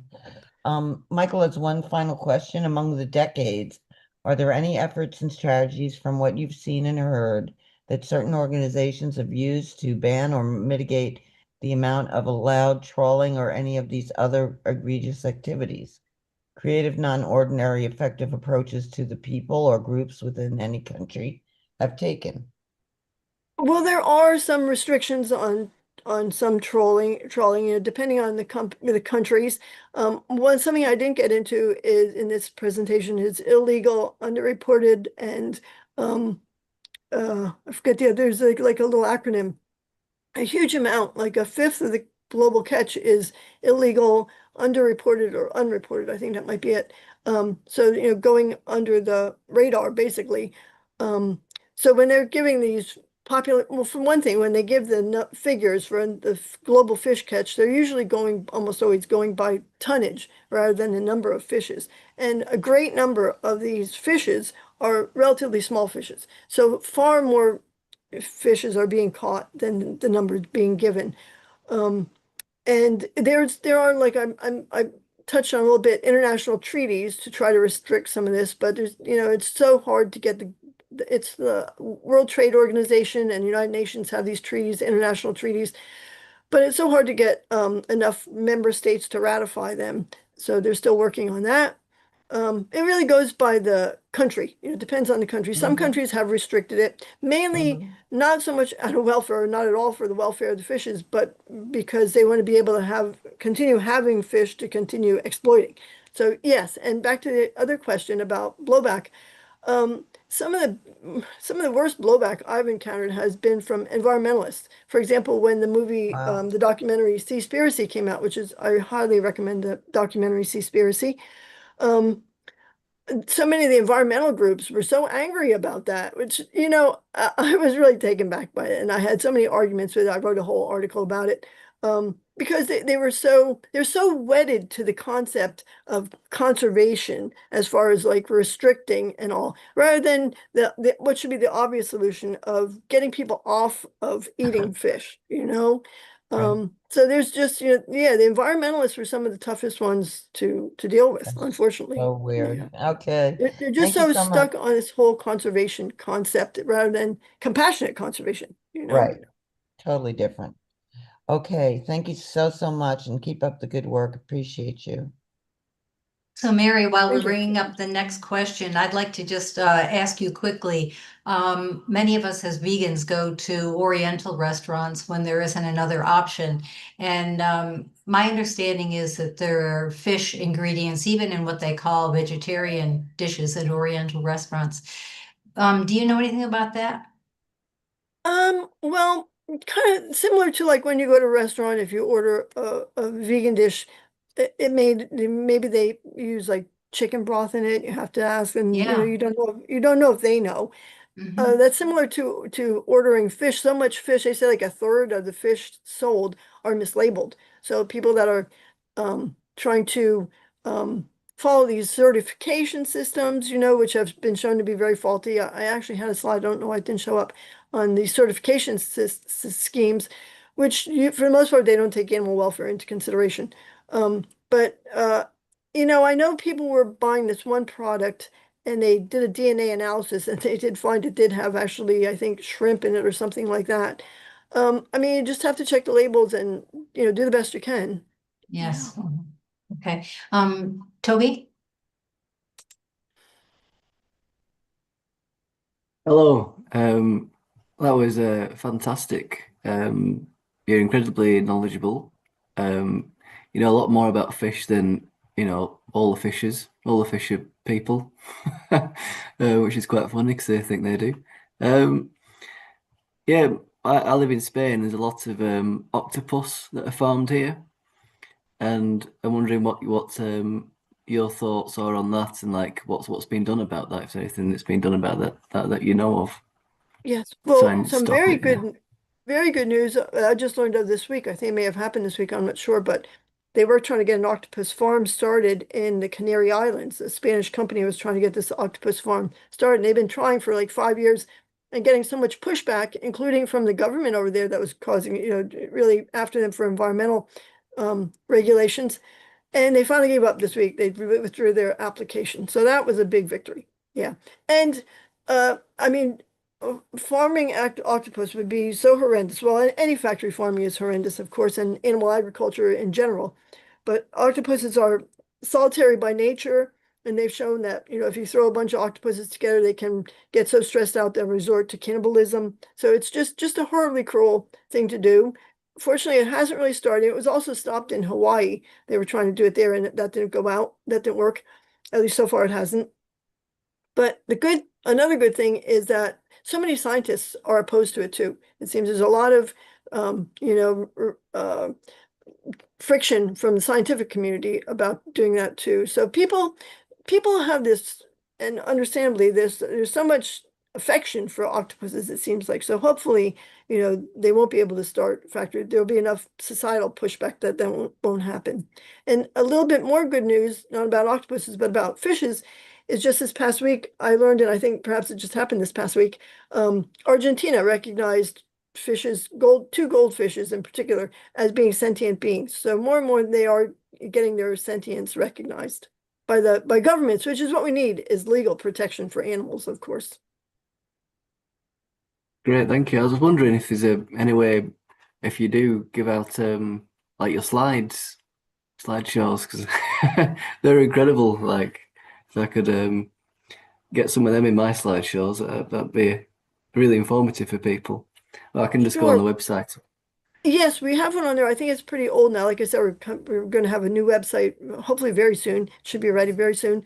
I've done so many different variations on slideshow, so there's so many different ones. But if there's anything in particular, you can look on the website for hopefully the new one for something. Or if there's any slides in particular, any subjects in particular, topics, I'd be happy to try to get you slides for that. Right, thank you. Sure, thank you.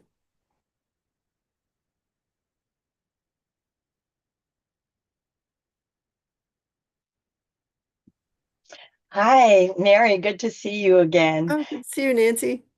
And that was like so amazing with so much information. I was like trying to catch the information. So I hand out these film and book slips.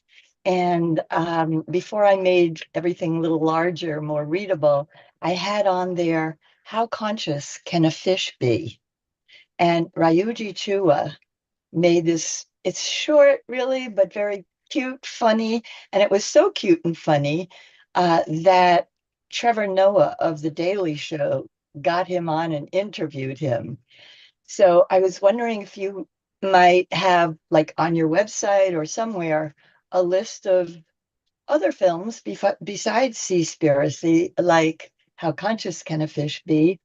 And I also recommend to people My Octopus Teacher, which actually brought tears. It's also short and just so sweet and loving and brought tears to my eyes. If you recommend those kinds of things too. I think I cried with that one too. Yes, and Nancy, thank you for asking, and thank you for your wonderful handouts. You are such a fabulous activist. You truly are. On the website, we do have a video section, and it's by topics, and Ryuchu's is on there. How conscious can a fish be? And that was wonderful. That it was terrific that he was on the Daily Show. And we have there's quite a few really good videos and documentaries out there. The Dark Hobby is a really good one about aquariums. You know, so many fishes are caught in the wild for aquariums, and the mortality rate is just phenomenal, just horrible. And then they, you're taking an animal and putting them into such an unnatural environment, and it's just so cruel. And also with the captive bred, there's so much animal suffering and death, needless animal suffering and death. But the Dark Hobby, that's the one about aquariums. And for people who are interested in having companion fishes, we recommend, please, of course, don't buy them, but adopt them from an animal shelter or a rescue group, or from someone who's looking to rehome them on Craigslist for free, on Craigslist or the like, instead of, adopt, don't shop. Great, Yeah. thank you. Sure.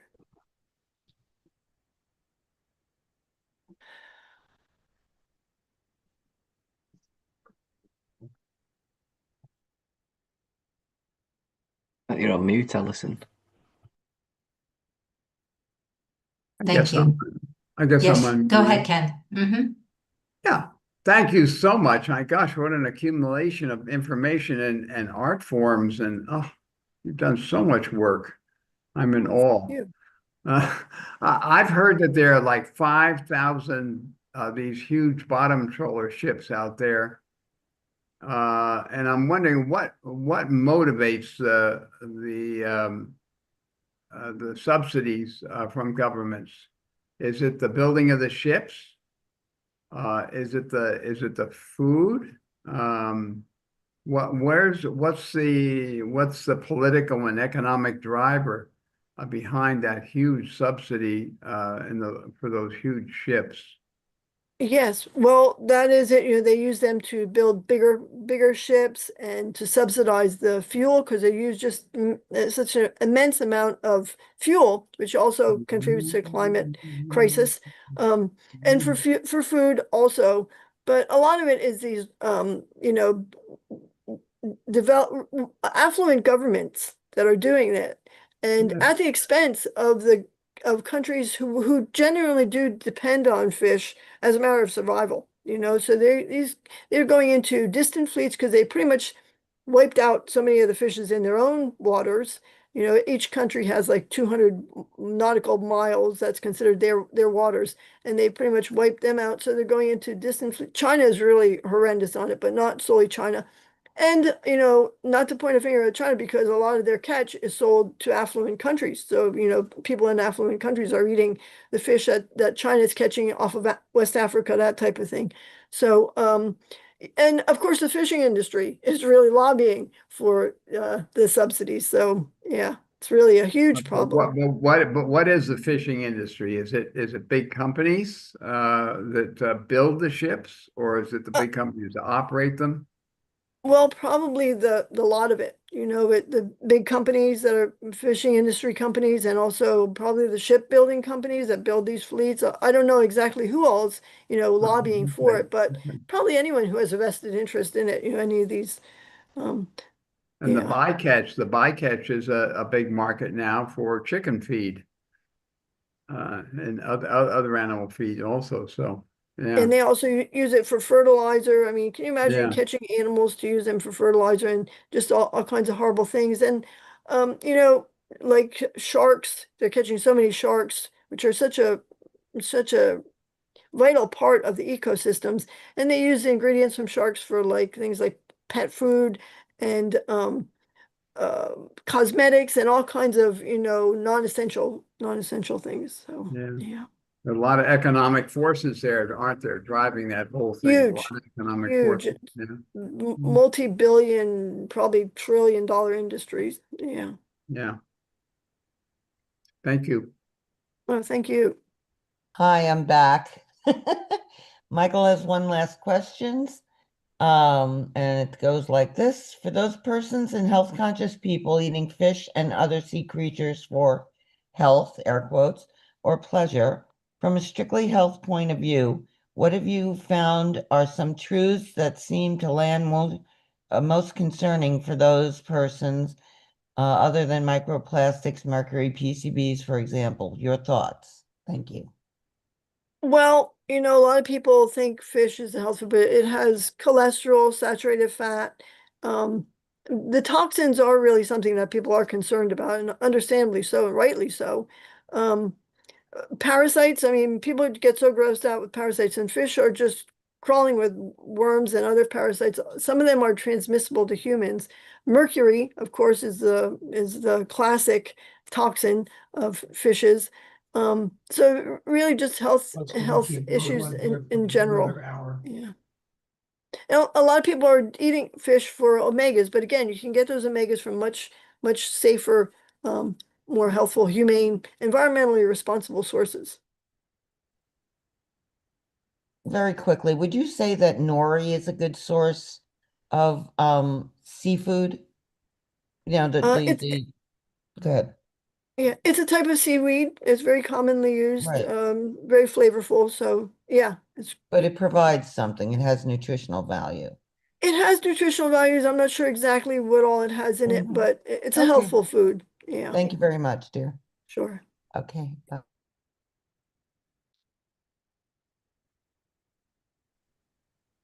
Thank you. Wow, what an incredible presentation.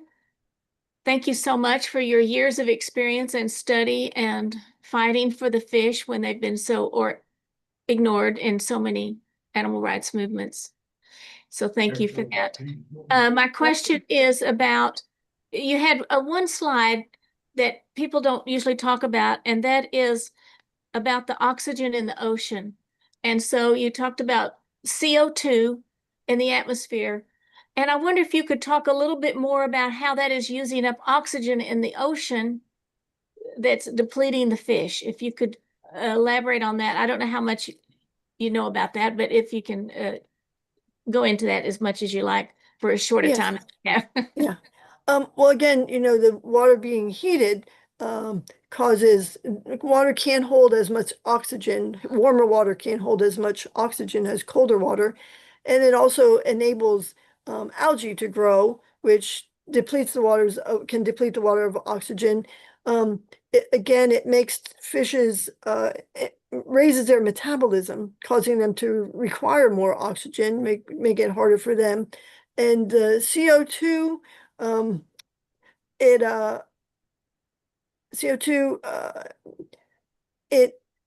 one problem with that is it acidifies the water, the more CO2, and that's when you get the problems with like the crustaceans not being able to form their shells, and also skeletons, that type of thing. So it's really, well, the CO2 is considered the evil twin of the heating, so it's really a combined thing. And again, the trawling releases the CO2 from the bottom, and it also affects a mineral down there, pyrite, I think it is, that has some kind of, well, that also releases CO2, so it's kind of doing double duty. Trawling is doubly problematic as far as getting CO2 back into the environment and acidifying the oceans. Wow, thank you so much. I just needed a little bit more on that. I'm still learning. Thank you. Me too. Mary, would you be able to stay on for a few minutes and answer questions in the chat? Sure. That would be wonderful. And if there's anything else that you'd like people to know that you can put in the chat, that would very much be appreciated. Oh, my pleasure. Thank you so much for having me. You've done a wonderful job for us. Thank you so much. Thank you. Okay. I would like to bring up Joanne Morton.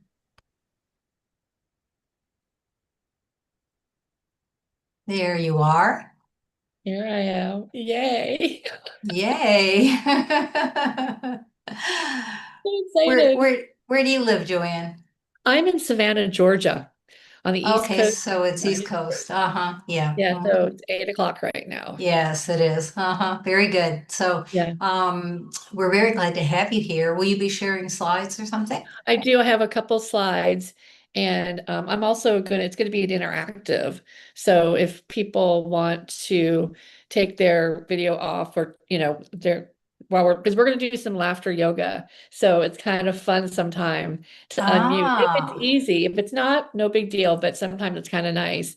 And also at the end, I'm going to be doing, we're going to do a shared gratitude. So I'm going to invite everybody to say what they're grateful for about. Okay, so we need to support you. But if it's too much work, no big deal. No, it isn't really a lot of work at all. They just can't write in the chat. Okay, cool. But we can allow people to unmute. Raise their hand and yeah. Yes. Yes. Okay, let us know if you need something, okay? Okay, well, yeah, we'll make it work as we go along because we're adaptable. Okay. Because we Very know good. we're flexible. You guys have done a great job. I've been watching all day, and I mean, I've been off and on, and you've done it. It's been running very smoothly. Smoothly, is that a word? But yeah, the tech team, yay, you did it. Thank you very much. I'm going to take just a minute to introduce you, and also I'll give you an opportunity to say more about yourself, but let's start that way. So next at Climate Healers, Vegan Convergence of the Peoples, VCOP 26, Joanne Morton will speak about creative wellness for weary activists. So I'd like to ask you, Joanne, would you take a minute to introduce yourself? Yes. So, as she said, my name is Joanne Morton, and I'm an artist, and I am an activist and a community engagement and believer, and I create art and experiences that help people go from feeling frustrated and stressed to feeling relaxed and motivated. Because if we're feeling relaxed and motivated, that means we can take the action steps that we need to keep building the lives that we want. And I do this work with a very different people, but my heart really goes to the activists, because somebody who has worked in the environmental realm here in Savannah for many years, I know what it's like to keep working. And then with the social justice, there's so much work to be done. And then now I've just got my whole new brain blown away by so many people doing amazing work in this plant-based ideology that really needs to be spread and needs to be talked about. So I am in awe to be able to have this opportunity to share positive energy, to give you guys a zip zap of positive energy, because it just takes a lot to stay up and to keep going. And we have to have hope, right? And when you're like, but they're killing all the fish, or I don't know why they're doing this, or why they're not listening. And we just have to remember, through humanity's history, I believe, I have hope, we are evolving. And I believe that the work that we're doing today really can and will affect the future if we can see it and we can find ways to listen to the smart people. So yeah. Yeah. So I'm going to let you just go ahead and get started. Let me go ahead. Yes. Yeah. And Good. Yeah. Thank you so So much. sit back. I'm so grateful. So I'm actually in my art studio. So I'm really excited to more or less say you guys are hanging out with me in my art studio. And when we spend time together, that is when we know that we can really support each other. One of the things that I was so grateful to learn about was the together around food. It was such an amazing idea. And I have worked, I had a healing art space here in Savannah a few years ago. And one of the things that we did every month, we had a vegetarian potluck and people came and that community grew and grew, and we also shared gratitude. So it was so amazing, but I'm getting ahead of myself. I don't want to talk about gratitude yet. So as I said earlier, I'm an artist and I create art and experiences, and the experiences are laughter, gratitude, and art, making art together. So what's going to happen today is we're going to first do some laughter yoga. I will tell you all about it in a second. Then we're going to make some art. So if you don't have any art supplies around, that's not a big deal, but all you need is a piece of paper and a pen, because I'm just going to have you write something. So that's going to be in about 10 minutes. So feel free to look around where you're at, but we'll have time to do that. And then the last thing that we're going to do is we're going to share gratitude. And this is the part where I'm going to ask if you want to share some gratitude, and I'll get to that point later. But let's start with laughter. During the pandemic, I got certified to be a laughter yoga teacher. And it was an interesting time to get certified to be laughter yoga because there's a pandemic going on. It's like, oh my God.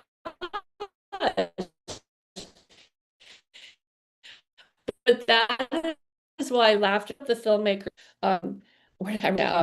Norway. And I really love that so much because laughter yoga, for those of you who don't know, it's written by Dr. Kachara, and he realized and happy stayed healthier and they healed faster. So they created these laughter yoga clubs. And eventually they realized that it needed to be a little more structure. So they came up with these 4 ways to do laughter. And laughter yoga, it's clapping, breathing, childlike behavior, and laughter yoga exercises. So I'm going to just take a moment. We're going to just have a little moment just to ground ourselves, because I've just thrown lots of stuff at you. And I just want us to get settled in our faces and our minds and our bodies, and just take a breath. Just if you want to close your eyes, just keep them open, but just take a breath, because I need a breath. Okay, so let's take a breath.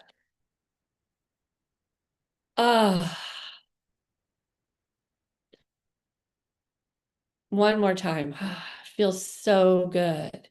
So when you're out there and you're doing the work that you do so well, always remember to breathe. And if you can find the time when you're with other people to take that moment together, bringing that breath together brings the intention of what the action you're doing together as well.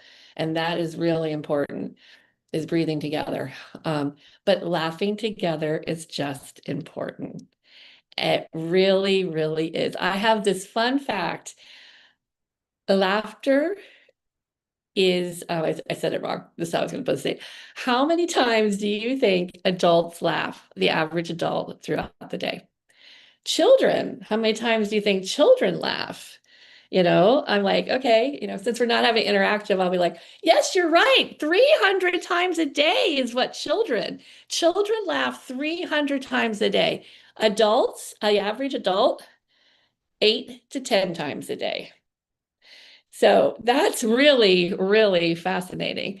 And I've done laughter yoga with so many different groups, and it makes my heart hurt for them a little bit. But there are some people who it's hard for them to laugh, and there's no judgment, no shame. It is totally okay. We're all in the same place, but it just shows us that we're out of practice. And we know that if we want to do something, we have to practice it, right? So with laughter yoga, it's intentional laughter, because sometimes there's nothing to laugh about, not really laughing at climate change.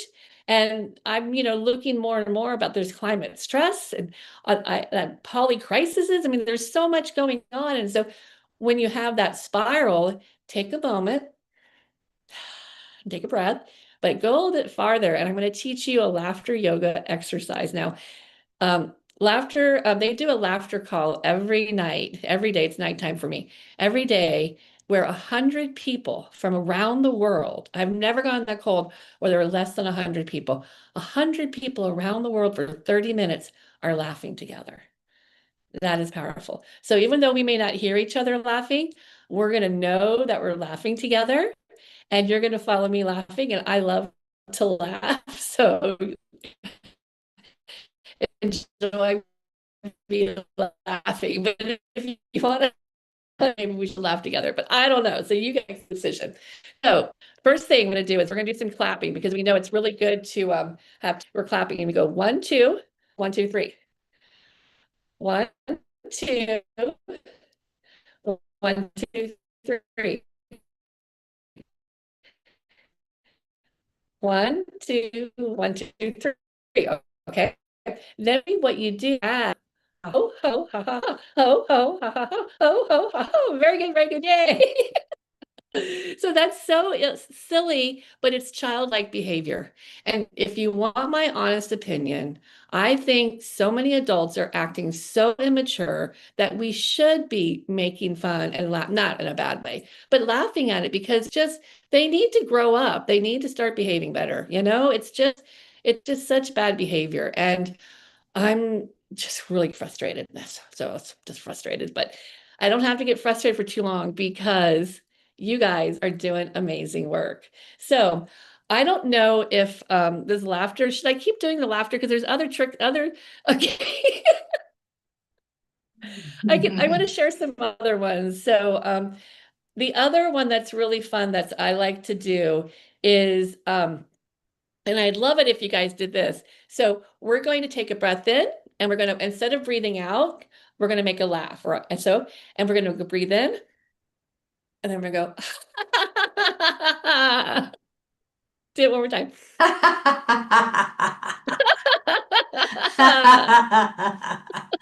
Oh, so good to hear the laughter. Thank you. Okay, one more time. Breathe in.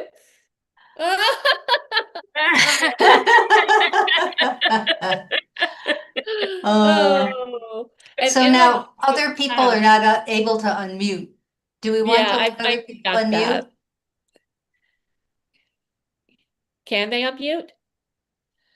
We can make a change and allow that to happen. So if you, I mean, sorry, I can't. I'm sorry, No? Alice.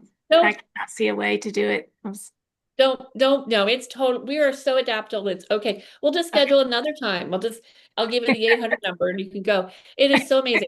But I do want to do one more game that I think will just make us feel good, because you're just gonna. So I have this game that I play where we're all gonna get our phones out. Okay, so we have our make-believe cell phones. Yeah, it's right here. Okay, we get a text, and guess what? I fixed it so people can unmute. By the way, people can unmute now. Yes. You guys rock. Yeah. Very good. Very good. Yay. Okay. Oh my God. Yay. Okay. Okay. All right. Get back grounded. Okay. So now let's do some laughter yoga exercises. Okay. Let's really do this. Okay. So this is my other favorite one. We're going to, if you can, put your hands up as much as you can, right? And then we're going to put them down and go like this. And then we're going to go back up like this. But when we come back up, we're going to say aloha and laugh. So like this. Aloha. You ready? Aloha.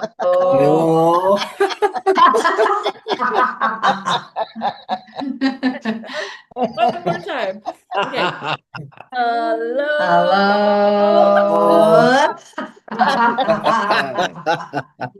Very good, very good. Yay! So every time we end an exercise, the facilitators does that. And I like to add it whenever you do something well at work or at home. So you've done something very good, very good. Yay, you sent that email. Very good, very good. Yay, you got the grant proposal in. You know? So celebrate it, right? And in playful. It's so important. And especially with the people that you're working with and when you're bringing in new people, I can see even when I think the conversations that everybody was having about how to really get people to understand, you know, to walk your talk and really understand that. And it can be overwhelming and intimidating and so much pushback. So many people say there's pushback and there's all these, well, I have to da da da. And I think bringing in creativity to your experience, to your conversation, it loosens up their walls, you know, and it makes them feel comfortable. And there's also, I never want to be I'm not a total extrovert where you're like, blah, blah, blah, blah, blah, because that's so intimidating too. We got to respect people's spaces. But laughter is really easy. Really, really easy. So the last one I want to do that I think is really, well, there's one more, two more that I think is really fun. And so we got our phone, we just got a phone call, and we just found out that they've banned mass animal farming, and all the animals are now Class A citizens of Earth. Yay! Yeah. Yay! Yay. Yay! Yay. Woo! So now I would love just to give me a high five on your camera. Let's give each other a high five. We did it. Yeah, you guys rock. Oh my gosh. Okay, so now I'll move to the next part. So what I just said with the last statement was I said an affirmation, right? An affirmation, there's lots of ways you can describe it. There's positive affirmations and all this kind of stuff. But really every single thought we think is an affirmation. Everyone. And there is a law that you cannot have a positive and a negative thought in your mind at the same time. And over my coffee maker in the morning, it says there's only room for faith or worry. Which do I choose? You know, some mornings it is a little worry, and then be gentle with yourself. Be gentle with yourself. And so affirmations have changed my life. I really started focusing on my career as an artist in the early 2000s. I was living in New York City, and I realized that I wanted to find a way to just feel good and make other people feel good, but doing it with my values and with kindness and love, because we don't talk about, I mean, since I started this in the early 2000s, we are talking more about gratitude. We are talking more about positive psychology. And there is a shift in consciousness, right? So it's because we're all talking about it. And that's where I know the more we talk about the benefits to plant-based diets, the more people understand it. And if we do it from the heart, and from the love angle, because I know the statistics about all the stuff, we got to understand that, but we also need to come from a place of love. And when we come in a place of positive, and I say that loosely because I'm not talking about, but a positive vision, what you want to see. And if we can only see the crappy stuff, or we're only listening to the news that we know is propaganda and just filling the drama, we got to focus on the good, because if we can see it, then we can be it. And that goes back to feeling relaxed and motivated. I want to feel relaxed, because if I'm relaxed, I have energy, and then I can stay motivated. And if I can feed off in a positive way other people, I always say this, if everyone does a little bit, no one has to do it all. And it's a lot more fun if we can do it together, in my opinion. So that's what I'm saying. So what I'm gonna suggest now, this is the activity part, the art part. So I made some affirmation art. And so what I'm gonna invite you guys to do is to write a statement of what you want to come into being. You know, what it is that, it's like, what's your vision? So if you want policy change? Do you want all dairy cows that are now being, just what is it that you want? I wrote down some affirmations to share with you. So this is the one that I wrote. I trust in humanity's ability to evolve. I trust that. I'm surrounded by people who support plant-based diets, and together we are changing the direction of humanity. And all creatures on our planet desire respect. Plant-based diets are delicious. And all of this I got from listening to the various people that you've been talking the last 2 days. This is what you guys have been sharing. So powerful, so powerful. So before we get to you start talking, I want you to start thinking about it, because that's a big ask. Because I'll give you like 3 minutes to do it. But just before you do that, I want to show you what the project that I've been working on since 2010. I'm creating a large scale hanging mobile. And it's a collection of circles made out of recycled cardboard boxes that I've invited people to share their positive visions for the planet, people, prosperity, and peace. And I call it the manifesting mobile. So we're manifesting. So I have I made a circle. I'm going to show you a slide. I'll show you a slide first. Okay, I'm going to share. Let's see if I can share. Da, da, da. Oh, wait 1 second. You say you're ready, and then okay, there you go. Don't worry. That's the Chrome window I want. But I also love this whole Zoom world that nobody is upset when you if you go on mute or you can't do something, because we've all been there, no matter how proficient you are. Yeah. We've all been there. And we want to be gracious, and we want to be kind. And I like to be able to make mistakes. So I'll let you make a mistake. So this is some of the pictures of Manifesting Mobile. So I've traveled around the country with this in 2012 for 6 months, living in my minivan. And I went all the way from Savannah out to California and back.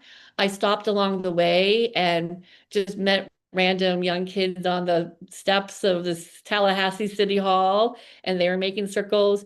I've been all over. And the next slide I'm going to show you, it's a video. So I'm hoping you can hear it, but this was a event that I did in. Can you hear it? Circle of Hope that Joanne has created. And she's been doing this thing for many a years. And it's a lovely thing. It brings people together. Like, I met new people here that I never would have met before. We had conversations. We sat together.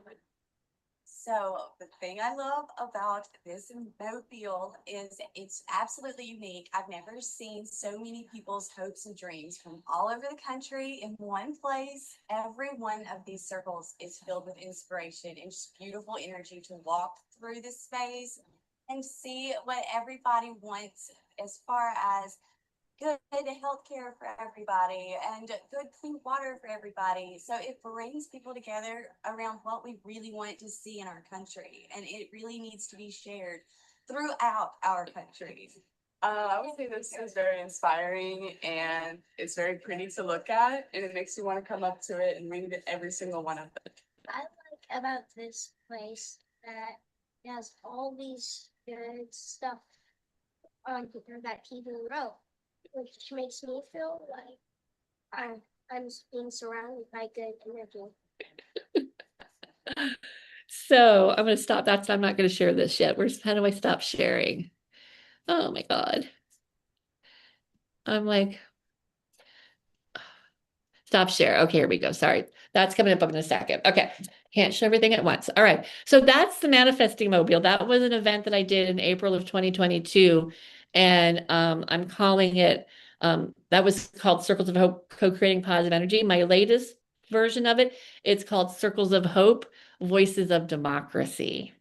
So I am really looking forward to seeing what happens with this.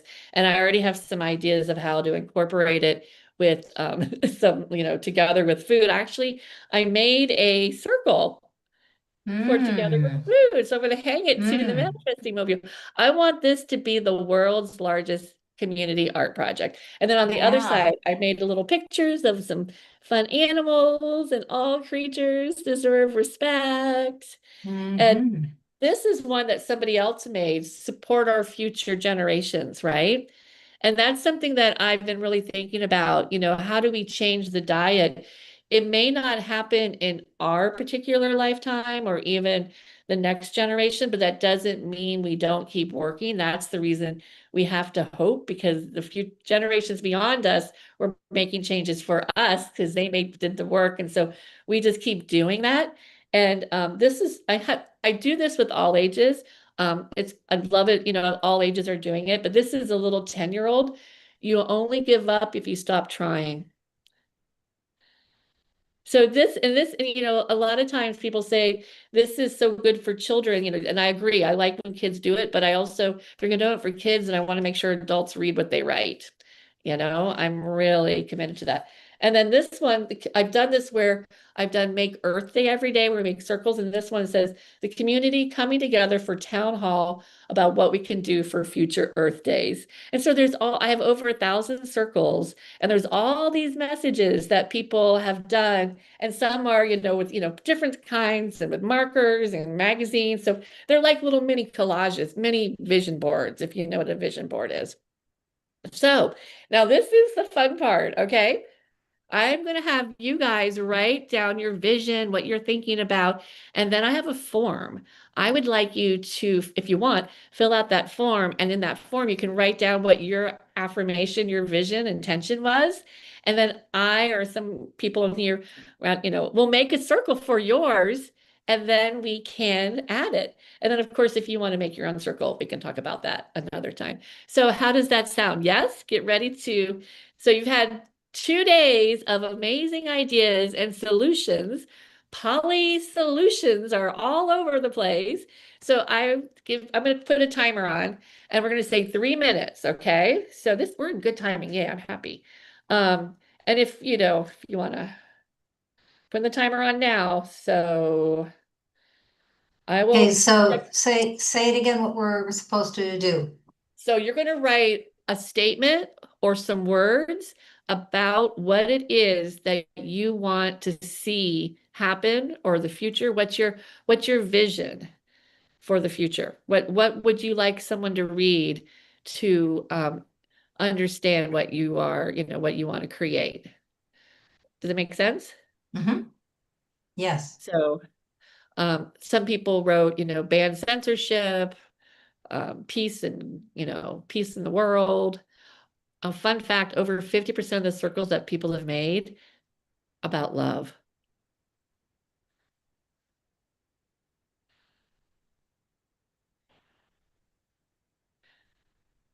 Da, da, da.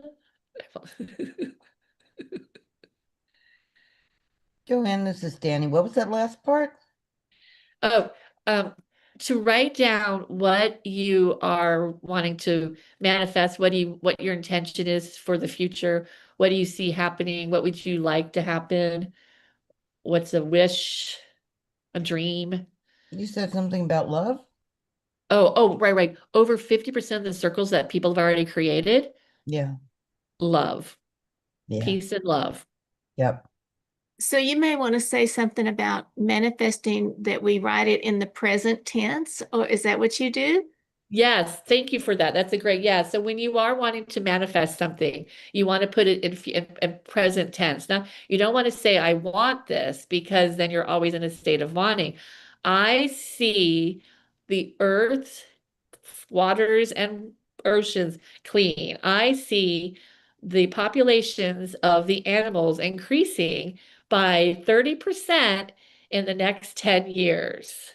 I see all school children having vegan options at all schools. Yes. I trust. I take action to continue the work that I'm doing to create the world. All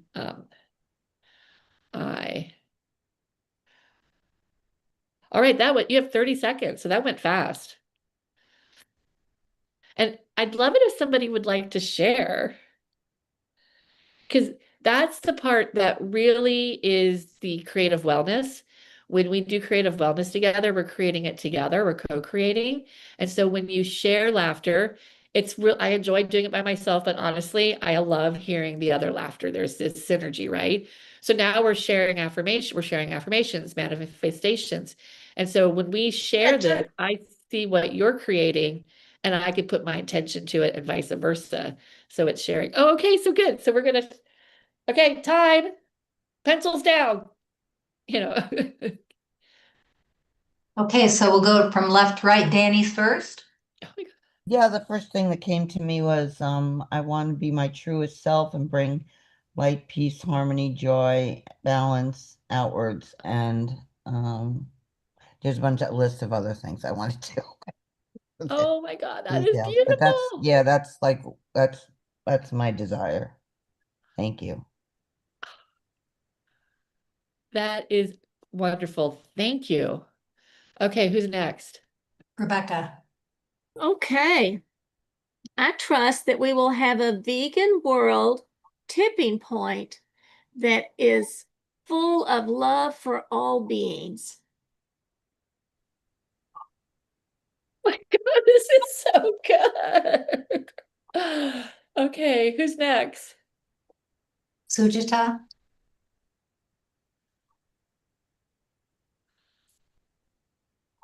Hello? Yeah, thank Hi. you. I see a world full of compassion and universal love for all life on earth. Oh my God. So yes. Thank you. Thank you. Mine is similar. I see everyone realizing that we are all one. We are all in the same tribe. Yeah. Yeah. And it's really interesting. It's similar, but it's different. And I think that's the power of our language. We all hear it differently. So when different people read it, they'll feel it. That's powerful. I love it. Yes. Who's next? I experience a 99.99% vegan world. Why I left the 0.01 is because we have brothers and sisters in Antarctica and nothing grows there. So just for their benefit. I think it's okay. I think we can allow that for them. I love that. Oh my gosh. So I put the form in the chat. If you feel like sharing these with me, I'd love to be able to compile them and send them back to the emails as well. Okay. Allison's Keep next? going. Yep. Okay, Yeah, here keep we going. go. All food everywhere is gourmet, compassionate vegan food. Ah, yes. Allison, will you call on people? Toby, I think, right? Toby is Toby's next. Yeah, we're just going across. All right, I wrote it down. Vegan World 2026. Love it. Yeah, sure. You can't see it, Exactly. yeah? Oh, I Yeah. didn't see the thing. I love it. Thank you, Toby. Dakota? Oh, okay, mine's probably two things. I see my world is so beautiful, lush, green and blue with crisp, clean air, happy, free animals and people everywhere. And then my first one was a little more in my head, but I said, I see my world is full of sovereign, powerful people who remembered that they could choose on their own to live in peace. They did not need or wait for someone else to tell them how they can live, and they took their power back and they spread love to each other in all life every day. And so it is. Yes. High five. Oh my gosh. Oh my gosh. So Sherry? Also inspiring. One is even better than the next. Right? So every human on the planet is born with the innate awareness and wisdom of indigenous people that we are not separate from nature and that every being is just as valuable as human beings. And we have a peaceful kingdom right now. Oh my God. That's so beautiful. And I'm it's getting the sun is setting right now and I can't see the sunset, but I can see the orange sunset glow on the buildings in my backyard, and hearing all of your statements and intentions and feeling the energy of the sun setting is powerful. This is powerful. So I think we have Nancy, right? One more. Yes, hi. Love this exercise. Humans have awakened and liberated themselves and all lives. Peace, love, abundance, sharing, and creativity thrive. Gosh, yeah, yay. Okay, thank you, everybody. Oh my God, everyone who shared, thank you. And no pressure to share at all, at all. We do what we do, but thank you so much. Wow. Okay, that's help. So imagine if those are on circles and you're walking through that tent, and I'll just give you so if anybody's interested in being a part of this, please let me know. But my goal, my vision is to find people in other states to make the circles send to me, but I really would like to travel with this eventually. And imagine it's a convention center, okay? And we have sponsors and local businesses and nonprofits. So when people are writing their intentions, we also want to give them information on how they can take the action. So a lot of times when I would be organizing Earth Day Festival, people would say, I just don't know what to do. There's so much to do. I'm like, well, what's your interest? Are you interested in animals? Are you interested in plants? Are you interested in the ocean? Do you want to clean up the litter? So getting that information out to people is so powerful because they don't know what to do, right? So at an event, at the Circles of the Manifesting Mobile event, there's people community building, and there's also an opportunity to read what other people are writing. So, and we could serve really good vegan food. So, that's what, yeah. And I can even imagine at this together with food, you can even make a moment where you make some circles to, send in. And the next thing that we're going to do is the gratitude sharing, right? Gratitude sharing is just as powerful as the other things we've just done, and maybe even more so. I'm going to share my screen really quick. So here in Savannah, it's one of the first 13 colonies, and will there be audio with what you're sharing, or is nope, no more audio. No? Okay, nope, okay. just pictures, just me. Okay. Oh, dang it. I closed it. Hold on one second. Because I really want to show you the picture. I'm not wearing my glasses, so I'm like, okay, here we go. Yeah, I was testing this out with a friend at 6:30, and my Zoom wasn't hooked up to my computer. And I was like, oh my gosh, always do a tech check. Always check the tech. Here, I'll lend you my glasses. Okay, I got it. Here we go. Okay. Oh, I could put them on. I'm just being vain. So here we are. So in Savannah, like I said, it's an old city, very historic. And when I first moved here, this map is all these little green spaces are all these little green squares, and it's so beautiful. And the trees, if you've never been, it's just gorgeous. It's live oaks. There's a lot of history. There's a lot of hard history that you have to understand, but it's so powerful. But I started hosting gratitude circles in November of 2013.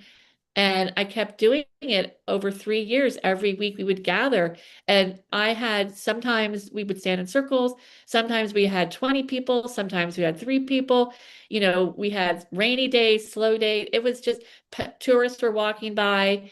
And I primarily stopped just because life was changing. But we made so many relationships, and sharing gratitude with each other really bonds you as well. And so, what I'd like to do now is share some gratitude and what I have to make it kind of specific. If there's somebody or something that you want to be grateful for specific for this conference, because like I said earlier, I am grateful for the tech team. I don't know all of your names, but all of the people that organized this event, I know what it takes to do an event. And I actually am really grateful that you gave me the opportunity to even present, because I was late in sending it in and I kind of spaced a little bit. So for you to make the effort for me to come in, I'm so honored, and I hope that this, it was worth it. I think it is, but can't take yourself too seriously. But yeah, I'm grateful, but I'd love to hear what other people are grateful for. And if there's something else that you're grateful for about, I'm not going to, I'm pro-choice, but just note that, it's, we're not going to run out of time. We always have time, always have time. So would anybody else I'd like to share what they're grateful for?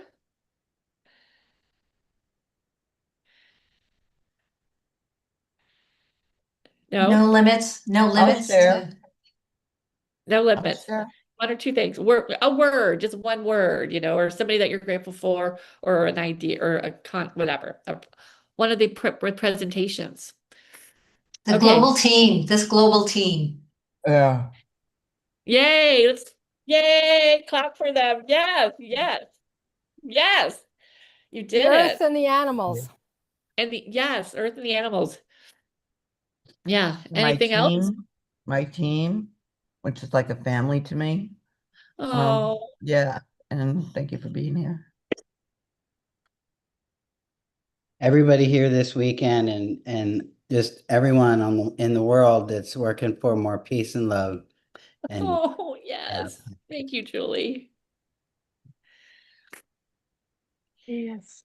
Sujata, who's saying something?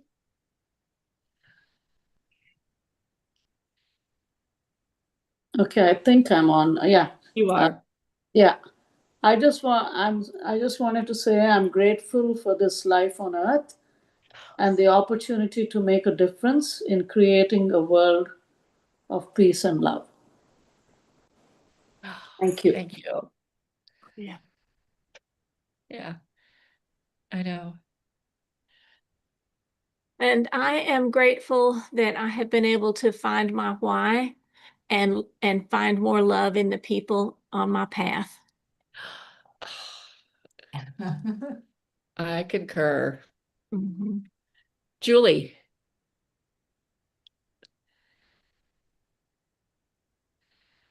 You're still muted.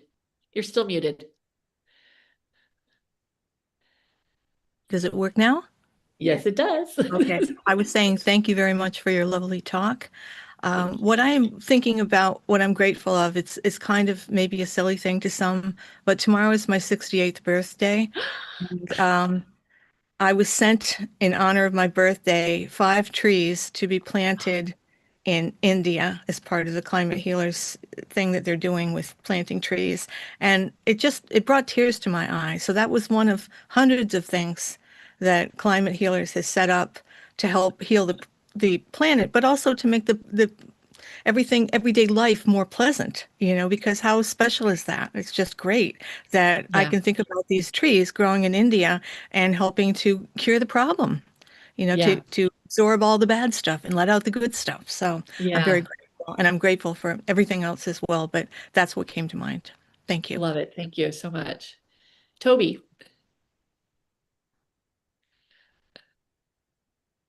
I'm grateful for being able to have a life where I'm free of exploitation.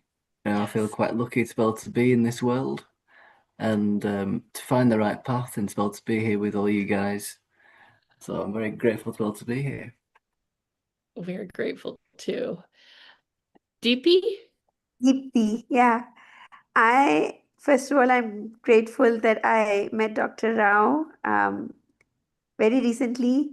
And then through that, I got to know Shankar. And through him, I got to know this seminar. And it's been a little I haven't been able to absorb everything over the past 2 days. But just being in my tribe of people, I'm so happy. I feel home. Yeah, it's community. It really is. And I love that you're from all over the world too, it's a small, small world after all, right? Yeah. So, It's very yeah, Nancy? I was going to say I'm in San Antonio right now, and it's very lonely out here, San Antonio, Texas. Ooh, I love the hill country. So beautiful. It is otherwise. Thank you. I'm very grateful that I have a human body that not only can survive, but thrives on plant food. And since I'm an herbivore, like you guys are, I'm also thankful for being born in this time and place. Just enough challenges to make life very interesting. And that I'm not facing them alone, but with all these beautiful souls I see before me. Yeah, yeah. Yeah, I don't know if you've heard this before, but some people say we choose to be here, right? And there's there's and I love that. I think it's an indigenous saying, we are the ones we've been waiting for. I remind myself that all the time. If not now, when? If not now, when? So I think it's time. Yeah, we're doing it. Anybody else want to say anything else? Suja? Yeah, thank you for your lovely interactive session, Joanne. I just wanted to say, when I gave my presentation, we have this thing about people, place, and planet. And you have planet, people, prosperity, and peace. And I found a little bit gap underneath your circle. You probably would be good to put place. Think about it. Because Okay. I've been to Savannah, and being an architect, we've studied about Savannah. It's a wonderful place and it's beautiful. So I think people, place, and planet, prosperity, peace are important as well. And just put place in your circle, then you have all the five. Just a second. Okay, I'm for you gonna think write that about. down. All right, I might reach out to you now, talk to you more about that because I have some questions, but I don't think we all need to talk a creative brainstorming session right now about my project because I love talking about it. But I love that. Well, I got those three. I got the people, planet, prosperity from the City of Savannah Sustainability Department. They wrote a report, and I read that, and I was like, oh my gosh, it makes sense, And but we also have to recognize that so much of our profit is detriment to the health of our planet. So there's got to be that, happy medium. We just got to figure that out. So, Prosperity is ahead. not just wealth. Prosperity Right? No, is not just wealth. It's no, knowledge, exactly. everything. So it's not like profit. Right. It's not profit. Yeah. Well, and I'm also on a campaign to figure out how to make peace profitable. Yeah. And the place is important too, because otherwise we create placelessness, which is not something that you're comfortable with. Yeah. Oh my God, thank you. I've been so inspired this weekend. So thank you so much. I appreciate that. And thank you for all of you. I've enjoyed the 2 days. Yes. Thank you. And for, I think, Dr. Sailesh Rao as well, because whom I know from when he came from India to do his master's, because his brother happens to be my husband's roommate. They're quite close. Interesting. Okay, you go way back. Okay. So Jita, don't go away. We still have a closing ceremony. Yeah, I know. Okay, very good. Okay. Well, we'll find out. I'll find you. We'll talk. Toby, did you want to add something else? And then there's Sven too. Well, I wasn't sure if there was going to be questions, but I thought of a question before, so I thought I'd ask it if I can. Please. Sometimes you're in a group of people, or with friends or something. Or usually people you don't really know, and you smile quite a lot, or you're laughing a lot. I think sometimes it's too much, and your cheeks hurt, and maybe you can't do that anymore. So what do you do then? That's never happened to me. I don't know. I mean, I don't think it happened. I mean, I remember as a little girl, you have your girl giggles, but I don't really, I mean, yeah.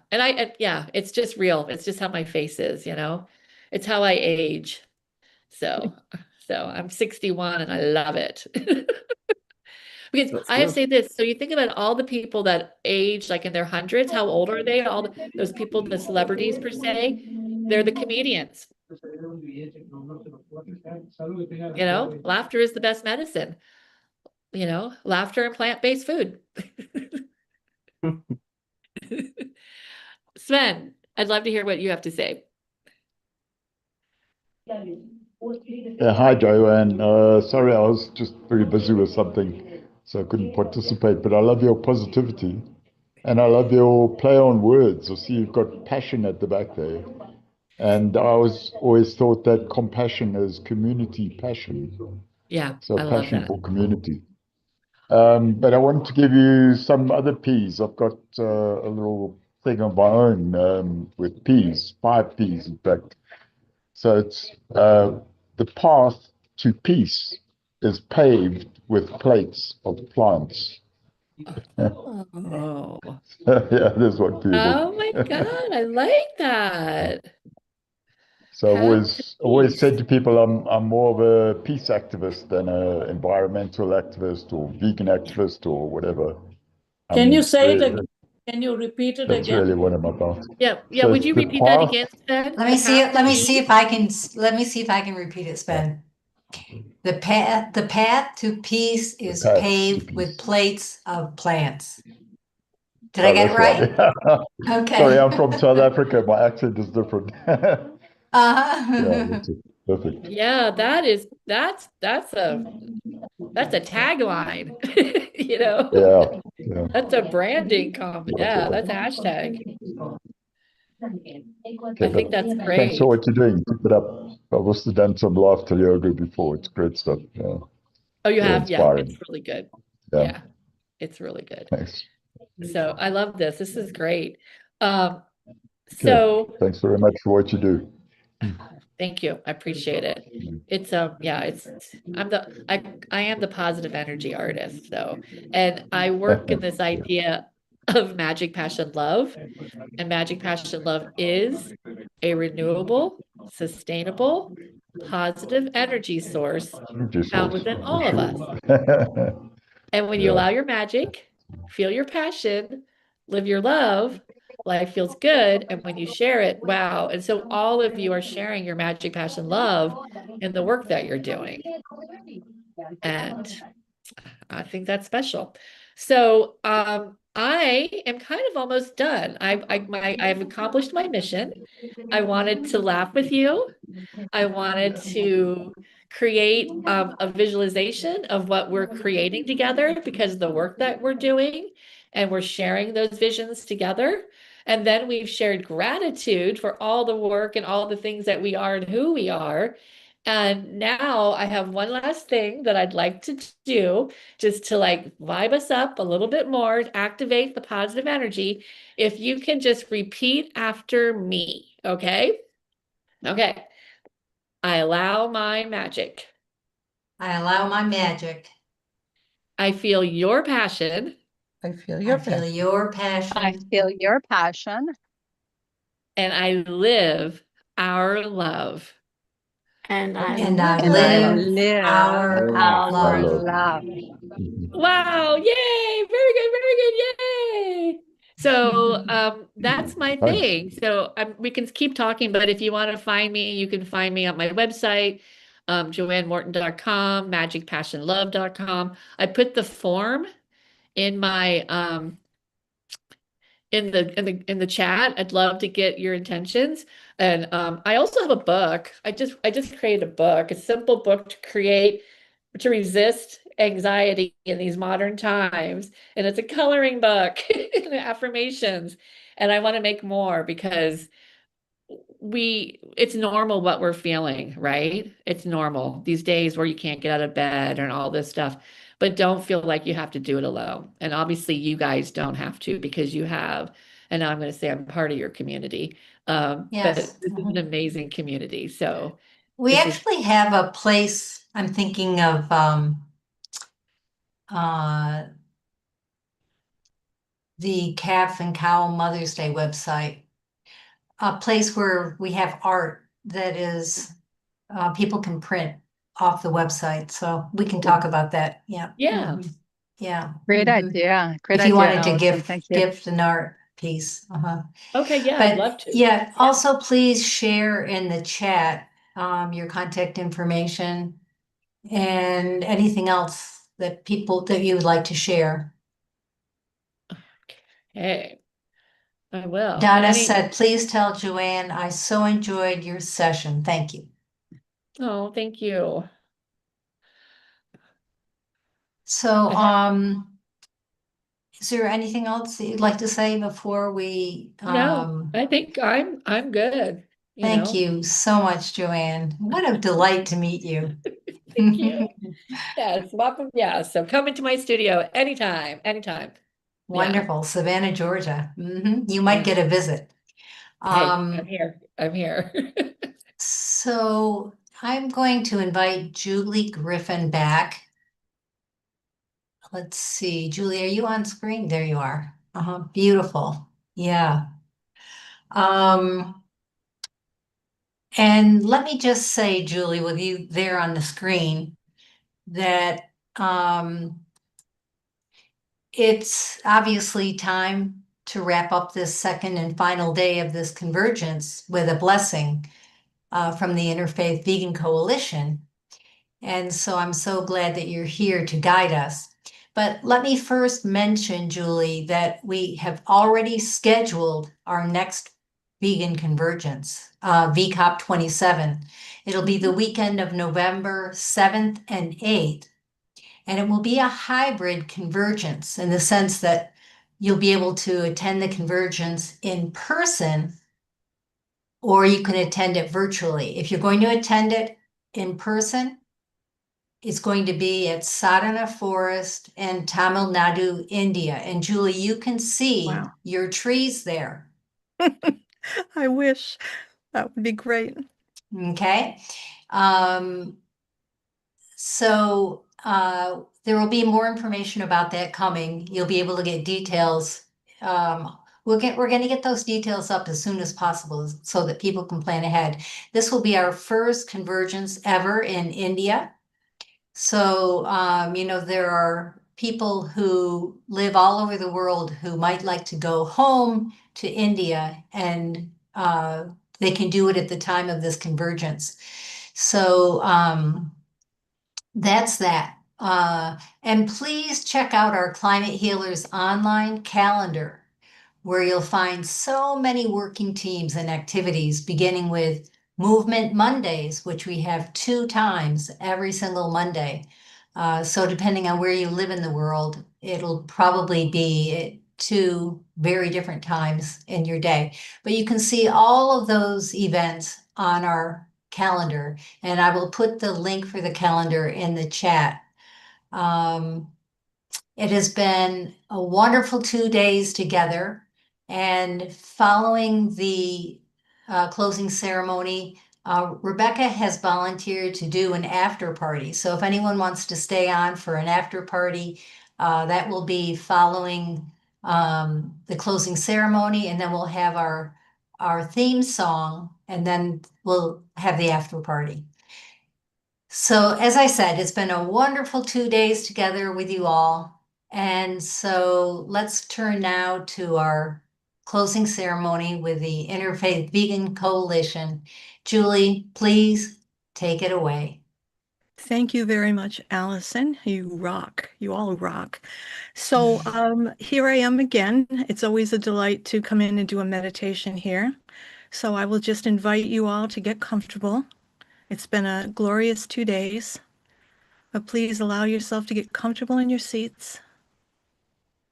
And thank you to all who've attended this convergence. And thanks to all the amazing speakers and to Dr. Rao and the Climate Healers team. We are in debt to all of you as our friends, teachers, and role models. Thank you. Please make yourself comfortable and prepare to relax and unwind. Breathe in love and comfort, and breathe out any tension or stress. Breathe in faith and peace, and release any worries as you exhale. You may know that in the realm where the sun kisses the horizon and whispers of the ancient worlds carry tales oft forgotten. There exists an oasis of tranquility and aspiration. Let us travel there together now. Let us enter this sanctuary of awakening. Here we are together, climate healers and vegan advocates, united by a singular mission, to reclaim the earth in all its primal glory. Let us settle into a peaceful silence, breathing the air as if inhaling the very essence of life. Travel with me now as we prepare for transformation to a sacred place where imagination and determination blend. Breathe and relax and allow your body to unwind. Let each breath flow like a gentle river, purifying your mind and spirit. Feel the tensions of the past fade as the muscles in your toes, your feet, and your legs soften with warm tranquility. Picture the earth beneath you, nurturing and fertile. Feel its pulse harmonizing your heart, resonating a symphony of life that parallels your intent. Breathe and relax as you visualize a tapestry woven by diverse hands and hearts, each thread vibrant with hope and urgency. In this, our all-important collective endeavor, each person's role is pivotal. No action too small, no action too grand. Within this living picture, the planet heals, nourished by love and effort. Imagine men and women across generations sowing seeds not only of plants, but also seeds of change. Let the urgency of our mission invigorate you. With every breath, absorb the drive needed to forever feed and fuel this vital journey. Our path of healing springs to life, in sync with the steps of 1,000 companions. Together we transform barren land into flourishing gardens. See children laughing, hear them laughing, their eyes dancing with knowledge, both new and profound. Breathe and relax and drift deeper into your power and your purpose. Perceive your small and large victories manifesting into triumphs.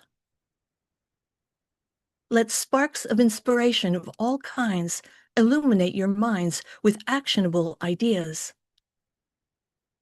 Allow these ideas to sweep through the consciousness of countless others, giving way to action and sparking change.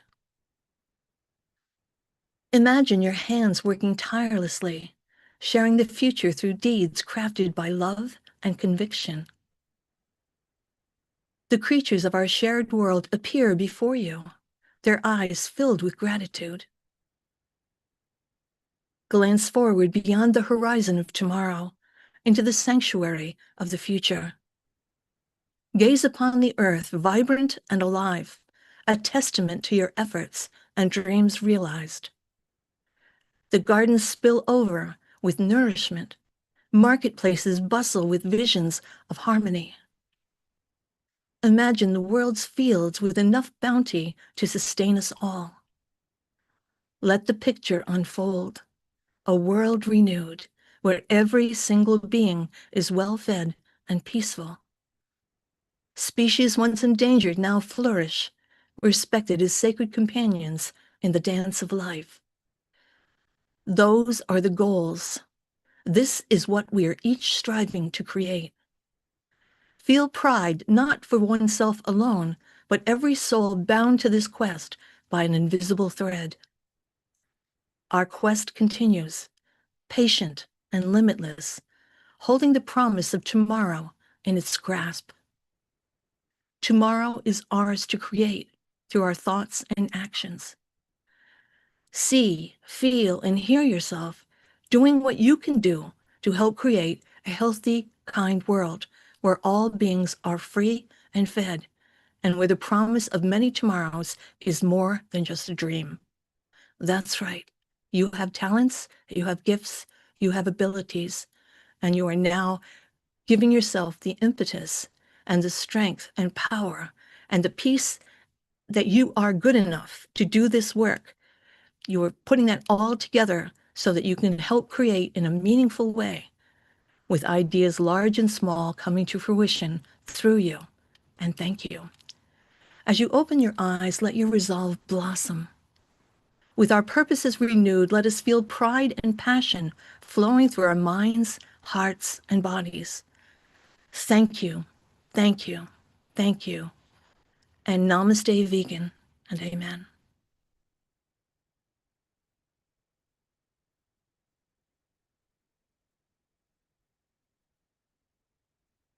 Thanks, everybody.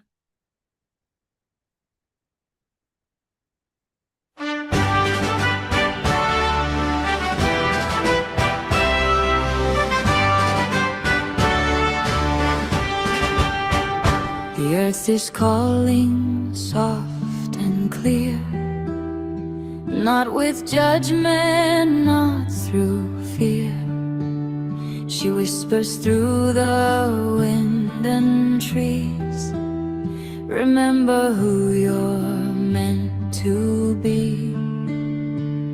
We are not divided souls, but living parts of greater wholes. Every heart, every nation holds a piece of worldwide resolution. We have remedies beyond survival, beyond the stories of denial. 1,000 pathways join as one. The healing has already begun. We have the remedy for compassion revolution, peaceful collaboration, a worldwide resolution, loving guidance lights the way. Hope for humanity begins today, with loving kindness hand in hand.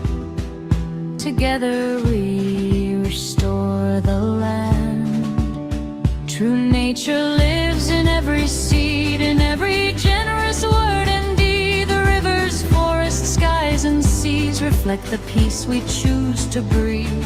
Spiritual embodiment, a living sacred testament, not escaping from this earth, but honoring her endless worth. Sacred restoration, hearing every generation. The birthright to existing in freedom, shared by every life beneath the sun. Beyond our borders, beyond our names, love burns brighter than our blame. From every culture, every shore, we discover what we're living for. We have the remedy for compassion revolution, peaceful cooperation, a worldwide resolution, loving guidance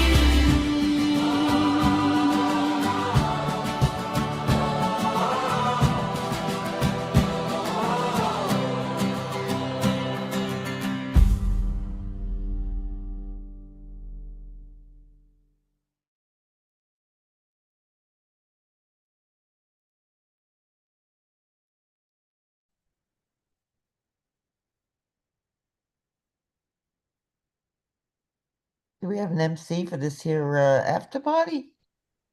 Yes, we do. All right. I just hit stop record, and Cool. we still have another recording still going. There we go. So if you're interested, you want to feel the glow of that. You've been feeling it all day, but I know sometimes somebody wants to say something, and maybe this is a chance to get to. You can pop on. We can do some popcorn style, but if you also are welcome just to raise your hand, turn on your cameras. I think I couldn't figure out how to unmute everybody, so Allison did that. So I don't think we have to push on there to unmute you, but we can see. Otherwise, we'll just carry this glow into the evening and into the morning. I tell Yes, you. everyone should be able to unmute themselves. Mhm. Turn on your cameras.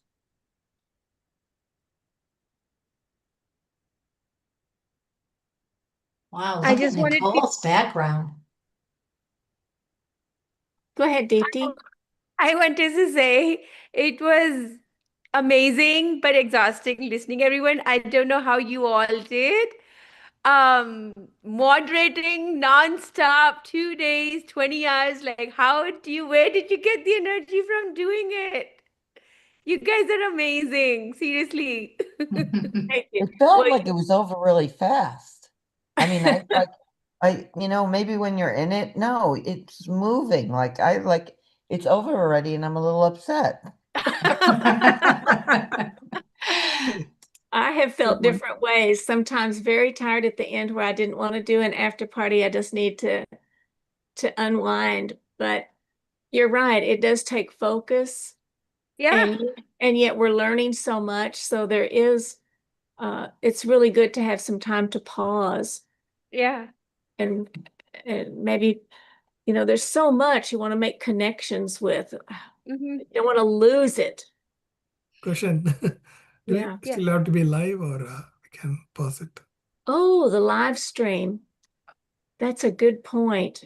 Maybe, Amit, we should stop the live stream, say bye, everybody. Bye, live stream. Definitely. Time to end that. Mhm. Maybe I have to do that. Let me see if Yeah, see if you can do it.